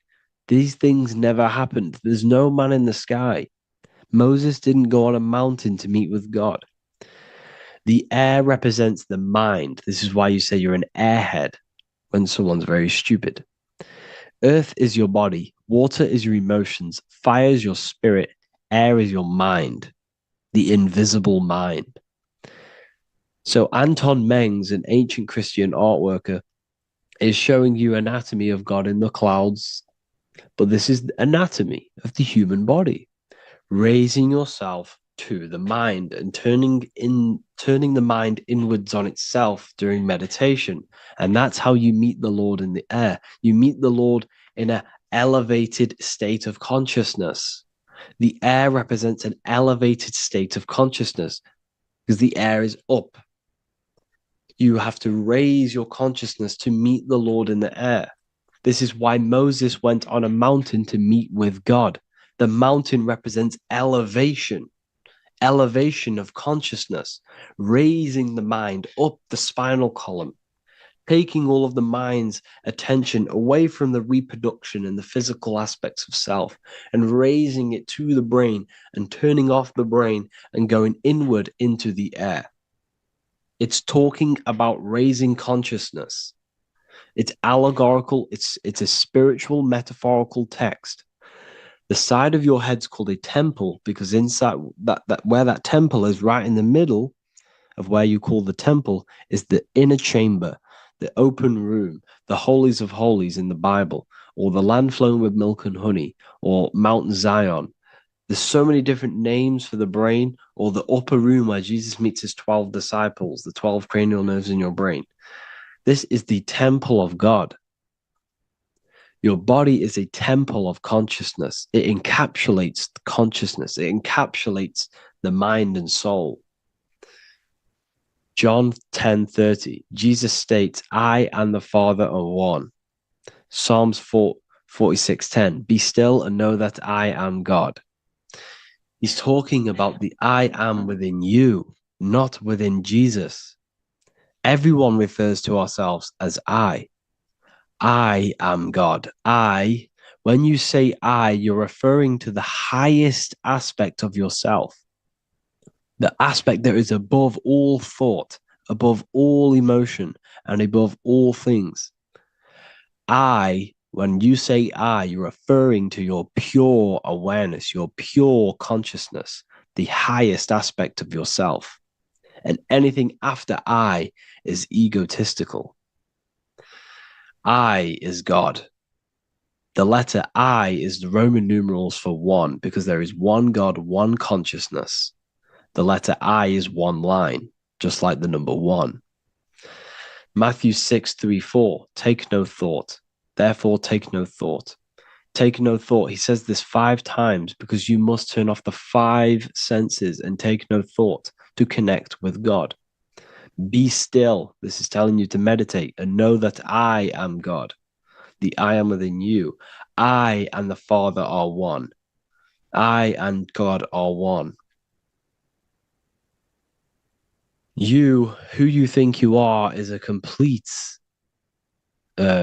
completely wrong. The body is matter. Your name isn't you. Your job isn't you. Your reputation, your trauma, your memories, your friends, family, worries, bills, interests, dislikes, goals, passions. Anything to do with the thinking mind is not you. Who you think you are is a part of your thinking aspect of consciousness. But once you remove thought, you are no longer your name. You are no longer your body. You're no longer your reputation. You are the I. You are pure awareness, pure consciousness. Pure consciousness. And this pure consciousness has latched on to this name, this job, the body, and your traumas.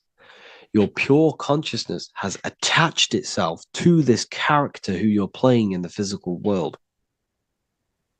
And this is essentially who you think you are, but you are not. You are the I, you are the self, you are pure awareness. So, in order for you to detach from these things, you must learn how to detach from your name, your job, your reputation. And you do this through meditation by turning off the thinking mind, Turning off the thinking mind allows other aspects of your consciousness to open up. What do I mean? Your whole life you've been thinking, and all of these thoughts has attached you to this physical body. You haven't allowed your consciousness to open up. And you can only do this by taking no thought. That's why Jesus tells you, take no thought. When you turn off the thinking mind, other aspects of your consciousness starts to open up. Other aspects of your being can open up. And this is how you have astral project. This is how you do all these mystical things and things to do with consciousness. It's taking no thought. Imagination, emotions, thought, and memory are all to do with consciousness. These things are not physical. You can't touch thought. You can't touch emotions. You can't touch these things because they are not a physical thing. So you must turn off these things for other aspects of your consciousness to open up. Okay? So essentially, the Bible is a metaphorical, astrological, numerological, metaphysical, spiritual, encoded text that talks about human anatomy, spirituality, and the true nature of the human experience. Everything they would teach you in school is to make you think that you are this body. Everything they teach you in church is the externalization of the true teachings of Jesus. Jesus was telling you to meditate. Jesus was telling you to practice the single eye.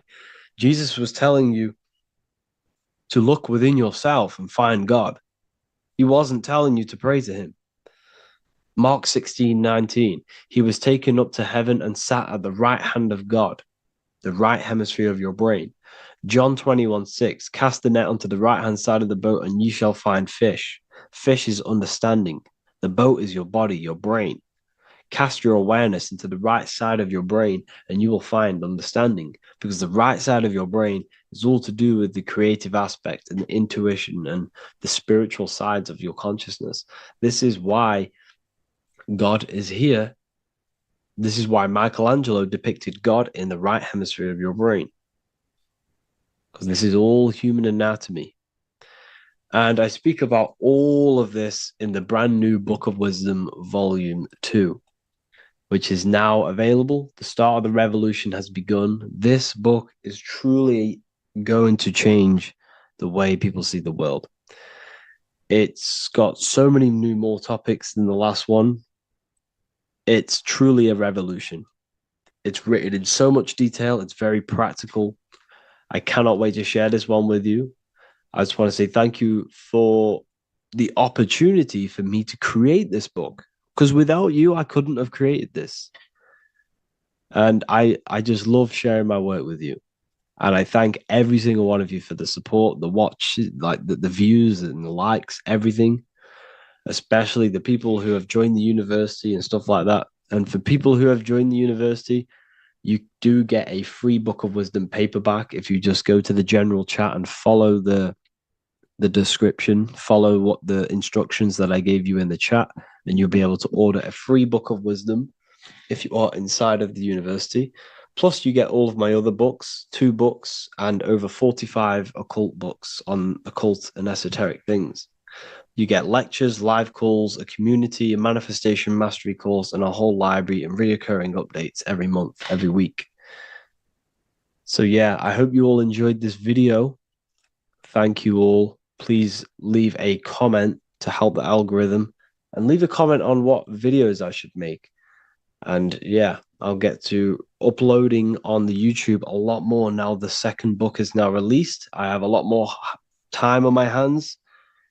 No longer using my energy to create the book. I'm now going to redirect this mental energy into the YouTube. So there will be a lot more content coming. So I need some content ideas.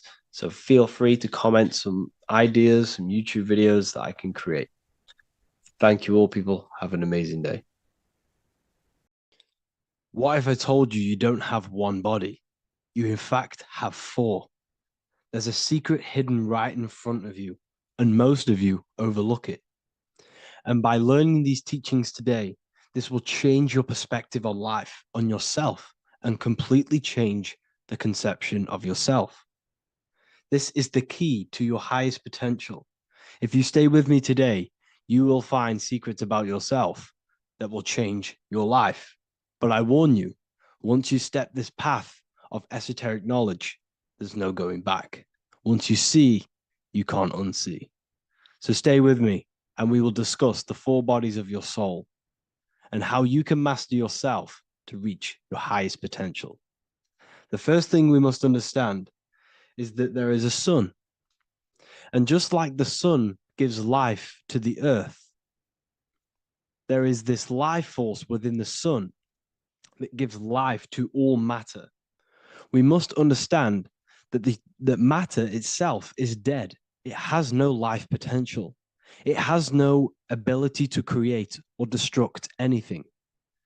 All of the life comes from above, from the sun, from the life-giving power of this infinite energy source we call the sun.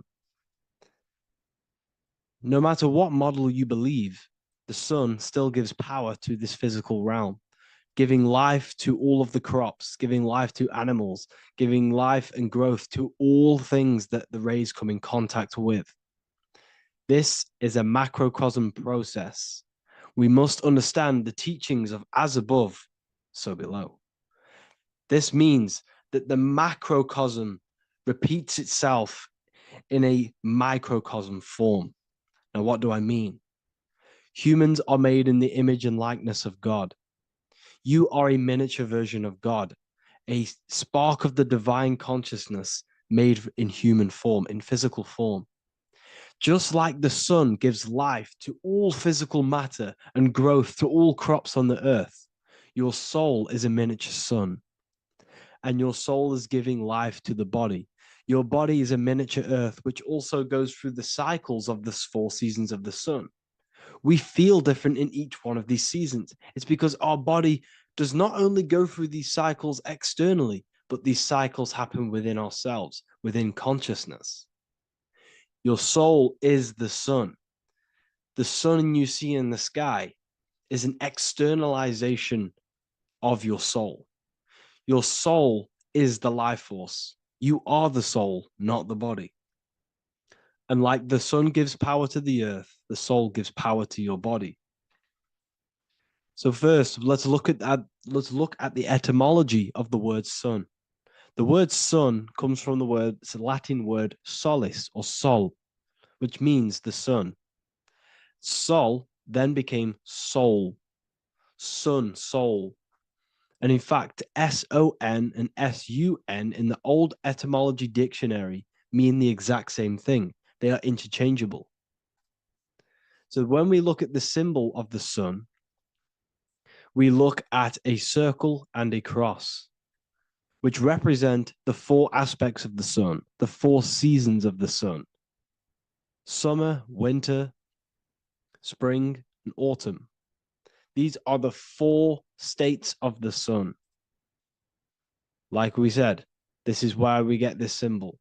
You have the 4 states of the sun, which represent the 4 bodies of the soul. Now, this is where we get deep. Like I said, the sun you see in the sky is a macrocosm of your soul, an externalization of your soul. Just like your sun has 4 seasons, the 4 seasons within us are the 4 bodies. Our soul is incarnated and split into 4 sections. We have a mind, we have a physical body, emotions, and spirit. These are all interchangeable and they are all linked. In ancient alchemy, we have the exact same symbolism of the 4 stages of alchemy. But in this case, they're symbolized as the 4 elements: earth, water, air, fire. In this ancient alchemical symbol, we have the pentagram, with the top one representing the soul, ether. Our soul then has the 4 bodies, with the human here. We have the man, the eagle, the bull, and the lion.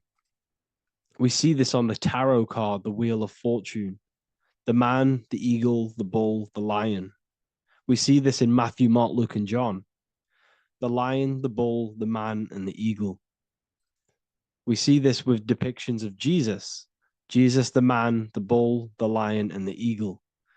These represent the 4 fixed signs of the zodiac. Taurus, the bull. Scorpio, the eagle. Scorpio was symbolized as an eagle. It's an ancient symbol. Now it's been changed to a scorpion, of course. Leo, the lion. Aquarius, the man. These represent the 4 fixed signs, which are 4 different elements. Taurus is an earth sign. Scorpio, a water sign. Leo, a fire sign.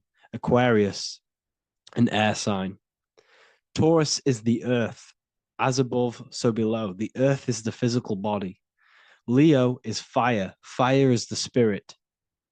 Scorpio is water, which is the emotions. Aquarius is the mind, which is an air symbol. Air is the mind. That's why we call people airheads. Okay? So what we're actually looking at here are the 4 aspects of our soul. We have the sun in the middle and the 4 bodies of the soul. This is what Jesus is symbolizing. Jesus represents you. God made flesh with the 4 aspects of the soul. The 4 gospels are all depicting Jesus in 4 different ways according to the different body of consciousness. The wheel of fortune are representing the 4 bodies of the soul. This represents the 4 bodies. Now, how are they 4 bodies? They are 4 dimensions of consciousness. The mind is not made of the same substance of the emotion. The emotion is not made of the same substance of the physical body. The spirit is not made of the same substance as the physical body also. They exist in 4 dimensions of consciousness. They are 4 bodies of our soul. And the most important teaching here is what I'm actually getting to, is the powerful one. This is what gives you power. Most of us live in chaos. Our mind is thinking of doing something. Our emotions are feeling something else. Our body is lusting and wanting to do something else. And our spirit's energy is completely off. Most people live in unbalance. None of these 4 bodies are working together. This is why we produce chaos in our lives. When these bodies are in balance, are not working together. So in alchemy, they symbolize the 4 elements, which are the 4 bodies of consciousness. These are the furnaces with the fire. They represent transmutation of each body. We have to sync these bodies. We have to sync the mind with our emotions, and our emotions with our actions, the physical body, and with our spirit. These 4 key bodies need to be in line in order for us to create consciously in our life. Because each one of us is a creator, a miniature version of God, creating our own earth, creating our own material reality. And in order for us to create consciously and with effect and power, we must have these bodies unified so that we can create consciously and not create chaos. So this is very, very important. And this is a secret teaching found in all ancient societies. But this is what the hidden symbolism of astrology actually is. The sun is our soul, and the 12 zodiacs are 12 aspects of our soul. And we have the 4 aspects of the 4 main bodies. This is what we're looking at. We're not looking at the sky. We're actually looking at aspects of ourselves, aspects of our soul that we must master and transmute in order to become our highest potential. So I hope this makes sense. And it may take a while for you to fully understand this, but the key knowledge in order for you to understand any of these teachings that I've gone through today is the major, major teaching of as above, so below. What is above is below. What is within is without. Your inner reality projects the outer reality. What is inside of you is outside of you in some form or way. Whatever trees, whatever roots that go down will always shoot up. When you throw a bouncing ball, you shoot it down, it will go up. As above, so below. As within, so without. God did not make a creation separate from himself. We are all extensions of the divine made in physical form. And we are incarnated into 4 sections. Our soul is separated into 4 sections. These are the 4 corners of reality. These are the 4 pillars of reality that we must control. So in order to access our soul in meditation, we must turn off these 4 things. Turn off the mind, the emotion, the spirit, and the body. And then we access the soul. So I hope this video helps today. And you can learn all about this in the Book of Wisdom, Volume 2. This book is a revolution in consciousness. I do not recommend everyone reads this book. This book is only for people who are serious and want to transform their lives. This book is a book that will change the scope you see reality. It will change your perspective on yourself because you will resonate with this. This book does not just give you information. It gives you a sense of well-being. It gives you truth, and you will find your power from this information. This information is not just information, it's a key to your path of enlightenment and transformation. So you can find this book in the description of this video. And if you are part of the university, I will see you on the live calls. Thank you, everyone. Please leave a like, subscribe, and a comment, and let me know whatever videos you want me to make next.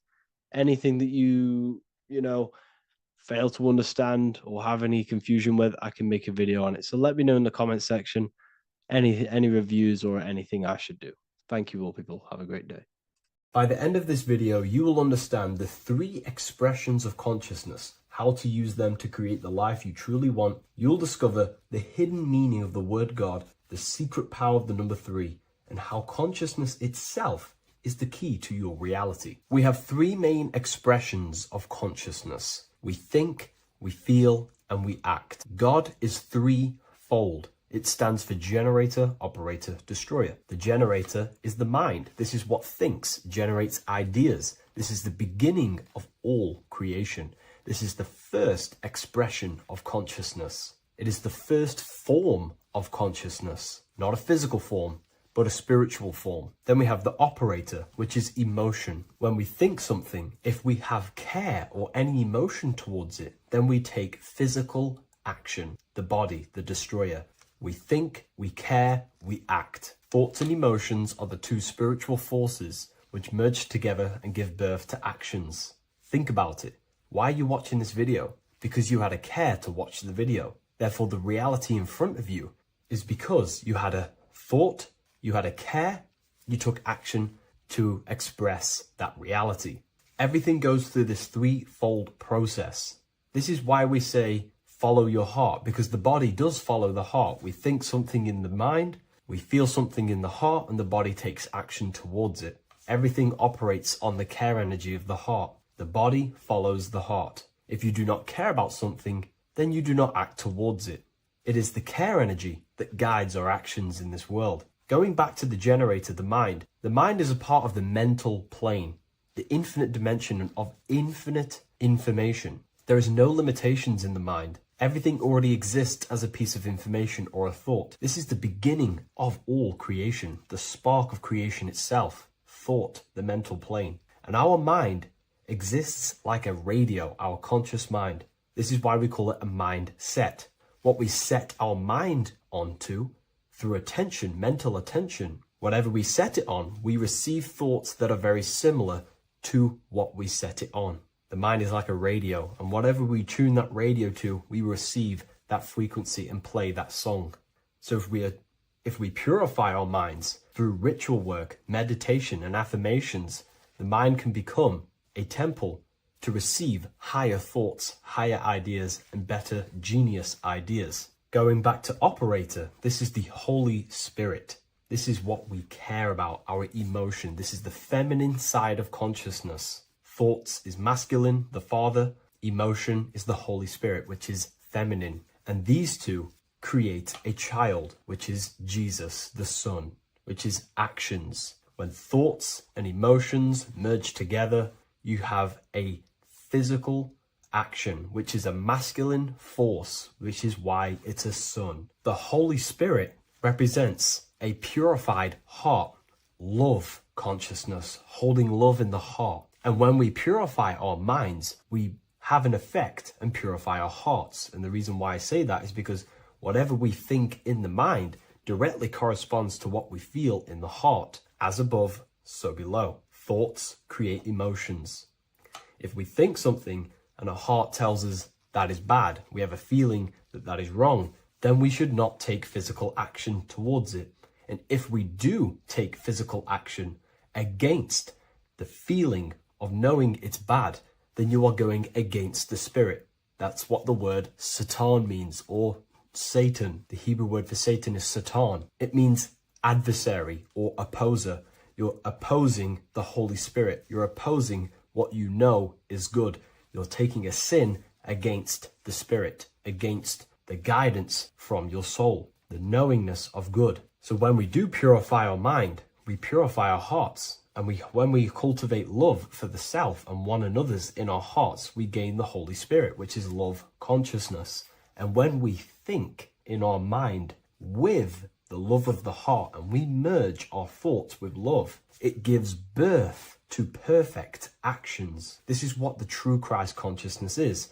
We think with the love of the heart and it gives birth to perfect actions. And if everyone did this in the world, we would live heaven on earth. Everyone would be balanced within themselves and the world as a whole would be balanced. So we need to gain full mastery over these three aspects of our consciousness, over our what we give mental attention to, gaining love for ourselves and the collective in our hearts, and gaining a strong disciplined willpower for our physical actions. And if you can gain full control over these three-step process, you can gain full control over your reality. The number 3 represents this 3 aspects of creation or transformation. This is a transformative process from going invisible to the visible. This is also why Jesus dies in a cave for 3 days. It's all about transforming the self. Transformation is the number 3. Me personally, I think the Holy Spirit has been replaced for the sacred feminine aspect of consciousness. They do not want us connecting to our feminine side of consciousness, because then we will cultivate love in our hearts for the self and one another. And love is the most potent force there is in the whole universe. It is what unifies everything. It nurtures everything. It allows things to grow. Think about it. When you hold love or care for someone, you grow relationships. The sun is the perfect symbol and representation of love energy. The sun gives abundantly, expecting nothing back, and allows everything on the earth to grow. It's a caring, nurturing, feminine force that allows things to grow and unify and come together. In today's world, we mainly have thinking and acting without emotion, without care, without the judge of our hearts. It's all about gaining unity consciousness. We think, we care, true care for one another and the self, and we act. And if you align these 3 forces towards something, your business, whatever you're trying to create, you will fully create that reality, because these are the 3 forces that you can use to generate a reality. You can do ritual work to create care in your heart about something, and then you will take more action towards it. The book I'm using here is the Book of Wisdom, Volume 1. You can get this paperback or PDF on my website. So I hope this video has helped you. Please leave a like, comment, and a subscribe on the channel if you like the content. Let me know what you think about the Holy Spirit and if it is covering up the feminine side of consciousness in the comments section. Hello, everyone. Today we're going to be discussing the esoteric and occult meaning behind the story inside of Genesis, the story of Adam and Eve. This is a widely known story, but not many people know the true esoteric meaning behind it. Okay, so today we're going to be breaking this symbolism down. Before we get into this, please leave a like and a subscribe on the channel. I would greatly appreciate it.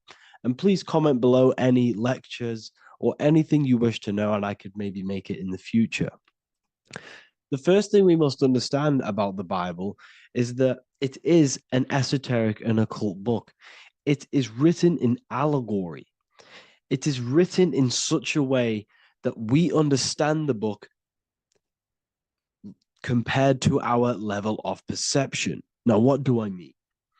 If a child read the Bible, they would gain a standard meaning and story behind it. They would gain a normal interpretation of the book, of being good, praise God, and be a good person. However, me, who have studied the occult and esoteric and symbolism for a very long time, when I read the Bible, I see a deeper meaning. I can read between the lines of the allegories, which means the Bible is written in such a genius way that it speaks to your level of intelligence. Depending on how advanced you are mentally and with knowledge, will depend on how you decipher this book and how the parables inside the book can speak to you in your personal life. Okay. So the Bible is the greatest psychological book ever written in history. This is why it's known as the greatest story ever told. It's a story. What we must understand with the Bible is that the Bible creates on the surface a logical way of thinking, which is what we call religion. We read the Bible and if we think logically and we take that book literally, then we gain a religion. But if we look beyond the surface, this is what we call esoteric, metaphorical, symbolic. You can read between the lines using our right hemisphere of the brain in deciphering this book and what it truly means to us and the evolution of our mind, body, and soul.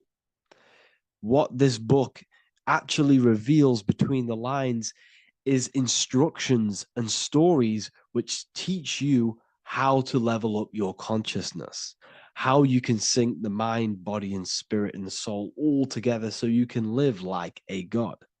This is what the esoteric is. It's the purification of consciousness. Now, when it comes to Adam and Eve, okay, what we must understand is that this is the beginning of creation. This represents the beginning of your life in an esoteric way. This is symbolic for the beginning of your incarnation into this physical world. Okay. And we have Adam, masculine, Eve representing feminine. These are the two masculine and feminine energies which create the whole material universe. Okay. And as we are born with a pure consciousness. We are born with pure consciousness. Well, now, what do I mean? As a baby, we have no knowledge. We are pure essence of the soul. You know, we don't gain the knowledge of good and evil. We are pure. Yes, we're not happy all the time as a baby, and we're not sad all the time, but we have no ego. This is what I mean. Our consciousness is not split. As a baby, you are whole. You have a whole consciousness. You are yourself. You have no false identifications, no limiting belief systems, nothing. You are pure awareness and the pure soul and the pure mind. Now, this is what Genesis is representing. As we grow older, the more experiences we gain, the more thoughts we start to think, the more knowledge we gain of this world, the more impure our mind, our heart, our soul, our spirit becomes, the more impure our body becomes. As we grow older, we're infected with negative beliefs, negative thoughts, and society norms. This is a big one. As we grow older, we are molded by society. We shut off areas of ourself and we push them away so that we fit in with society. We all know this. We all did this in school. We pushed away parts of ourselves to act cool or to fit in, whatever it may be. Whatever type of person you were in school, we all went through this because society and culture is programmed. So as we grow older, our consciousness splits. We gain a persona, an ego, and we gain a shadow self, the subconscious, and we gain an ego. Now, the ego is what you show to people. It's that character that you show, that you put on to your culture, to your family, to your friends. This is a false identification. And we also gain a shadow self. The shadow self is gained through experience. This is the subconscious. Our ego is created through experience. And so is the subconscious and the shadow self. Okay. So as we gain age in this material body, we fall from the Garden of Eden. We gain the knowledge of good and evil. This is what the symbolism represents of us leaving the garden, us eating from the fruit. Now, the fruit represents the knowledge, it represents the insight, the experience, which splits our pure consciousness. Our soul splits. Okay? We lose connection with the divine. We lose connection with our pure self through material experiences. We may lose ourselves in material experiences. We may lose ourselves in lust and material gain, wealth, and all of these lovely things that the material world offers. We lose ourselves in this. Okay? And not only that, there's another symbolic thing that we're missing with being a child. There's another symbolic meaning behind this tree in this story of Adam and Eve. And this is sexual energy. Okay? As we are a baby, we have no ability to create another human life. We have no sexual urges. We have no desire for the material things as a baby. Nothing. As we grow older, our sexual energy cultivates around the age of, it's like 10, maybe earlier for some people or later for some people. This is what we call puberty, when our sexual energy activates. This is when the masculine and feminine energies are present within the body. And we are now given the ability to create human life. We're now given the ability to bring in a soul into the material world. Now, this is what we believe and know in the esoteric world. That is what sex is. You're bringing a soul from the astral into the physical. Okay? So as you grow older, you gain this ability to use the power of creation. You gain this force within you that allows you to open a portal in the astral and bring in a soul to the material. Now, this power can be misused. This power is very powerful and should not be misused. In occult and esoteric teachings, we teach and learn sexual transmutation, how we transmute sexual energy into different areas of our life so we can grow and create. Because sexual energy is creative energy. It creates a whole new human being. So if we retain it, we can transmute it into creativity. So this energy is kind of corrupting us as well. And now I'm not saying growing up is evil, all this thing is evil. This is a natural cycle that we must go through. The soul of us must go through this cycle so that we learn, so that we overcome it, so that we gain mastery over ourselves, so that we expand ourselves. I recommend you watch the Evolution of Consciousness lecture that I did on my YouTube. An amazing lecture. Talks about the evolution of consciousness and how we're on a never-ending cycle of life and death and expansion. So leaving the Garden of Eden is symbolic. You see, Eve represents emotion. She's feminine. Adam represents action. That's why he bit the apple. You see, Eve takes the apple and tempts Adam because she's the emotion. She's the sexual desire. And Adam eats it. He releases. He misuses the power of his creation. He misuses his consciousness because of material illusions and material desires. This is natural. Okay. As we grow older in this life, our soul has to experience sin. We have to experience negativity. We have to experience evil. Okay. And we have to misuse this power within us to learn about it so we can overcome it and gain control over it. Now, this is why the Bible says in Genesis 3:6, for God doth know that in the day ye eat thereof, then your eyes shall be opened. Ye shall be as gods, knowing good and evil. This is very, very, very symbolic. We come into this world to experience a dualistic way of reality. We come into this world to challenge ourselves so the soul can grow, because the soul comes from pure love from God. But we come into this world so the soul may know what it's like to be evil. You see, we are like a seed. Our soul's like a seed. And when that seed grows, okay, and it's planted, them roots must grow to hell in order for the top of the tree and the roots to grow to heaven. In order for the soul to reach the highest states, it must descend down into the lowest states. Good and evil. This is the story of good and evil, okay?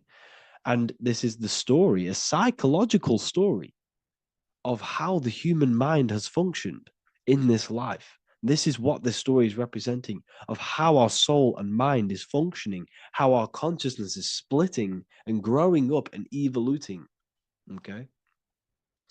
Like I said, snakes represent sexual energy. They represent, snake, when you've been snaked. This is why we say you've been snaked, because it represents a temptation of sexual energy. This is why the Kundalini is symbolized as a snake. This is the serpent within us that we can rise to activate dormant brain cells in our brain.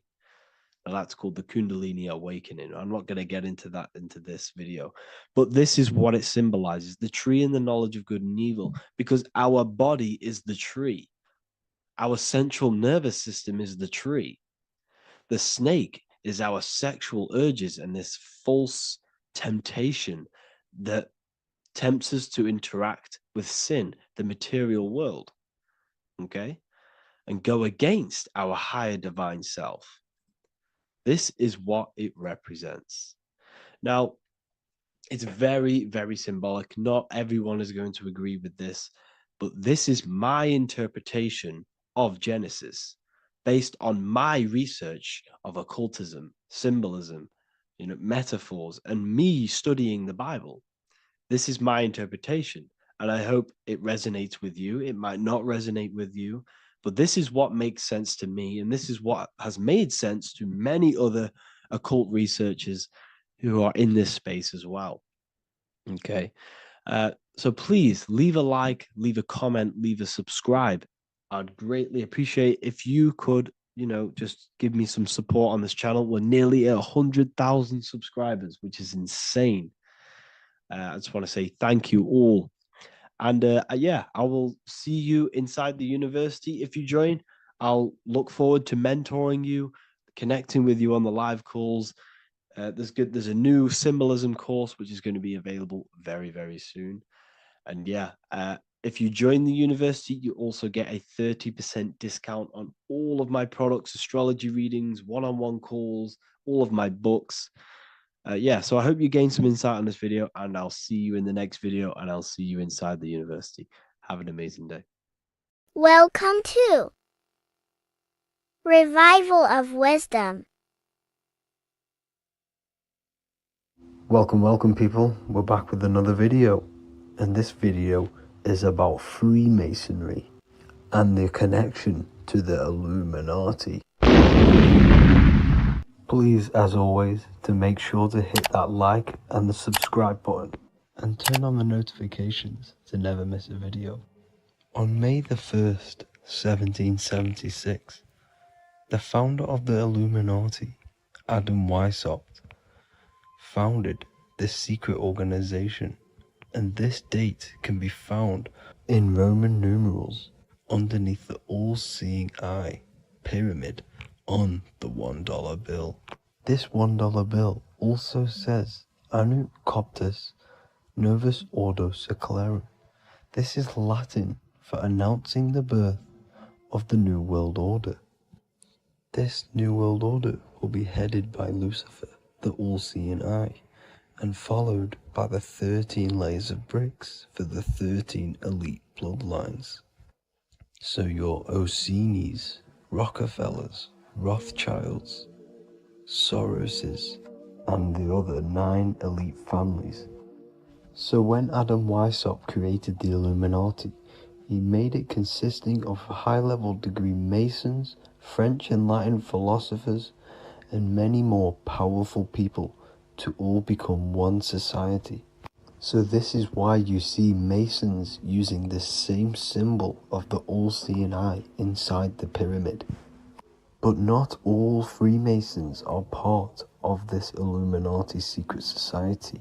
As the 33rd degree Freemason Manly P. Hall said in his book The Secret Teachings of All Ages, Freemasonry is a fraternity within a fraternity, an outer organization concealing an inner brotherhood of the elect. So what he's saying here is that Freemasons have to go up the degrees of Freemasonry, and once they hit the top, they either get elected or not into these secret societies like the Illuminati, Skull and Bones, and Knights Templar. So when you see celebrities doing this one-eye symbolism, either covering one eye, doing the triangle, or doing 666 over one eye, this is showing and reflecting the symbolism of Freemasonry. They have taken the oath to never speak on anything they learn about Freemasonry. Duncan's Ritual of Freemasonry book states the oath they have to take. Quote, I ... of my own free will and accord, that I will hail, ever conceal, and never reveal any of the secrets, arts, points of Master Mason's degree to any person whomsoever. All this most solemnly, sincerely promise and swear.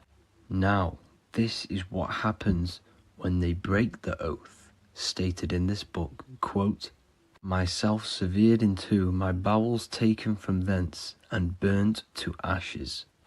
So this states that Freemasonry comes first, before any law of the land. It has the right to kill you if you break your oath. This is the hand gesture they have to do every time they enter the ritual room inside the Masonic lodge. This is the cutthroat symbol, showing you and reminding you of the oath and what will happen if you break it.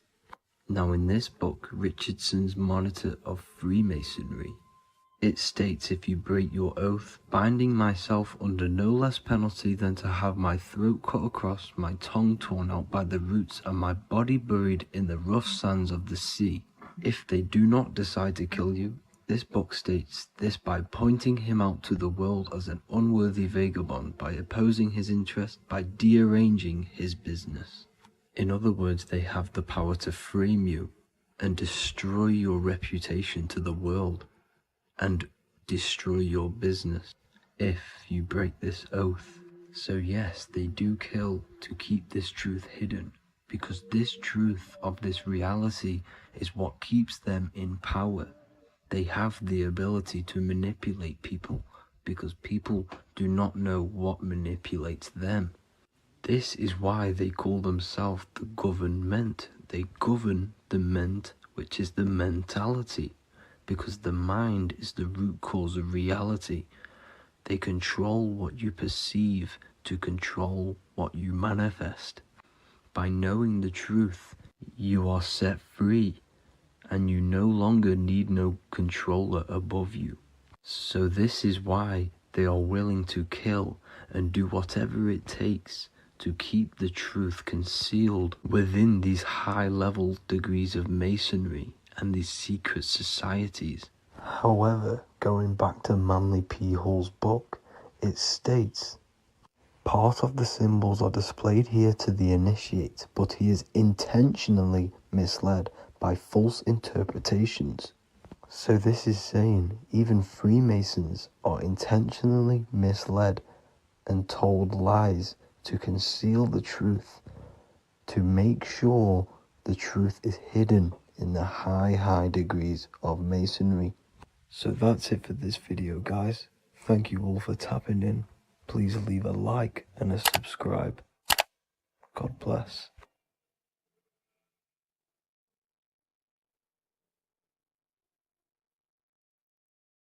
You're living in 4 planes of existence right now, but most people are only aware of one. And that's why they feel lost, disconnected, and stuck in cycles they can't explain. If you don't understand the blueprint of reality, you'll keep trying to fix the physical, while the real causes lie in the unseen dimensions that you have direct access to. You must understand is that the universe only exists in the mind. Everything is a projection of consciousness. Therefore, consciousness produces everything. Our internal world is consciousness. Our external world is this physical body, physical world. Everything is an externalization of consciousness. For example, this was a thought. Now it's made physical. But before this was invented, it was existing in someone's mind, in consciousness, invisible.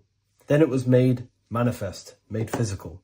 So everything in this physical plane is the effect. The cause is consciousness, mind, the mental plane. So now I'm going to explain these different dimensions of consciousness. You don't just exist in this physical plane. The physical plane, in fact, is the lowest plane there is. It's the illusionary plane. So first of all, we have the Buddhic plane. This is the nothingness. So think of it like this. Absolute nothingness. If you turn off thoughts, there is nothingness. This is the void. And out of the void springs infinite potential, which is the mental plane. Now, your mind has no limitation. It can think anything, be anywhere, anytime, any place. In the whole world, there is no limitation with the mind. This is the realm of infinite possibilities. This is the realm of thought. Thought is a dimension, information and thought. To go a little bit deeper on this, there are pockets of thoughts, what we call in the occult fields of thoughts. Your mind does not think thoughts, it receives them. Your mind is like a radio. Whatever the mind is tuning into, setting its mindset, setting your frequency or setting your mind, you will receive thoughts based on that set, whatever you set your mind to.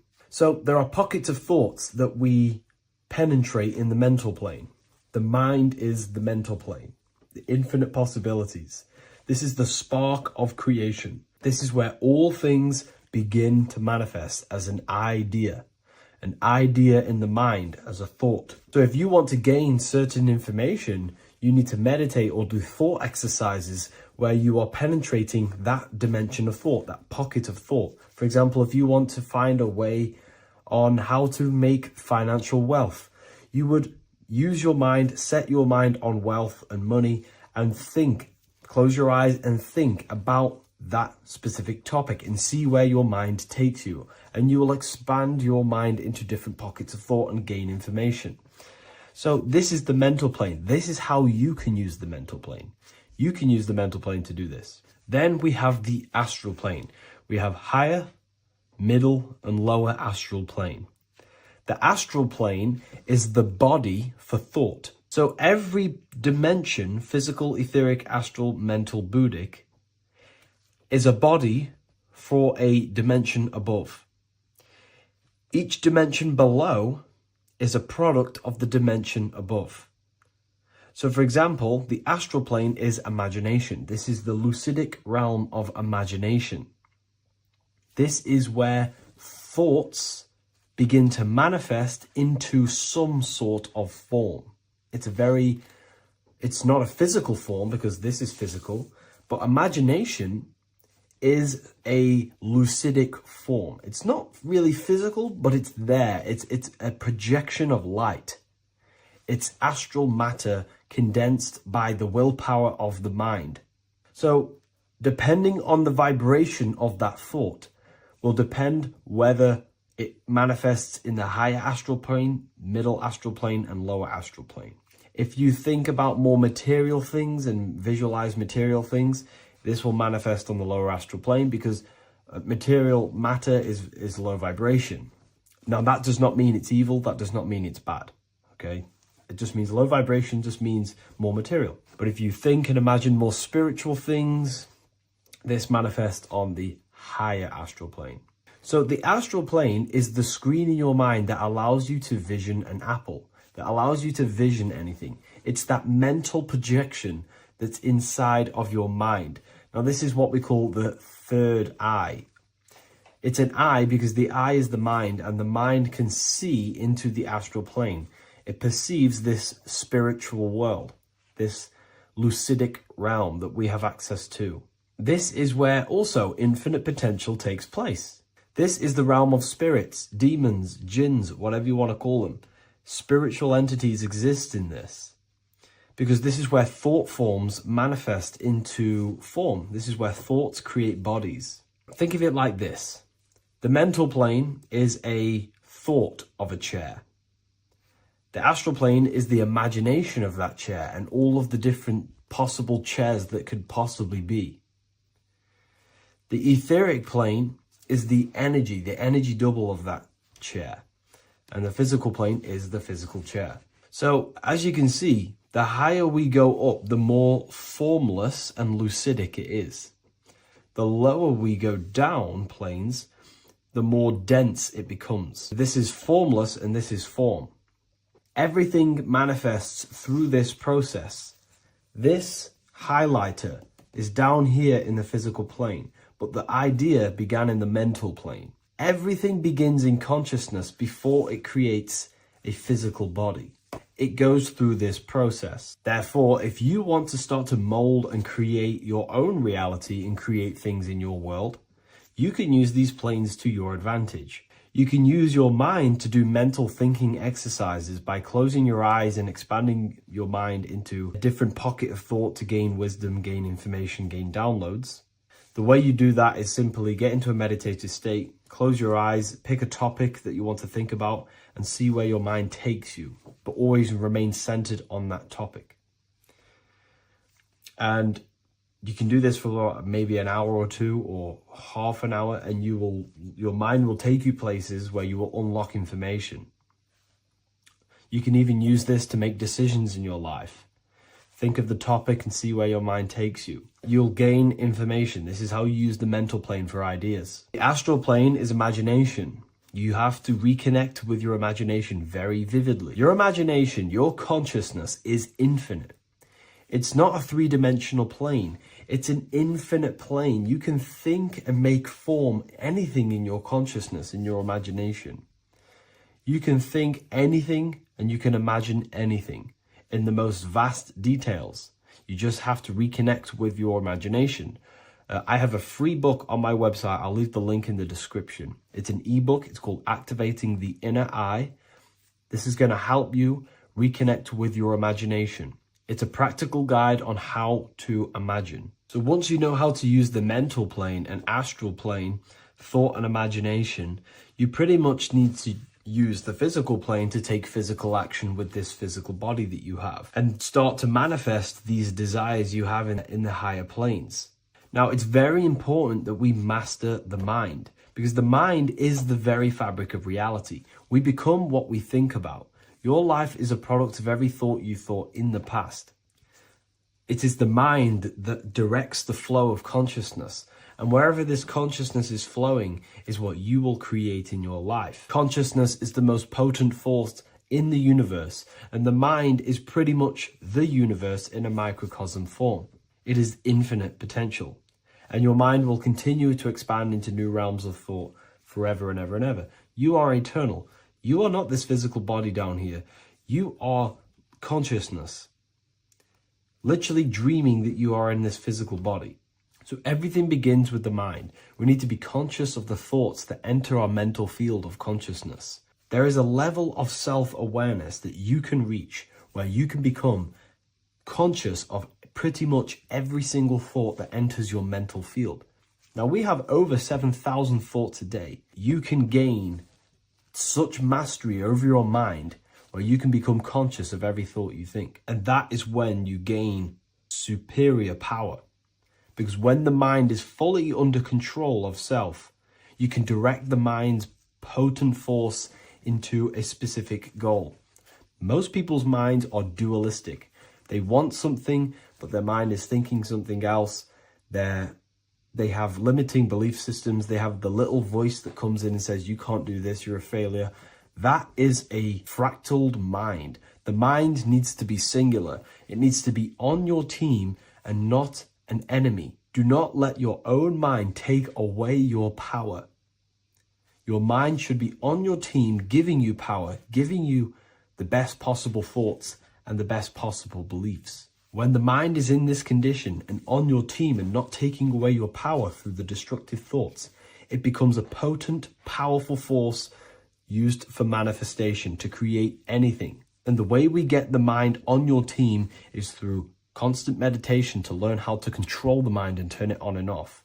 Subconscious reprogramming through visualization, affirmations, cultivating emotions associated with your goal.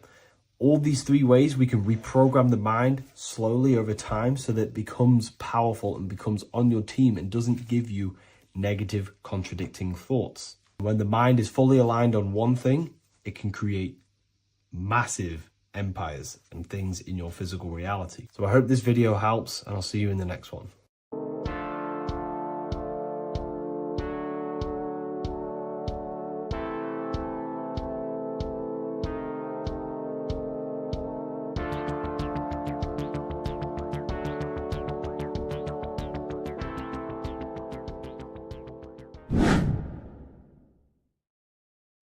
How are we all doing today, people? It's Revival of Wisdom, and today we're going to get real deep.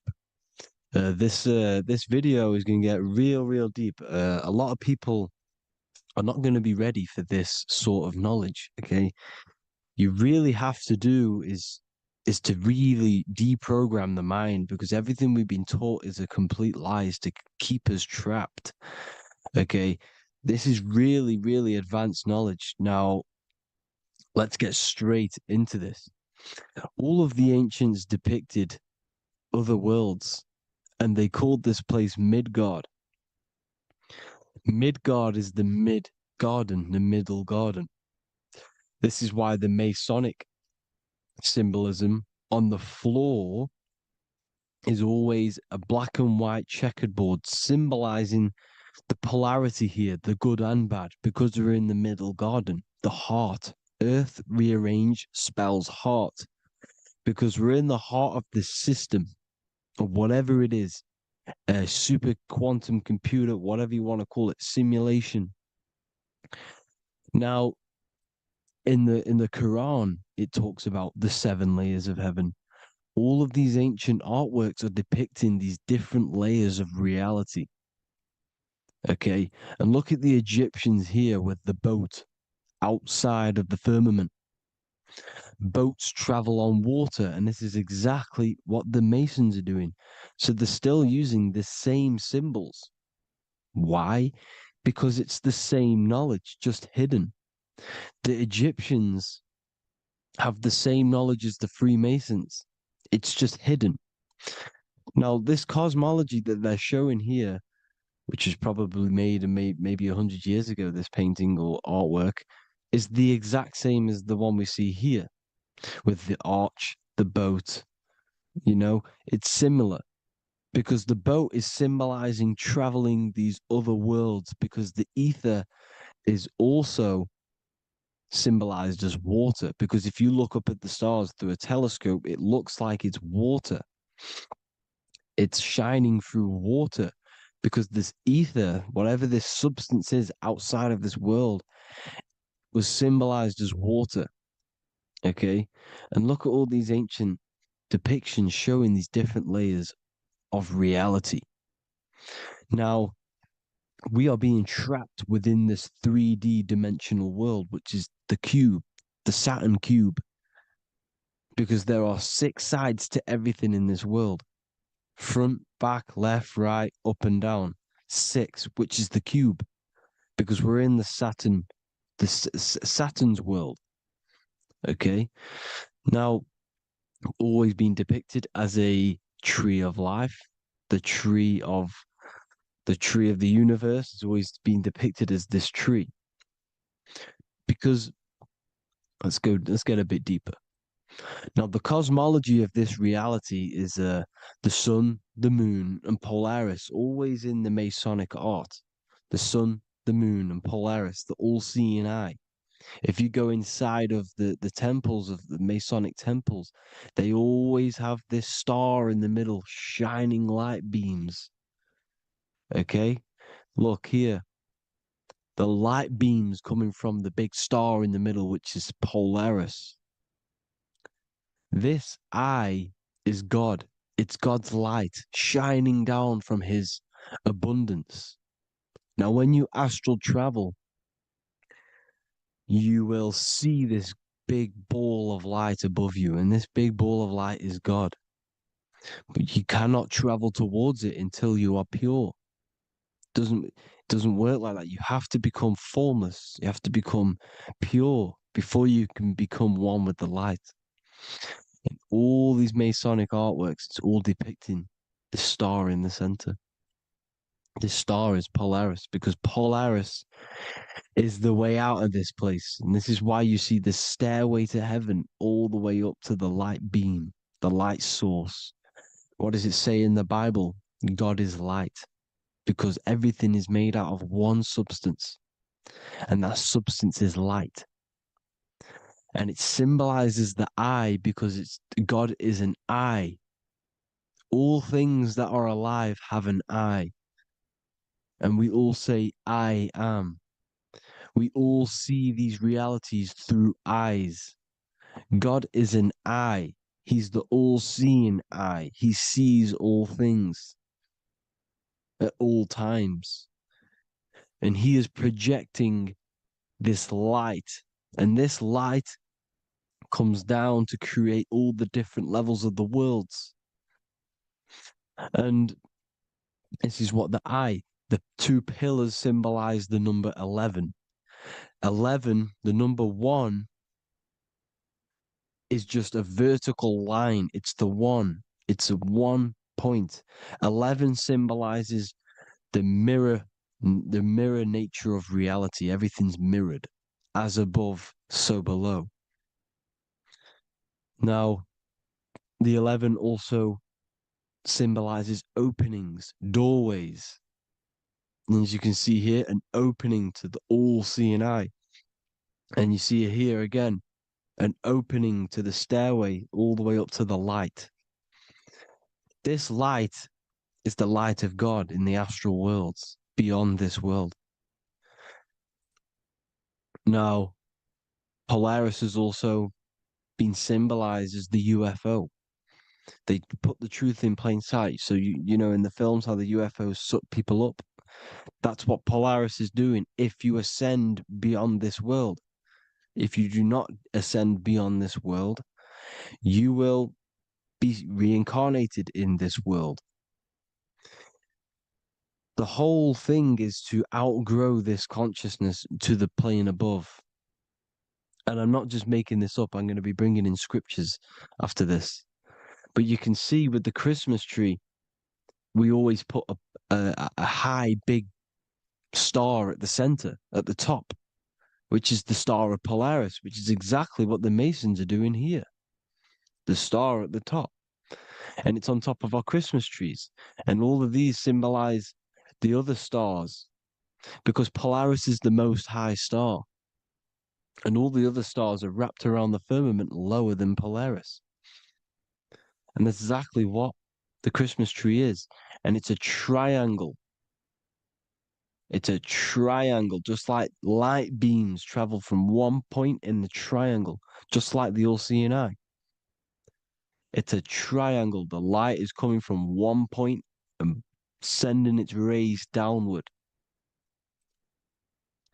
You see, it's kind of like you see here with the water. And the lower you go, the darker it gets, the more evil it becomes. And this is what the ancients would call hell. Now, this all-seeing eye is Polaris, and below Polaris is Mount Meru, the North Pole, the magnetic North Pole, the Tower of Babel, which is in the Bible. The etymology of the word Babel, Ba meaning spirit, which gives the ability to move the soul through the worlds, that's the ancient Egyptian description of the word Ba, meaning of the word Ba. You have the Ka, the Ba, the Ak, but the Ba is the one that gives the ability for the soul to move through the worlds. Your soul can't speak into a world without incarnating into it. Now, the Tower of Babel symbolizes Mount Meru because it's the word Ba is the spirit which gives the ability for the soul to move through the worlds. The Tower of Babel is the magnetic North Pole, Mount Meru, which gives the ability to move through these different worlds. And you can see the ancient Tibetans always showing this depiction of these different worlds coming from the center.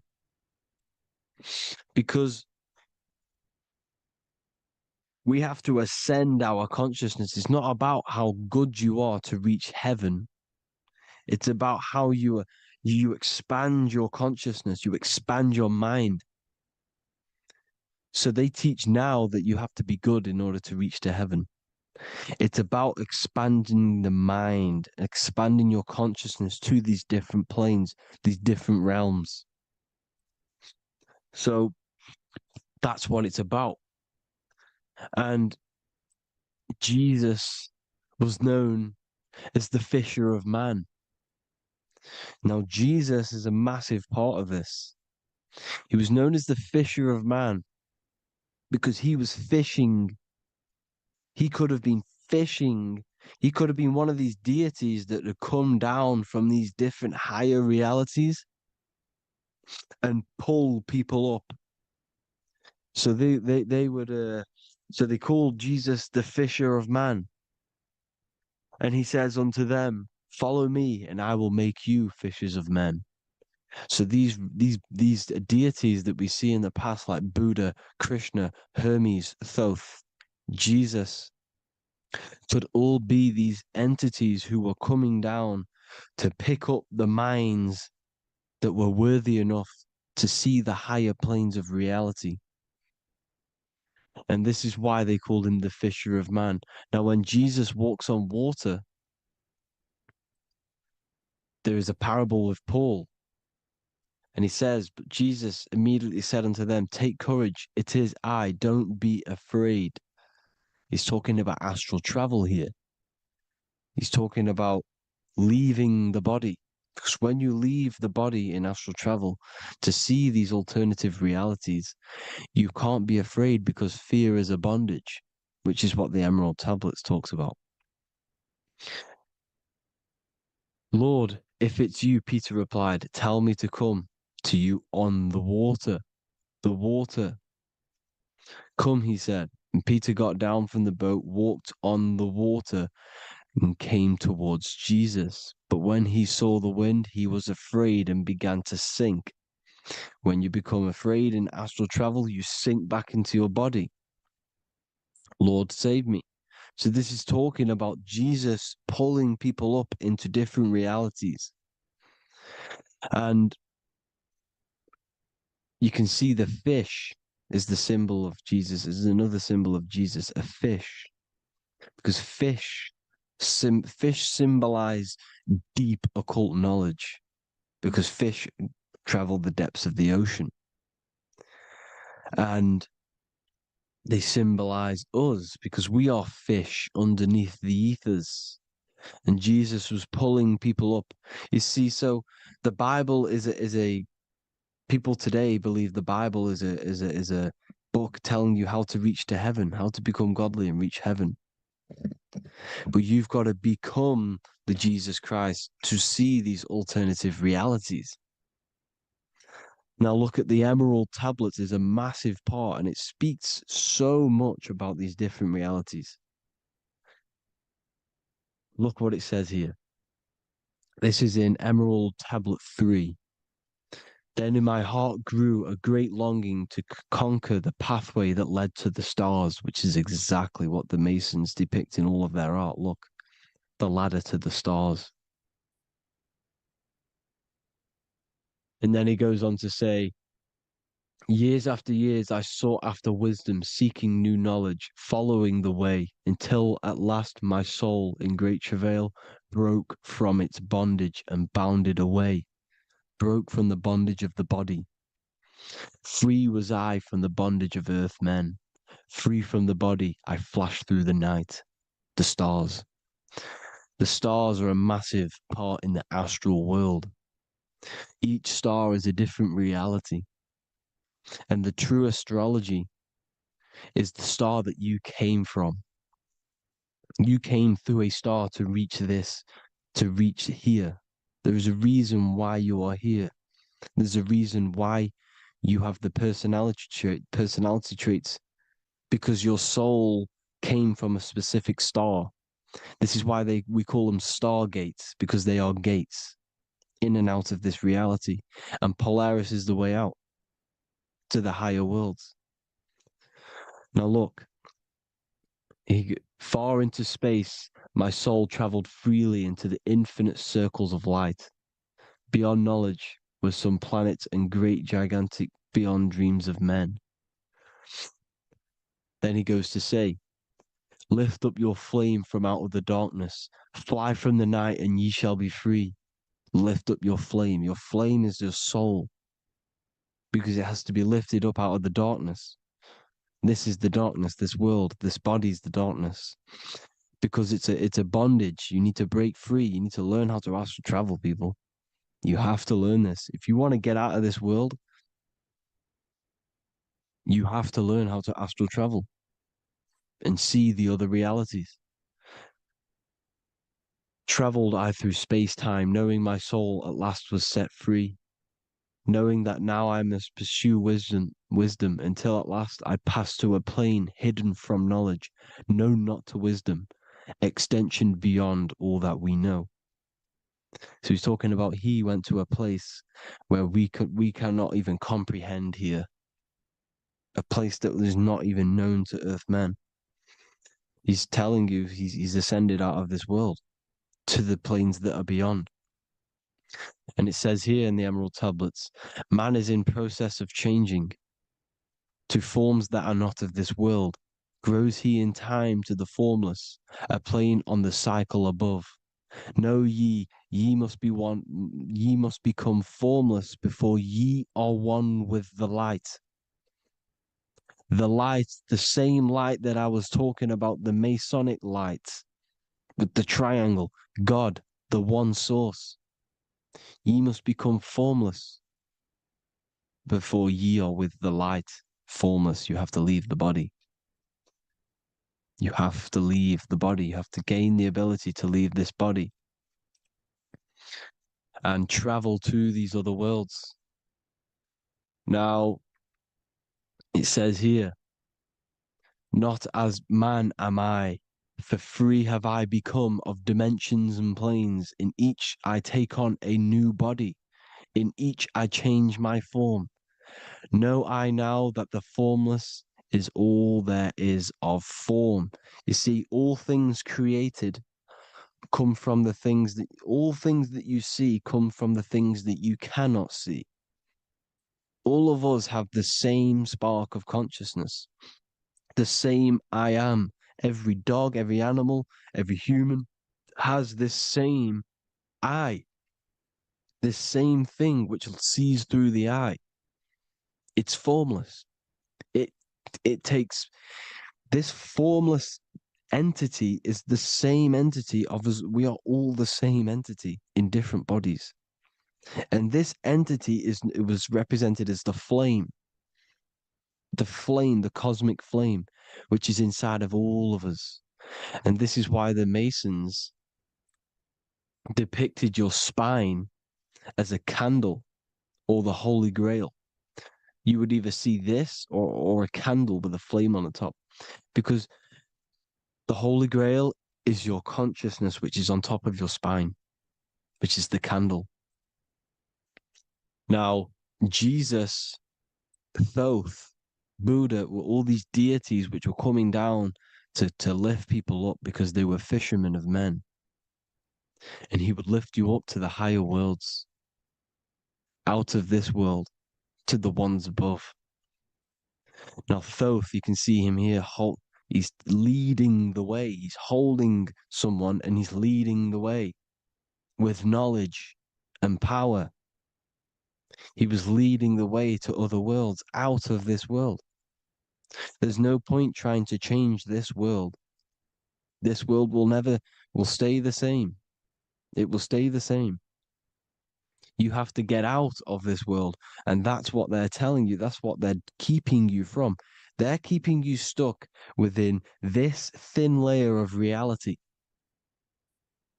So what the Masons are doing, they have the ability to astral travel. They're living not stuck and bound to one reality, but living within the different layers of reality. And this is what Morpheus was doing in the Matrix. Morpheus was going into the Matrix to go and get Neo, which is exactly what Jesus was doing, pulling up people out of this world to the ones higher.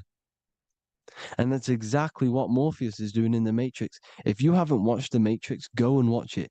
It will blow your mind. Everything I'm saying in this video, you will see it.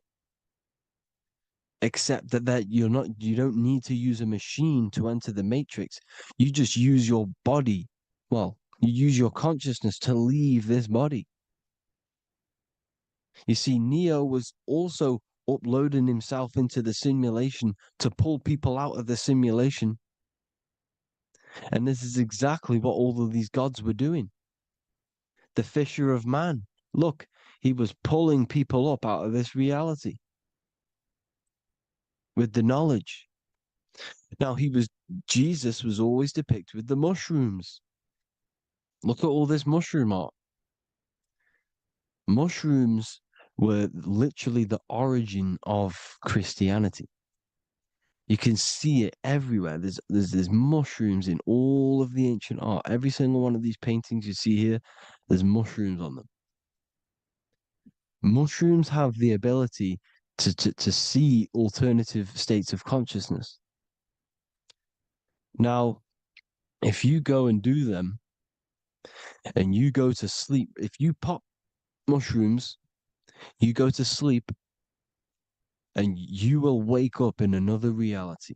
You will wake up in another reality. Don't try it if you don't want to do it. But if you've got the heart to do it, do it. Eat them and go to sleep. You'll wake up in another reality.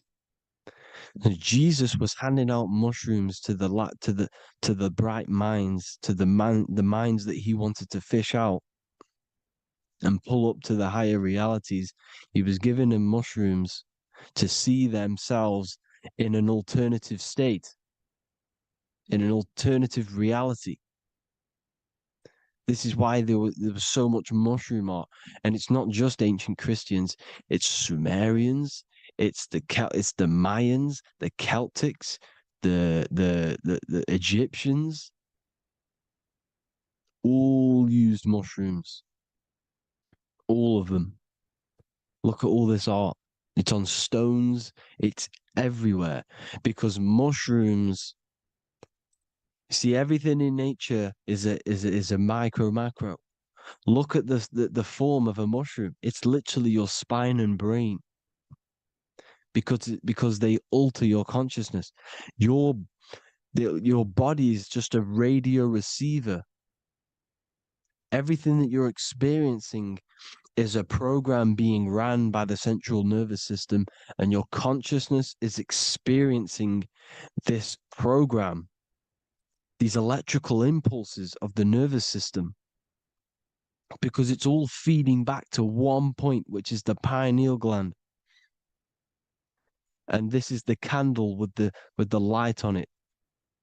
Type in Masonic candle and you'll see it. It's your spine with your spark of consciousness on top of the spine. And it's a mushroom because this sends you to alternative states of consciousness, alternative realities. Now, they were all doing this, the Egyptians, the Mayans. Now, there's more symbolism which goes into this. Look at the Christmas trees we use. The Christmas tree with the presents underneath them. Magic mushrooms grow under trees. And these are the presents under the trees that we symbolize today with Christmas. Santa's red and yellow for the red and yellow mushrooms. The same mushrooms Mario has to collect. And when he gets enough mushrooms, he levels up. And then what does he do when he go past the world? When you win that world in Mario, you go to another reality. You go inside of another world. It's truth in plain sight. And it's using mushrooms. It's using mushrooms. Everything, all of the characters in Mario, well, a lot of them are mushrooms. Look at this one.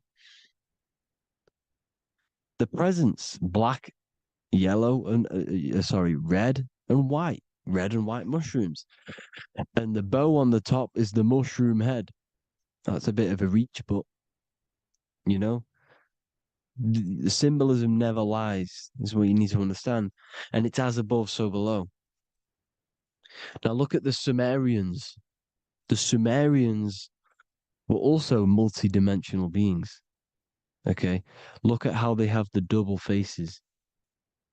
They had 1 foot in this reality and 1 foot in another reality. And look at this one, a double-headed god inside of like a portal. You see? Because and look at these with the wings, the astral travel. Birds, ancient birds symbolize the soul. Because the soul is a bird, it flies to different worlds. It flies around the cosmos. And mushrooms gave you the ability to see these alternative states of consciousness, these alternate realities, because you exist in infinite realities.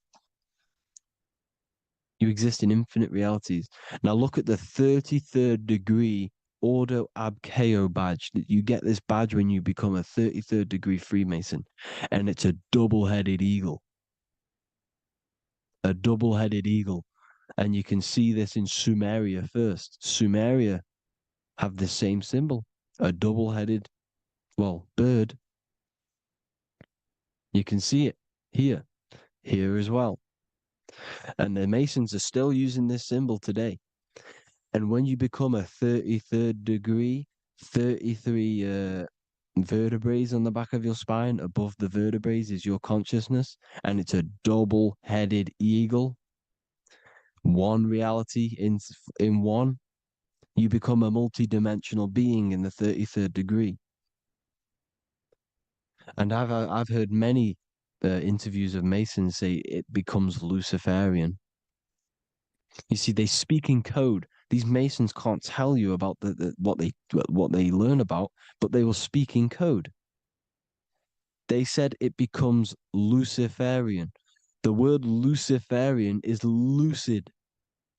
The root word of Luciferian is lucid, and lucid is lucid dreaming, alternative realities, dream worlds. You become a god. Luciferian means you're becoming your own god, pretty much. Because you are becoming a multi-dimensional being living in between the different layers of reality at the 33rd degree of Freemasonry. And look at the double-headed eagle, because the birds symbolize the soul. And they reach high, they fly high, just like the soul wants to fly high to the light, to become one with the light, like the Emerald Tablet says. Now look at Janus. Janus was another god, and he's known as the god of doorways.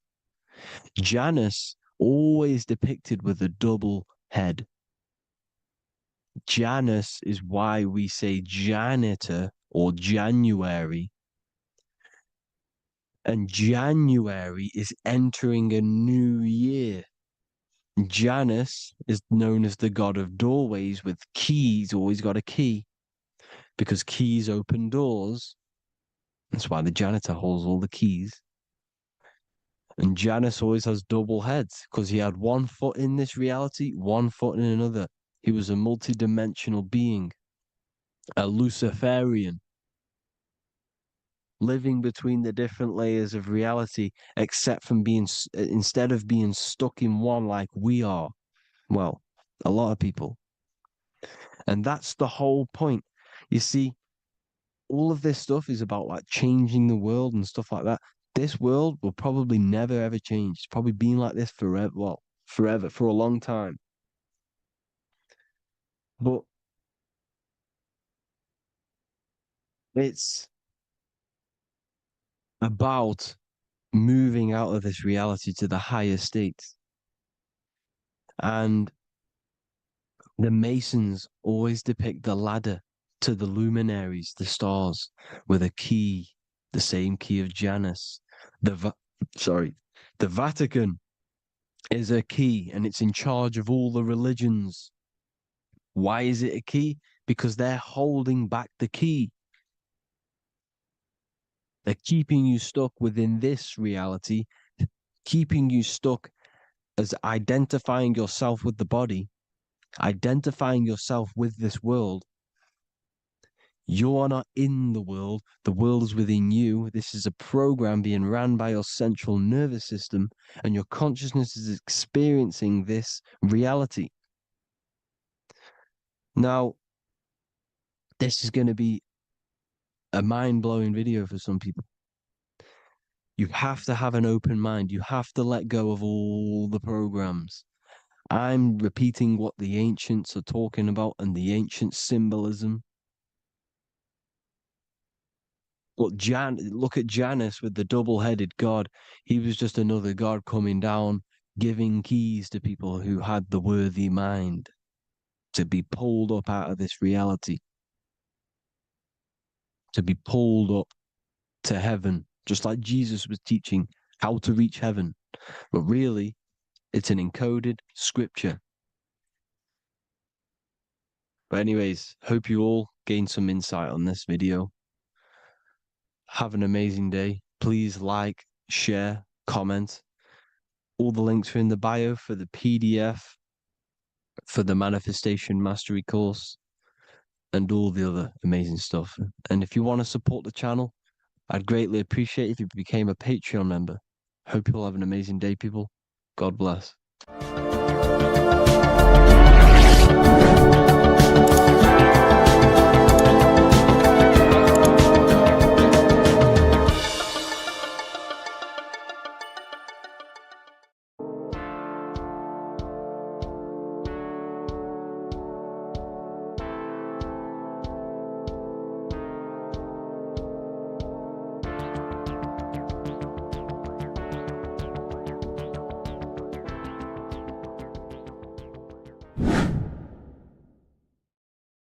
What are we all doing, people?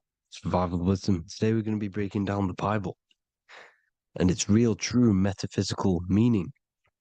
All of these slides within this video is taken from my book, The Book of Wisdom, so you can get all of these slides. So the Temple of Solomon, you are body, mind, and soul, which is the Holy Trinity, the moon, sun, and earth. The sun is your soul because the sun is its infinite source of energy. It is its own source of energy. And that is what your soul is. It's its own source of energy. The moon is mind. This is why you call people a lunatic. You're a lunatic. Luna means the moon. And inside of your mind, you have a specific mood. Mood is moon. And mind in German is Mond. And the word Mond means moon. And earth is your physical body because your body contains of the four elements, the four physical elements. Well, the temple of Solomon is the temple of the soul and the mon, the soul and the mon, the soul and the mind. And it's the temple of the Holy Spirit in the Bible. Everything leads back to one singular point in the center of the brain. The brain is not the mind. It's mind over matter. Okay. The brain is the physical manifestation of the mind. The brain is the electrical computer which decodes the light waves given to it by the mind. This is why everything in the body leads back to one singular point. And we'll go over this in a minute. But this is controlling the physical body. This is the within. If you rearrange within, it spells high twin, because within you is your twin, your true self. And it's just an entity in the center of the mind. And if you shut your eyes, you can feel it. Your awareness is in the center of the brain. So there's just an empty chamber in the center of the two cherubs, the two brains. They are two separate brains. They're two hemispheres. And the empty chamber, when scientists chop it up and see it's just an empty chamber, well, because you can't see in that plane of reality, you cannot see the mind. You cannot see thoughts. It is invisible to the human eyes, to the visible light spectrum, to the two eyes. The reason why we call it the third eye in the center of the brain, it's not the third eye, it's your true self. It's the mind and soul. It's an eye because it does see. It's the all-seeing eye that you always see here. There's some Masonic artwork showing the two pillars, the two cherubs, the two hemispheres of the brain, and the inner eye. This is the eye that sees all things. What do I mean by seeing all things? Not physically. It sees the mind. It's what, because your soul is watching the mind. You can observe the mind. You are not the mind. And if you meditate deeply enough, you can go beyond the mind. It's the all-seeing eye. It sees the mind. It sees what emotions you're feeling. It sees what you're thinking. It sees what you're seeing with the two eyes. It's the all-seeing eye. It sees all things. It's omnipresent. It's everywhere. Because the mind can be anywhere. The mind can switch itself into any place it wants. There is no limitations with the mind. So there is two hemispheres in the brain. And in the Bible, there is a quote saying the most holy place between the two cherubs. The two cherubs is the two hemispheres of the brain, and the most holy place is between them, which is what the Masonic artwork is showing. This is the all-seeing eye, the soul and the mind in the center of the brain. And you will not see this with the two eyes. So when scientists come to seeing the empty chamber in the center of the brain, they wonder, because they do not understand the occult side of the world. They do not understand the layers of reality. How the two eyes, everything physical comes from the unseen. Everything seen comes from the unseen. Now, the two hemispheres of the brain play a major role in our lives. The right hemisphere is the artist. The left hemisphere is the scientist. The right hemisphere controls the left side of the body. The left hemisphere controls the right side. So there's a crossover. Now, the right hemisphere is to do with your feminine energy, creativity, unification, metaphors, visualization, intuition. The left hemisphere is to do with sequencing, facts, materialistic details, language, and logic. So they keep us normally trapped within the male aspect of our mind, which is the left hemisphere. You know, if you listen to Spotify, Apple Music, and radio, they're all tuned to 440 hertz, which shuts down the right side of the brain, makes you left brain dominant.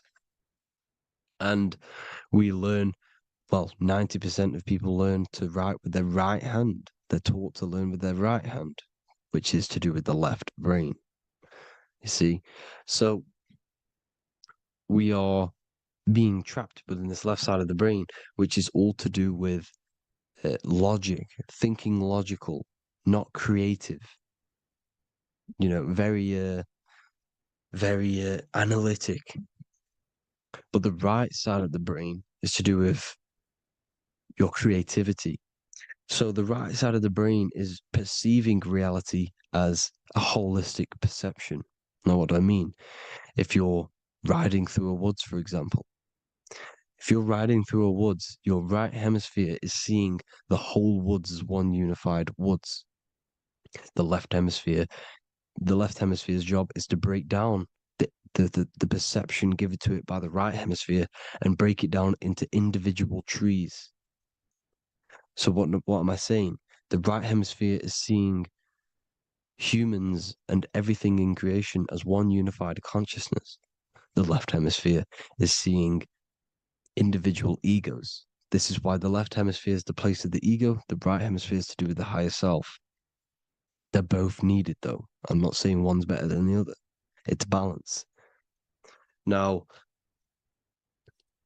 they don't want you to see the unified picture, perception of creation. They want you to think everything is individual, everything doesn't come from the one, because all things come from the one. And we experience the two in this reality, dualism. In order to understand the one, we have to experience the two to advance.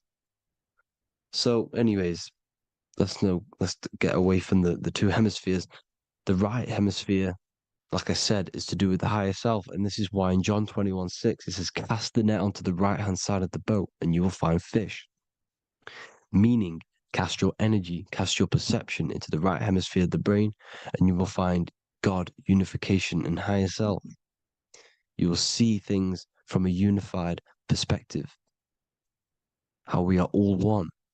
Because we are all the same consciousness. The same spark that is in me is in you.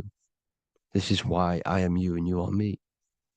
We are all the all-seeing eyes of God, just split up into individual bodies. We are all made up of the same essence, consciousness. And that consciousness, that mind and soul, is in the center of the brain. You are just in different avatars. And until we see this, we'll forever be divided and conquered. Until we figure this out as a collective consciousness, we will forever be divided and conquered and ruled over. This is why the Bible says, ye are gods. You are the sons of the Most High, because we are.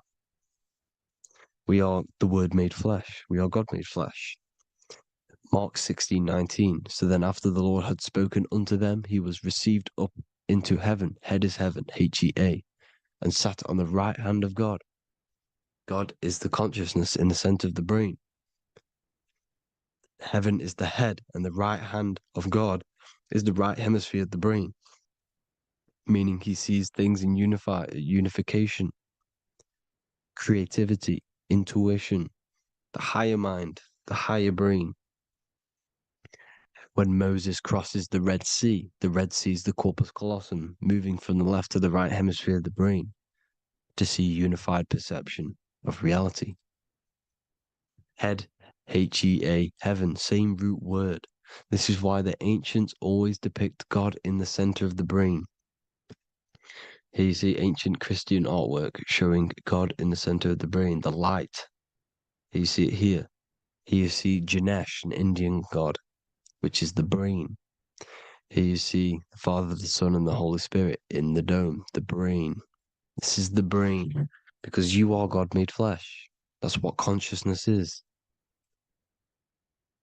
The upper room where Jesus meets the 12 disciples. It's the upper brain on the upper room. The upper room is the chamber, the empty chamber in the center of the brain. That's the room. And the 12 disciples are the 12 cranial nerves in the brain, which pretty much rule the body, all the cranial nerves. The tree of life, the cardiovascular system. This is why in Genesis it says the tree of life was in the midst of the garden. Midst meaning middle, because the middle of the body is the cardiovascular system, which is controlling all of the systems in the body. The tree of knowledge of good and evil is the nervous system. is the spine and brain. This is what's detecting good and evil. The brain is the electrical computer with the left and the right hemisphere, decoding the dualistic world, decoding the light waves given to it by the external world. It is an electromagnetic computer. It is artificial intelligence. It is very intelligent, the brain and the nervous system, the human body as a whole. But the tree of knowledge of good and evil is the nervous system, because it is the tree that detects good and evil, makes you learn good and evil in this dualistic reality. Here you see Adam and Eve around the tree of knowledge of good and evil. Adam and Eve, male and female energies, with the serpent in the tree, and the tree of knowledge of good and evil. Well, this is the spine, the brain, and the serpent is the kundalini of the spine. The serpent is the S. That's why S, serpent, S, the letter S is the serpent. Sex and serpents make an S noise. You know, the Bible cursed the serpent. So we don't figure out the true religion. The true religion is raising the kundalini and becoming God-man and reaching our higher states, our true God self. Because once the kundalini is saved and hits the pineal gland, it activates 100% of the brain, when we're only using around 20 to 10% as of right now, without the kundalini awakening. So when you use it, you're activating 100% of the brain. You're activating all the dormant brain cells. You're regenerating the body. And this is the serpent in the tree of knowledge of good and evil. This is the spine, brain. This is Adam, Eve, the male and female energies. The light of the body is the eye. Therefore, if thine eye be single, thy whole body should be full of light. Matthew 6:22. This is the single eye in the center of the brain. It is not the pineal gland. It is what's inside the pineal gland. You have to go beyond the physical world, and there are no words to describe things that are not physical, metaphysics. And the whole body should be full of light. Well, this light is the same pyramid that you see. You are the pyramid with the all-seeing eye on top. This is why the ancients built the pyramids with the stairs in the middle symbolizing the spine, because once you open all the chakras and balance them and raise the kundalini, you activate all of the brain, which gives enlightenment. The word enlight in ment. Ment means mind, light in the mind. Enlighten the mind. And this is enlightenment. We are the temple. And Jacob called the name of the place Peniel, for I have seen God face to face. Within spells high twin. Within you is the God self, which you need to manifest into the external world. And he's seen God in Peniel, the consciousness. He's seen his true self, consciousness, in the pineal gland. Genesis 28:10, Jacob's ladder. Jacob, he took a rock there and laid his head on it to sleep. Jacob had a dream. He dreamed there was a ladder that was on the ground and reached up into heaven. Head is heaven. The rock he fell asleep on is the sacrum bone, because he's symbolizing the oil that comes down the spine, hits the sacrum bone and rests there, falls asleep, and it looks up and it sees the ladder to heaven. Because when you raise this oil, you become God-man. You become God in heaven. You can leave the body at will. Do you not know that your body is the temple, that your body is the temple of the Holy Spirit? Corinthians 16:19-20. Or do you not know that your body is the temple of the Holy Spirit within you? Your body is the temple of the Holy Spirit, the soul and the mind within the center of the brain, the temple of Solomon. temple of the soul and the mind. Romans 8:10, Christ is in you. It's not external. When you give where attention goes, energy flows. When you give your energy to external things, your attention, your worship to external things, you're giving energy, meaning it's draining you. And you're feeding something within the astral plane, a mental thought within the astral plane. So with you realizing that the Christ is in you, that you don't have to worship anything outside of you, this means that you're internalizing your energy. You're not giving your energy, because where attention goes, energy flows, which means you become more present. You become healthier, because you're not giving off all of your special electromagnetic energy that's charging you. This is why the religions run by the Vatican is all external. They're exoteric. Exoteric means external teachings. The esoteric is the internal, the hidden teachings. In Psalms 82, I have said, ye are gods, and all of you are children of the Most High, because we are the Most High, split up into individual bodies. That's what consciousness is. Consciousness is the Most High, and we have to raise ourselves to the Most High. Brahma, Vishnu, Shiva, the Father, the Son, and the Holy Spirit. Why is it always a trio? It's a trio because it symbolizes us, the soul, mind, and body. The mind is the bridge for the soul to be in the body. What is the soul? It's the life force. It's the watcher. It's the all-seeing eye. The soul sees into different realities, and it gives life to the body of every reality it goes in. This is why you always see light around the all-seeing eye, because it is the energy, the life force, the light, life, L-I. Life is light. And it's the eye because it sees into the different realities. It sees into the dream world. When you're going to sleep at night and you dream, it's not a dream. It's another reality. You're a multi-dimensional creature. We live in a multiverse. There's infinite amount of views. And there is a version of you which is the highest self in a reality somewhere. And this eye has the ability to switch realities, which is exactly what astral travel is. Astral travel is the ability to switch reality beyond the 3D construct of this world. The Father, the Son, and the Holy Spirit, Brahma, Vishnu, Shiva. Brahma, the soul, inhabits different bodies. This is why they have different heads. Vishnu, the mind, symbolizing Nosis, meaning knowledge. This is the serpent. The serpent symbolized knowledge. Shiva, the body. The Father, the Son, and the Holy Spirit. The bird, the soul, because the bird symbolizes the soul. This is why you have here the Egyptians showing you the soul leaving the body. Here you see here with the twin head, the same head, and it's a bird. This is the soul self. This is the ego self.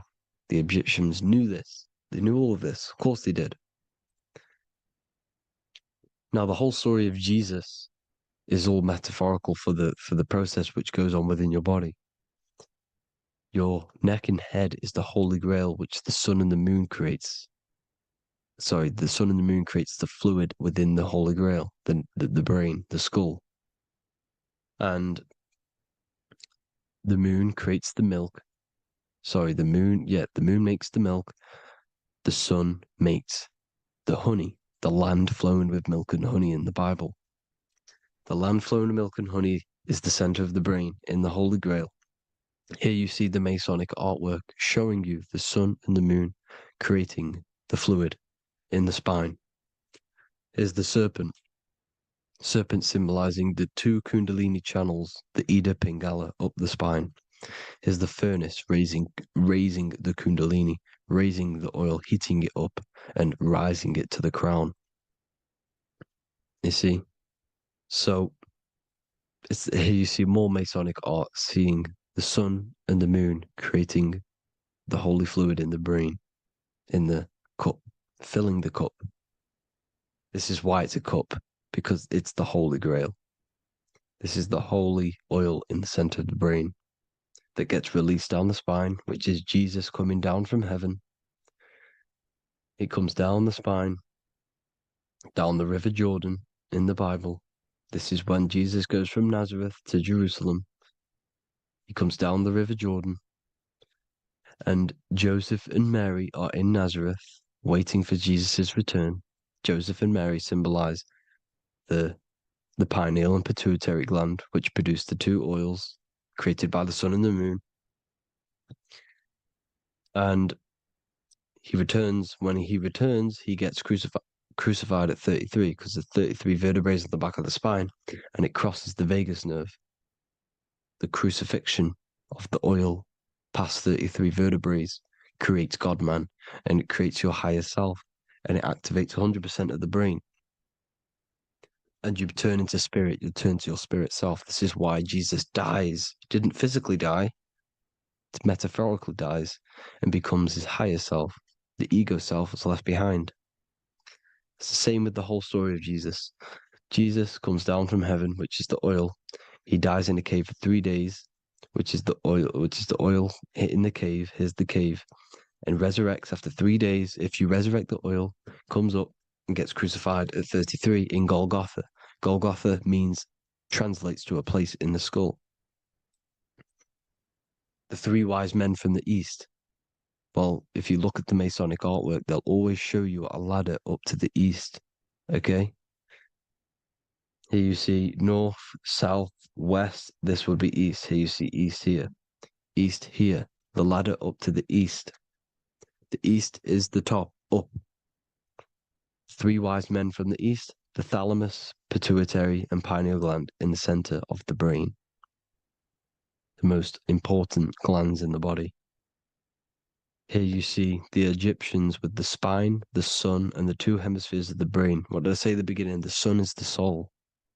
The sun is its own source of energy. It's the life force, which gives life to anything it inhabits. The soul is the same thing. That's why sun and soul mean the same thing. So, what I'm saying is consciousness is God. And this is why when it refers to as God in the Bible, it means your higher self, pretty much. And returning back to this higher self, because God is something that you need to manifest. Consciousness is God, and your body is a reflection of the creation by God. This is why everything in the body corresponds with the stars. The stars rule the body. We are an image of the stars. This body is an image of the whole of creation. Aries rules the head. This is the cerebrum, the ram in the brain. Here's the ram, Aries. And we have something called the cerebrum, Aries, the ram. This is the Lamb of God moving to the higher mind. Taurus, which is the lower brain and neck, the cerebellum, the bull Taurus, the lower mind, and the cerebrum and the cerebellum, the ram and the bull, is what makes you ramble on. Ramble meaning walking. The higher mind and the lower mind working together makes the body ramble. Ramble is what makes you walk along. Thank you to Santos Bonacci. Gemini, the two twins, rules the two arms, the hands, and the lungs. These are the two twins of the body. Sagittarius, the horse, which rules the hips. Hips means hippo. Hippo means horse. Hippopotamus means water horse. Hippo means horse, and this is why we call them hips, because horses have massive hips. Capricorn, the kneecaps. Pisces, the two fish, the 2 feet. Then they make us swim. We are an image of the stars, people. Well, the body is anyway. Consciousness is God, and the body is the image of the whole of creation. It's a reflection of the whole creation, as above, so below. 12 systems in the body, 12 cranial nerves for the 12 constellations, 12 cell salts. The body's made out of 12 cell salts. So, this is where it gets kind of deep. This is where we get deep. And he said Jesus was known as the fisher of man. And fisher of man, meaning man does not mean man as in the male. Man means mind.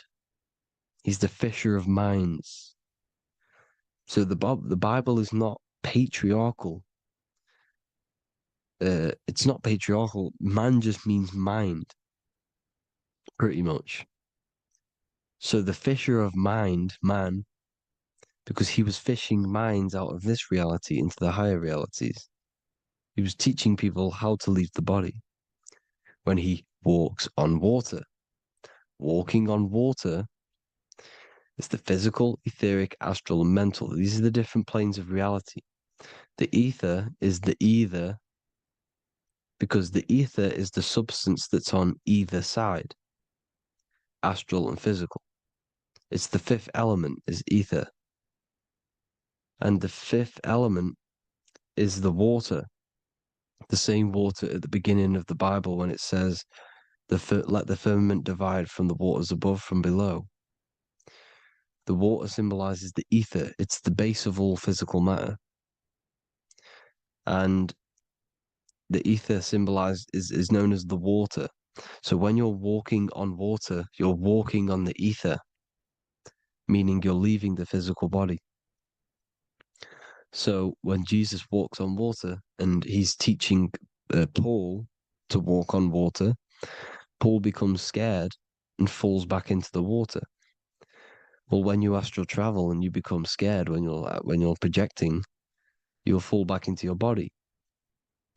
So he's pretty much saying walking on water is leaving the body, and walking on the ether, because the ether is the veil between the astral, and that's what devil means. Devil has the word veil in it, because the devil is trapping you between one veil, which is this world. They're trapping you in this world, this thin layer of reality. Your dreams are different veils. The ether, the astral, the mental are different veils. Devil is deveil. Deveil. You need to escape being stuck in one reality and live in between realities. And this is when you truly become a multi-dimensional being, because your soul is just the eye. That's what you are. You're just an eye, and you see into different worlds. And it also, when Jesus means the fisher of man, the fisher of minds, I truly believe, because of my research, that there is other worlds. It's not just this one. There's higher worlds. There's an infinite amount of you, and you've been in them dreams. You call dreams. Them dreams are other realities that you are in. That's why when you're there, you don't feel like you're in a dream. You feel like it's 100% real, because it is real. So this is why the ancients always depicted the many different heads, because there's many different versions of you. And this I, the soul, the watcher, is switching itself into different bodies at all times. Well, when you sleep, when you astral project. And this is what the ancients were doing. They understood the multiverse, and they could switch bodies at will. And this is what the 7 seals are in the Bible, also known as the 7 chakras. These are literally portals within us to these different worlds. We're in the heart at the moment. Earth, rearranged, spells heart, meaning middle. This is where good and evil exist. It's the middle point, the midpoint of realities. So I hope you all enjoyed the video. All of this knowledge that I've give you in this video is inside of my book, the Book of Wisdom. The Book of Wisdom gets updated every single month with new pages. It's a one-time payment for a lifetime worth of research and knowledge by me. So if you do want to get it, the link will be in the description. But I hope you will gain some amazing insight. Please like, comment, and share to help the algorithm, and drop a subscription. And for more lectures, every 2 days, I drop lectures and knowledge within the Patreon. If you want to support the channel, join the Patreon. Everything's in the description because we are not monetized on YouTube. Thank you all. Have an amazing day.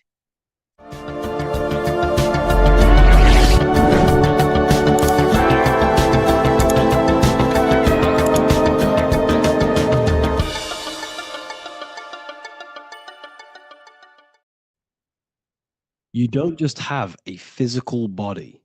You have a physical, mental, spiritual, and emotional body. Each one of these aspects are a body of its own. Body does not just refer to a physical substance. You have a mental body for thinking, an emotional body for your emotions, a spiritual body for your energy in your astral form, and a physical body to encapsulate all of these. Each 4 of these aspects are essential for the human experience and essential to balance. Now, today we're going to be syncing the 4 aspects of your consciousness with the 4 seasons and the 4 elements and how this ties into the Bible. So we have 4 physical elements. We have 5 elements in total, spirit being the most important, but spirit is pure invisible. We have 4 physical elements. We have air, fire, earth, water. Earth and water are feminine. Air and fire are masculine. Air and fire are active. Water and earth are passive. The air corresponds with the mental body of consciousness. This is where your intellect, this is where your communication, this is where your thoughts, intuition all comes from. This is the mental body of consciousness that allows you to think, allows you to process, figure things out, and have intellect and gain knowledge. This is your intellectual aspect of your consciousness, located in the head region. We have a fire nature, a spiritual nature. This is our astral body. Our astral body is all to do with the subconscious realms, the higher realms of consciousness. This is the body that allows us to be free from the physical body. Our spirit is more of our energy. Water is our emotional body. This is what allows us to feel things, that allows us to gain intuitive feelings of conscience. So emotion allows us to understand what is right and what is wrong. When we feel something bad, we know that this is wrong. When we feel something good, we know that we are doing good. Emotions are a creational force that allows us to feel certain things to bring them into existence. Our emotional body is a creational force and should not be reactive, and it should be controlled. Most actions are stemmed from emotions. Actions bring thought into physical existence. Emotions are the driving power. They are what drives your actions. The thought, then the emotion, then the action. Earth is your physical body. This is your physical state that allows you to take mind and emotion into action, into fruition, into physical matter. This is what your physical body allows your consciousness, your soul, to interact with the physical world and bring things into physical existence. The physical body, the physical world, is an outcome and an effect of the thinking mind. All physical substance comes from the thinking mind. The pen, the phone you're holding, the microphone I'm speaking into, all began as a thought in the thinking mind, then it was brought into physical reality. Earth is the most dense. So it goes in this order: body, emotions, spirit, mind. The higher you go up, the more lucid and fluidic it becomes. The lower you go down, the more dense and dull it becomes. Air is the mind, fire is the spirit, water is the emotion, earth is the physical body. So this is why you are a microcosm. You have these four things within you. You contain of these four elements, which correspond to the four bodies of your consciousness, the four bodies of the soul. You are the soul. You are the spirit. So this is why in Theologians 4:17 it says, "Caught up together with them in the clouds to meet the Lord in the air."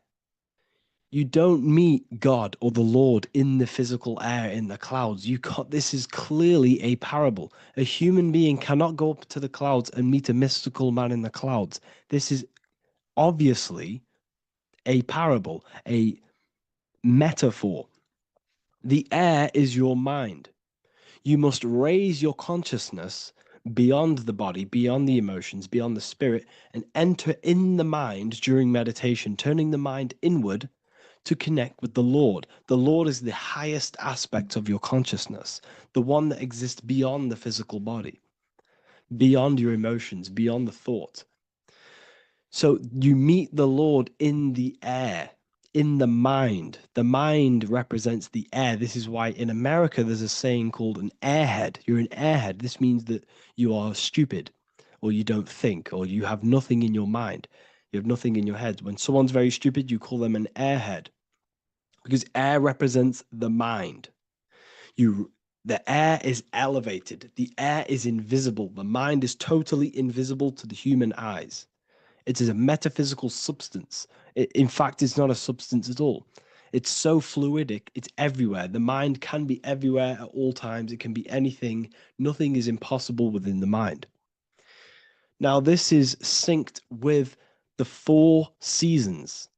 The four seasons represent the four aspects of human consciousness, the four bodies of your consciousness, the four bodies of your soul. The sun is your soul, okay? And the sun travels around four seasons. Summer, when the sun is the most hottest point. Autumn, when the sun starts to move away from the hottest point. Things start to die. Then it goes to winter. This is when everything dies. This is when things enter in within itself. This is when darkness occurs. Then spring. This is the reignition of the sun. This is when the sun starts to bring back the warmth back to the summer. You have four seasons which correspond to the four bodies of consciousness. Fire is the spirit.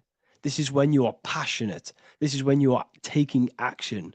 This is when you are fiery. The sun is blazing. You're taking action. You're very passionate. You're very spirit. You're in the spirit. Autumn is water, emotion. This is when you start to become very reflecting. This is when you start to feel emotional. Because in autumn, there's lots of water. This represents the emotional body of consciousness. Winter is the mind. This is air. Winter, what happens in winter? Everything enters within itself. The leaves die, the trees die, everything dies and goes within. This is the mind. The mind is the darkness, remember. You close your eyes to enter within the mind. The winter represents meditation. In the winter, what do people do? They stay inside of their house. They research more. They read more books. They become more intellectual. They think more in the winter because we are so we're stuck inside. So we're more reflective, we're thinking more, we're more communicative, we're more intellectual. In the spring, this represents the earth, the body.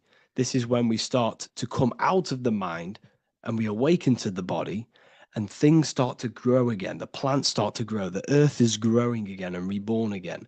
This is the body. This is when you become more active in the spring. And then the summer, back to the summer, we then take action on these thoughts and these thoughts that we gained over the winter.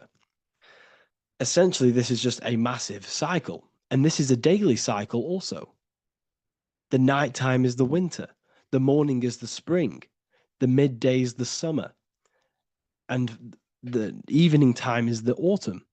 This is a microcosm. We have 4 bodies of consciousness. You are the sun, you are the soul, and the soul has 4 bodies: summer, autumn, winter, spring. Emotion, air, body, spirit. Sorry, emotion, mind, body, spirit. So you are the soul. You are the pure essence of consciousness. The sun is your soul in the heart. And the seasons are inside of you because you are a microcosm. Okay? You are a microcosm. The word sun is son. The Latin word for sun is sol, which is soul or solo, because the sun is solo. It's on its own. You are the soul, and the soul has the 4 different bodies of consciousness.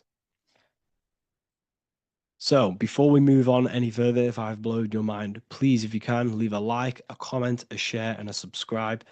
Let me know what videos you want me to make in the future. Please drop a like. It definitely will help me. You are a microcosm of the macrocosm. Man is a miniature universe that goes through its own cycles. The seasons of the summer, winter, spring, and autumn do not occur merely outside of him, but within him as well. The summer is within you. You feel different in the summer. You feel different in the winter. You feel, depending on the body of consciousness, it's your soul's interacting with. So the sun in the sky is your soul inside, and the sun goes through these cycles, which is affecting your bodies of consciousness, because the cycles represent your bodies of consciousness. Now, this ties in with the Bible. This is why we have 4 Gospels.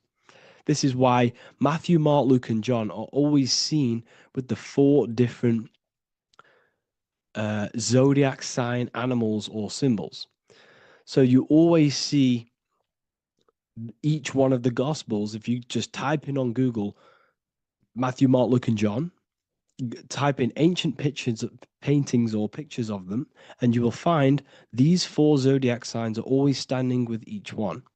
Taurus, the bull; Leo, the lion; Scorpio, the eagle. An old symbol for Scorpio was the eagle, and a man for Aquarius. Here you see very, very ancient paintings and artwork. Here we see Matthew, the man, Aquarius. Here we see John, the Scorpio. Same here. We also see it on the tarot cards, on the world card. We see the 4 fixed zodiac signs. Here we see it as well. These are called the 4 fixed zodiac signs. Now, when we look at the zodiac, we're no longer looking at the sky, because what you must understand is as above, so below. What is above you is inside of you. What is above is what is below. What is outside of you is within you. The zodiac is inside of you. The zodiac revolves around the sun. The sun is your soul. These are different energies of your soul. Like I said earlier, the 4 seasons are the 4 bodies of your consciousness. And in each body of consciousness, you have these different energetic energies that you can work with. Okay, so this is the true astrology. This is the true astrology, the internal esoteric astrology. You can't find much information on this at all. Very hard to find. So what we're looking at are the 4 bodies of consciousness. Obviously, when you look in the middle of each, when we look in the middle of each season, spring, the middle of spring is Taurus. The middle of winter is Aquarius. The middle of autumn is Scorpio. The middle of summer is Leo. These 4 signs are known as the 4 fixed signs. Okay, Scorpio, is fixed. It's the middle of autumn. Scorpio is a water sign, emotion. Aquarius is the air sign, the mind. Taurus is an earth sign, the body. Leo is a fire sign, the spirit. This is why we see Matthew, Mark, Luke, and John with the 4 fixed signs of the zodiac, which represent the 4 bodies of consciousness. Leo, the spirit, fire. Luke, Taurus, earth, body. Matthew, Aquarius, air, mind. John, Scorpio, water, emotion. Each gospel is depicting Jesus and showing Jesus in each gospel. Each one of these gospels is showing and depicting Jesus according to the different body of consciousness. In John, this is when Jesus starts to turn water into wine. Water is emotion, wine is transmuted emotion. This is when he does miracles with his emotions, water into wine. Aquarius, which is Matthew, air, the mind. Inside of the Gospel of Matthew, this depicts Jesus as an intellectual person, a person who's communicating and using his mind, his mental body a lot inside of the Gospel of Matthew. Go and read it, and you will see this. Luke, Taurus, earth, the body. Luke shows and depicts Jesus according to the body of consciousness, the physical body.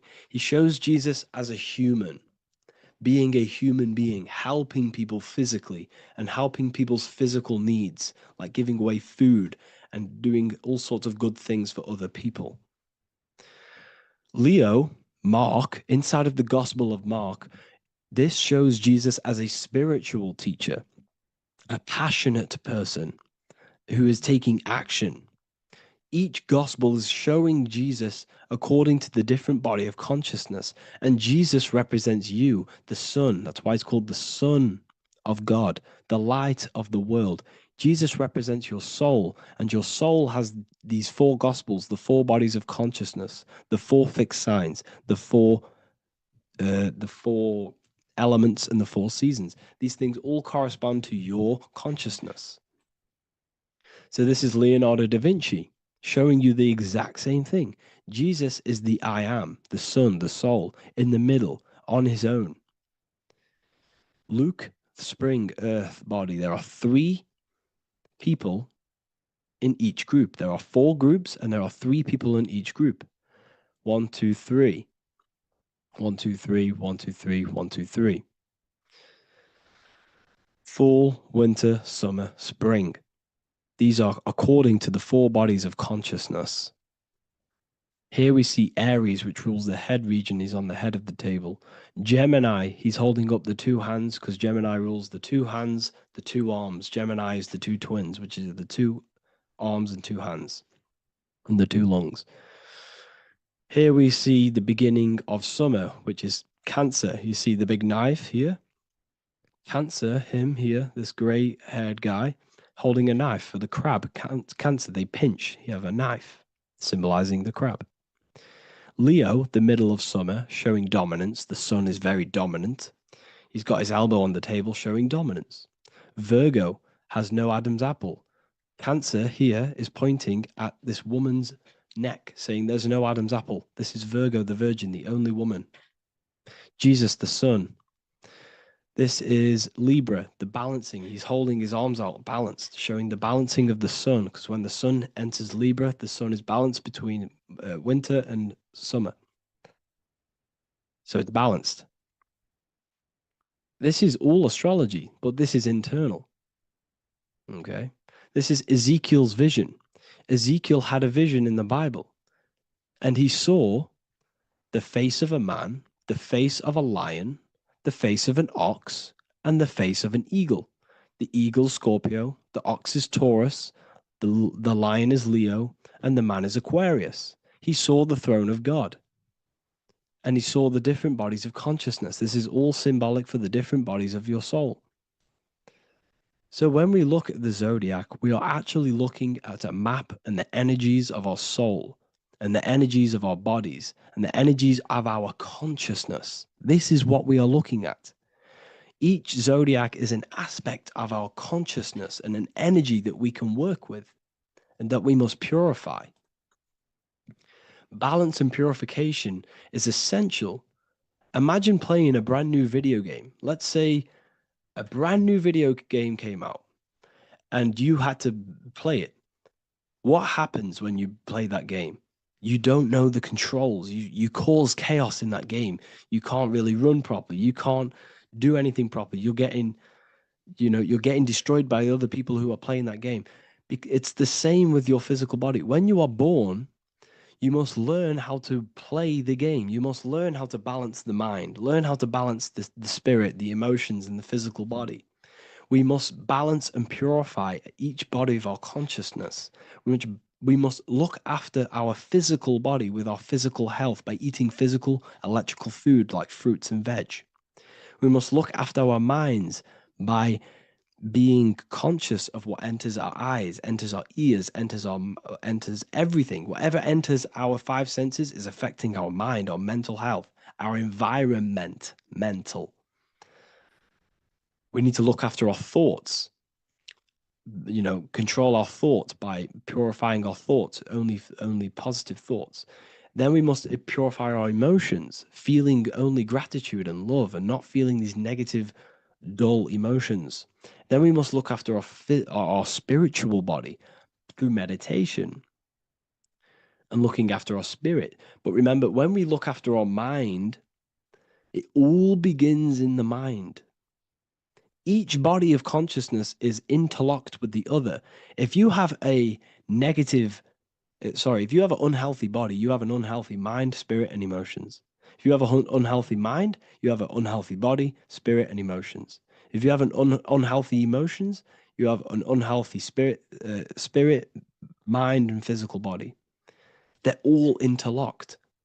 You must balance each one of them. Look after your physical body, look after your thoughts, look after your emotions, look after your spirit. But remember, the mind is the most powerful one. It's sold their souls. It's more popular than you think. And it's very easy to do. Selling your soul is not something that you can just go and meet the devil and do it. It doesn't work like that. But before I tell you exactly how you can sell your soul and how not to sell your soul, what is the soul? So looking at Jesus, we always see two lights surrounding his head, one surrounding the heart. And as of course, if you've been watching my channel, you know Jesus represents you. He represents the divine essence of the universe made in human form. Each one of us possess a fractal of God's infinite consciousness. We are all God. We are all God experiencing himself in a three-dimensional divided form, separated from his oneness. God wanted to experience himself, so he made this world. So each one of us possess a soul, and the soul is the spark of God's infinite loving consciousness, filled with God's loving moral law. So the reason why Jesus is always have a light above his head and a light on his heart is because this represents the brain and the heart. The brain is not the mind. The heart is not the soul. The brain is the physical manifestation of the mind. It is the physical mechanical computer for the spiritual mind. The heart is the physical manifestation of the soul. The heart is a brain. In fact, it contains 40,000 specialized cells, which are the exact same cells found in your cranial brain. Yes, your heart is an emotional brain. Your cranial brain is a thought brain. It's a computer. Okay? Everything that exists physically exists non-physically. This is what the ancients called spirit, just means invisible force. The mind, the thoughts are not made of atoms. You can't touch, you can't find tangible thoughts, imaginations. These things exist spiritually in metaphysical counterspace. It's the same with your emotions. The emotions are spiritual. They are not physical. You can't touch them. So thoughts are the language of the mind. Emotions are the language of the soul. Sometimes we can become eluded by thought and we can become eluded by emotion. If we are led purely by emotion, we can create illusions in our perception. The same if we rely only on thought. We must balance these two. Okay? So the mind is the creator. The soul is the operator. Every thought we think is being judged by our soul. The soul is the judge. The soul tells you what is right, what is wrong. And even the Freemasons depict this spirit and matter in their black and white checkered boards. White is spirit, black is matter. Matter is dead, spirit is life. This is what this represents. Physical reality is not just physical. For every physical object, for every physical manifestation, there is a spiritual force bringing it into existence. Consciousness brings everything into existence. Before you kick a football, there is a change in your inner consciousness before you take that action of kicking the football. Everything exists in spirit before matter. You existed in spirit before you were physical. We also see this in alchemical Freemasonic artwork. This represents the clouds. This is the mind. This is the heavens. And then coming down into the heart, which represents the earth. The light entering the mind into the heart, because every thought we think is being judged by the heart. The heart speaks to you through emotion. The soul speaks to you through emotion. Every thought you think, your heart is telling you that is right, or it's telling you that is wrong. Why? Why is this? Emotions can guide us, okay? Emotions are the language of our soul. Our soul guides us to our soul purpose. Each one of us contains a purpose in this physical life. There is a reason you are alive. There is a reason why you came from spirit into a material reality. Your jealousy reveals where you need to be in life. If you are jealous of someone, this is your soul saying you need to be there. That's where you need to be.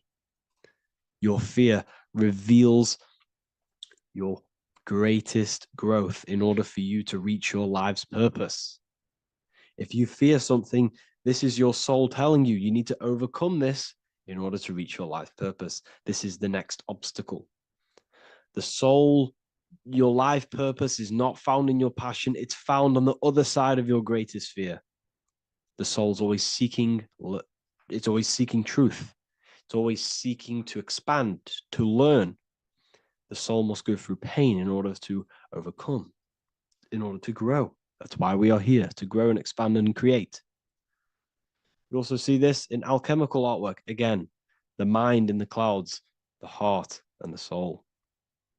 They must work in unity. Each one of us contains the spark of the divine, which is the soul. Okay? Which is the soul. This is the operator. G-O-D, generator, operator, destroyer. The generator is the mind. The operator is the soul. The destroyer is the body.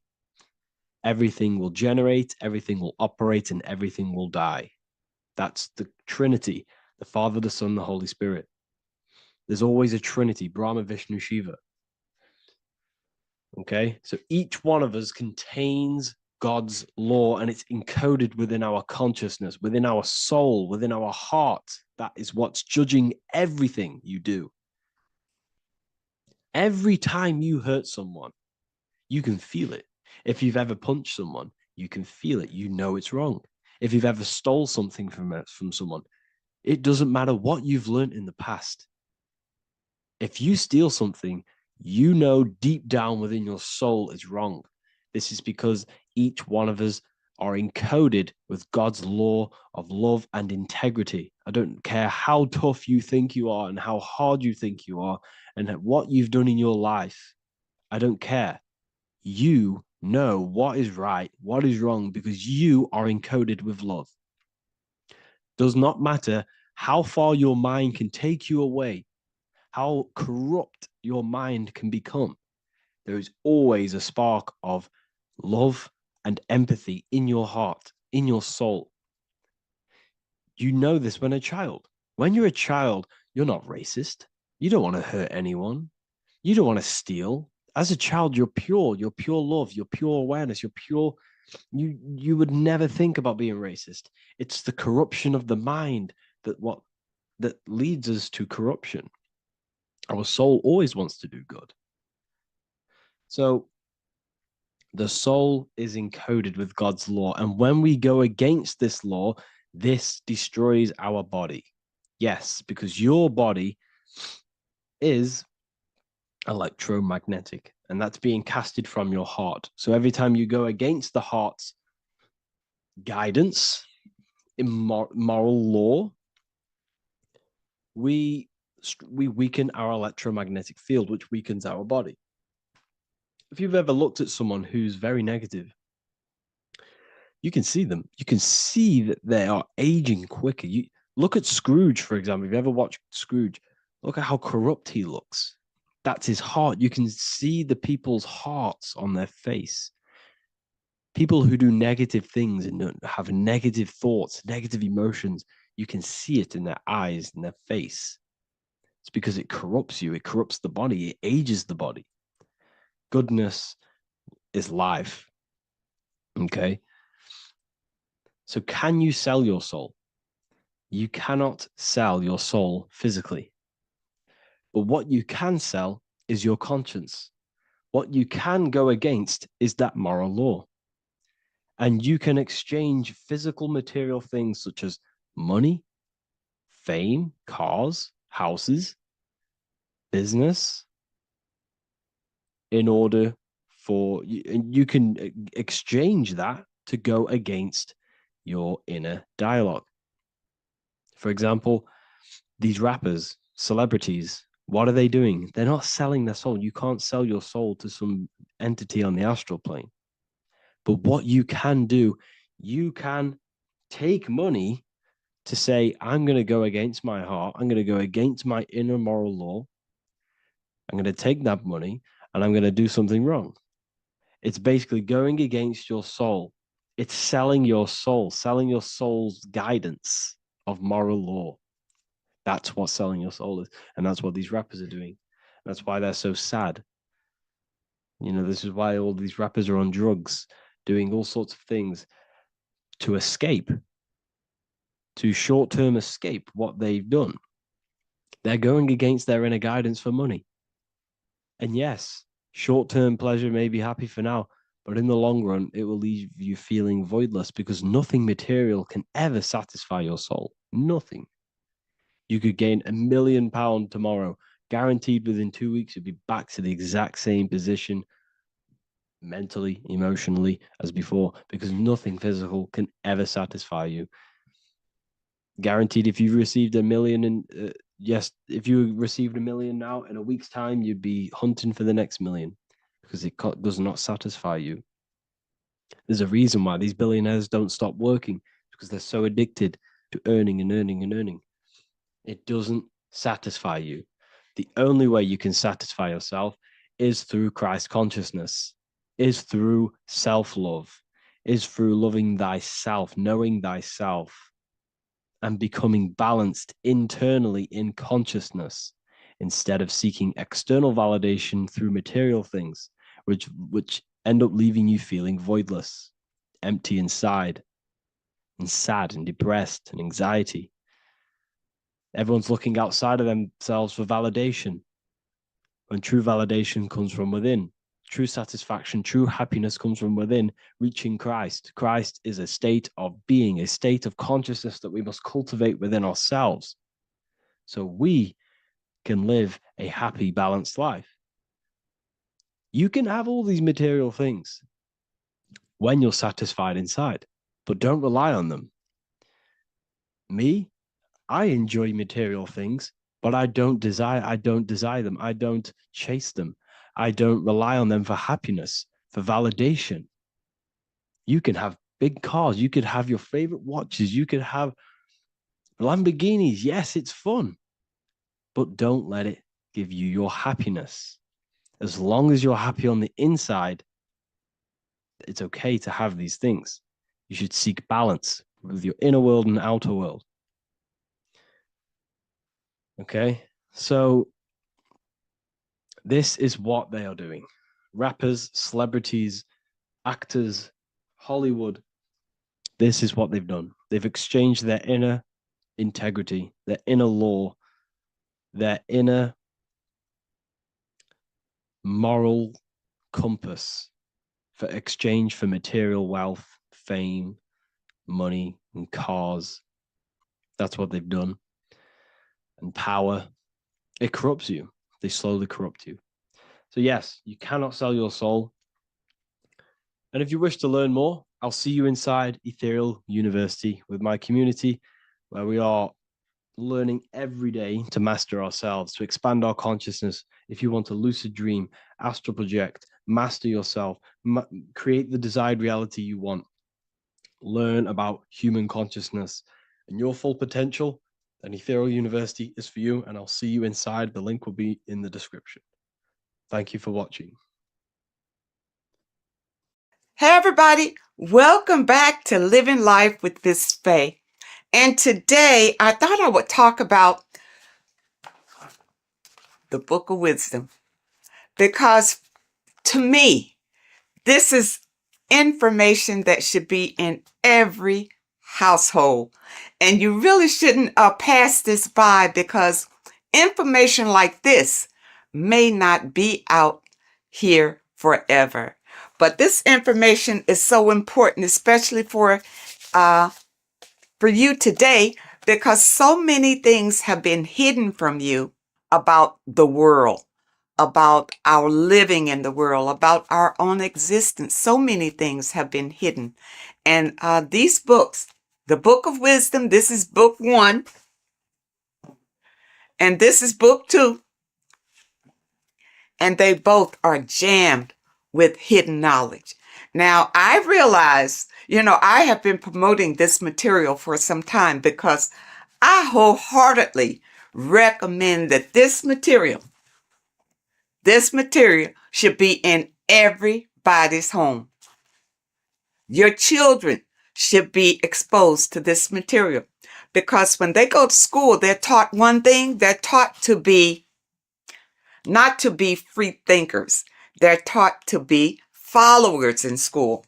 And this information goes into why that happens, and why the system keeps you in the dark. All right. And also your religion has a lot to do with it.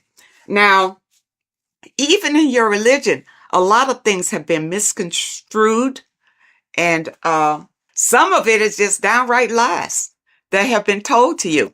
But in this material, it tells you exactly what's going on. It really does. And it tells you the meanings behind a lot of the artwork that we've seen, and the beautiful figures and the way that the chapels are painted. There's a meaning behind all of that we are not privy to. But this information reveals it. These people have really dug deep into finding the truth. And I am a truth seeker. So I am all about finding out the truth. Now, in book 1, it's an overall summary, and it really opens your eyes about a lot of things. Look at this. Know thyself. Do you really know who you are? Do you really know who you came from? Do you really know how powerful you are?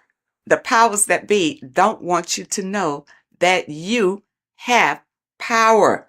They want you to live your life in fear, number 1. Because when you're fearful of everything, then it's easier to control you, easier to manipulate you. And people look at it. When you go to school, When you go to school, what are you taught in school?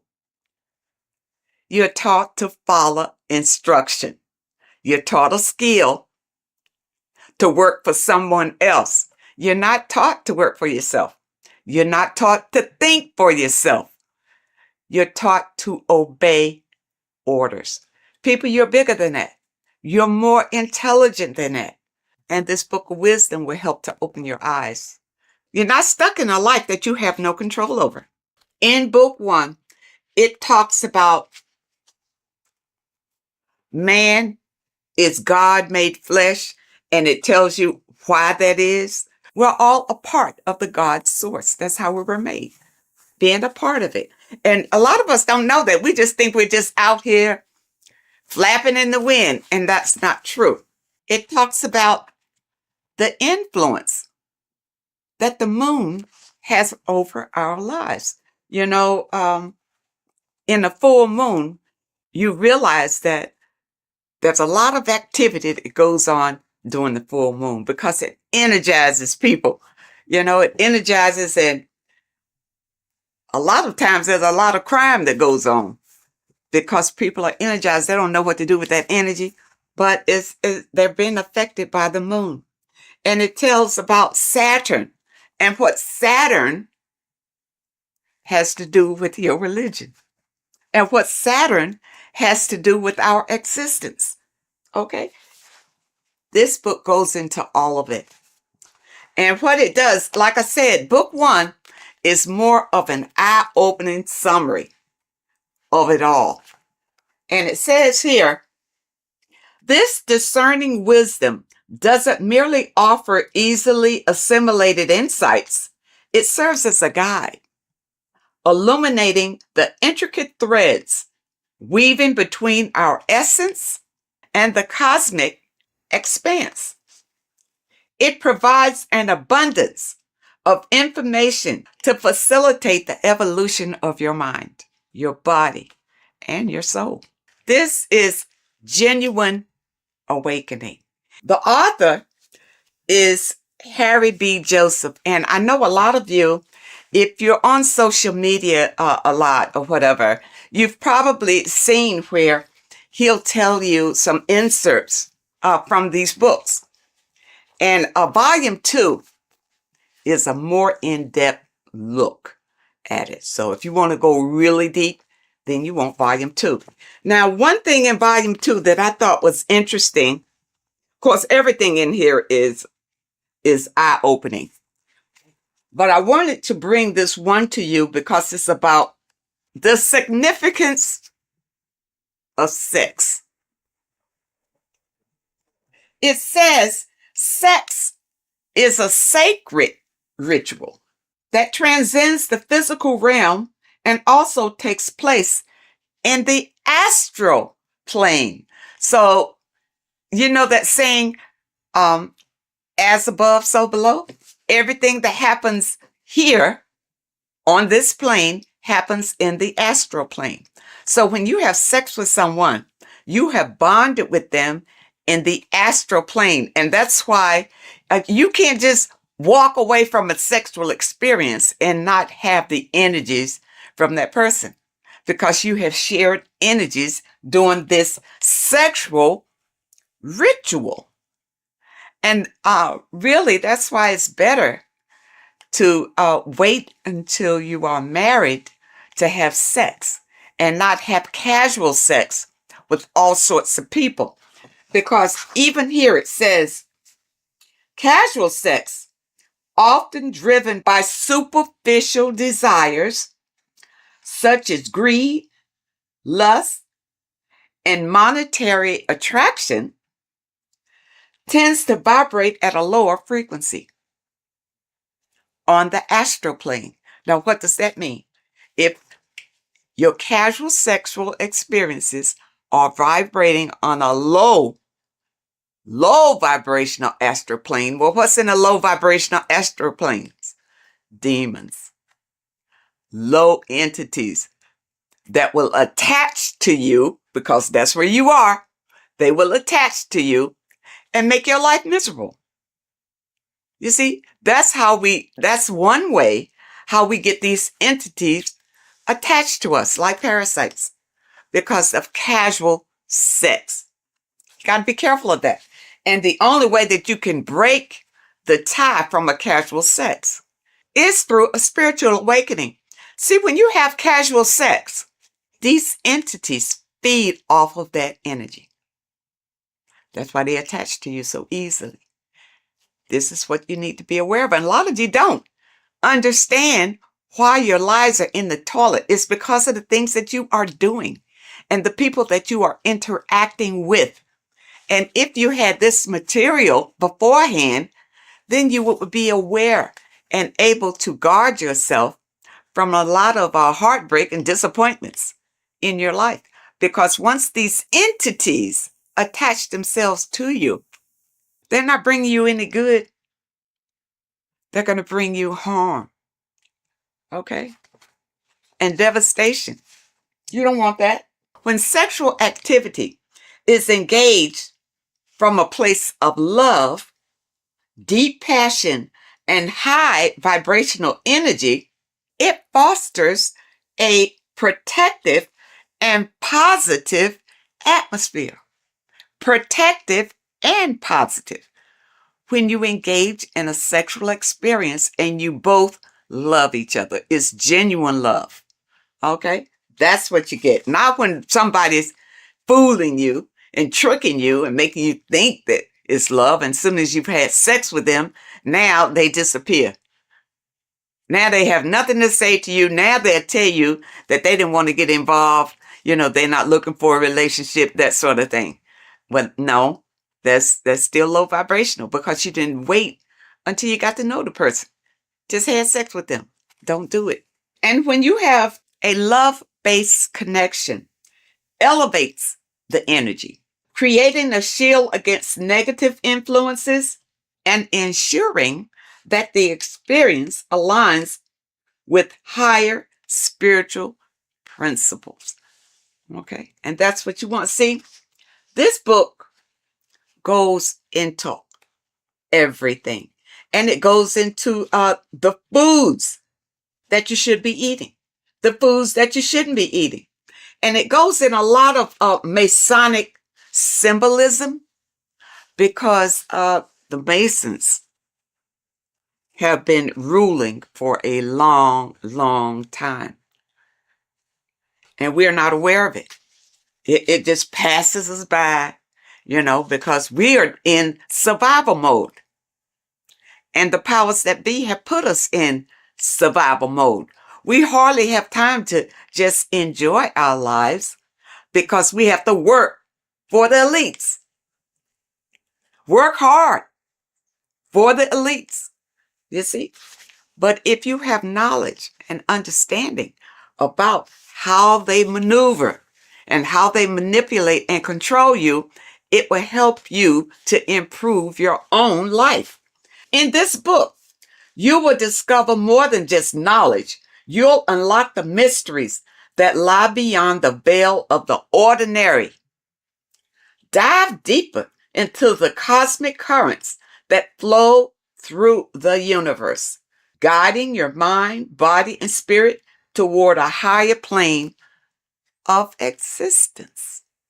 People, you don't realize how powerful you are because you have been dumbed down from the time you got here and made to believe you don't have any power. There's an external God that you must pray to for forgiveness of your sins, for anything that you desire in your life. You pray to that God, and that God will deliver it to you. Now, has it happened? Have you received all that you desire from the God that you have been worshiping? If not, maybe you need to know the truth about things. Maybe you need to look deeper into things. Now, it also talks about symbolism, and symbolism is everywhere. But many times we don't understand what the symbolism is. And we see people doing these mantras, you know, and we think, you know, it's evil what they're doing. What they're doing is calling in power from the entities that are around them, because they understand that we are all energy. And they do these mantras to bring in energy, whether it's for confidence, whether it's for strength, endurance, or whatever. That's why you see a lot of celebrities doing these mantras that you think is evil, because you don't know, because your mind is closed and you're living in fear of everything. You don't understand, but you see them progressing and doing better and better and better and doing all these evil signs. These signs are not evil, number one. They're not evil. They have learned how to manipulate energy to their benefit.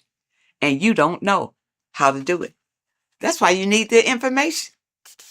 You need the information to learn how to manipulate the energy that's already here to better your life. The first book will open your eyes to it.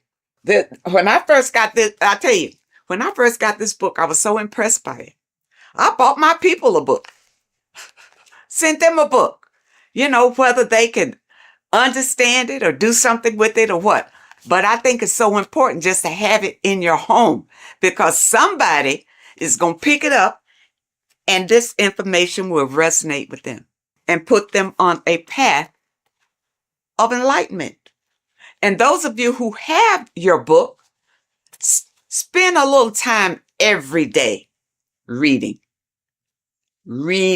and understanding, because there's so much information, even in the first book, that it will take you a while to go through, where you can understand what it's saying in every page. The advertisement on social media talks about this book. He goes through some key points, but don't think that he's covering all of this information. It's too much information to cover in a 1 or 2 minute stint, but it's information that can change your life. This is the thing, people. It's worth every penny, even if you don't have much. If you don't have much, you need to save enough to get these books. Get both of them. You see, I got both of them.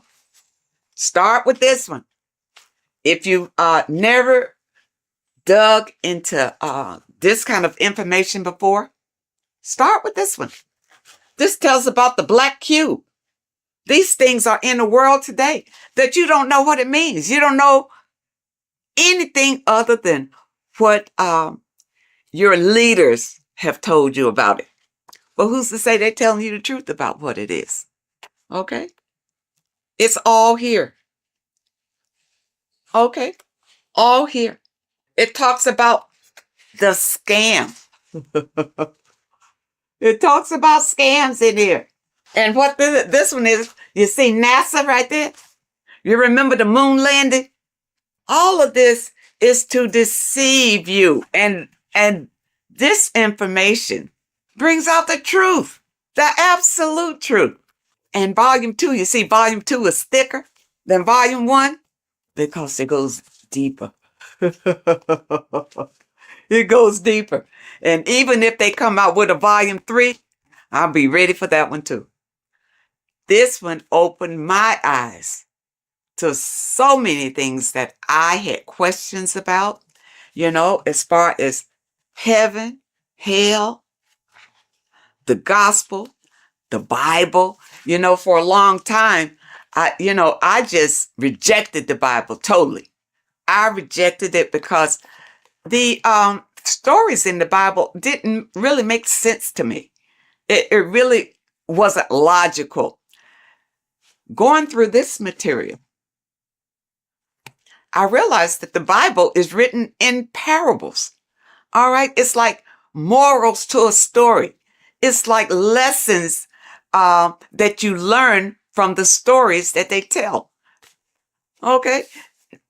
Because think about it.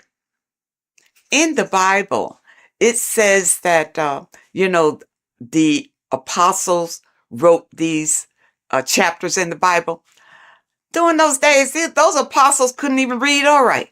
So how they write that? Okay.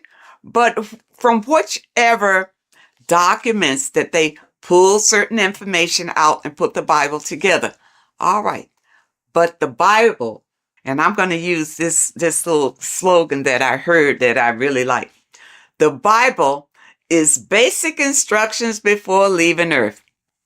It's not for you to take the stories literally. It's to take the meaning behind the story and apply it to your life. And because many of us have not read the Bible, and many of us have. You know, the Bible is written in a way to it's hard really to understand. That's why you go to Bible study, you know, so somebody can tell you the meaning of it or what. And most of the times when you go to Bible study, they don't know any more than you do. They haven't ventured out into research to know exactly what those scriptures mean. In this information, it goes through it. It goes through your scriptures and tell you what it really means. Okay? And it leaves no stone unturned, really. And it opened my eyes so much to the Bible until now I can embrace it. I can embrace the Bible because I understand that these are stories for you to learn from. But you got to understand the meaning and what it means. For instance, water is emotions. Okay, it's not just water. It stands for something. It stands for your emotions. The light is the Christ energy. The Christ energy is light. And we all want to embrace the light. All right, so people who follow the Bible, understand the Bible, understand what the Bible really is. Don't be deceived by the interpretation of the stories. Many of the interpretations that you are given is to put you in a subjective role, a slave than a master. Puts you more in a slave role if you take those stories literally. And that's why you're not encouraged to go out and look for other information, especially in your religious institutions. They don't encourage you to venture out for other information because they'll tell you the information. Just keep coming here. We'll tell you all you need to know. You see, but I understand about religion because I was raised Christian.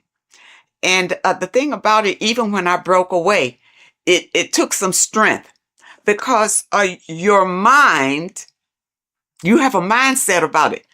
Being raised as an infant in the church, that's all you know. Every Sunday, you go to church. Yeah, you go to church. Your body is used to going to church. But then when you decide, well, no, it's not working for me. My life is not changing. My life is the same. You know, I just come here on Sunday, maybe to be entertained and maybe not, but it's really not worth it. And then you listen to your pastor or whoever is delivering the message. And what he's doing is giving you the spill that was given to him in theology school. That he's doing. He's giving you the interpretations that he was given. That's all he's got. Because he hadn't done any research on his own. He doesn't know any different. You see? And there are many people out here who feel like ignorance is bliss. I know you've heard that. Ignorance is bliss. No, it's not. Especially in today's world with so many changes coming down the pike and fear is leading it. Fear is right in front, leading all these changes down the pike. And fear is leading it so that you won't buck against it. so that you will be so afraid you'll just hold on tight and hope that you come out okay on the other end. But if you get this material under your belt, it will give you strength and a way to grab the power that you have inside of you so that you won't feel desperate and you won't feel afraid.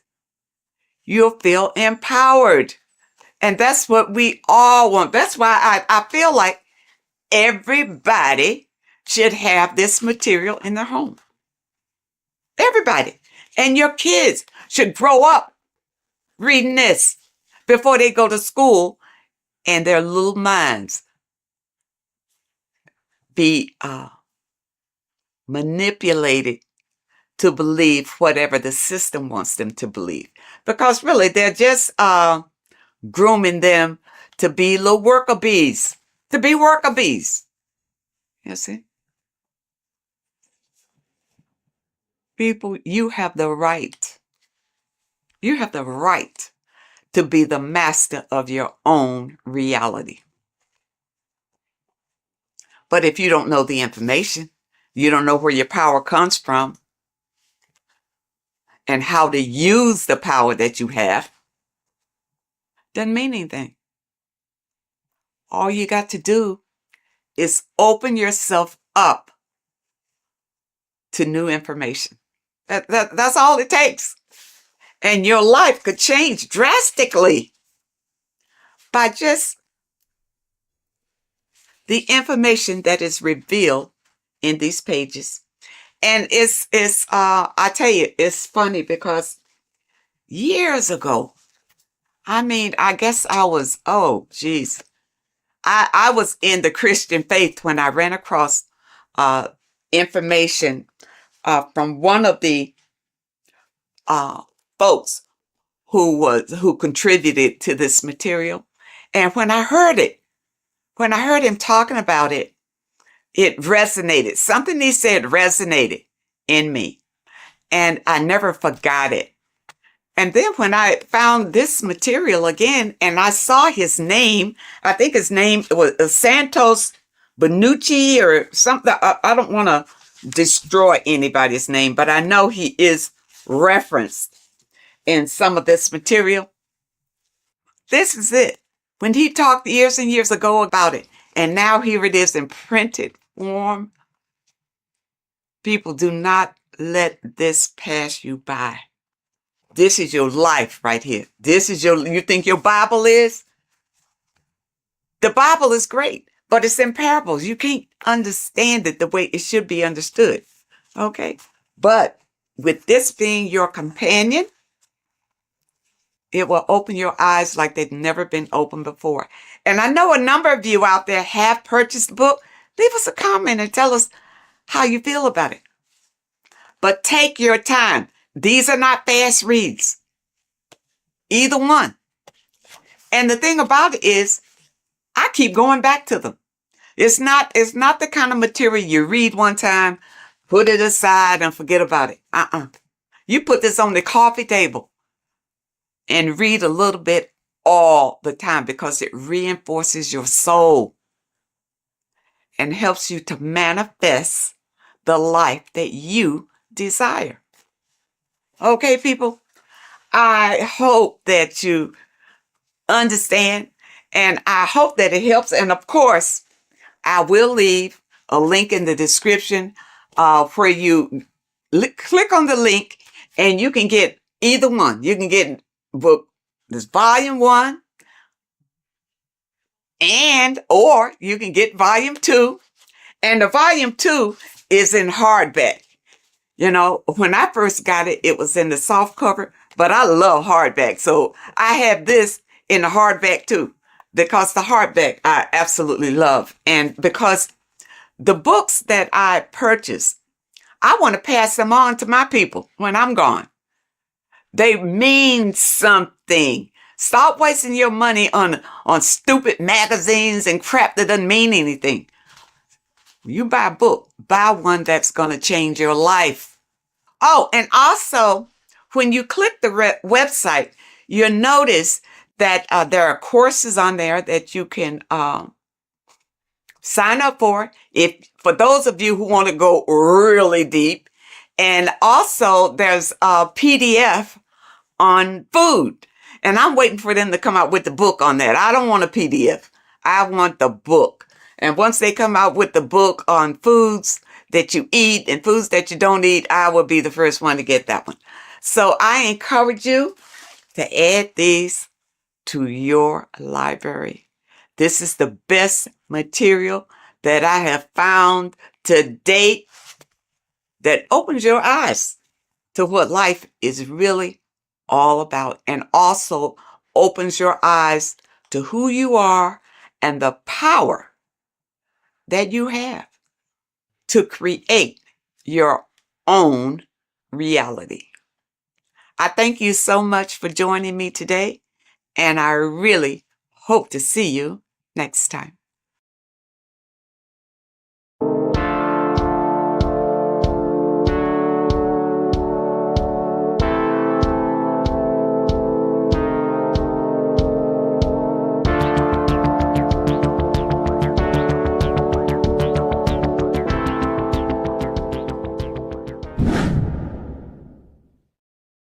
Welcome back, people. We're back with another video.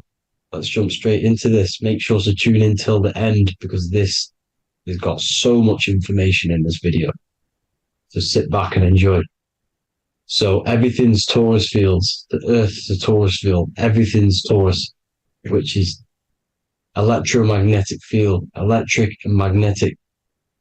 The center of the Taurus field is where the two opposing forces meet in the center. And this is what creates the plane of inertia, the dielectric plane of inertia. Okay? You got red shift, blue shift, positive, negative, south and north pole, right?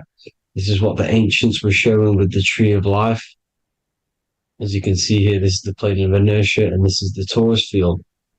Everything consists of this. Everything is a Taurus field. A atom is a Taurus field. Okay, now the inertia is the 0 point. So this plane is a 0 point. It's the balance between two poles. Okay, now this creates matter, because matter is two opposing forces in motion equalized. So these two forces coming together is what creates matter on this physical plane. And this is why we can't see the electromagnetic field, because it consists of one of the elements, which is either electric or magnetic. But when they combine together, it's what creates this physical plane, which is physical matter, which is light in motion. Now, everything is one. Don't get confused by duality. Duality is two opposing forces, but them two opposing forces are created by the same substance. It's two aspects of the same substance. So, for example, water and ice are the same thing. You know what I'm trying to say? But it's two aspects of the same substance, because all is one. The whole universe is one. All goes back to the one, which is God, the creator, or magnetism, whatever you want to call it, because magnetism pulsates. Electricity has two poles, red shift, blue shift. Okay, so red shift, blue shift is electricity, and electricity vibrates, and all vibration always comes back to a standstill point. But magnetism is what pulsates. This is why your heart pulses. You breathe, which is a pulse. This is the breath of the universe, magnetism. Now, this is why the earth is green, okay? Earth can be spelt heart. If you just move the H to the beginning, it spells heart, okay? Because the heart is the center of the Taurus field, which is the heart chakra for us humans, okay? We consist of the same field, as you already know. Heart being the center, which is green, which is the center of the seven colors. The center of the seven colors. This is the most powerful chakra in your body. People think it's the crown chakra, but it's the heart chakra, because it's the center of the Taurus field. You must align them all and combine them all into one, which is the heart chakra. Now, Earth is green. Nature's green. Okay, this is because we live on heart chakra, the plane of inertia. It's the center of the Taurus field. Okay, and this is what the Egyptians called Isis, which is nature. Nature is balanced, and nature is female, Mother Nature, because it looks after us with the fruit it grows with abundance and the water. It's a female energy, Mother Nature, and this is the symbolism of an equal, balanced arms. This is the scales, it's balanced. Mother Nature is balanced. This is why the sky is blue, because what comes after the heart chakra? Blue. Sky is blue. We live in Midgard. This is what the ancients called Midgard. You don't have to take this tree literally. It's a metaphor. We live in Midgard, where both positive and negative duality here. Now, Mount Meru. Mount Meru was known as the center of the earth, okay, or known as Hyperborea. And this is the North Pole, the electromagnetic North Pole. But when I say Mount Meru, it's not an actual mountain. They weren't saying there was a real mountain in the center of the earth, a magnetic rock. No. The plane of inertia, okay, there's something called a hyperboloid. That's what it's called, a hyperboloid.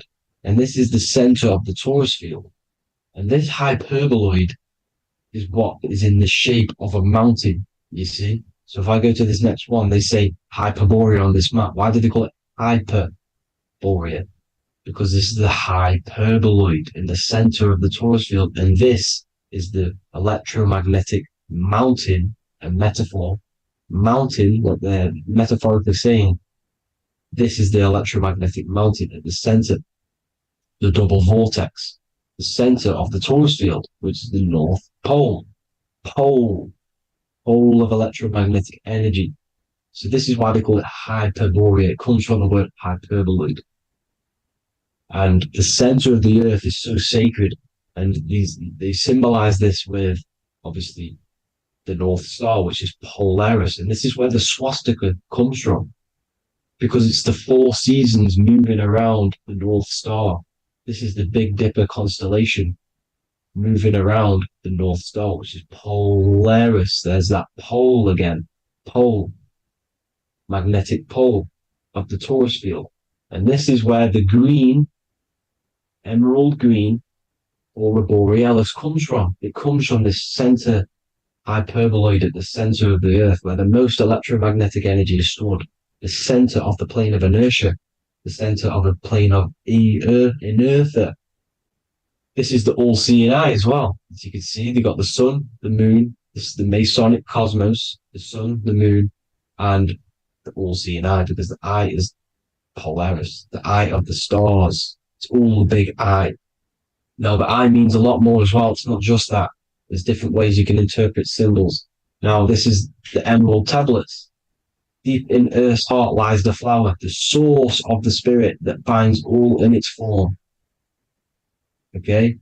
The flower of life is thine own place of thine spirit, and stream through the earth as thine flows through thy form, giving off life to the earth and its children, renewing the spirit from form unto form. This is the North Pole. This is what he's talking about. He's talking about the aurora borealis. Aurora borealis. It's the earth's aura. Emerald green. Heart chakra. Plane of inertia. Green. Earth. Heart. You see? All related. Now, there's many symbolism of this. So much symbolism of the ancients. The 7 layers of heaven. 7 layers of heaven, which are the 7 planets. Okay? These planets are the solar system. It's the solar system because we are the soul. We are the sun, the soul.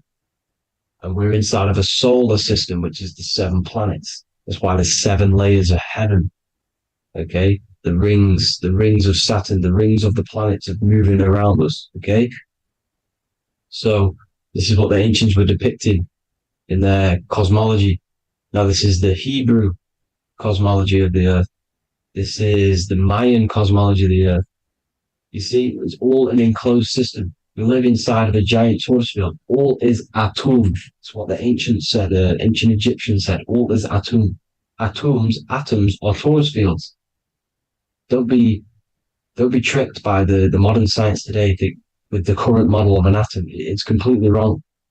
They're hiding the torus field. They're hiding the electromagnetic field, which is in everything. Absolutely everything is in motion, and motion comes from this field. And you see, this is upside down, but this is the I think it's pretty sure it's candles, but the 7 candles, the 7 planets, the 7 Elohim. You see? It all goes back to the stars and the heavens. Now, this is how the earth really works, with the stars on the outside of the cosmic egg, and then the torus field spinning around the sun and the moon, the positive and the negative charge. The sun gives you energy, the moon takes your energy. The moon controls monthly cycles. Moon is mon. This is etymology. Mon, month, money, demon, monster. Stir is star, moon star. We are all stars. Youngster, minister, superstar, Hollywood star. We're all stars. We come from the stars, which is heaven. Our soul comes from the stars. You see? We are the universe. The image of man is made in the universe. We are a microcosm of the universe. The universe is a macro. We are micro. We consist of everything. The body, mind, and spirit. The sun, the soul. Moon, the mind. Earth, the body. Body, mind, and spirit. We have 12 systems in the body, which are governed by the 12 zodiac signs. Starting at the Aries, which is the ram of God, all the way down to Pisces and Capricorn, kneecap. It all goes back to the stars. We are the stars. We are the universe. Everything is inside of us. Everything. Like they say, the Temple of Solomon, the Temple of the Soul and Man. The soul, the temple is the body. The soul is the soul. And the man is the mind, the temple of the soul and the mind, body, mind, and spirit. We consist of the 5 elements: air, spirit, water, earth, and fire. We consist of everything. We are the universe. We're made in God's image, which is the universe. You see? Now, everything goes back to the stars. The ancients worked with the stars because the stars govern everything. They govern the systems in the body. They govern your life. This is why your zodiac is so important, your sign. Each zodiac has a specific element associated with it as well. Aries, which is the first sign, the ram of God, the lamb of God, which is a fire sign. Fire, first. Fire, first. F-I-R, this is etymology. The cerebrum, ram, which is in the brain.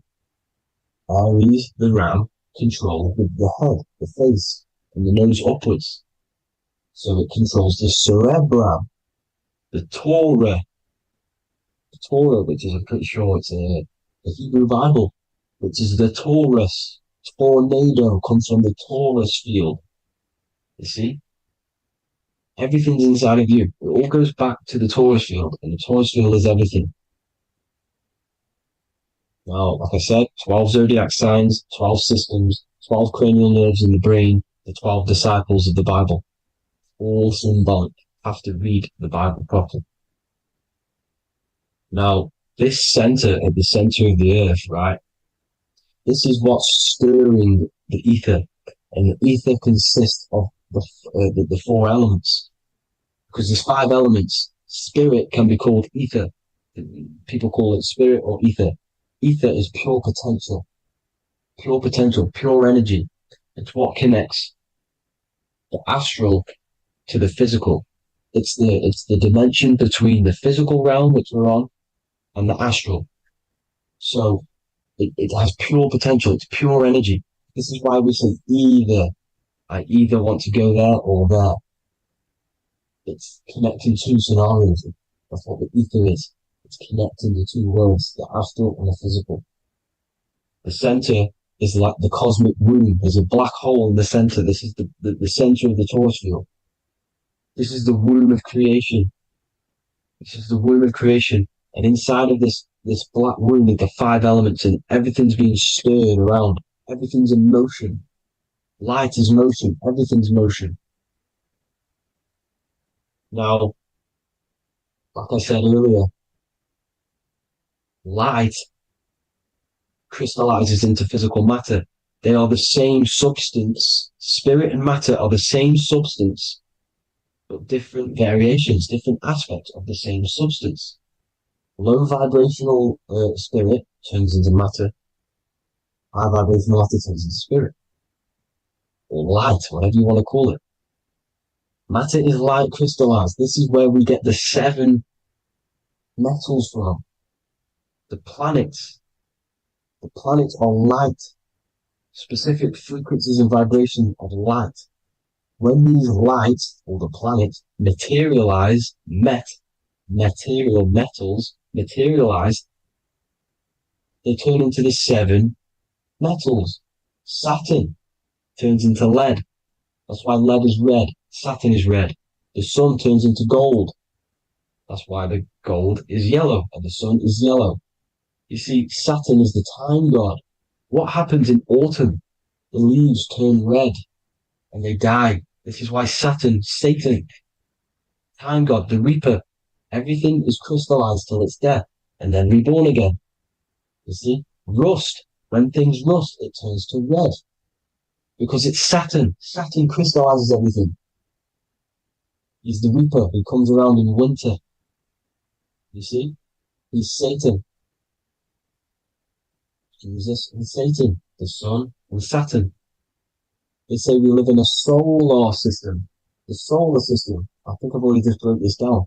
The 7 planets are the 7 chakras. Everyone already knows this. But I'm going through it anyway. But this is where we get the 7 planets from. And the 7 metals. You see, all the ancients knew it was an enclosed electromagnetic system. It's not a spinning ball in the middle of space, people. They want you to believe this so you get stuck in this material world. Because if you believe everything's material, you can never affect this plane effectively. You can never create your life effectively. You don't understand the planes of existence. Because the mental plane is a higher plane.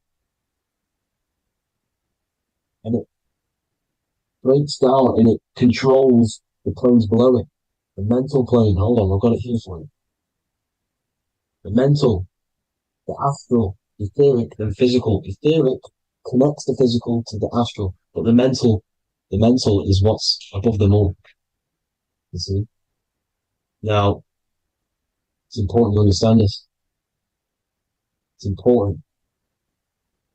However, the ancients always talked about the enclosed system.